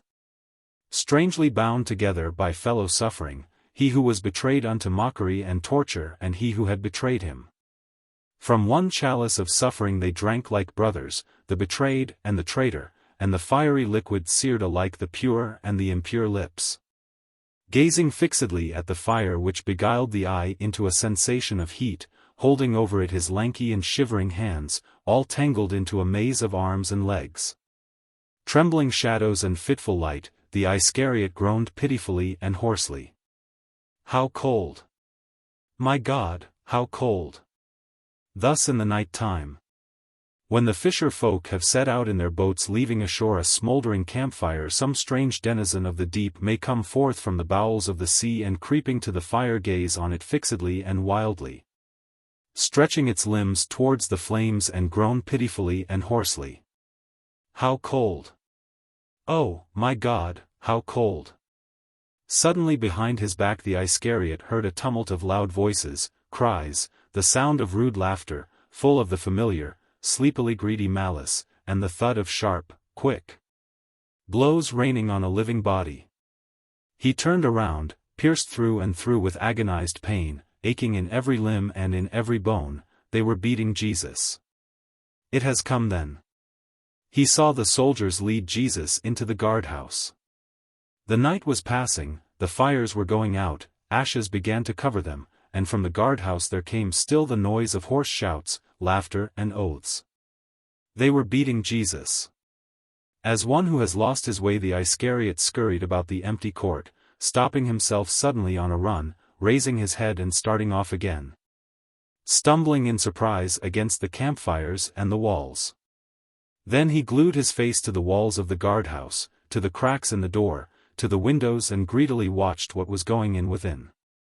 He saw a stuffy, crowded, dirty little room, like all the guardhouses in the world, with a floor that had been diligently spat on and with walls that were greasy and stained as if hundreds of filthy people had walked or slept upon them. And he saw the man who was being beaten. They smote him on the face and on the head, they flung him from one to another across the room like a sack. And because he did not cry out or resist, after minutes of strained observation it actually appeared as though it were not a living being but some limp mannequin without bones or blood that was thrown about. And the figure bent over oddly, just like a mannequin, and when in falling it struck the floor with its head, the impression of the contact was not like that of some hard object striking another, but as of something soft and incapable of pain. And after watching it long it seemed like some weird and interminable game, something that almost amounted to an illusion. After one vigorous blow the man or the mannequin smoothly dropped on the knees of a soldier. He pushed it away and it turned and fell on the next man's knees, and so on. Shouts of wild laughter greeted this game and Judas also smiled, as if some powerful hand with fingers of steel had torn open his mouth. The lips of Judas had played him false this time. The night seemed to drag and the campfires still smoldered. Judas fell back from the wall and slowly trudged over to one of the fires, stirred up the coals, revived the flames, and though now he did not feel cold, he held over it his slightly trembling hands. And longingly he murmured, "Ah, it hurts, little son, it hurts, child, child, child. It pains, very, very much." Then he walked over to the window that gleamed yellow from the dim lantern within the bars and once more he commenced to watch the chastisement of Jesus. Once before the very eyes of Judas flitted the vision of his dark face, now disfigured and encircled in a maze of tangled hair. There someone's hand seized this hair, felled the man and methodically turning the head from side to side began to wipe with his face the filthy floor. Under the very window a soldier slept opening his wide-open mouth wherein 2 rows of teeth gleamed white and shiny. Now somebody's broad back with a fat bare neck shut out the view from the window and nothing more could be seen. And suddenly all grew still. What is it? Why are they silent? What if they have comprehended? Instantly the head of Judas was filled with the roaring, shouting and tumult of 1,000 frenzied thoughts. What if they have realized? What if they have comprehended that this was the very best among men? This is so plain, so simple. What is going on there now? Are they kneeling before him, weeping softly, kissing his feet? There he will emerge in an instant, and behind him will come forth in abject submission the others. How he will come forth and draw near to Judas, the conqueror, the Son of Man, the Lord of truth, God. Who is deceiving Judas? Who is right? But no. Shouts and uproar again. They are beating him again. They have not comprehended. They have not realized and they are beating him with greater violence, more cruelly. And the fires are burning low, being covered with ashes, and the smoke over them is as transparently blue as the air, and the sky is as light as the moon. It is the dawn of day. What is day? Asked Judas. Now everything is ablaze, everything glows, everything has grown young, and the smoke above is no longer blue but pink. The sun is rising. What is the sun? Asketh Judas. Chapter 8. They pointed him out with their fingers, and some contemptuously, while others with hatred and terror added, "See, this is Judas, the traitor." This was the beginning of his shameful infamy to which he condemned himself for all ages. Thousands of years will pass, nation will succeed nation, and still the words will be heard in the air, uttered with contempt and dread by the good and the evil. Judas, the traitor. Judas, the traitor. But he listened with indifference to the words spoken concerning him, absorbed in a feeling of a supreme curiosity.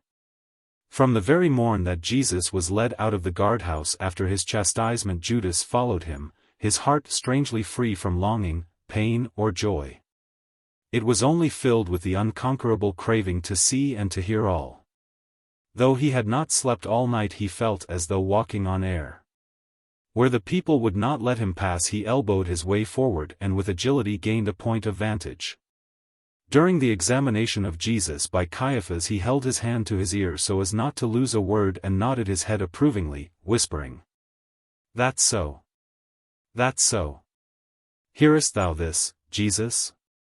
But he was not free, he was like a fly tied to a thread, buzzing it flies hither and thither but not for an instant the pliant and obstinate thread releases it. Thoughts that seemed hewed out of stone weighed down his head and he could not shake them off. He knew not what thoughts these were, he feared to stir them up, but he felt their presence constantly. And at times they threatened to overwhelm him, almost crushing him with their incredible weight, as though the roof of some rocky vault slowly and terribly subsided over his head. Then he held his hand to his heart and shook himself as though shivering with the cold, and his glance strayed to another and still another spot as Jesus was led out from the presence of Caiaphas.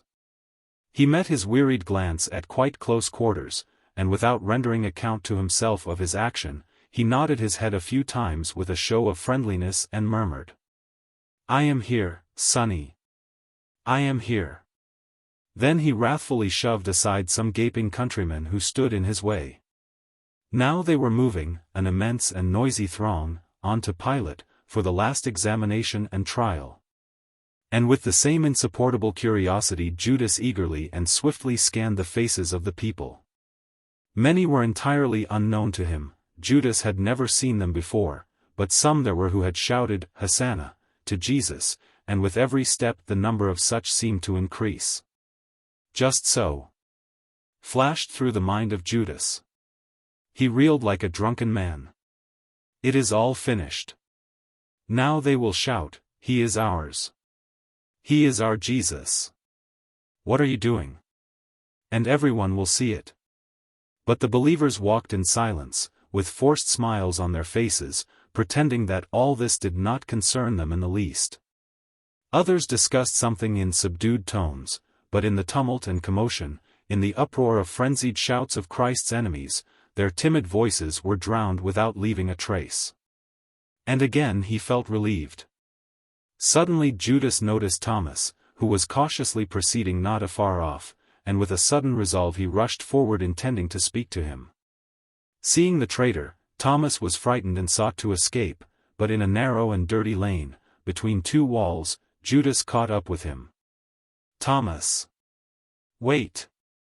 Thomas stopped and solemnly holding up both hands exclaimed, "Depart from me, Satan." With a gesture of impatience the Iscariot replied, "How stupid thou art, Thomas! I thought that thou hadst more sense than the others. Satan! Satan! This must be proved." Dropping his hands, Thomas inquired in surprise, "But didst thou not betray the teacher? I saw with my own eyes that thou broughtest the soldiers. Didst thou not point out Jesus unto them? If this is not betrayal, what is a betrayal?" Something else, hastily interposed Judas. "Listen. There are many of you here. It behooves you to meet and to demand loudly, 'Give unto us Jesus. He is ours.' They will not refuse you, they will not dare. They will understand themselves." "What art thou saying?" replied Thomas shaking his head. "Didst thou not see the number of armed soldiers and servants of the temple? And, besides, a court has not been held yet, and we must not interfere with the court. Will not the court understand that Jesus is innocent, and will not the judges immediately order him released?" "Dost thou think so too?" musingly inquired Judas. "Thomas, but if this be the truth? What then? Who is right? Who deceived Judas? We argued all night and we decided that the judges simply could not condemn the innocent one. But if they should?" "Well," urged the Iscariot, "then they are not true judges. And they will fare ill some day when they give account to the real judge." "The real judge? Is there a real one?" laughed Judas. "And the brethren have all cursed thee, but as thou sayest that thou art not a traitor, I think thou oughtest to be judged." Without waiting to hear the end, Judas abruptly turned on his heels and rushed off in pursuit of the departing multitude. But he slowed down and walked deliberately, realizing that a crowd never proceeds very fast and that by walking apart one can always catch up with it. When Pilate led Jesus out of his palace and placed him in full view of the people, Judas, pinned to a column by the heavy backs of some soldiers, frenziedly twisted his head in order to see something between two shining helmets. He suddenly realized that now all was over indeed. The sun shone high over the heads of the multitude, and under its very rays stood Jesus, blood-stained, pale, with a crown of thorns the sharp points of which had pierced his brow. He stood at the very edge of the elevation, visible from his head to his small sun-browned feet, and so calmly expectant he was. So radiant in his sinlessness and purity that only a blind man unable to see the very sun could fail to see it, only a madman could fail to realize it. And the people were silent, so silent that Judas heard the breathing of the soldier in front of him, and the scraping of his belt as he took each breath. That's it. It is all over. They will now understand, thought Judas, and suddenly some strange sensation not unlike the blinding joy of falling from an infinite altitude into the gaping abyss of blue stopped his heart. Contemptuously stretching his lip down to his clean-shaven, rotund chin, Pilate flings at the people dry curt words as one might cast bones at a horde of hungry hounds to cheat their thirst for fresh blood and living quivering flesh. Ye have brought unto me this man as a corrupter of the people. I have examined him before you and have found the man guilty of nothing whereof ye accuse him. Judas closed his eyes. He was waiting. And the whole people began to shout, scream and howl with 1,000 bestial and human voices. Death unto him! Crucify him! Crucify him! And now, as if deriding their own souls, as if craving to taste to the dregs in one moment all the infinity of fall, frenzy and shame, these very people screaming and howling demand, release unto us Barabbas. But him crucify! Crucify! But the Roman has not yet spoken his final word. His haughty clean-shaven face is twitching with loathing and wrath. He understands. He has comprehended. There he is speaking softly to the servants of the temple, but his voice is drowned in the uproar of the multitude. What is he saying? Does he command them to take up their swords and to fall upon the madman? Bring me water. Water? What kind of water? What for? There he is washing his hands. Why is he washing his white, clean ring-covered hands? And now he cries out angrily, raising his hands in the face of the amazed people. I am innocent of the blood of this righteous man. See ye to it. The water is still dripping from these white fingers down on the marble slabs of the floor, but some white mass is already limply groveling at the feet of Pilate. Someone's burning and sharp lips are kissing his weakly resisting hand, clinging to it like a leech, sucking at it, drawing the blood to the surface and almost biting it. With loathing and dread he looks down and sees a gigantic and writhing body, a wild face that looks as though it had been split in twain, 2 eyes so strangely unlike one another. As though not one creature but a multitude lay clutching at his feet and hands. And he hears a fervent and broken whisper. Thou art wise. Thou art noble. Thou art wise. And this savage face seems to glow with such truly satanic joy that Pilate cannot repress a cry as he repels him with his foot, and Judas falls down to the ground. And lying on the flagstones, like an overturned devil, he still stretches out his hand towards Pilate and shouts as one infatuated. Thou art wise. Thou art noble. Thou art wise. Then he swiftly leaps to his feet and flees accompanied by the laughter of the soldiers. All is not yet over. When they see the cross, when they see the nails, they may comprehend then. What then? Passingly he notices Thomas, breathless and pale, and for some reason nods to him assuringly. Then he catches up with Jesus on the way to the execution. The path is hard. The little stones roll from under one's feet. Judas suddenly realizes that he is tired. He concentrates his mind on finding a good foothold, and as he looks about he sees Mary Magdalene weeping, he sees a multitude of weeping women, with disheveled hair, red eyes, distorted lips. All the infinite grief of the feminine soul given over unto despair. Suddenly he revives and taking advantage of an opportune moment, he rushes forward to Jesus. I am with thee, he whispers hurriedly. The soldiers drive him away with stinging blows of their whips, and writhing to escape the leash, gnashing his teeth at the soldiers, he hurriedly explains. I am with thee. Thither. Understandest thou? Thither. Wiping the blood from his face he shakes his fist at the soldier who turns around and points him out to his comrades. He looks about for some reason in search of Thomas, but finds neither him nor any of the other disciples in the accompanying crowd. Again he feels weary and heavily shuffles his feet, carefully scanning the sharp little crumbling stones underfoot. When the hammer was raised to nail the left hand of Jesus to the tree, Judas shut his eyes and for an eternity neither breathed, nor saw, nor lived, only listened. But now iron struck iron with a gnashing sound, and blow after blow followed, blunt, brief, low. One could hear the sharp nail entering the soft wood, distending its particles. One hand. It is not yet too late. Another hand. It is not yet too late. One foot, another. Is really all over? Irresolutely he opens his eyes and sees the cross rise unsteadily and take root in the ditch. He sees how the hands of Jesus convulse under the strain, extend agonizingly, how the wounds spread and suddenly the collapsing abdomen sinks below the ribs. The arms stretch and grow thin and white, they twist at the shoulders, the wounds under the nails redden and expand, they threaten to tear in an instant. But, they stop. All motion has stopped. Only the ribs move lightly, raised by his deep quick breathing. On the very brow of the earth rises the cross, and on it hangs Jesus crucified.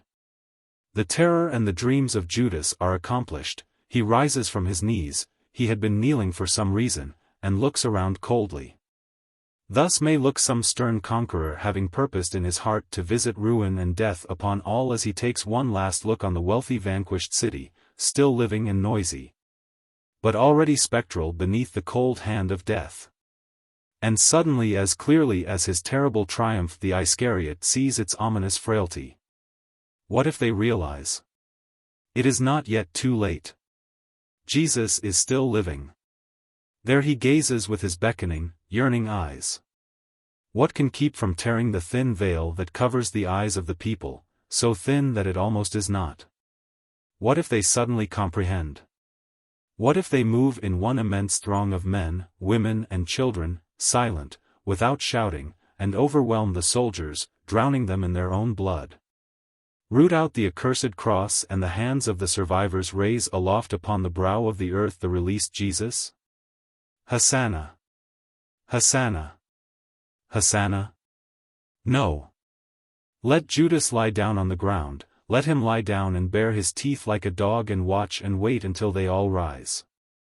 But what has happened to time? Now it stops and one longs to kick it onward, to lash it like a lazy ass. Now it rushes on madly downhill, cutting off one's breath, and one vainly seeks to steady oneself. There Mary Magdalene is weeping. There weeps the mother of Jesus. Let them weep. As if her tears meant anything, for that matter the tears of all the mothers, all the women in the universe. What are tears? Asks Judas, and frenziedly pushes onward the disobliging time, pummels it with his fists, curses it like a slave. It is someone else's, that is why it does not obey. If it were Judas. But it belongs to all these who are weeping, laughing, gossiping as if they were in the marketplace. It belongs to the Son, it belongs to the cross and to the heart of Jesus who is dying so slowly. What a miserable heart is that of Judas! He is holding it with his hands, but it shouts Hosanna so loudly that all will soon hear it. He presses it tightly to the ground, and it shouts Hosanna. Hosanna! Like a poltroon scattering sacred mysteries in the street. Suddenly a loud broken cry. Dull shouts, a hurried commotion around the cross. What is it? Have they comprehended? No, Jesus is dying. And can this be? Yes, Jesus is dying. The pale arms are limp, but the face, the breast and the legs are quivering with short convulsions. And can this be? Yes, he is dying. The breath comes less frequently. Now it has stopped. No, another sigh, Jesus is still upon earth. And still another? No. No. No. Jesus is dead. It is finished. Hosanna! Hosanna! The terror and the dreams are accomplished. Who will snatch the victory from the Iscariot's hands? It is finished. Let all nations, as many as there be, flock to Golgotha and cry out with their millions of throats, Hosanna! Hosanna! Let them pour out seas of blood and tears at its foot, they will only find a shameful cross and a dead Jesus. Calmly and coldly Judas scrutinizes the figure of the dead, resting his glance an instant upon the cheek on which but the night before he had impressed his farewell kiss. And then deliberately walks away. Now the whole earth belongs to him, and he walks firmly like a commander, like a king, like he who in this universe is so infinitely and serenely alone. He notes the mother of Jesus and addresses her sternly. Weepest thou, mother? Weep, weep, and a long time will weep with thee all the mothers of earth. Until we shall return together with Jesus and destroy death. What is he saying? Is he mad or merely mocking? But he seems serious and his face is solemn, and his eyes no longer scurry about with insane haste. There he stops and with a cold scrutiny views the earth, so changed and small. How little it now is, and he feels the whole of the orb beneath his feet. He looks at the little hills gently blushing under the last rays of the sun, and he feels the mountains beneath his feet. He gazes on the sky gaping wide with its azure mouth, he gazes on the round little sun futilely striving to burn and to blind, and he feels the sky and the sun beneath his heel. Infinitely and serenely alone he has proudly sensed the impotence of all the powers that are at work in the world and has cast them all down into the abyss. And he walks on with calm and masterful steps. And the time moves neither ahead of him nor in the rear, obediently with its invisible mass it keeps pace with him. It is finished. Chapter 9. Like an old hypocrite, coughing, smiling ingratiatingly, bowing profusely, Judas of Iscariot, the traitor, appeared before the Sanhedrim. It was on the day following the murder of Jesus, towards noon. They were all there, his judges and murderers, the aged Annas with his sons, those accurate and repulsive copies of their father, and Caiaphas, his son-in-law, worm-eaten with ambition. And other members of the Sanhedrim, who had stolen their names from the memory of the people, wealthy and renowned Sadducees, proud of their power and their knowledge of the law. They received the traitor in silence and their haughty faces remained unmoved as if nothing had entered the room. And even the very least among them, a nonentity utterly ignored by the others, raised to the ceiling his bird-like features and looked as if nothing had entered. Judas bowed, and bowed, but they maintained their silence, as if not a human being had entered, but some unclean and unnoticeable insect had crept into their midst. But Judas of Iscariot was not a man to feel embarrassed. They were silent, but he kept on bowing and thought that if he had to keep on bowing until night he would do so. At last the impatient Caiaphas inquired, "What dost thou want?" Judas bowed once more and modestly replied, "It is I, Judas of Iscariot, who betrayed unto you Jesus of Nazareth." "Well, what now? Thou hast received thy reward. Go," commanded Annas, but Judas kept on bowing as if he had not heard the command. And glancing at him Caiaphas inquired of Annas, "How much was he given?" 30 pieces of silver. Caiaphas smiled and even the senile Annas smiled also. A merry smile flitted over all the haughty faces, and he of the bird-like countenance even laughed. Paling perceptibly Judas broke in. "Quite so. Quite so. Of course, a very small sum, but is Judas dissatisfied? Does Judas cry out that he was robbed? He is content. Did he not aid a sacred cause? A sacred cause, to be sure. Do not the wisest of men listen now to Judas of Iscariot and think, he is one of us, Judas of Iscariot, he is our brother, our friend, Judas of Iscariot, the traitor. Does not Annas long to kneel before Judas and kiss his hand? Only Judas will not suffer it, for he is a coward, he fears that Annas might bite.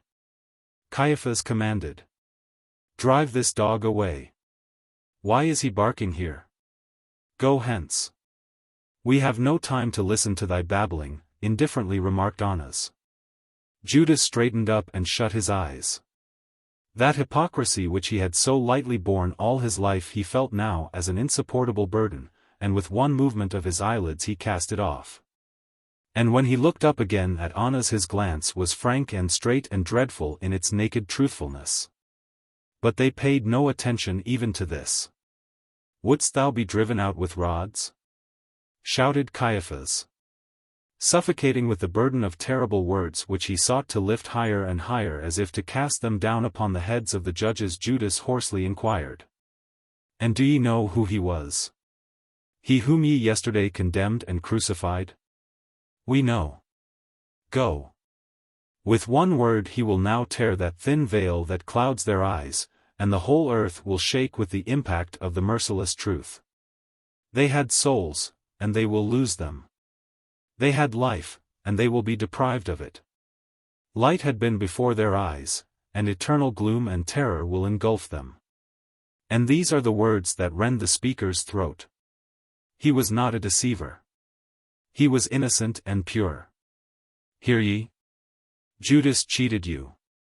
Judas betrayed unto you an innocent one. He waited and heard the indifferent senile quaver of Anna's, "And is that all thou wouldst tell us? Perhaps ye have not comprehended me?" Judas replied with dignity, all color fading from his cheeks. "Judas deceived you. You have killed an innocent one." One of the judges, a man with a bird-like face, smiled, but Anna's was unmoved. Anna's was bored, Anna's yawned. And Caiaphas joined him in a yawn and wearily remarked, "I was told of the great mind of Judas of Iscariot. But he is a fool, and a great bore as well as a fool." "What?" cried Judas, shaken through and through with a desperate rage. "And are ye wise? Judas has deceived you, do you hear me?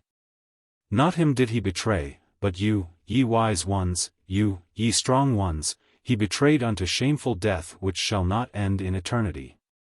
30 pieces of silver. Yes. Yes.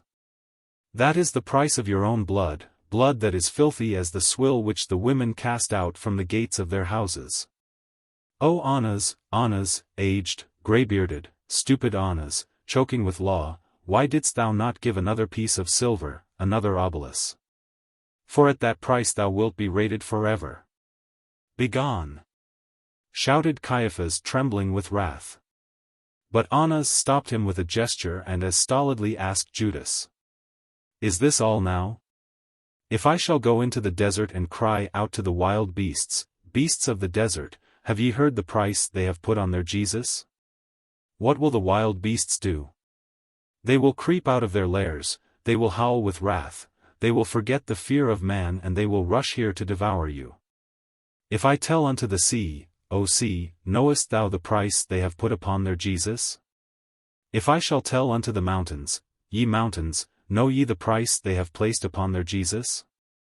The sea and the mountains will leave their places appointed unto them since eternity and rush towards you and fall upon your heads. Would not Judas like to become a prophet? He speaks so loudly," remarked he of the bird-like face mockingly and ingratiatingly peering into the eyes of Caiaphas. "Today I saw a pallid sun. It looked down in terror upon this earth inquiring, Where, oh where is man? I saw today a scorpion. He sat upon a rock and laughing inquired, Where, oh where is man? I drew nearer and glanced into his eyes. And he laughed and repeated, Where, oh where is man? Where, oh, where is man? Tell me, I do not see. Has Judas become blind, poor Judas of Iscariot?" And the Iscariot wept loudly. And in that moment he resembled a madman. Caiaphas turned away contemptuously, but Annas thought a while and remarked, "I see, Judas, that thou didst really receive but a small reward, and this evidently agitates thee. Here is more money, take it and give unto thy children."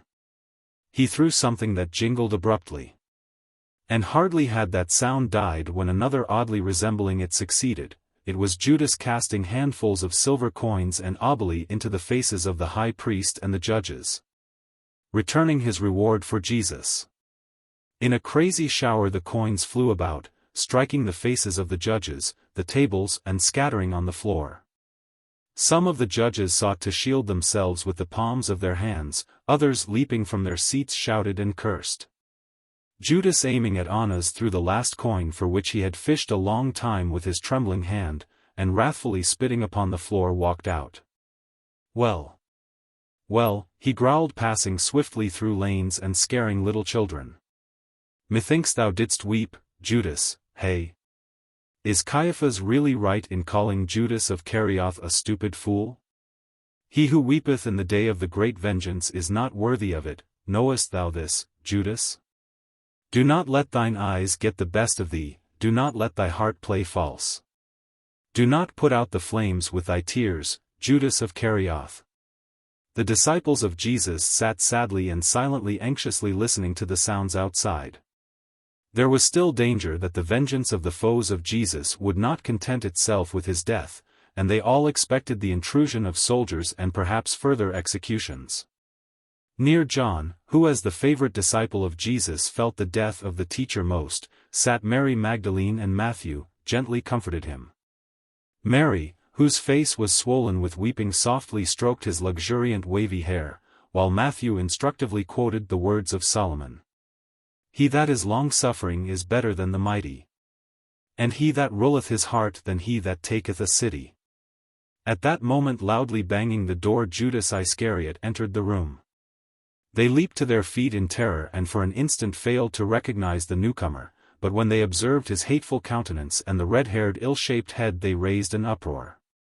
Peter lifted up his hands and cried out, "Begone, traitor, begone, lest I kill thee."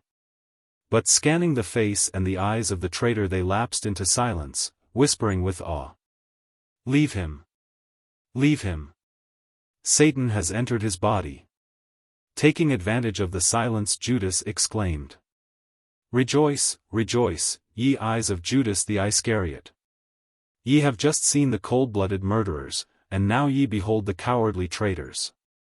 Where is Jesus? I ask of you, where is Jesus?" There was something commanding in the hoarse voice of the Iscariot, and Thomas meekly replied, "Thou knowest, Judas, that our teacher was crucified yesterday. How did you suffer it? Where was your love? Thou, beloved disciple, thou, O rock, where were ye when they crucified your friend upon the tree? But what could we do? Judge thyself," replied Thomas, shrugging his shoulders. "Thou askest this, Thomas?" Well, replied Judas, craning his head, and suddenly he broke out with vehemence, "He who loves asks not what to do. He goes and does all. He weeps, he snaps, he strangles his foe, he breaks his limbs. He who loves. When thy son is drowning, goest thou into the marketplace and askest the passer-by, What am I to do? My son is drowning. Dost thou not leap into the water and drown with the son together? He who loves. Peter sullenly replied to the frenzied harangue of Judas. I unsheathed the sword, but he himself bade me put it up. He bade thee? And thou didst obey, laughed the Iscariot. Peter, was it meet to obey him? Does he understand aught of men and of fighting? He who disobeys him will go down to the Gehenna of fire. Then why didst thou not go? Why didst thou not go, Peter? Gehenna of fire, indeed, what is Gehenna? And why didst thou not go? Why hast thou a soul if thou darest not throw it into the fire at will? Silence, he himself desired this sacrifice, exclaimed John, rising to his feet. And his sacrifice was beautiful. Is there a beautiful sacrifice? What sayest thou, beloved disciple? Where there is a sacrifice, there is the slayer and the betrayer also. Sacrifice is suffering for one and shame for the others. Traitors, what have ye done with this earth? They are gazing upon this earth from above and from below with derision, saying, Look at this earth, on it they crucified Jesus. And they spit upon it even as I do. Judas spat wrathfully. He took upon himself the sins of all mankind. His sacrifice is beautiful, insisted John. Nay, but ye upon yourselves have taken all sin. Beloved disciple. Will there not spring up from thee a race of traitors, a brood of little-souled liars? Ye blinded men, what have ye done with this earth? Ye compassed about to destroy it. You will soon kiss the cross whereon ye crucified Jesus. Yes, indeed, you will kiss the cross, Judas promises you that. Judas, do riot blaspheme, roared Peter flushing. How could we kill all his foes? There were so many of them. And thou, Peter, angrily retorted John. Dost thou not see that he is possessed of Satan? Get thee hence, tempter. Thou art full of lies. The teacher commanded not to slay. But did he forbid you to die? Why are ye living whereas he is dead? Why do your legs walk, your tongues utter folly, your eyes wink, whereas he is dead, immovable, voiceless? How dare thy cheeks be red, John, whereas his are pale? How darest thou shout, Peter, whereas he is silent? What ye should have done, ye ask of Judas? And Judas replies to you, beautiful, daring Judas of Iscariot, ye should have died. Ye should have fallen on the way, clutching the soldiers' swords and hands. Ye should have drowned them in a sea of your own blood, ye should have died. His very father should have called out with dread if ye all had entered. Judas paused, raised his hand, and suddenly noticed on the table the remains of a meal. And with a queer amazement, curiously, as if he were looking at food for the first time, he closely scrutinized it and slowly inquired, "What is this? Ye have eaten? Perhaps slept also?" "I have slept," curtly replied Peter, dropping his head, scenting already in Judas' manner a tone of command.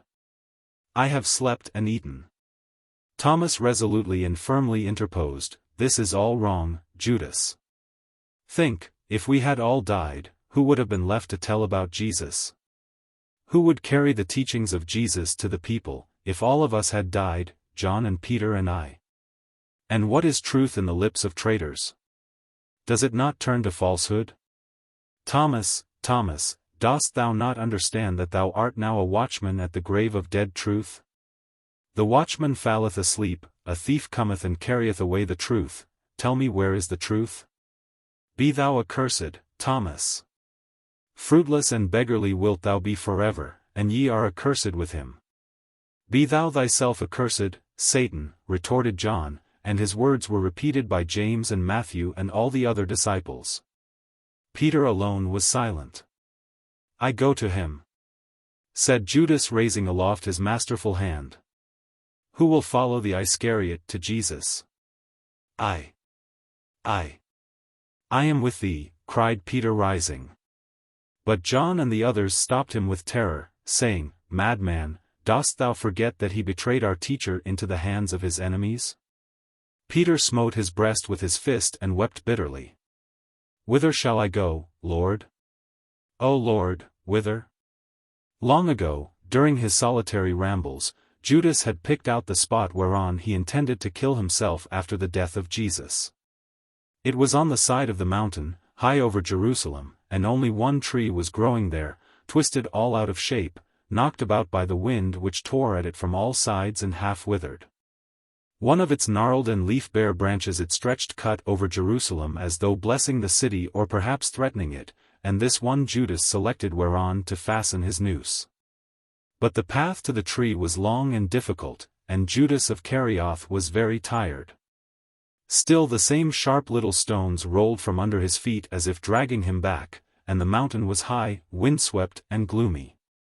And Judas sat down for a rest several times, breathing heavily, while from the back through the crevices there swept over him the chilling breath of the mountain. "Thou too, accursed hill," contemptuously muttered Judas, and breathing heavily he shook his benumbed head wherein all thoughts had turned to stone. Then suddenly he raised it, opening wide his chilled eyes, and wrathfully growled. "No, they are too bad altogether for Judas. Hearest thou, Jesus? Now wilt thou believe me? I am coming. Meet me kindly, for I am weary. I am very weary. Then together, with a brother's embrace, we shall return to this earth. Is it well?" And again opening wide his eyes he murmured, But perhaps even there thou wilt be angry with Judas of Iscariot? And perhaps thou wilt not believe? And peradventure, thou wilt send me to hell. Well, what then? I shall go to hell. And in the flames of thy hell I shall forge the iron to wreck thy heaven. Well? Wilt thou believe me then? Wilt thou then go back with me to this earth, O Jesus? Finally Judas reached the top of the mountain and the gnarled tree, and here the wind commenced to torture him. But when Judas had chided it, it began to whistle soft and low. The wind started off in another direction and was bidding him farewell. Well, well. But those others are curs, responded Judas, making a noose. And as the rope might play him false and break, he hung it over the abyss. If it did break, he would still find his death upon the rocks. And before pushing himself away from the edge and hanging himself over the precipice, Judas once more carefully admonished Jesus. But thou meet me kindly, for I am very weary, Jesus. And he leaped. The rope stretched to its limit, but sustained the weight. The neck of Judas grew thin, while his hands and legs folded and hung down limply as if wet. He died. Thus within 2 days, one after the other, departed from this earth Jesus of Nazareth and Judas of Iscariot, the traitor. All night like some hideous fruit the body of Judas swung over Jerusalem. And the wind turned his face now towards the city, now to the desert. But whichever way his death-marred face turned, its red and bloodshot eyes, both of which were now alike, like brothers, resolutely gazed upon the sky. Towards morning some observant one noticed Judas suspended over the city and cried out in terror. Men came and took him down, but learning his identity threw him into a deep ravine where they cast the carcasses of horses, dogs, cats and other carrion. That same night all believers learned of the terrible death of the traitor, and the next day all Jerusalem knew it. Rocky Judea heard it, and green-clad Galilee too. And from one sea even to another more distant one the news of the death of the traitor was carried. Not swifter nor slower than the passing of time, but step by step with it, the message spread. And as there is no end to time, there will be no end to the stories of Judas' betrayal and his terrible death. And all, the good and the bad alike, will curse his shameful memory, and among all nations, as many as there are or will ever be, he will remain alone in his cruel fate, Judas of Iscariot. The Traitor. The Dark. Chapter 1. As a rule, success had accompanied him in all his undertakings, but during the last 3 days complications had arisen which were unfavorable, not to say critical. His life, though a short one, had long been a game of terrible hazards. He was accustomed to these sudden turns of chance and could deal with them. The stake had before been life itself, his own and others, and this by itself had taught him alertness, swiftness of thought, and a cold hard outlook. Chance this time had turned dangerously against him. A mere fluke, one of those unforeseeable accidents, had provided the police with a clue. For 2 whole days the detectives had been on his track, a known terrorist and nihilist, drawing the net ever closer round him. One after another the conspirators' hiding places had been cut off from him. There still remained to him a few streets and boulevards and restaurants where he might go undiscovered. But his terrible exhaustion, after 2 sleepless nights and days of ceaseless vigilance, had brought in its train a new danger. He might drop off to sleep anywhere, on a seat in the boulevards, even in a cab, and be ludicrously arrested as a common drunk. It was now Tuesday. On Thursday, only 1 day to spare, he had to carry out a terrorist act of great importance. The preparations for the assassination had kept the little organization busy for some considerable time. The honor of throwing the last and decisive bomb had fallen to him. He must retain self-command at all costs. But sleep. It was thus, on that October evening, standing at the crossing of crowded streets, that he decided to take refuge in a brothel. He would have had recourse earlier to this refuge, though none too secure, had it not been for the good reason that all his 26 years he had been chaste, had never known women as mere women, had never been in a brothel. Now and then he had had to fight sternly against such desires, but gradually restraint had become habit, and had produced in him an attitude of calmness and complete indifference towards the sex. So now, at the thought of being forced into close contact with a woman who traded in such pleasures, and of perhaps seeing her naked, he had forebodings of any number of unpleasantnesses and awkward moments. True, he had only decided to go to a prostitute now, when his passion was quiescent, when a step had to be taken so important and serious that virginity and the struggle for it lost their value. But in any event it was unpleasant, as might be any other obnoxious incident which must be endured. Once, when assisting in an important act, in which he played the part of second bomb-thrower, he saw a horse which had been killed with its hind parts burst open and the entrails exposed.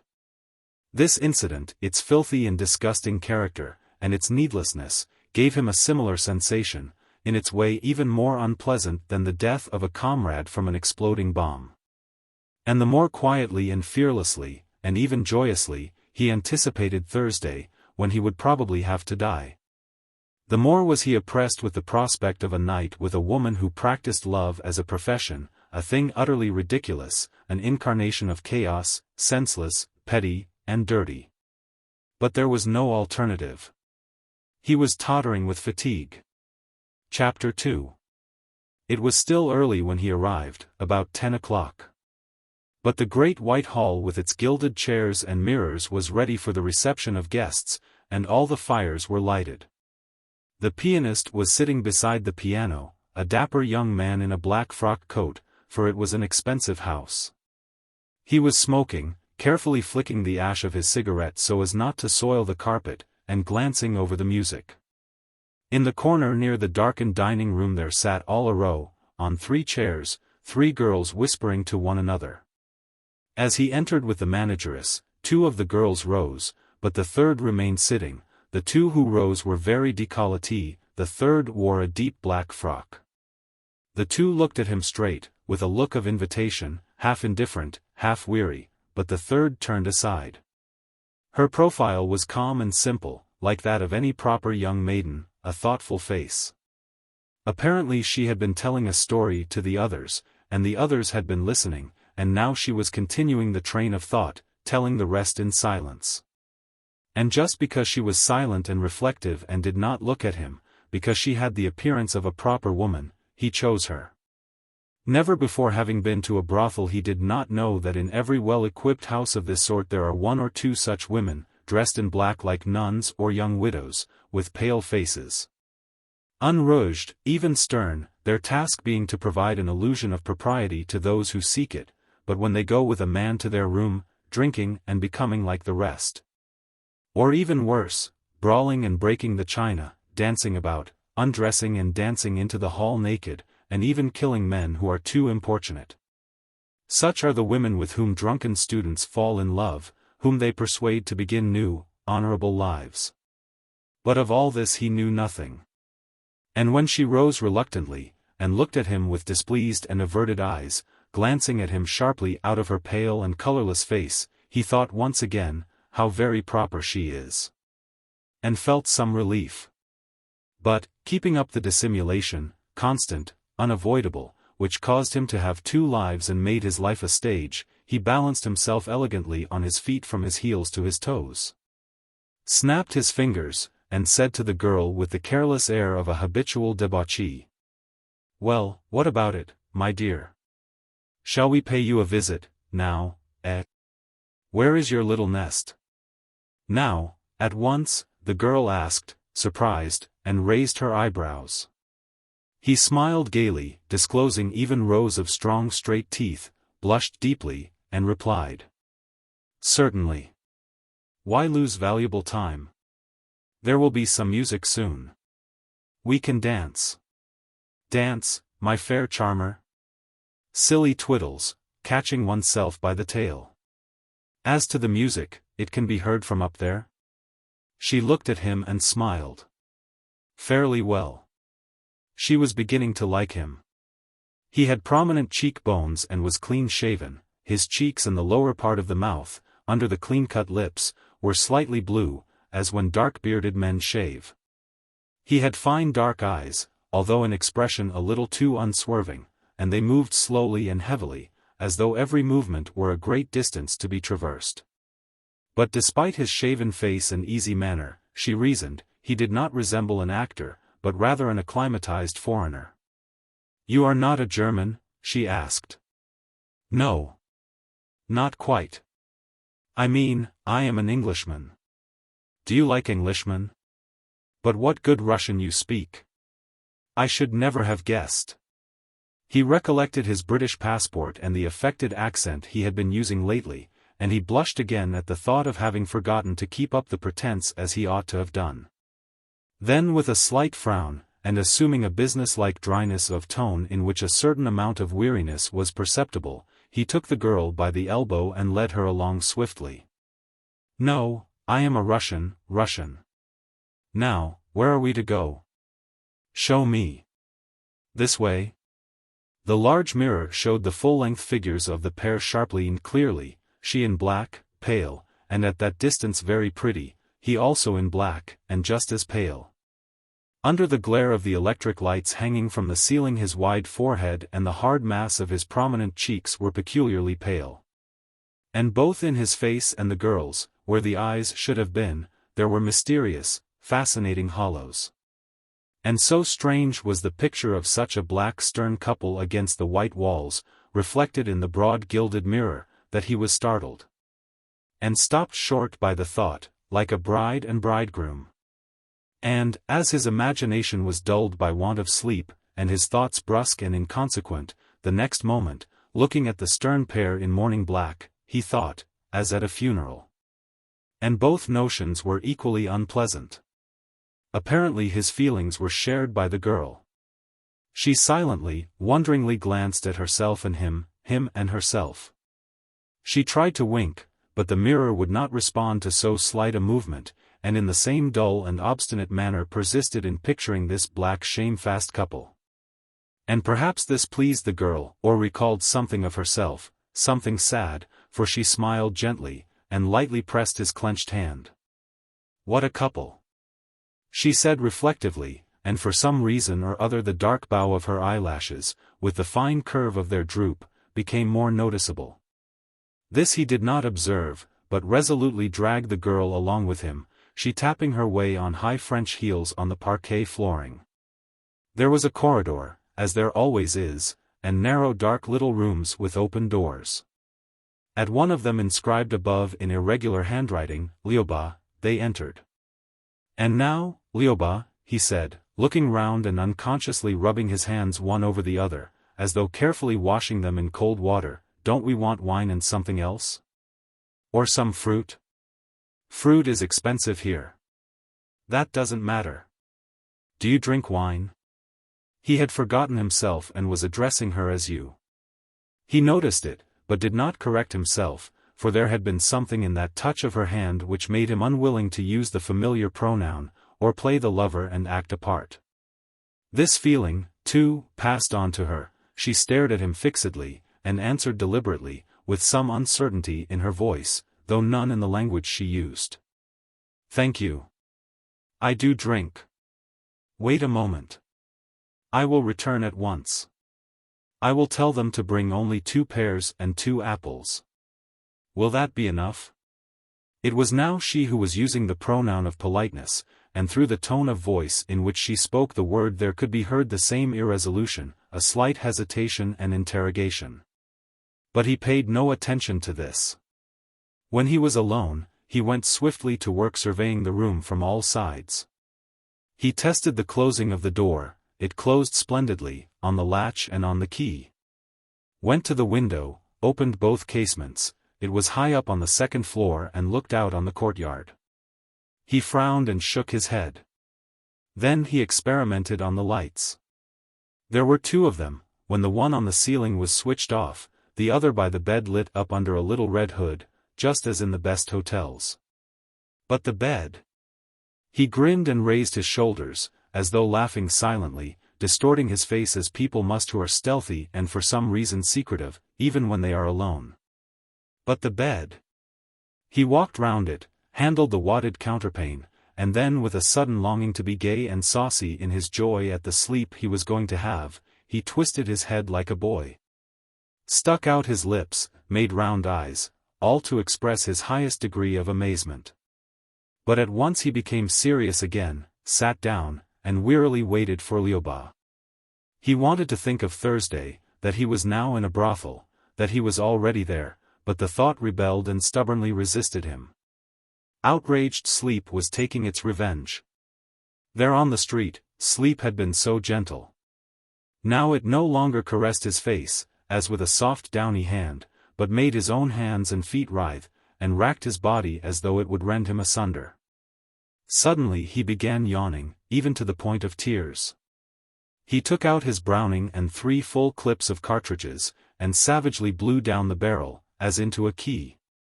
It was all in order, and he longed insufferably for sleep. When the wine and fruit were brought in, and Lyubov came in after them, he shut the door, only on the latch, and said, "Well, all right, please help yourself, Lyubov. Please do. And you?" The girl, surprised, looked at him askance. "I will, later on. For 2 nights, you see, I have been having a gay time of it and have had no sleep, and now." He yawned frightfully, straining his jaws. "Well. I will, later. Just an hour. I will, soon. And you, please drink and don't spare. And eat the fruit. Why did you get so little? But may I go into the hall? There will be some music." This was inconvenient. They might begin talking about him, the strange guest who had gone to sleep, and might start guessing, and that might be awkward. So, lightly restraining a yawn which was already riving his jaws, he said sedately and earnestly, "No, Lyubov. I shall ask you to stay here. You see, I don't much like sleeping alone in a room. It's a mere whim, but you will excuse me." "Certainly. You have paid your money and—" "Yes, yes," and he blushed for the 3rd time, "quite true, but that isn't what I mean. And, if you like, you can lie down too. I will leave room for you. Only please lie next the wall. You don't mind?" "No, I don't want to sleep. I will just sit here." "Will you read? There are no books here. Would you like today's paper? I have it here. There is something interesting in it." "No, thank you. As you like. You know best. But, with your permission." He shut and locked the door and put the key in his pocket, without noticing the strange look with which the girl followed his movements.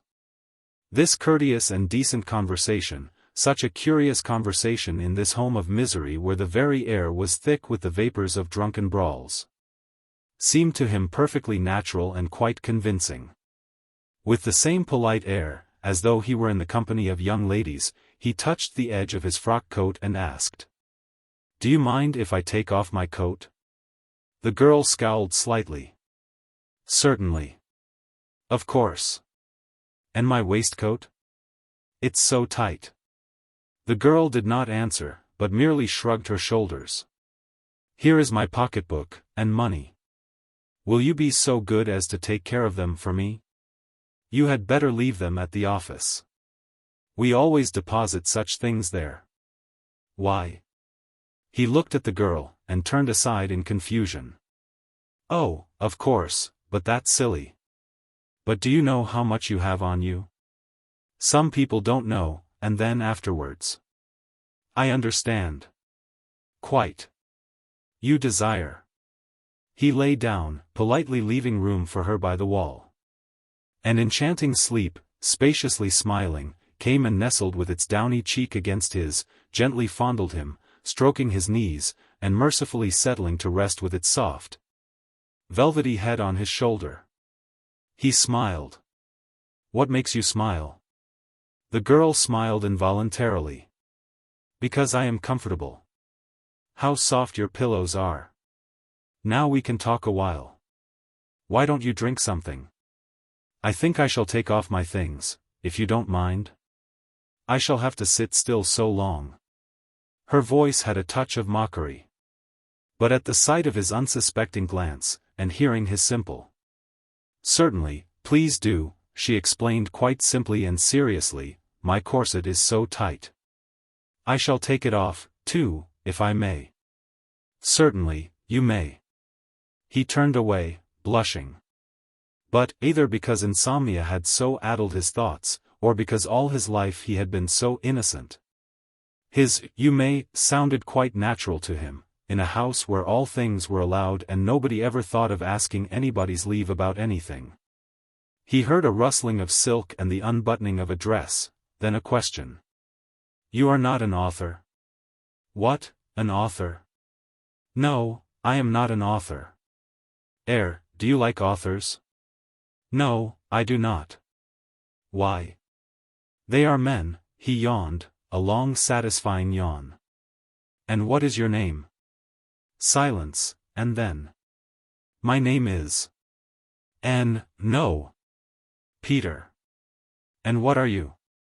What do you do? The girl questioned him gently, but watchfully, and in a firm tone. The impression conveyed by her voice might have been that she was moving towards the bed.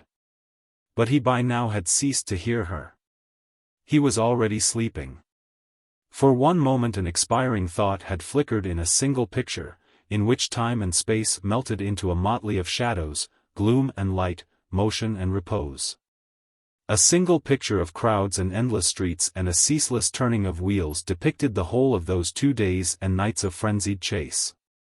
And in an instant all of this was stilled, dimmed, and had passed away, and then in the soft half-light, in the deep shadow, he had an image of one of the picture galleries where, the day before, for 2 hours, he had eluded his pursuers. He seemed to be sitting on a red velvet divan, which was extraordinarily soft, and staring fixedly at a huge black picture. And such a restfulness proceeded from that old black cracked canvas, his eyes were so much rested, his thoughts reposing so gently, that for some moments, even in his sleep, he began fighting sleep. Confusedly afraid of it, as though of an unknown disquietude. But the music in the hall played on, the frequent little notes with bare heads hairless jostled up and down, and the thought came, now I can sleep. And all at once he fell into a deep slumber. Triumphantly, eagerly, gentle glossy sleep soothed and embraced him, and in profound silence masking their breathing they went their way into a pellucid melting sea. Thus he slept on, 1 hour and then another, on his back in the polite posture he had assumed awake, his right hand in his pocket holding the key and his revolver. The girl, neck and arms bare sitting opposite, smoking, sipping cognac, gazing on him. Now and then, to get a better view, she craned her rather thin, flexible neck, and, when she moved, her lips curled with 2 deep creases of constraint. She had not thought to turn out the hanging lamp, and under the strong light he was neither young nor old nor strange nor intimate, but some unknown being, the cheeks unknown. The nose ending in a bird's beak of shape unknown, the breathing, so even and powerful and strong, unknown. His thick hair was cut short in military fashion, and she noticed on the left temple, near the eye, a little whitened scar from some former wound. There was no cross strung round his neck. The music in the hall died down or started afresh, piano and violin and songs and the pit-a-pat of dancing feet, but she sat on, smoking cigarettes and observing the sleeper. She stretched her neck inquisitively to look at his left hand which was lying on his breast, a very broad palm and strong restful fingers. It seemed to weigh heavily on him, to hurt, so with a careful movement she lifted it and let it down gently at the side of the big body on the bed. Then rose swiftly and noisily, and, as though she wanted to smash the switch, roughly turned out the upper lamp, lighting the lower one under the red hood. But even then he did not stir. His face in the pink light remained as unknown, as terrifying as before, in its immobility and repose. She turned aside, clasped her knees with her arms, now softly reddening, threw her head back and stared motionless at the ceiling from the dusky hollows of her unblinking eyes. And in her teeth, tightly pressed, there hung a cigarette, half-smoked, cold, dead. Chapter 3. Something had happened, something unexpected and terrible, something considerable and of consequence, whilst he was sleeping, this much he understood at a flash, even before he was properly awake. At the first sound of a harsh, unknown voice. He took it in with that sharpened sense of danger which to him and his comrades had developed almost into a new special sense. He was up quickly and sat with his hand pressing his revolver hard, his eyes searchingly and sharply exploring the mist of the room. And when he saw her, in the same attitude, with her shoulders of that transparent rosy hue, and her bared breast, and those eyes so enigmatically dark and unswerving, he thought to himself, she has betrayed me. Then he looked again more steadily, sighed deeply, and corrected himself, she hasn't yet, but she will.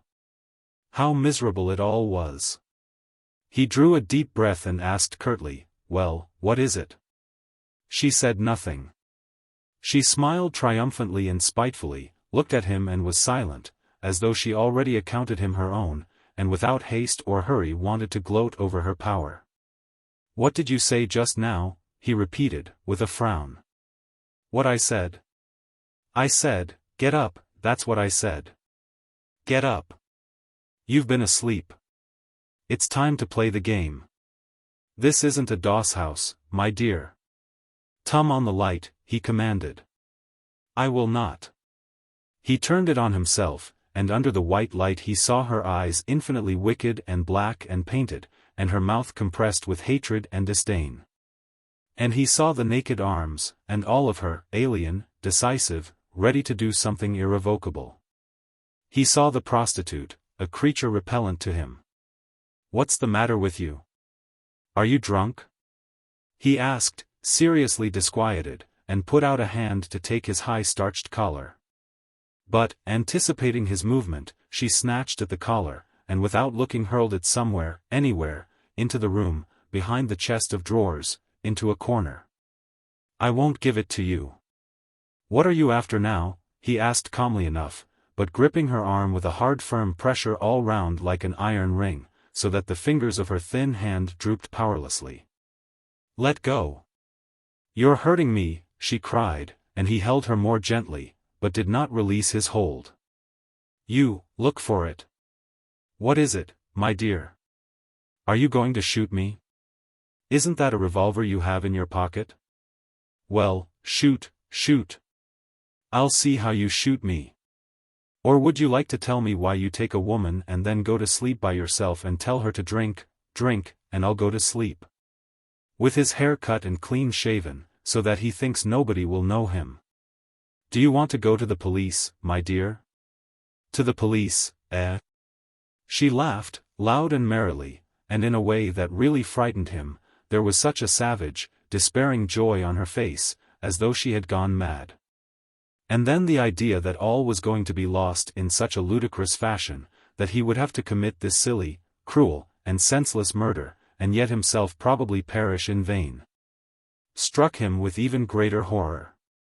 Deadly pale, but externally calm and with the same resolute air, he looked at her, followed her every movement and word, collecting his thoughts. Well? Silent now? Lost your tongue? He could seize this snaky neck and crush it and she would never be able to utter a shriek. He could do it without compunction. Actually, while he held her so firmly, she had been twisting herself about like a snake. So you know, Lyoba, what I am? I do. You, she enunciated the words syllable by syllable, harshly and with an air of triumph, you are a revolutionary. That's what you are. How do you know? She smiled mockingly. We aren't quite in the backwoods here. Well, suppose we admit that I. Pooh, suppose we admit. Let go of my arm. You're all alike, you men, always ready to use your strength against a woman. Let go. He released her arm and sat down, looking at her with a heavy and obstinate wonder. Something was moving about his cheekbones, a little ball of muscle, with a disturbed motion, but his expression was tranquil, serious, somewhat melancholy. And this made him again seem strange and unknown to her, and also very handsome. Well, will you know me again? She exclaimed, and surprised herself by adding a coarse reproof. He raised his brows in surprise and spoke to her calmly, but without averting his eyes, dully, remotely, as from a great distance. "Listen, Lyuba, certainly you can betray me, not only you, but anyone in this house, or in the street. One shout, halt! Arrest him! And men will come in their tens and hundreds and try to get me, or kill me. And for what reason? Merely because I have done no harm, merely because I have devoted all my life to these very people. Do you understand what it means, to sacrifice one's life?" "No, I do not," the girl retorted harshly, but listening attentively. "Some do it out of stupidity, some for spite. Because, Lyuba, a common man cannot endure a fine man, and the wicked do not love the good. What should they love them for? Don't think, Lyuba, that I am simply praising myself. But just look what my life has been, what it is. From the age of 14 I have been rubbing along in prisons, expelled from school, expelled from home. My parents drove me out. Once I was nearly shot dead, saved only by a miracle. Try to picture it, all one's life passed in this way, all for the sake of others, and for oneself, nothing, yes, nothing. And what induced you to be so fine?" she asked jeeringly. But he replied seriously. "I don't know. I must have been born so. And I was born such a common sort of thing. And yet I came into the world the same way you did, didn't I?" But he was not listening. All his mind was held by the vision of his own past, so unexpectedly, so simply heroic, called up by his own words. "Yes, think of it. I'm 26 years old and there are already gray hairs on my head, and yet until today," he hesitated a moment and went on firmly, proudly. "Up to now I have never known a woman. Never, do you understand? You are the first I even see, like that. And to tell the truth, I am just a little ashamed to be looking at your bare arms." The music rose again wildly, and the floor vibrated with the rhythm of dancing feet, broken by a drunken man's wild whoop, as though he were heading off a herd of stampeding horses. But in the room it was still, and the tobacco smoke rose serenely and melted into a ruddy mist. "That is what my life has been, Lyuba." He looked down, thoughtfully and sternly, overcome by the thought of a life so pure, so painfully beautiful. And she made no reply. Then she got up and threw a wrap around her bare shoulders. But at the sight of his look of astonishment, almost gratitude, she smiled and brusquely threw the wrap off, and so arranged her chemise that one breast, rosy and soft, was left bared. He turned away and slightly shrugged his shoulders. "Take a drink," she said. "No, I never drink anything." "What, never drink?" "But you see, I do. If you've got some cigarettes, I'll have one. They're very common ones. I don't care." And when he took the cigarette he noticed with pleasure that Lyuba had put her chemise straight, and the hope that everything might yet go smoothly rose again. He was a poor smoker. He did not inhale, and womanlike held the cigarette between two straight fingers.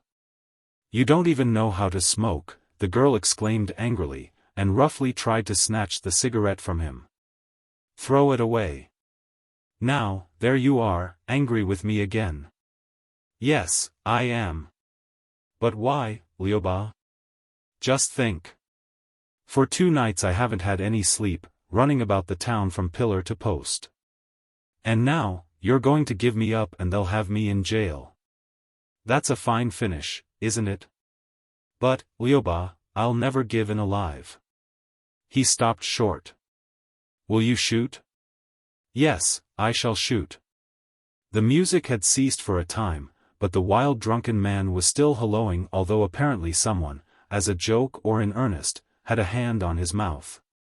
The sounds coming through the compressed fingers even more desperately and savagely. The room reeked no longer with cheap fragrant soap, but with a thick, moist and repulsive odor. On one wall, uncovered, there hung messily in flat some petticoats and blouses. It was all so repugnant, so strange, to think that this also was life, that people were living such a life day in, day out, that he felt dazed and shrugged his shoulders and again looked round slowly. What a place this is, he said, bemused and resting his eyes on Lyuba. What of it? She asked curtly. He looked at her as she stood there, and suddenly understood that she was to be pitied. And as soon as he had grasped this, he did pity her, ardently. You are poor, Lyuba. Well? Give me your hand. And, as though to assert in some way his relation to the girl as a human being, he took her hand and respectfully raised it to his lips. You mean that, for me? Yes, Lyuba, for you. Then quite quietly, as though thanking him, she said. Off you go. Get out of here, you blockhead. He did not understand at once. What? Off with you. Get out of here. Get out. Silently, with a steady step, she crossed the room, picked up the white collar in the corner, and threw it to him with an expression of disgust, as though it had been the dirtiest, filthiest rag. And he, likewise silent, but with an expression of high resolve, without sparing even one glance at the girl, began quietly and slowly buttoning on the collar.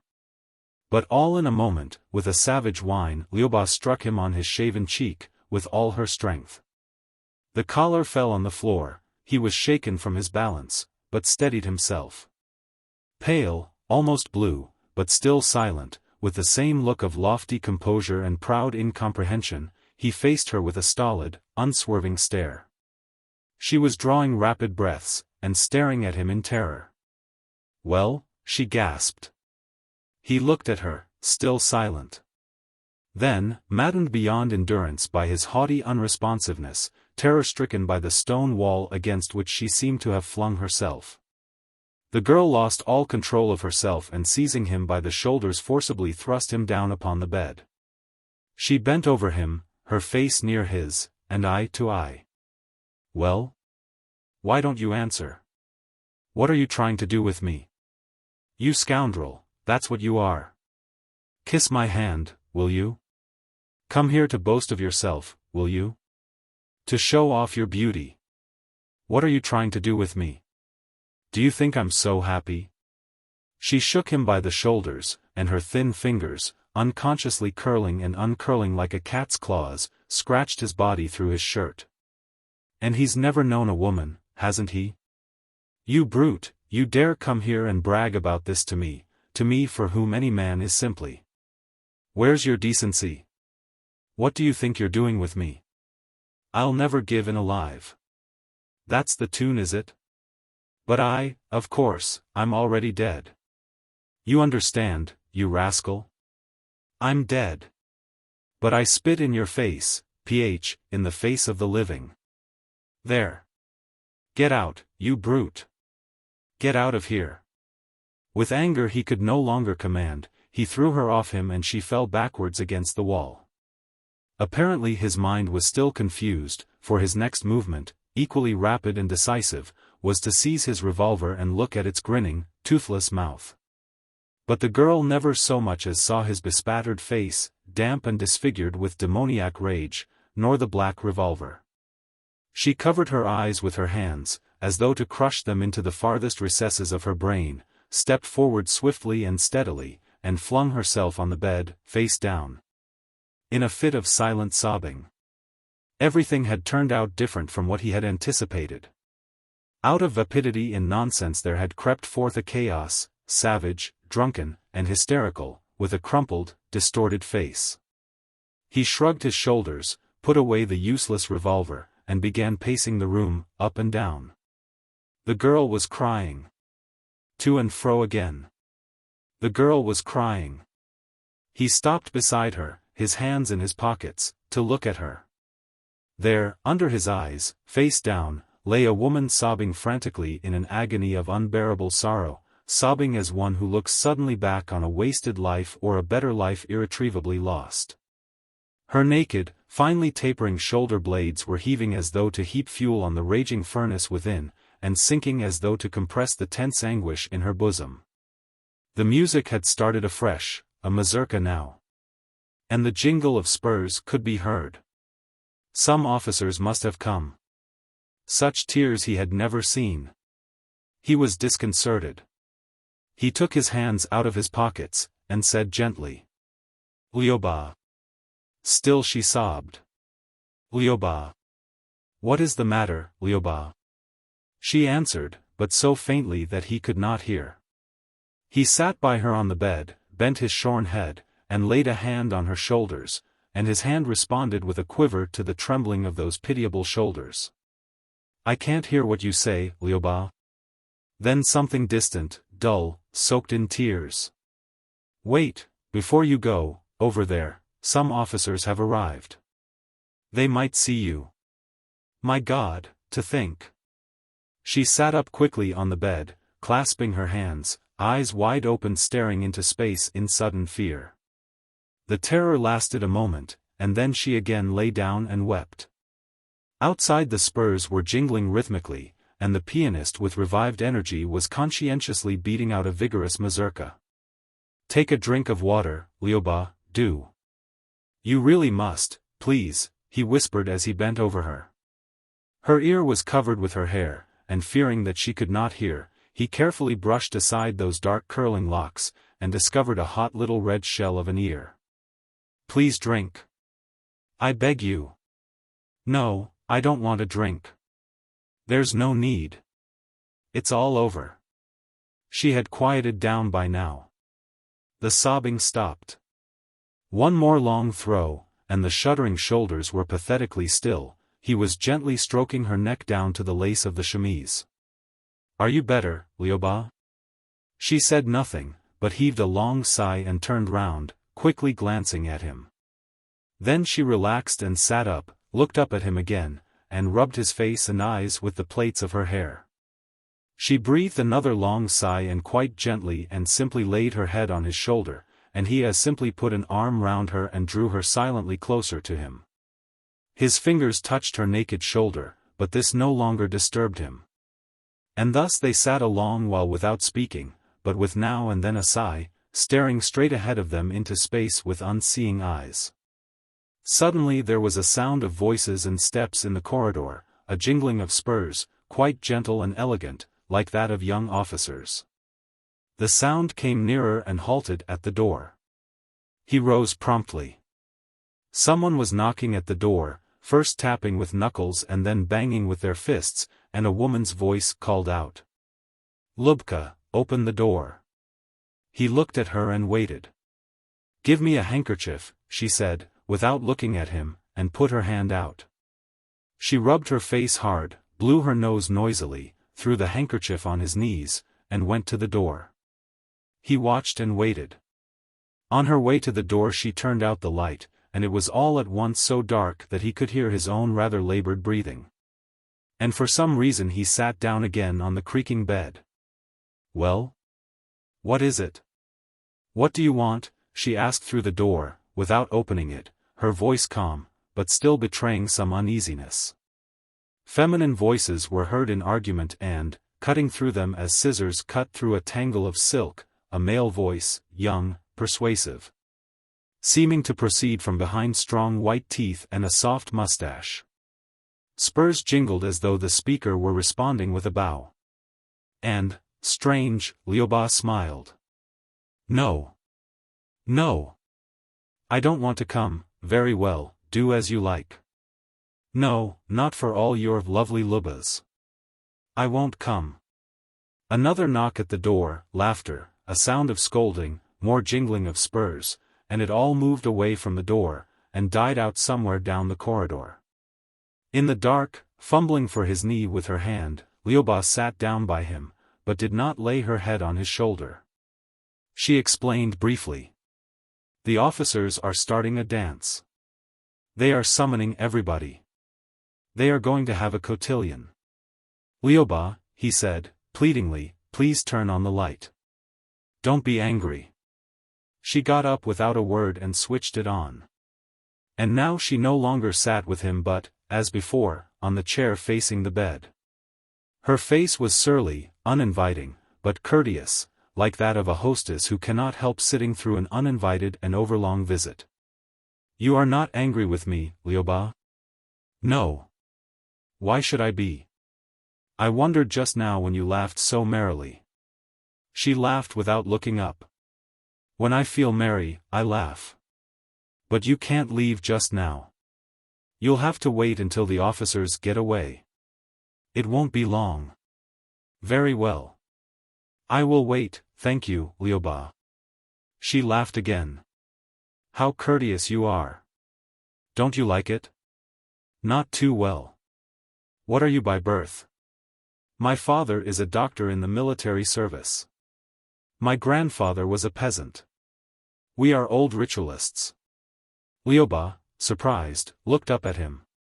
Really? But you don't wear a cross round your neck. A cross, he laughed. We wear our cross on our backs. The girl frowned slightly.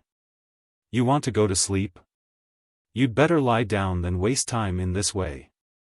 No, I won't lie down. I don't want to sleep any more. As you wish. There was a long and awkward silence. Lyuba gazed downwards and fixed her attention on turning a ring on her finger. He looked round the room. Each time he conspicuously avoided meeting the girl's glance, and rested his eyes on the unfinished glass of cognac. Then, all at once, it became overwhelmingly clear to him, even palpably evident, that all this was no longer what it seemed, that little yellow glass with the cognac.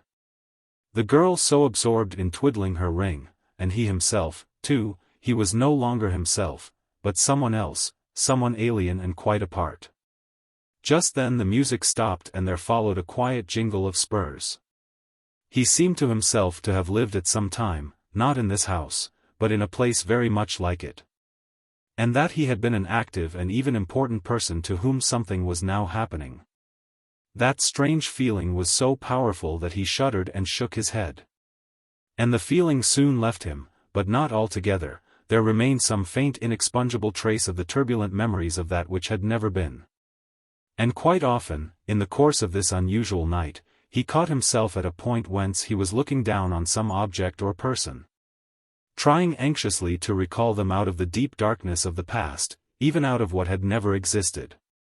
Had he not known it for a thing impossible, he would have said that he had already been here on some occasion, so familiar and habitual had it all become. And this was unpleasant. It had already imperceptibly estranged him from himself and his comrades, and mysteriously made him a part of this institution, part of its wild and loathsome life. Silence became oppressive. Why aren't you drinking? He asked. She shivered. What? You haven't finished your glass, Lyuba. Why don't you? I don't want to, by myself. I'm sorry, but I don't drink. And I don't drink by myself. I would rather eat a pear. Pray do so. They are here for that purposes. Wouldn't you like a pear? The girl did not answer, but turned aside and caught his glance resting on her naked and translucently rosy shoulders, and flung a grey knitted shawl over them. It's rather cold, she said abruptly. Yes, a little cold, he agreed, although it was very warm in that little room. And again there was a long and tense silence. From the hall could be heard the catchy rhythm of a noisy ritornello. They are dancing, he said. They are dancing, she replied. What was it made you so angry with me, that you struck me, Lyuba? The girl hesitated and then answered sharply.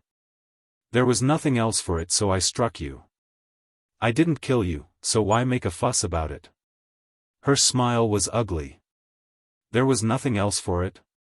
She was looking straight at him with her dark rounded eyes, with a pallid and determined smile. Nothing else for it? He noticed a little dimple in her chin.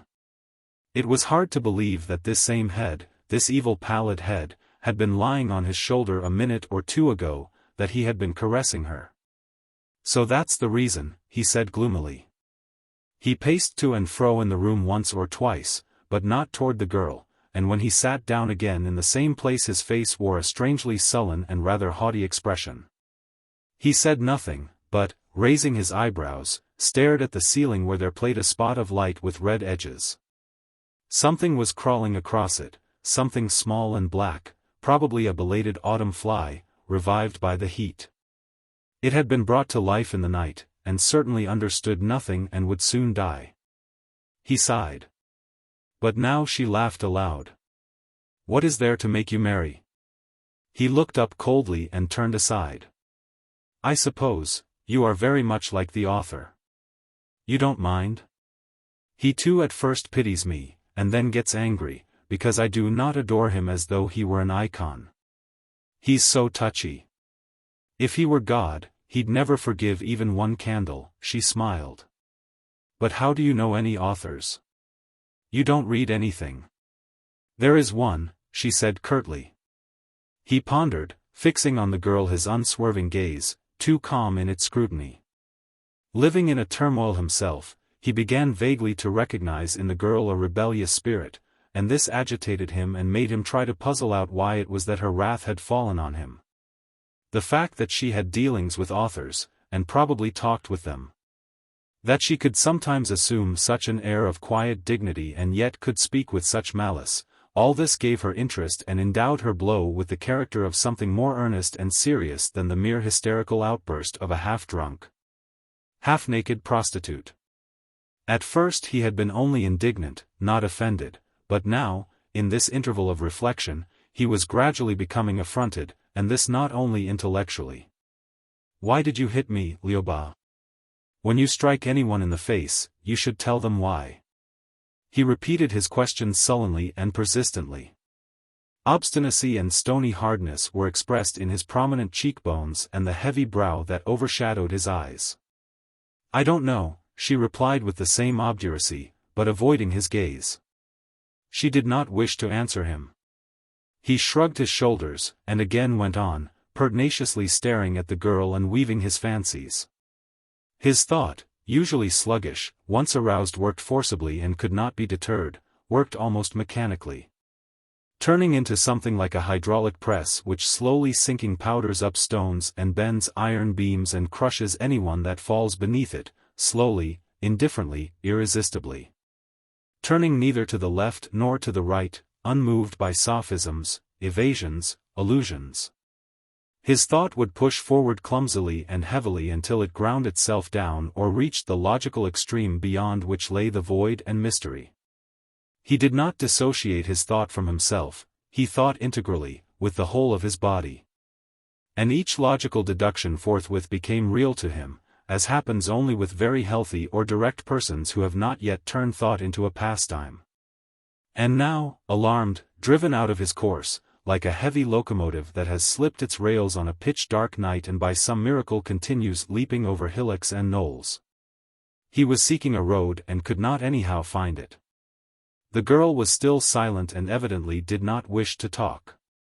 Lyubov, let us have a quiet talk. We must try to. I don't want to have a quiet talk. Then again. Listen, Lyubov. You hit me, and I cannot let matters rest at that. The girl smiled. No?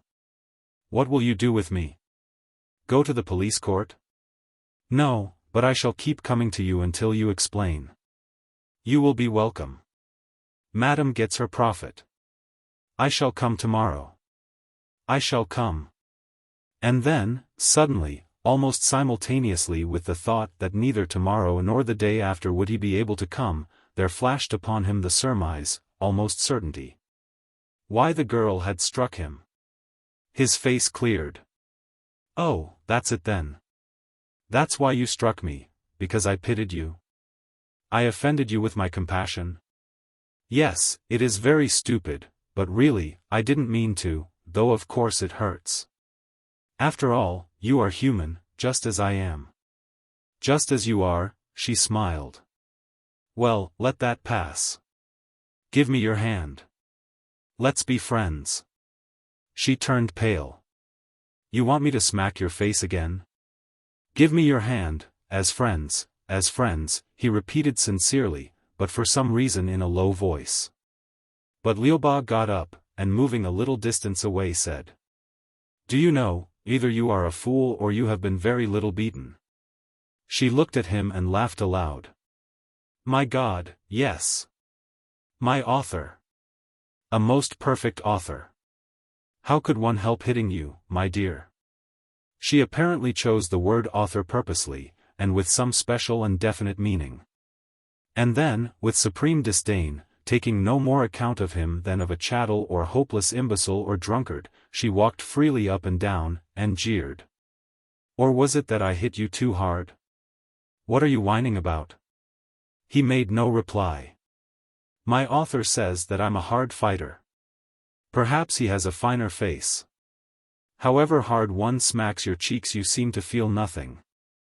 Oh, I've knocked lots of people's mouths about, but I've never been so sorry for anyone as for my author.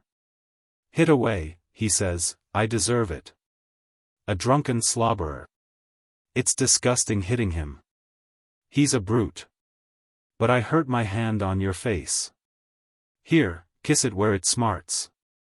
She thrust her hand to his lips and withdrew it swiftly. Her excitement was increasing.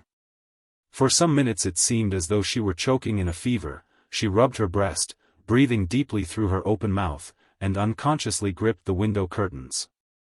And twice she stopped as she went to and fro to pour out a glass of cognac. The second time he remarked in a surly tone. You said you didn't drink alone.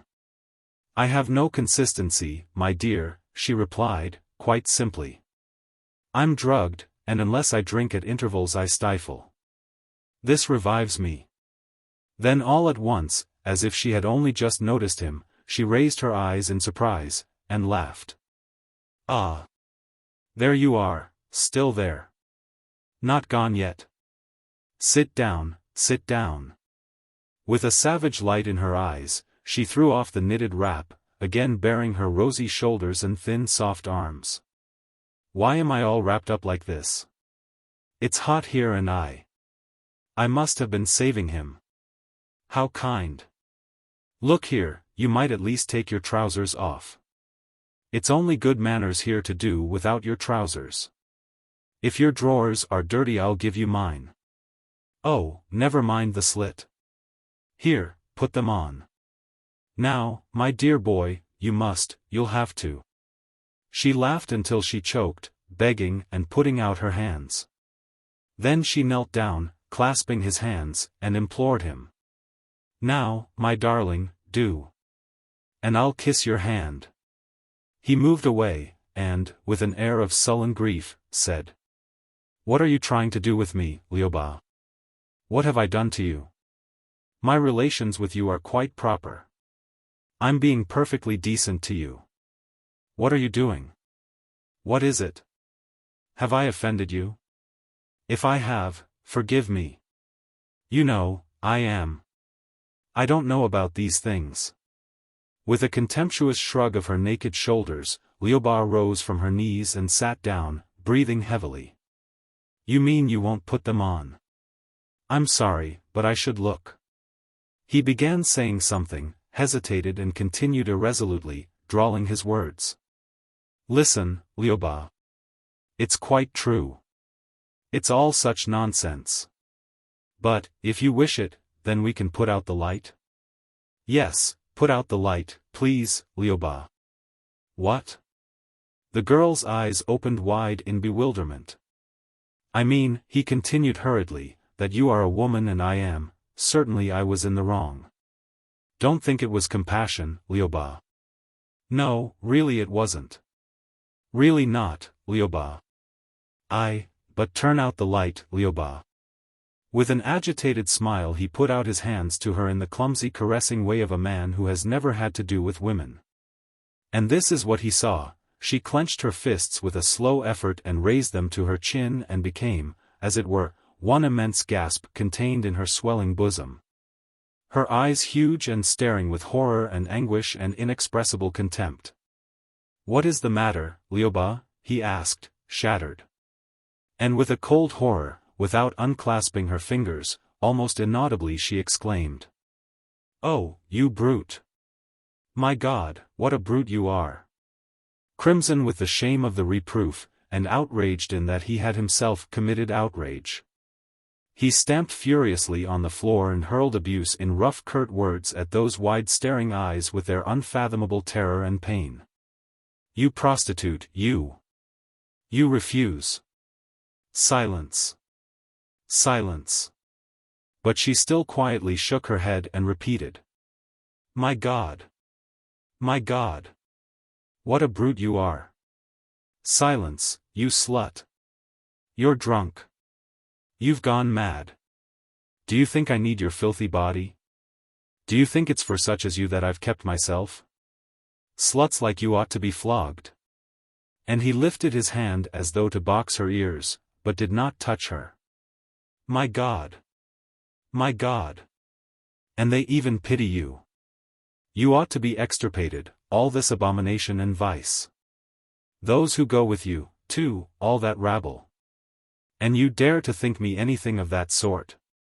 He roughly took her by the hand and flung her on the chair. Oh, you fine man. Fine? Fine, are you?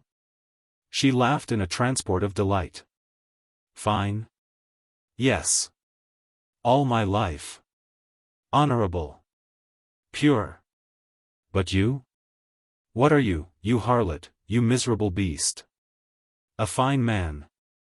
The delight of it was intoxicating her. Yes, fine. After tomorrow I shall be going to my death, for mankind, for you, and you? You'll be sleeping with my executioners. Call your officers in here. I'll fling you at their feet and tell them, take your carrion. Call them in. Lyuba slowly rose to her feet, and when, in a tempest of emotion, with proud distended nostrils, he looked at her, he was met by a look as proud and even more disdainful. Even pity shone in the arrogant eyes of the prostitute. She had mounted miraculously a step of the invisible throne and thence, with a cold and stern attention, gazed down on something at her feet, something petty, clamorous, pitiable. She no longer smiled, there was no trace of excitement. Her eyes involuntarily seemed to look for the little step on which she was standing, so conscious was she of the new height from which she looked down on all things beneath her. What are you? He repeated, without moving away, as vehement as ever, but already subdued by that calm, haughty gaze. Then, with an ominous air of conviction, behind which lay a vista of millions of crushed lives and oceans of bitter tears and the unchecked fiery course of rebellion's cry for justice, she asked sternly. What right have you to be fine when I am so common? What? He did not understand at once, but instantly felt a dread of the gulf that yawned in all its blackness at his very feet. I have been waiting for you for a long time. You, waiting for me? Yes, I have been waiting for a fine man. For 5 years I have been waiting, perhaps longer. All those who came admitted they were brutes, and brutes they were. My author first said he was fine, but then admitted he was a brute, too. I don't want that sort. What, then, what do you want? I want you, my darling, you.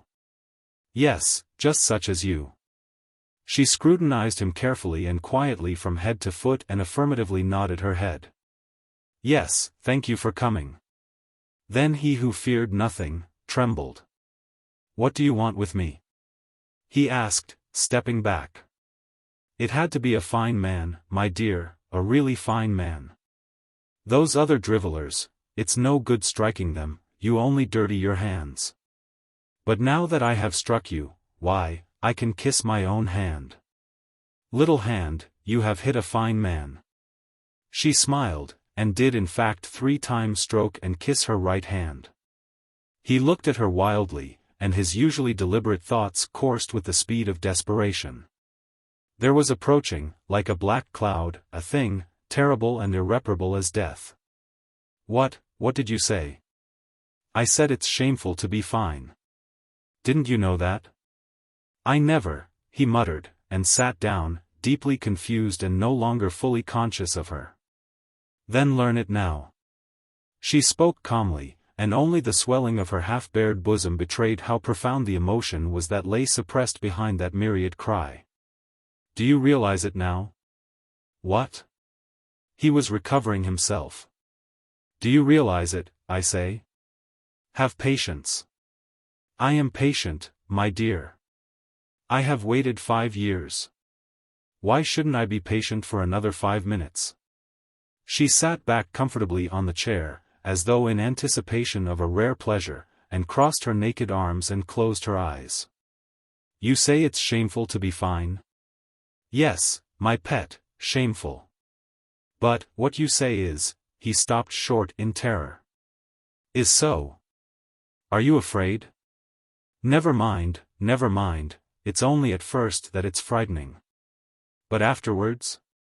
You are going to stay with me and learn what comes afterwards. He did not understand. How can I stay? The girl, in her turn, was startled. Can you go anywhere now, after this? Look, dear, don't be deceitful. You're not a scoundrel like the others. You are really fine, and you will stay. It wasn't for nothing I waited for you. You've gone mad, he exclaimed sharply. She looked up at him sternly, and even threatened him with her finger. That's not fine. Don't speak like that. When a truth comes to you, bow down humbly before it and do not say, you have gone mad. That's what my author says, you've gone mad. But you be honorable. And what if I don't stay? He asked with a wan smile, his lips distorted and pale. You will, she said with conviction. Where can you go now? You have nowhere to go. You are honorable. I saw it the moment you kissed my hand. A fool, I thought, but honorable. You are not offended that I mistook you for a fool? It was your own fault. Well, why did you offer me your innocence? You thought, I will give her my innocence and she will renounce it. Oh, you fool. You fool. At first I was even offended. Why, I thought, he doesn't even consider me a human being. And then I saw that this, too, came from this fineness of yours. And this was your calculation, I pay her my innocence, and in return I shall be even purer than before and receive it back like a new shilling that hasn't been in circulation. I give it to the beggar and it will come back to me. No, my dear, that game is not coming off. Not coming off. No, dear, she drawled, for I am not a fool. I've seen enough of these tradespeople. They pile up millions and then give £1 to a church and imagine they have righted themselves. No, dear, you must build me an entire church. You must give me the most precious thing you have, your innocence. Perhaps you are only giving up your innocence because it has become useless to you, because it has tarnished. Are you getting married? No.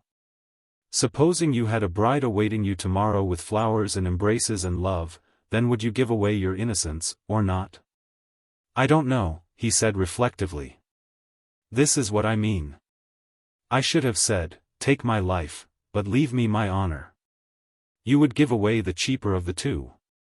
But, no, you must give me the dearest thing of all, the thing without which you cannot live, that and nothing else. But why should I give it away? Why? Why? Only that it may not be shameful to you. But, Lioba, he exclaimed in bewilderment. Listen. You yourself are. Fine, you were going to say. I've heard that too from my author, more than once. But, my dear, that is not the truth. I'm just an ordinary girl, and you will stay and then you will know it. I will not stay, he cried aloud, between his teeth. Don't shriek, my dear. Shrieks avail nothing against the truth, I know that for myself.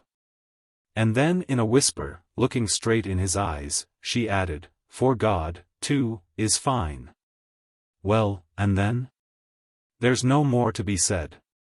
Think it out for yourself, and I'll stop talking. It's only 5 years since I went to church. That's the truth. Truth? What truth? What was this unexplored terror, that he had never met before either in the face of death or in life itself? Truth? Square-cheeked, hard-headed, conscious only of the conflict in his soul, he sat there resting his head on his hands and slowly turning his eyes as though from one extreme of life to the other. And life was collapsing, as a badly glued chest, rained upon in the autumn, falls into unrecognizable fragments of what had been so beautiful. He remembered the good fellows with whom he had lived his life and worked in a marvelous union of joy and sorrow, and they seemed strange to him and their life incomprehensible and their work senseless. It was as though someone with mighty fingers had taken hold of his soul and snapped it in two, as one snaps a stick across one's knee, and flung the fragments far apart. It was only a few hours since he left there, and all his life seemed to have been spent here, in front of this half-naked woman, listening to the distant music and the jingling of spurs. And that it would always be so. And he did not know which side to turn, up or down, but only that he was opposed, tormentingly opposed, to all that had that day become part of his very life and soul. Shameful to be fine.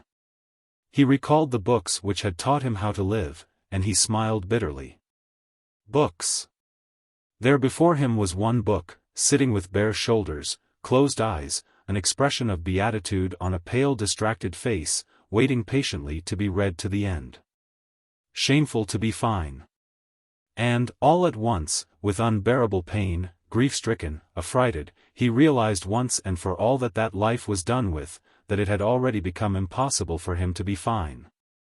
He had only lived in that he was fine, it had been his only joy, and his only weapon in the battle of life and death. All this was gone. Nothing was left. The dark. Whether he stayed there or returned to his own people, now, for him, his comrades were no more. Why had he come to this accursed house? Better had he remained on the street, surrendered to the police, gone to prison where it was possible and even not disgraceful to be fine. And now it was too late even for prison. Are you crying? The girl asked, perturbed. No, he answered curtly. I never cry. And no need, dearie, we women can weep, you needn't. If you wept, too, who would there be to give an answer to God? She was his? This woman was his? Leoba, he cried in anguish, what can I do? What can I do? Stay with me. You can stay with me, for now you are mine. And they? The girl frowned. What sort of people are they? Men. Men. He exclaimed in a frenzy. Men with whom I used to work. It was not for myself, no, not for self-satisfaction that I bore all this, that I was getting ready to carry out this assassination. Don't talk to me about those people, she said sternly, though her lips trembled. Don't mention them to me or I shall quarrel with you again. You hear me? But what are you? He asked amazed. I, perhaps a cur. And all of us curs. But dearie, be careful. You've been able to take shelter behind us, and so be it. But do not try to hide from truth, you will never elude her. If you must love mankind, then pity our sorry brotherhood. She was sitting with her hands clasped behind her head, in an attitude of blissful repose, foolishly happy, almost beside herself. She moved her head from side to side, her eyes half closed in a daydream, spoke slowly, almost chanting her words. My own. My love. We will drink together. We will weep together. Oh, how delightful it will be to weep with you, dear one. I would so weep all my life. He has stayed with me. He has not gone away. When I saw him today, in the glass, it burst upon me at once, this is he, my betrothed, my darling. And I do not know who you are, brother or bridegroom of mine. But oh, so closely kin, so much desired. He, too, remembered that black dumb pair in the gilded mirror, and the passing thought, as at a funeral. And all at once the whole thing became so intolerably painful, seemed so wild a nightmare, that he ground his teeth in his grief. His thoughts traveled farther back. He remembered his treasured revolver in his pocket, the 2 days of constant flight, the plain door that had no handle, and how he looked for a bell. And how a fat lackey who had not yet got his coat on straight had come out in a dirty printed linen shirt. And how he had entered with the proprietress into that white hall and seen those 3 strange girls. And with it all a feeling of growing freedom came over him and at last he grasped that he was, as he had ever been, free, absolutely free, that he could go wherever he liked. Sternly now he surveyed that strange room, severely, with the conviction of a man aroused for an instant from a debauch, seeing himself in foreign surroundings and condemning what he sees. What is all this? How idiotic! What a senseless nightmare! But, the music was still playing on. But, the woman was still sitting with her hands clasped behind her head, smiling, unable to speak, almost fainting under the load of a happiness beyond sense and experience. But, this was not a dream. What is all this? Is this truth?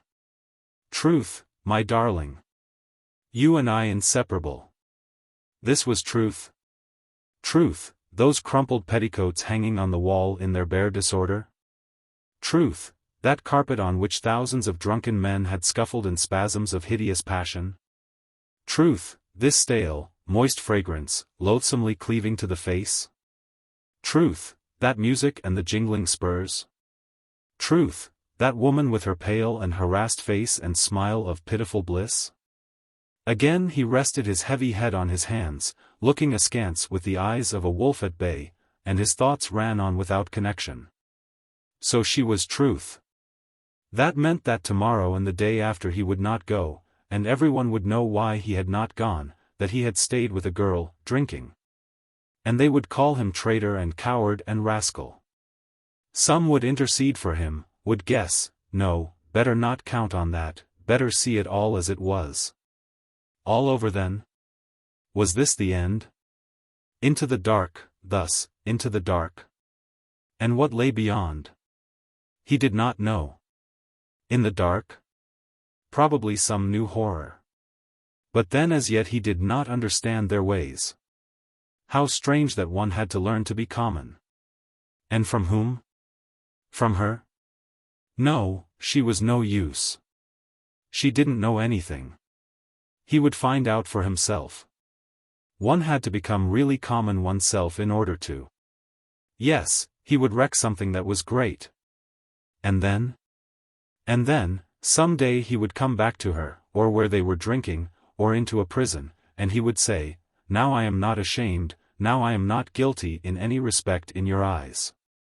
Now I am one like you, besmirched, fallen, unhappy." Or he would go into the open street and say, "Look at me, what I am. I had everything, intellect, honor, dignity, stranger still, immortality. And all this I flung at the feet of a whore.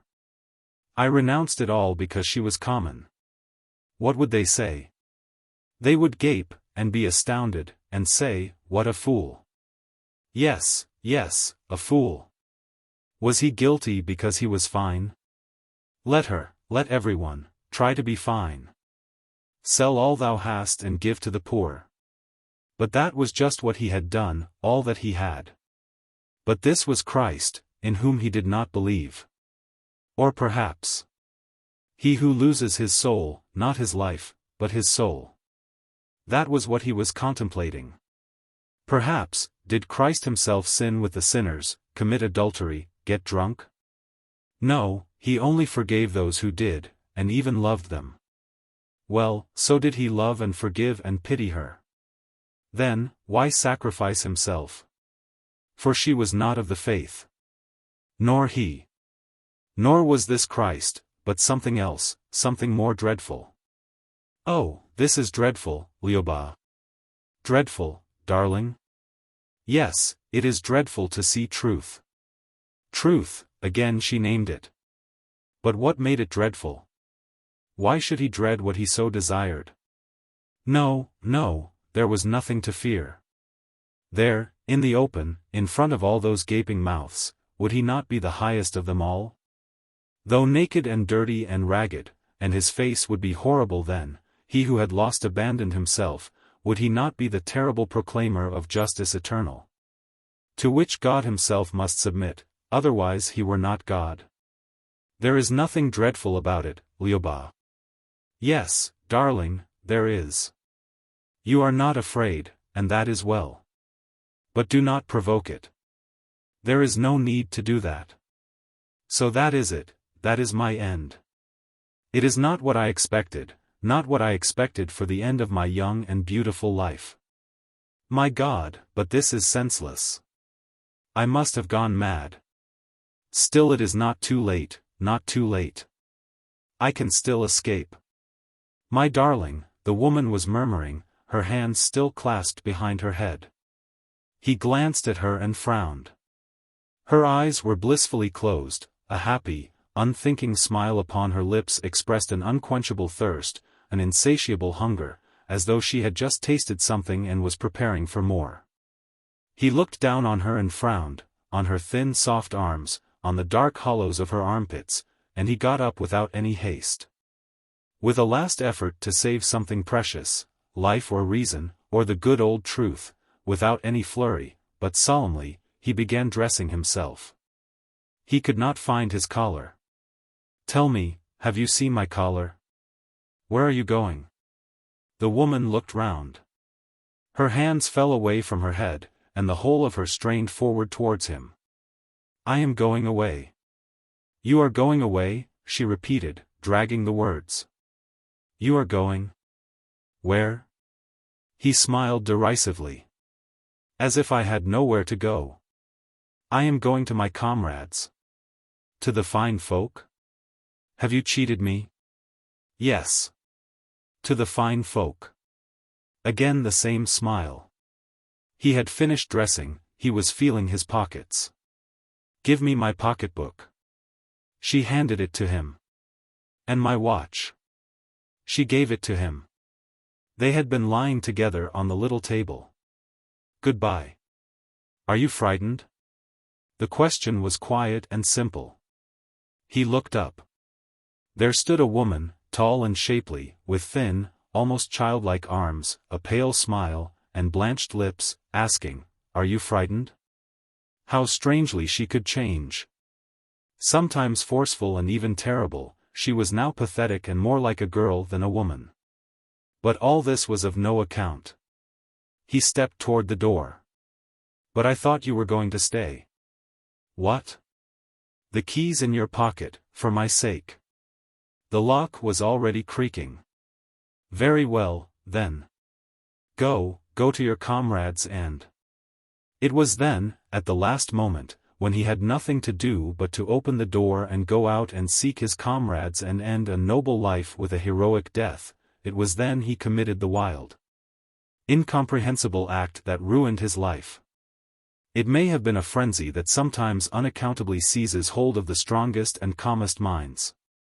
Or it may have been actually that, through the drunken scraping of a fiddle somewhere in that bawdy house, through the sorcery of the downcast eyes of a prostitute, he discovered a last new terrible truth of life, a truth of his own, which none other could see and understand.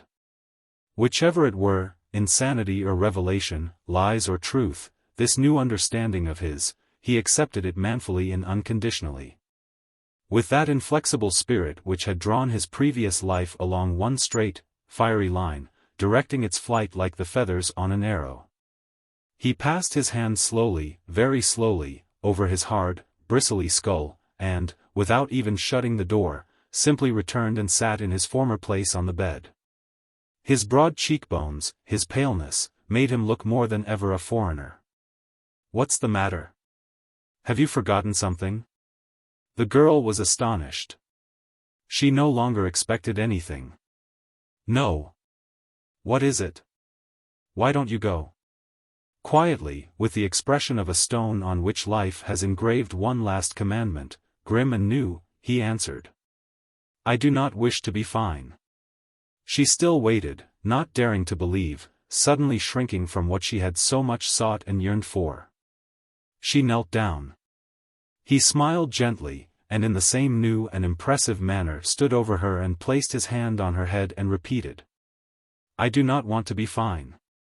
The woman busied herself swiftly in her joy. She undressed him like a child, unlaced his boots, fumbling at the knots, stroked his head, his knees, and never so much as smiled, so full was her heart. Then she looked up into his face and was afraid. "How pale you are! Drink something now, at once. Are you feeling ill, Peter?" My name is Alexis. Never mind that. Here, let me give you some in a glass. Well, take care then, don't choke yourself. If you're not used to it, it's not so easy as out of a glass. She opened her mouth, seeing him drink with slow, skeptical gulps. He coughed. Never mind. You'll be a good drinker, I can see that. Oh, how happy I am. With an animal cry she leapt on him, and began smothering him with short, vigorous kisses, to which he had no time to respond. It was funny, she was a stranger, yet kissed so hard. He held her firmly for a moment, held her immovable, and was silent a while, himself motionless, held her as though he too felt the strength of quiescence, the strength of a woman. As his own strength. And the woman, joyously, obediently, became limp in his arms. So be it, he said, with an imperceptible sigh. The woman bestirred herself anew, burning in the savagery of her joy as in a fire. Her movements filled the room, as if she were not one but a score of half-witted women who spoke, stirred, went to and fro, kissed him. She plied him with cognac, and drank more herself. Then a sudden recollection seized her, she clasped her hands. But the revolver, we forgot that. Give it to me, quick, quick. I must take it to the office. Why? Oh, I'm scared of the thing. Would it go off at once? He smiled, and repeated. Would it go off at once? Yes, it would. At once. He took out his revolver, and, deliberately weighing in his hand that silent and obedient weapon, gave it to the girl. He also handed her the cartridge clips. Take them. When he was left alone and without the revolver he had carried so many years, the half-open door letting in the sound of strange voices and the clink of spurs. He felt the whole weight of the great burden he had taken on his shoulders. He walked silently across the room in the direction where they were to be found, and said one word. Well? A chill came over him as he crossed his arms, facing them. And that one little word held many meanings, a last farewell, some obscure challenge, some irrevocable evil resolution to fight everyone, even his own comrades, a little, a very little sense of reproach. He was still standing there when Lyuba ran in, excitedly calling to him from the door. Dearie, dearie, now don't be angry. I've asked my friends here, some of them. You don't mind? You see, I want so much to show them my sweetheart, my darling, you don't mind? They're dears. Nobody has taken them this evening and they're all alone. The officers have gone to bed now. One of them noticed your revolver and liked it. A very fine one, he said. You don't mind? You don't mind, dear? And the girl smothered him with short, sharp kisses. The women were already coming in, chattering and simpering, 5 or 6 of the ugliest or oldest of the establishment, painted, with drooping eyes, their hair combed up over their brows. Some of them affected attitudes of shame, and giggled, others quietly eyed the cognac, and looking at him earnestly shook hands. Apparently they had already been to bed. They were all in scanty wrappers.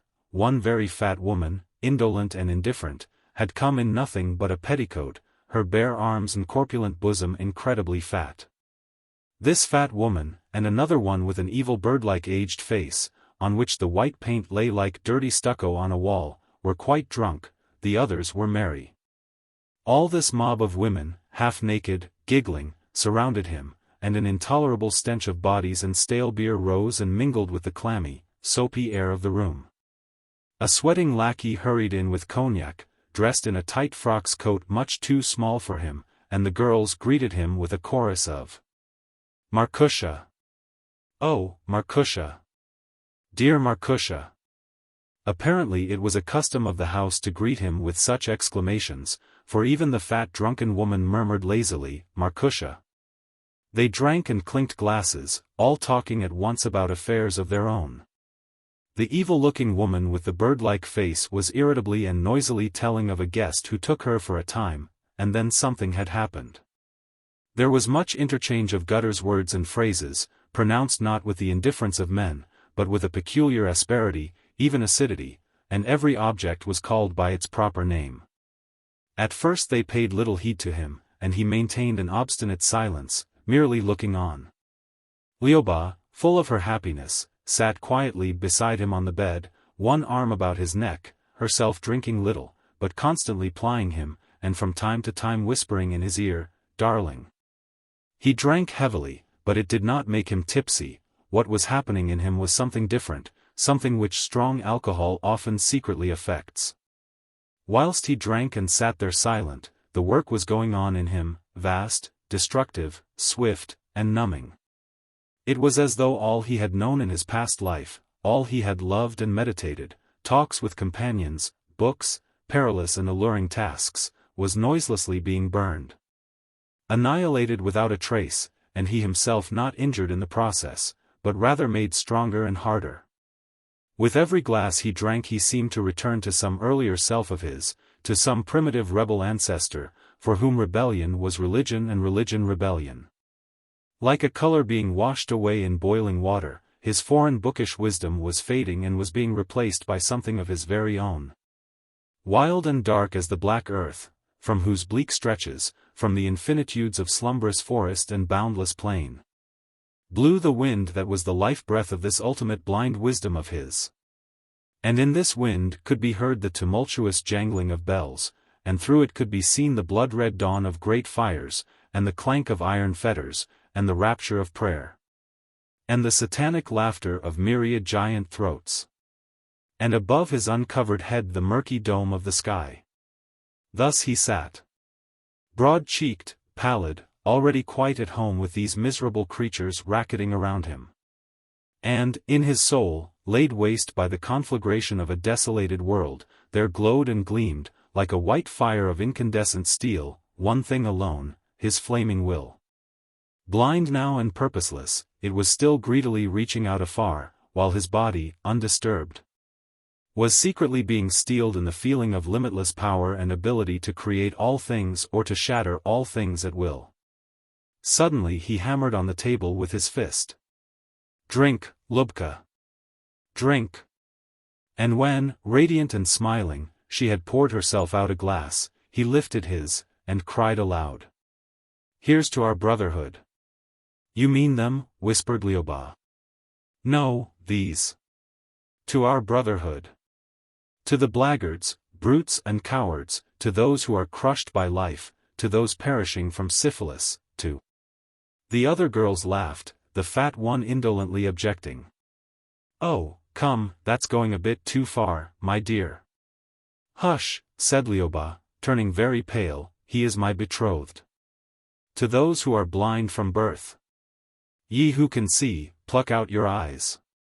For it is shameful," and he banged on the table, "it is shameful for those who have sight to look upon those who are blind from birth. If with our light we cannot illumine all the darkness, then let us put out the signal fires, let us all crawl in the dark. If there be not paradise for all, then I will have none for myself. And this, girls, this is no part of paradise, but simply and plainly a piggery. A toast, girls. That all the signal fires be extinguished. Drink. To the dark." He staggered a little as he drank off his glass. He spoke rather thickly, but firmly, precisely, with pauses, enunciating every syllable. Nobody understood his wild speech, but they found him pleasing in himself, his pale figure and his peculiar quality of wickedness. Then Lioba suddenly took up the word, stretching out her hands. "He is my betrothed. He will stay with me. He was virtuous and had comrades, and now he will stay with me. Come and take Markusha's place," the fat woman drawled. "Shut up, Manka, or I'll smash your face. He will stay with me. He was virtuous. We were all virtuous once," the evil old woman grumbled. And the others joined in, "I was straight 4 years ago. I'm an honorable woman still. I swear to God." Lioba was nearly weeping. "Silence, you sluts. You had your honor taken from you, but he gives it me himself. He takes it and gives it for my honor. But I don't want honor. You're a lot of, and he's still an innocent boy." She broke into sobs. There was a general outburst of laughter. They guffawed as only the drunken can, without any restraint. The little room, saturated with sounds, and unable to absorb any more, threw it all back in a deafening roar. They laughed until the tears fell, they rolled together and groaned with it. The fat woman clucked in a little thin voice and tumbled exhausted from her chair. And, last of all, he laughed out loud at the sight of them. It was as though the satanic world itself had foregathered there to laugh to its grave, that little sprig of virtue, the dead innocence itself joining in the laughter. The only one who did not laugh was Leoba. Trembling with agitation, she wrung her hands and shouted at them, and finally flung herself with her fists on the fat woman, who even with her beam-like arms could hardly ward off her blows. "So be it," he shouted in his laughter. But the others could hear nothing. At last the noise died down a little. "So be it," he cried, a second time. "But, peace. Silence. I have something to show you." "Leave them alone," said Leoba, wiping her tears away with her fist. "We must get rid of them." Still shaking with laughter, he turned round to face her. "Are you frightened?" he asked. "Was it honor you wanted after all? You fool. It's the only thing you ever have wanted. Leave me alone." Without taking any more notice of her, he addressed himself to the others, rising and holding his closed hands above his head. "Listen. I'll show you something. Look here, at my hands." Merry and curious, they looked at his hands, and waited obediently, like children, with gaping mouths. "Here. Here. See?" He shook his hands. "I hold my life in my hands. Do you see?" "Yes. Yes. Go on." "My life was noble, it was. It was pure and beautiful. Yes, it was. It was like those pretty porcelain vases. And now, look. I fling it away." He let fall his hands, almost with a groan, and all their eyes looked downwards as though there really lay something down there, something delicate and brittle. That had been shattered into fragments, a beautiful human life. Trample on it, now, girls. Trample it to pieces until not a bit of it is left. Like children enjoying a new game, with a whoop and a laugh, they leapt up and began trampling on the spot where lay the fragments of that invisible dainty porcelain, a beautiful human life. Gradually a new frenzy overcame them. The laughter and shrieks died away, and nothing but their heavy breathing was audible above the continuous stamping and clatter of feet, rabid, unrelenting, implacable. Leoba, like an affronted queen, watched it a moment over his shoulder with savage eyes. Then suddenly, as though she had only just understood and been driven mad, with a wild groan of elation she burst into the midst of the jostling women and joined the trampling in a faster measure. But for the earnestness of the drunken faces, the ferocity of the bleary eyes, the wickedness of the depraved and twisted mouths, it might all have been taken for some new kind of dance without music, without rhythm. With his fingers gripping into his hard bristly skull, the man looked on, calm and grim. Chapter 6. Two voices were speaking in the dark, Leoba's, intimate, tentative, sensitive, with delicate intonations of private apprehension such as a woman's voice always gains in the dark, and his, hard, quiet, distant. He spoke his words too precisely, too harshly, the only sign of intoxication not quite passed away. "Are your eyes open?" she asked. "Yes." "Are you thinking about something?" "Yes." Silence, and the dark. Then again the thoughtful, vigilant voice of the woman. "Tell me something more about your comrades, will you?" "What for?"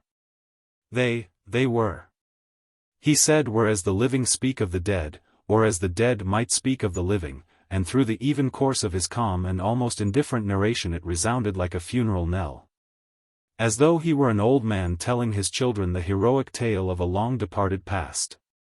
And, in the darkness, before the girl's enchanted eyes, there rose the image of a little group of young men, pitifully young, bereft of father and mother, and hopelessly hostile both to the world they were fighting and to the world they were fighting for.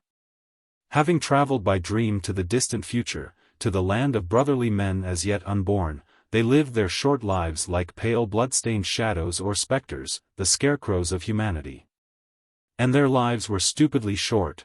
The gallows awaited every one of them, or penal servitude, or insanity, nothing else to look forward to but prison, the scaffold, or the madhouse. And there were women among them. Lioba started and raised herself on her elbows. Women? What do you mean, darling? Young, gentle girls, still in their teens. They follow in the steps of the men, manfully, daringly, die with them. Die. Oh my God, she cried, clutching his shoulder. What? Are you touched by this? Never mind, darling. I sometimes. Go on with your story. Go on. And he went on with his story, and there happened a wonderful thing. Ice was turned into fire. Through the funeral notes of his requiem speech, suddenly rang for the girl, her eyes wide open now and burning, the gospel of a new, joyous, and mighty life. Tears rose in her eyes and dried there as in a furnace. She was excited to the pitch of rebellion, eager for every word. Like a hammer upon glowing iron, his words were forging in her a new responsive soul.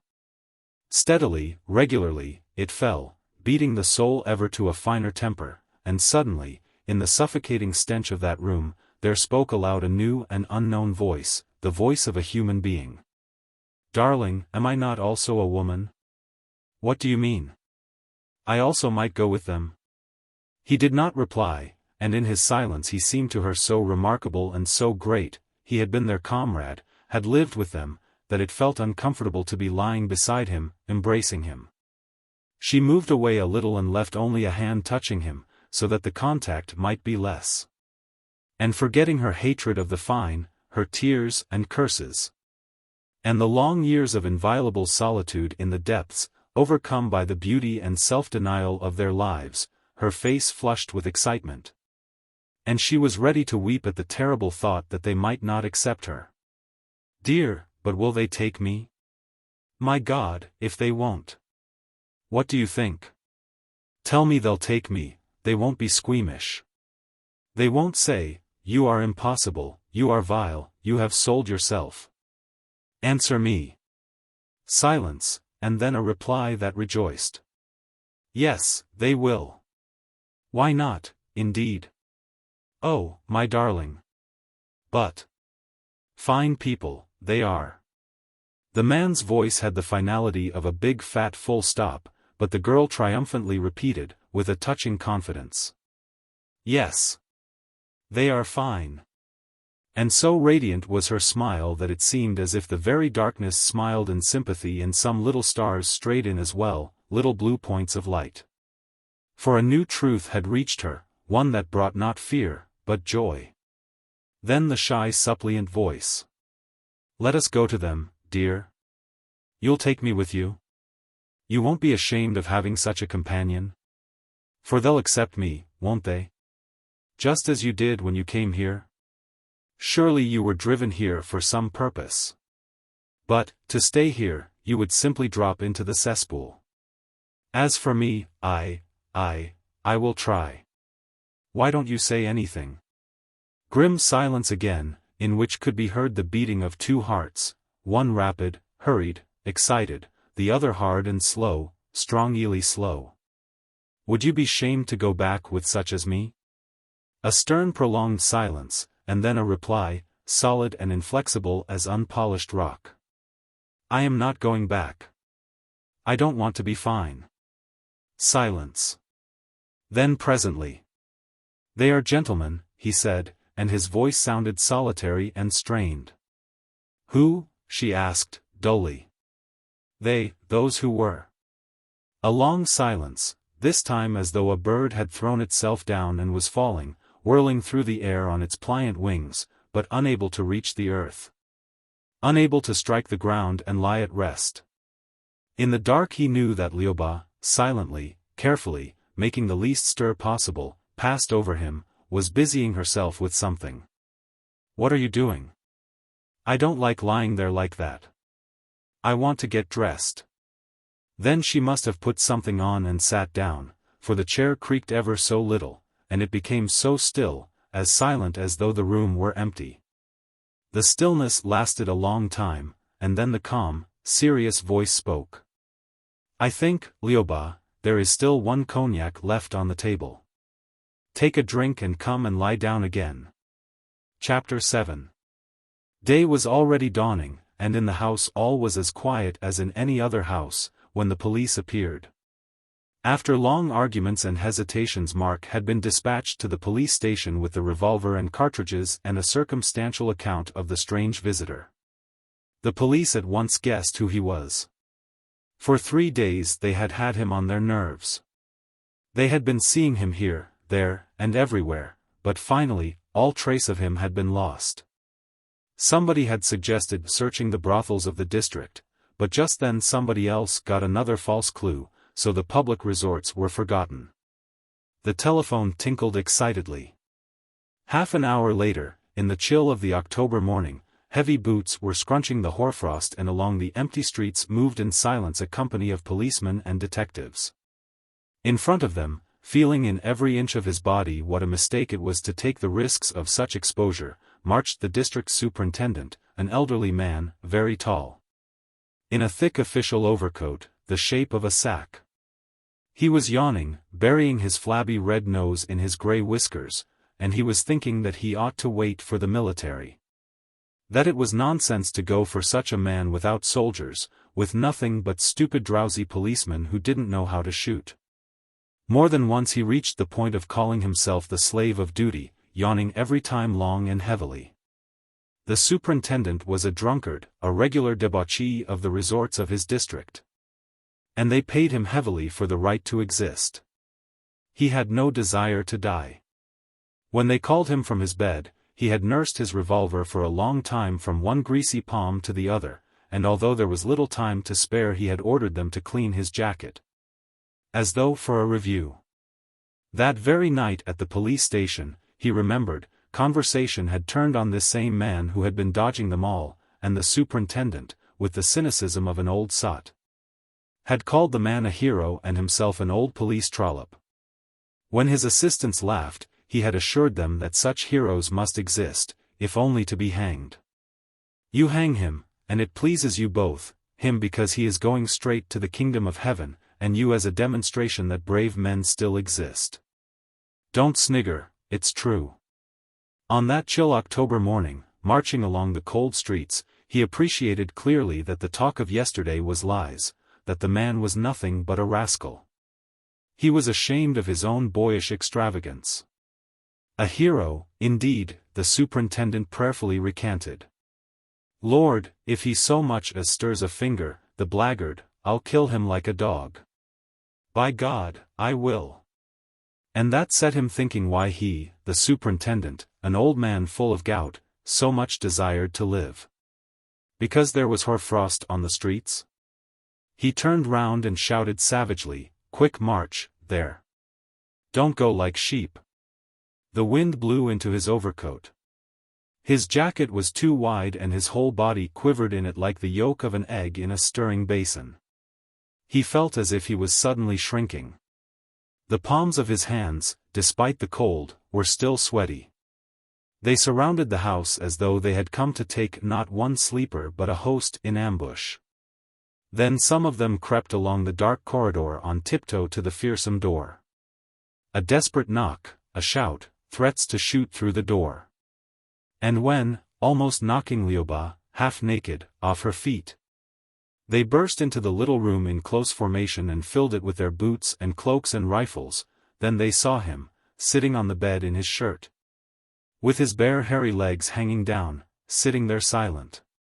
No bomb, nothing terrible, nothing but the ordinary room of a prostitute, filthy and repulsive in the early morning light, with its stretch of tattered carpet and scattered clothes. The table smeared and stained with liquor, and sitting on the bed a man, clean-shaven and with drowsy eyes, high cheekbones, a swollen face, hairy legs, silent. "Hands up," shouted the superintendent, holding his revolver tighter in his damp hand. But the man neither raised his arms nor made any answer. "Search him," the superintendent ordered. "There's nothing to search." I took his revolver away. "Oh, my God!" Lyuba cried, her teeth chattering with fear. She had nothing on but a crumpled chemise. Among the others, all wrapped in their cloaks, the two, man and woman, both half-naked, roused feelings of shame, disgust, and contempt. They searched his clothing, ransacked the carpet, peered into the corners, into the cupboard, and found nothing. I took his revolver from him, Lyuba thoughtlessly insisted. "Silence, Lyubka!" the superintendent shouted. He knew the girl well, had spent 2 or 3 nights with her. He believed her. But his relief was so unexpected that out of sheer pleasure he wanted to shout and command and show his authority. "Your name?" "I shall not say. I shall not answer any questions at all." "All right, sir, all right," the superintendent replied ironically, but somewhat abashed. Then he looked again at the naked hairy feet and at the girl shuddering in the corner, and suddenly became suspicious. "Is this the right man?" he said, taking a detective aside. "Something seems." The detective went and stared closely in the man's face, then nodded his head decisively. "Yes. It's he. He's only shaved his beard. You can recognize him by his cheekbones. A brigand's cheekbones, sure enough. And look at the eyes, too. I could pick him out of 1,000 by his eyes." "His eyes? Let me see the photograph." He took a long look at the unfinished proof photograph of a man, very handsome, wonderfully pure and young, with a long bushy Russian beard. The expression on the face was the same. Not grim, but very calm and bright. The cheekbones were not markedly prominent. You see, his cheekbones don't stand out like. They are concealed by the beard, but if you feel under it with the eye. It may be, but... Is he a hard drinker? The detective, tall and thin, with a yellow face and sparse beard, himself a hard drinker, smiled patronizingly. "There's no drinking among them." "I know there isn't, but still." The superintendent approached the man. "Listen. Were you an accomplice in the murder of N?" It was a very important and well-known name. But the man remained silent and only smiled and fidgeted with one hairy leg, the toes were bent and distorted by boots. "You are being examined. You may as well leave him alone. He won't reply. We'd better wait for the captain and prosecutor. They'll make him talk." The superintendent smiled, but in his heart for some reason he felt the shrinking again. They had been tearing up the carpet, they had upset something, and there was a very unpleasant smell in the ill-ventilated room. "What filth!" thought the superintendent, though in the matter of cleanliness he was by no means nice. And he looked with disgust at that naked swinging foot. So he is still fidgeting with his foot, he thought. He turned round. A young policeman, with pure white eyelashes and eyebrows, was sneering at Lyuba, holding his rifle with both hands as a village night watchman holds his staff. "Well, Lyubka," the superintendent cried, approaching her. "Why didn't you report at once who you had with you, you bitch?" "Oh, I was." The superintendent smacked her face twice, quite neatly, first on one cheek then on the other. "Take that then. I'll show you." The man's brows went up and the foot ceased swinging. "So you don't like that, young fellow?" The contempt of the superintendent was growing apace. "What are you going to do about it? You kissed this face, didn't you, and we'll do what we damn well." He laughed, and the policeman smiled in some agitation. And what was more surprising, even the downtrodden Lyuba laughed. She looked at the old superintendent in a friendly way, as though she enjoyed his jokes and jollity. From the moment of the arrival of the police she had never looked at the man, betraying him naturally and openly. And this he saw, and was silent and smiled half scoffingly, a strange smile, as a grey stone in the forest, sunk into the ground and moss-grown, might smile. Half-dressed women were crowding about the door, amongst them some of those who had visited them. But they looked at him indifferently, with a dull curiosity, as though this was the first time they had seen him. Apparently they remembered nothing of the night. They were soon hustled away. It was now daylight, and the room was more bleak and repulsive than ever. Two officers who evidently had not had their full sleep came in, their faces ruffled, but properly dressed and clean. "It's no good, gentlemen, really," the superintendent said with a spiteful glance at the man. The officers approached, looked him up and down from his crown to his naked feet with those bent toes, surveyed Lyuba, and casually exchanged observations. "Yes, he's good-looking," said the young one, the one who had invited them all to the cotillion. He had splendid white teeth and silky whiskers and soft eyes with girlish lashes. He looked at the arrested man with disdainful compassion, and wrinkled his eyes as if he were going to cry. There was a corn on the left little toe. Somehow it was horrible and disgusting to see that little yellow mound. And the legs were dirty. "This is a fine pass for you to come to, sir," he said, shaking his head and painfully contracting his brows. "So that's how it is, Mr. Anarchist? You're no better than us sinners with the girls." "The flesh was weak, jeered the other, the elder.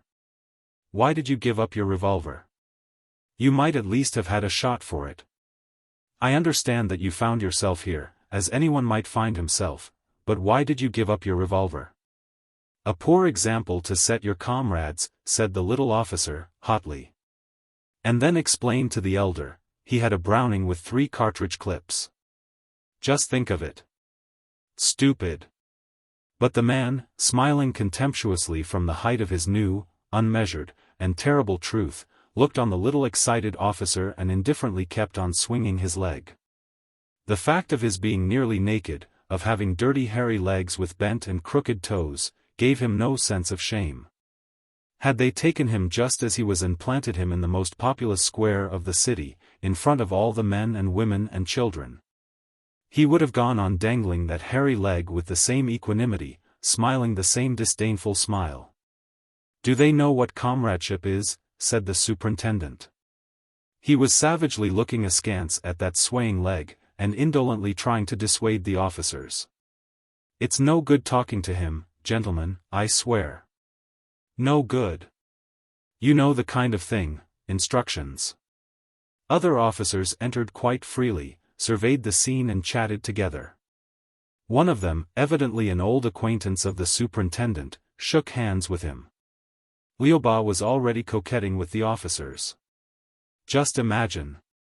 A Browning with 3 clips and, like a fool, he gave it up, the little officer was relating. "I can't understand that. You, Misha, will never understand this. For, after all, they are no cowards. You, Misha, are an idealist, and the milk has not yet dried on your lips." Samson and Delilah, one short snuffling officer said ironically. He had a little drooping nose and thin whiskers combed back and upwards. "Oh Delilah! What a smiler!" They laughed. The superintendent, smiling pleasantly and rubbing his flabby red nose downwards, suddenly approached the man and stood as if to screen him from the officers with his own carcass encased in the loose hanging coat. And he murmured under his breath, rolling his eyes wildly, "Shameful, sir. You might at least have put your drawers on, sir. Shameful. And a hero, too? Involved with a prostitute, with this carrion flesh? What will your comrades say of you, you cur?" Lyuba, stretching her naked neck, heard him. They were together now, side by side, these 3 plain truths of life, the corrupt old drunkard who yearned for heroes, the dissolute woman into whose soul some scattered seeds of purpose and self-denial had fallen, and the man. After the superintendent's words, he paled slightly, and seemed to wish to say something, but changed his mind and smiled, and went on swinging that hairy leg. The officers wandered off. The police accommodated themselves to the situation, to the presence of the half-naked couple, and stood about sleepily. With that absence of visible thought which renders the faces of all guards alike. The superintendent put his hands on the table and pondered deeply and sadly, that he would not get a nap today, that he would have to go to the station and set matters on foot. But something else made him even more melancholy and weary. "May I dress myself?" asked Lyuba. "No. I'm cold." "Never mind, sit as you are." The superintendent didn't even look at her. So she turned away, and, stretching out her thin neck, whispered something to the man, softly, with her lips only. He raised his brows in inquiry, and she repeated, "Darling. My darling." He nodded and smiled affectionately. Then seeing him smile to her so gently, though plainly forgetting nothing, seeing him, who was so handsome and proud, now naked and despised by all, with his dirty bare legs. She was suddenly flushed with a feeling of unbearable love and demoniac blind wrath. She gasped, and flung herself on her knees on that damp floor, and embraced those cold hairy feet. "Dress yourself, darling," she murmured in an ecstasy. "Dress yourself. Lubka, stop this." The superintendent dragged her away. "He's not worth it." The girl sprang to her feet. "Silence, you old profligate. He's better than the whole lot of you put together. He's a swine. You're a swine." "What?" The superintendent promptly lost his temper. "Tackle her, my man. Hold her down. Leave your rifle alone, you blockhead." "Oh, darling, why did you give up your revolver?" The girl moaned, struggling with the policeman. "Why didn't you bring a bomb?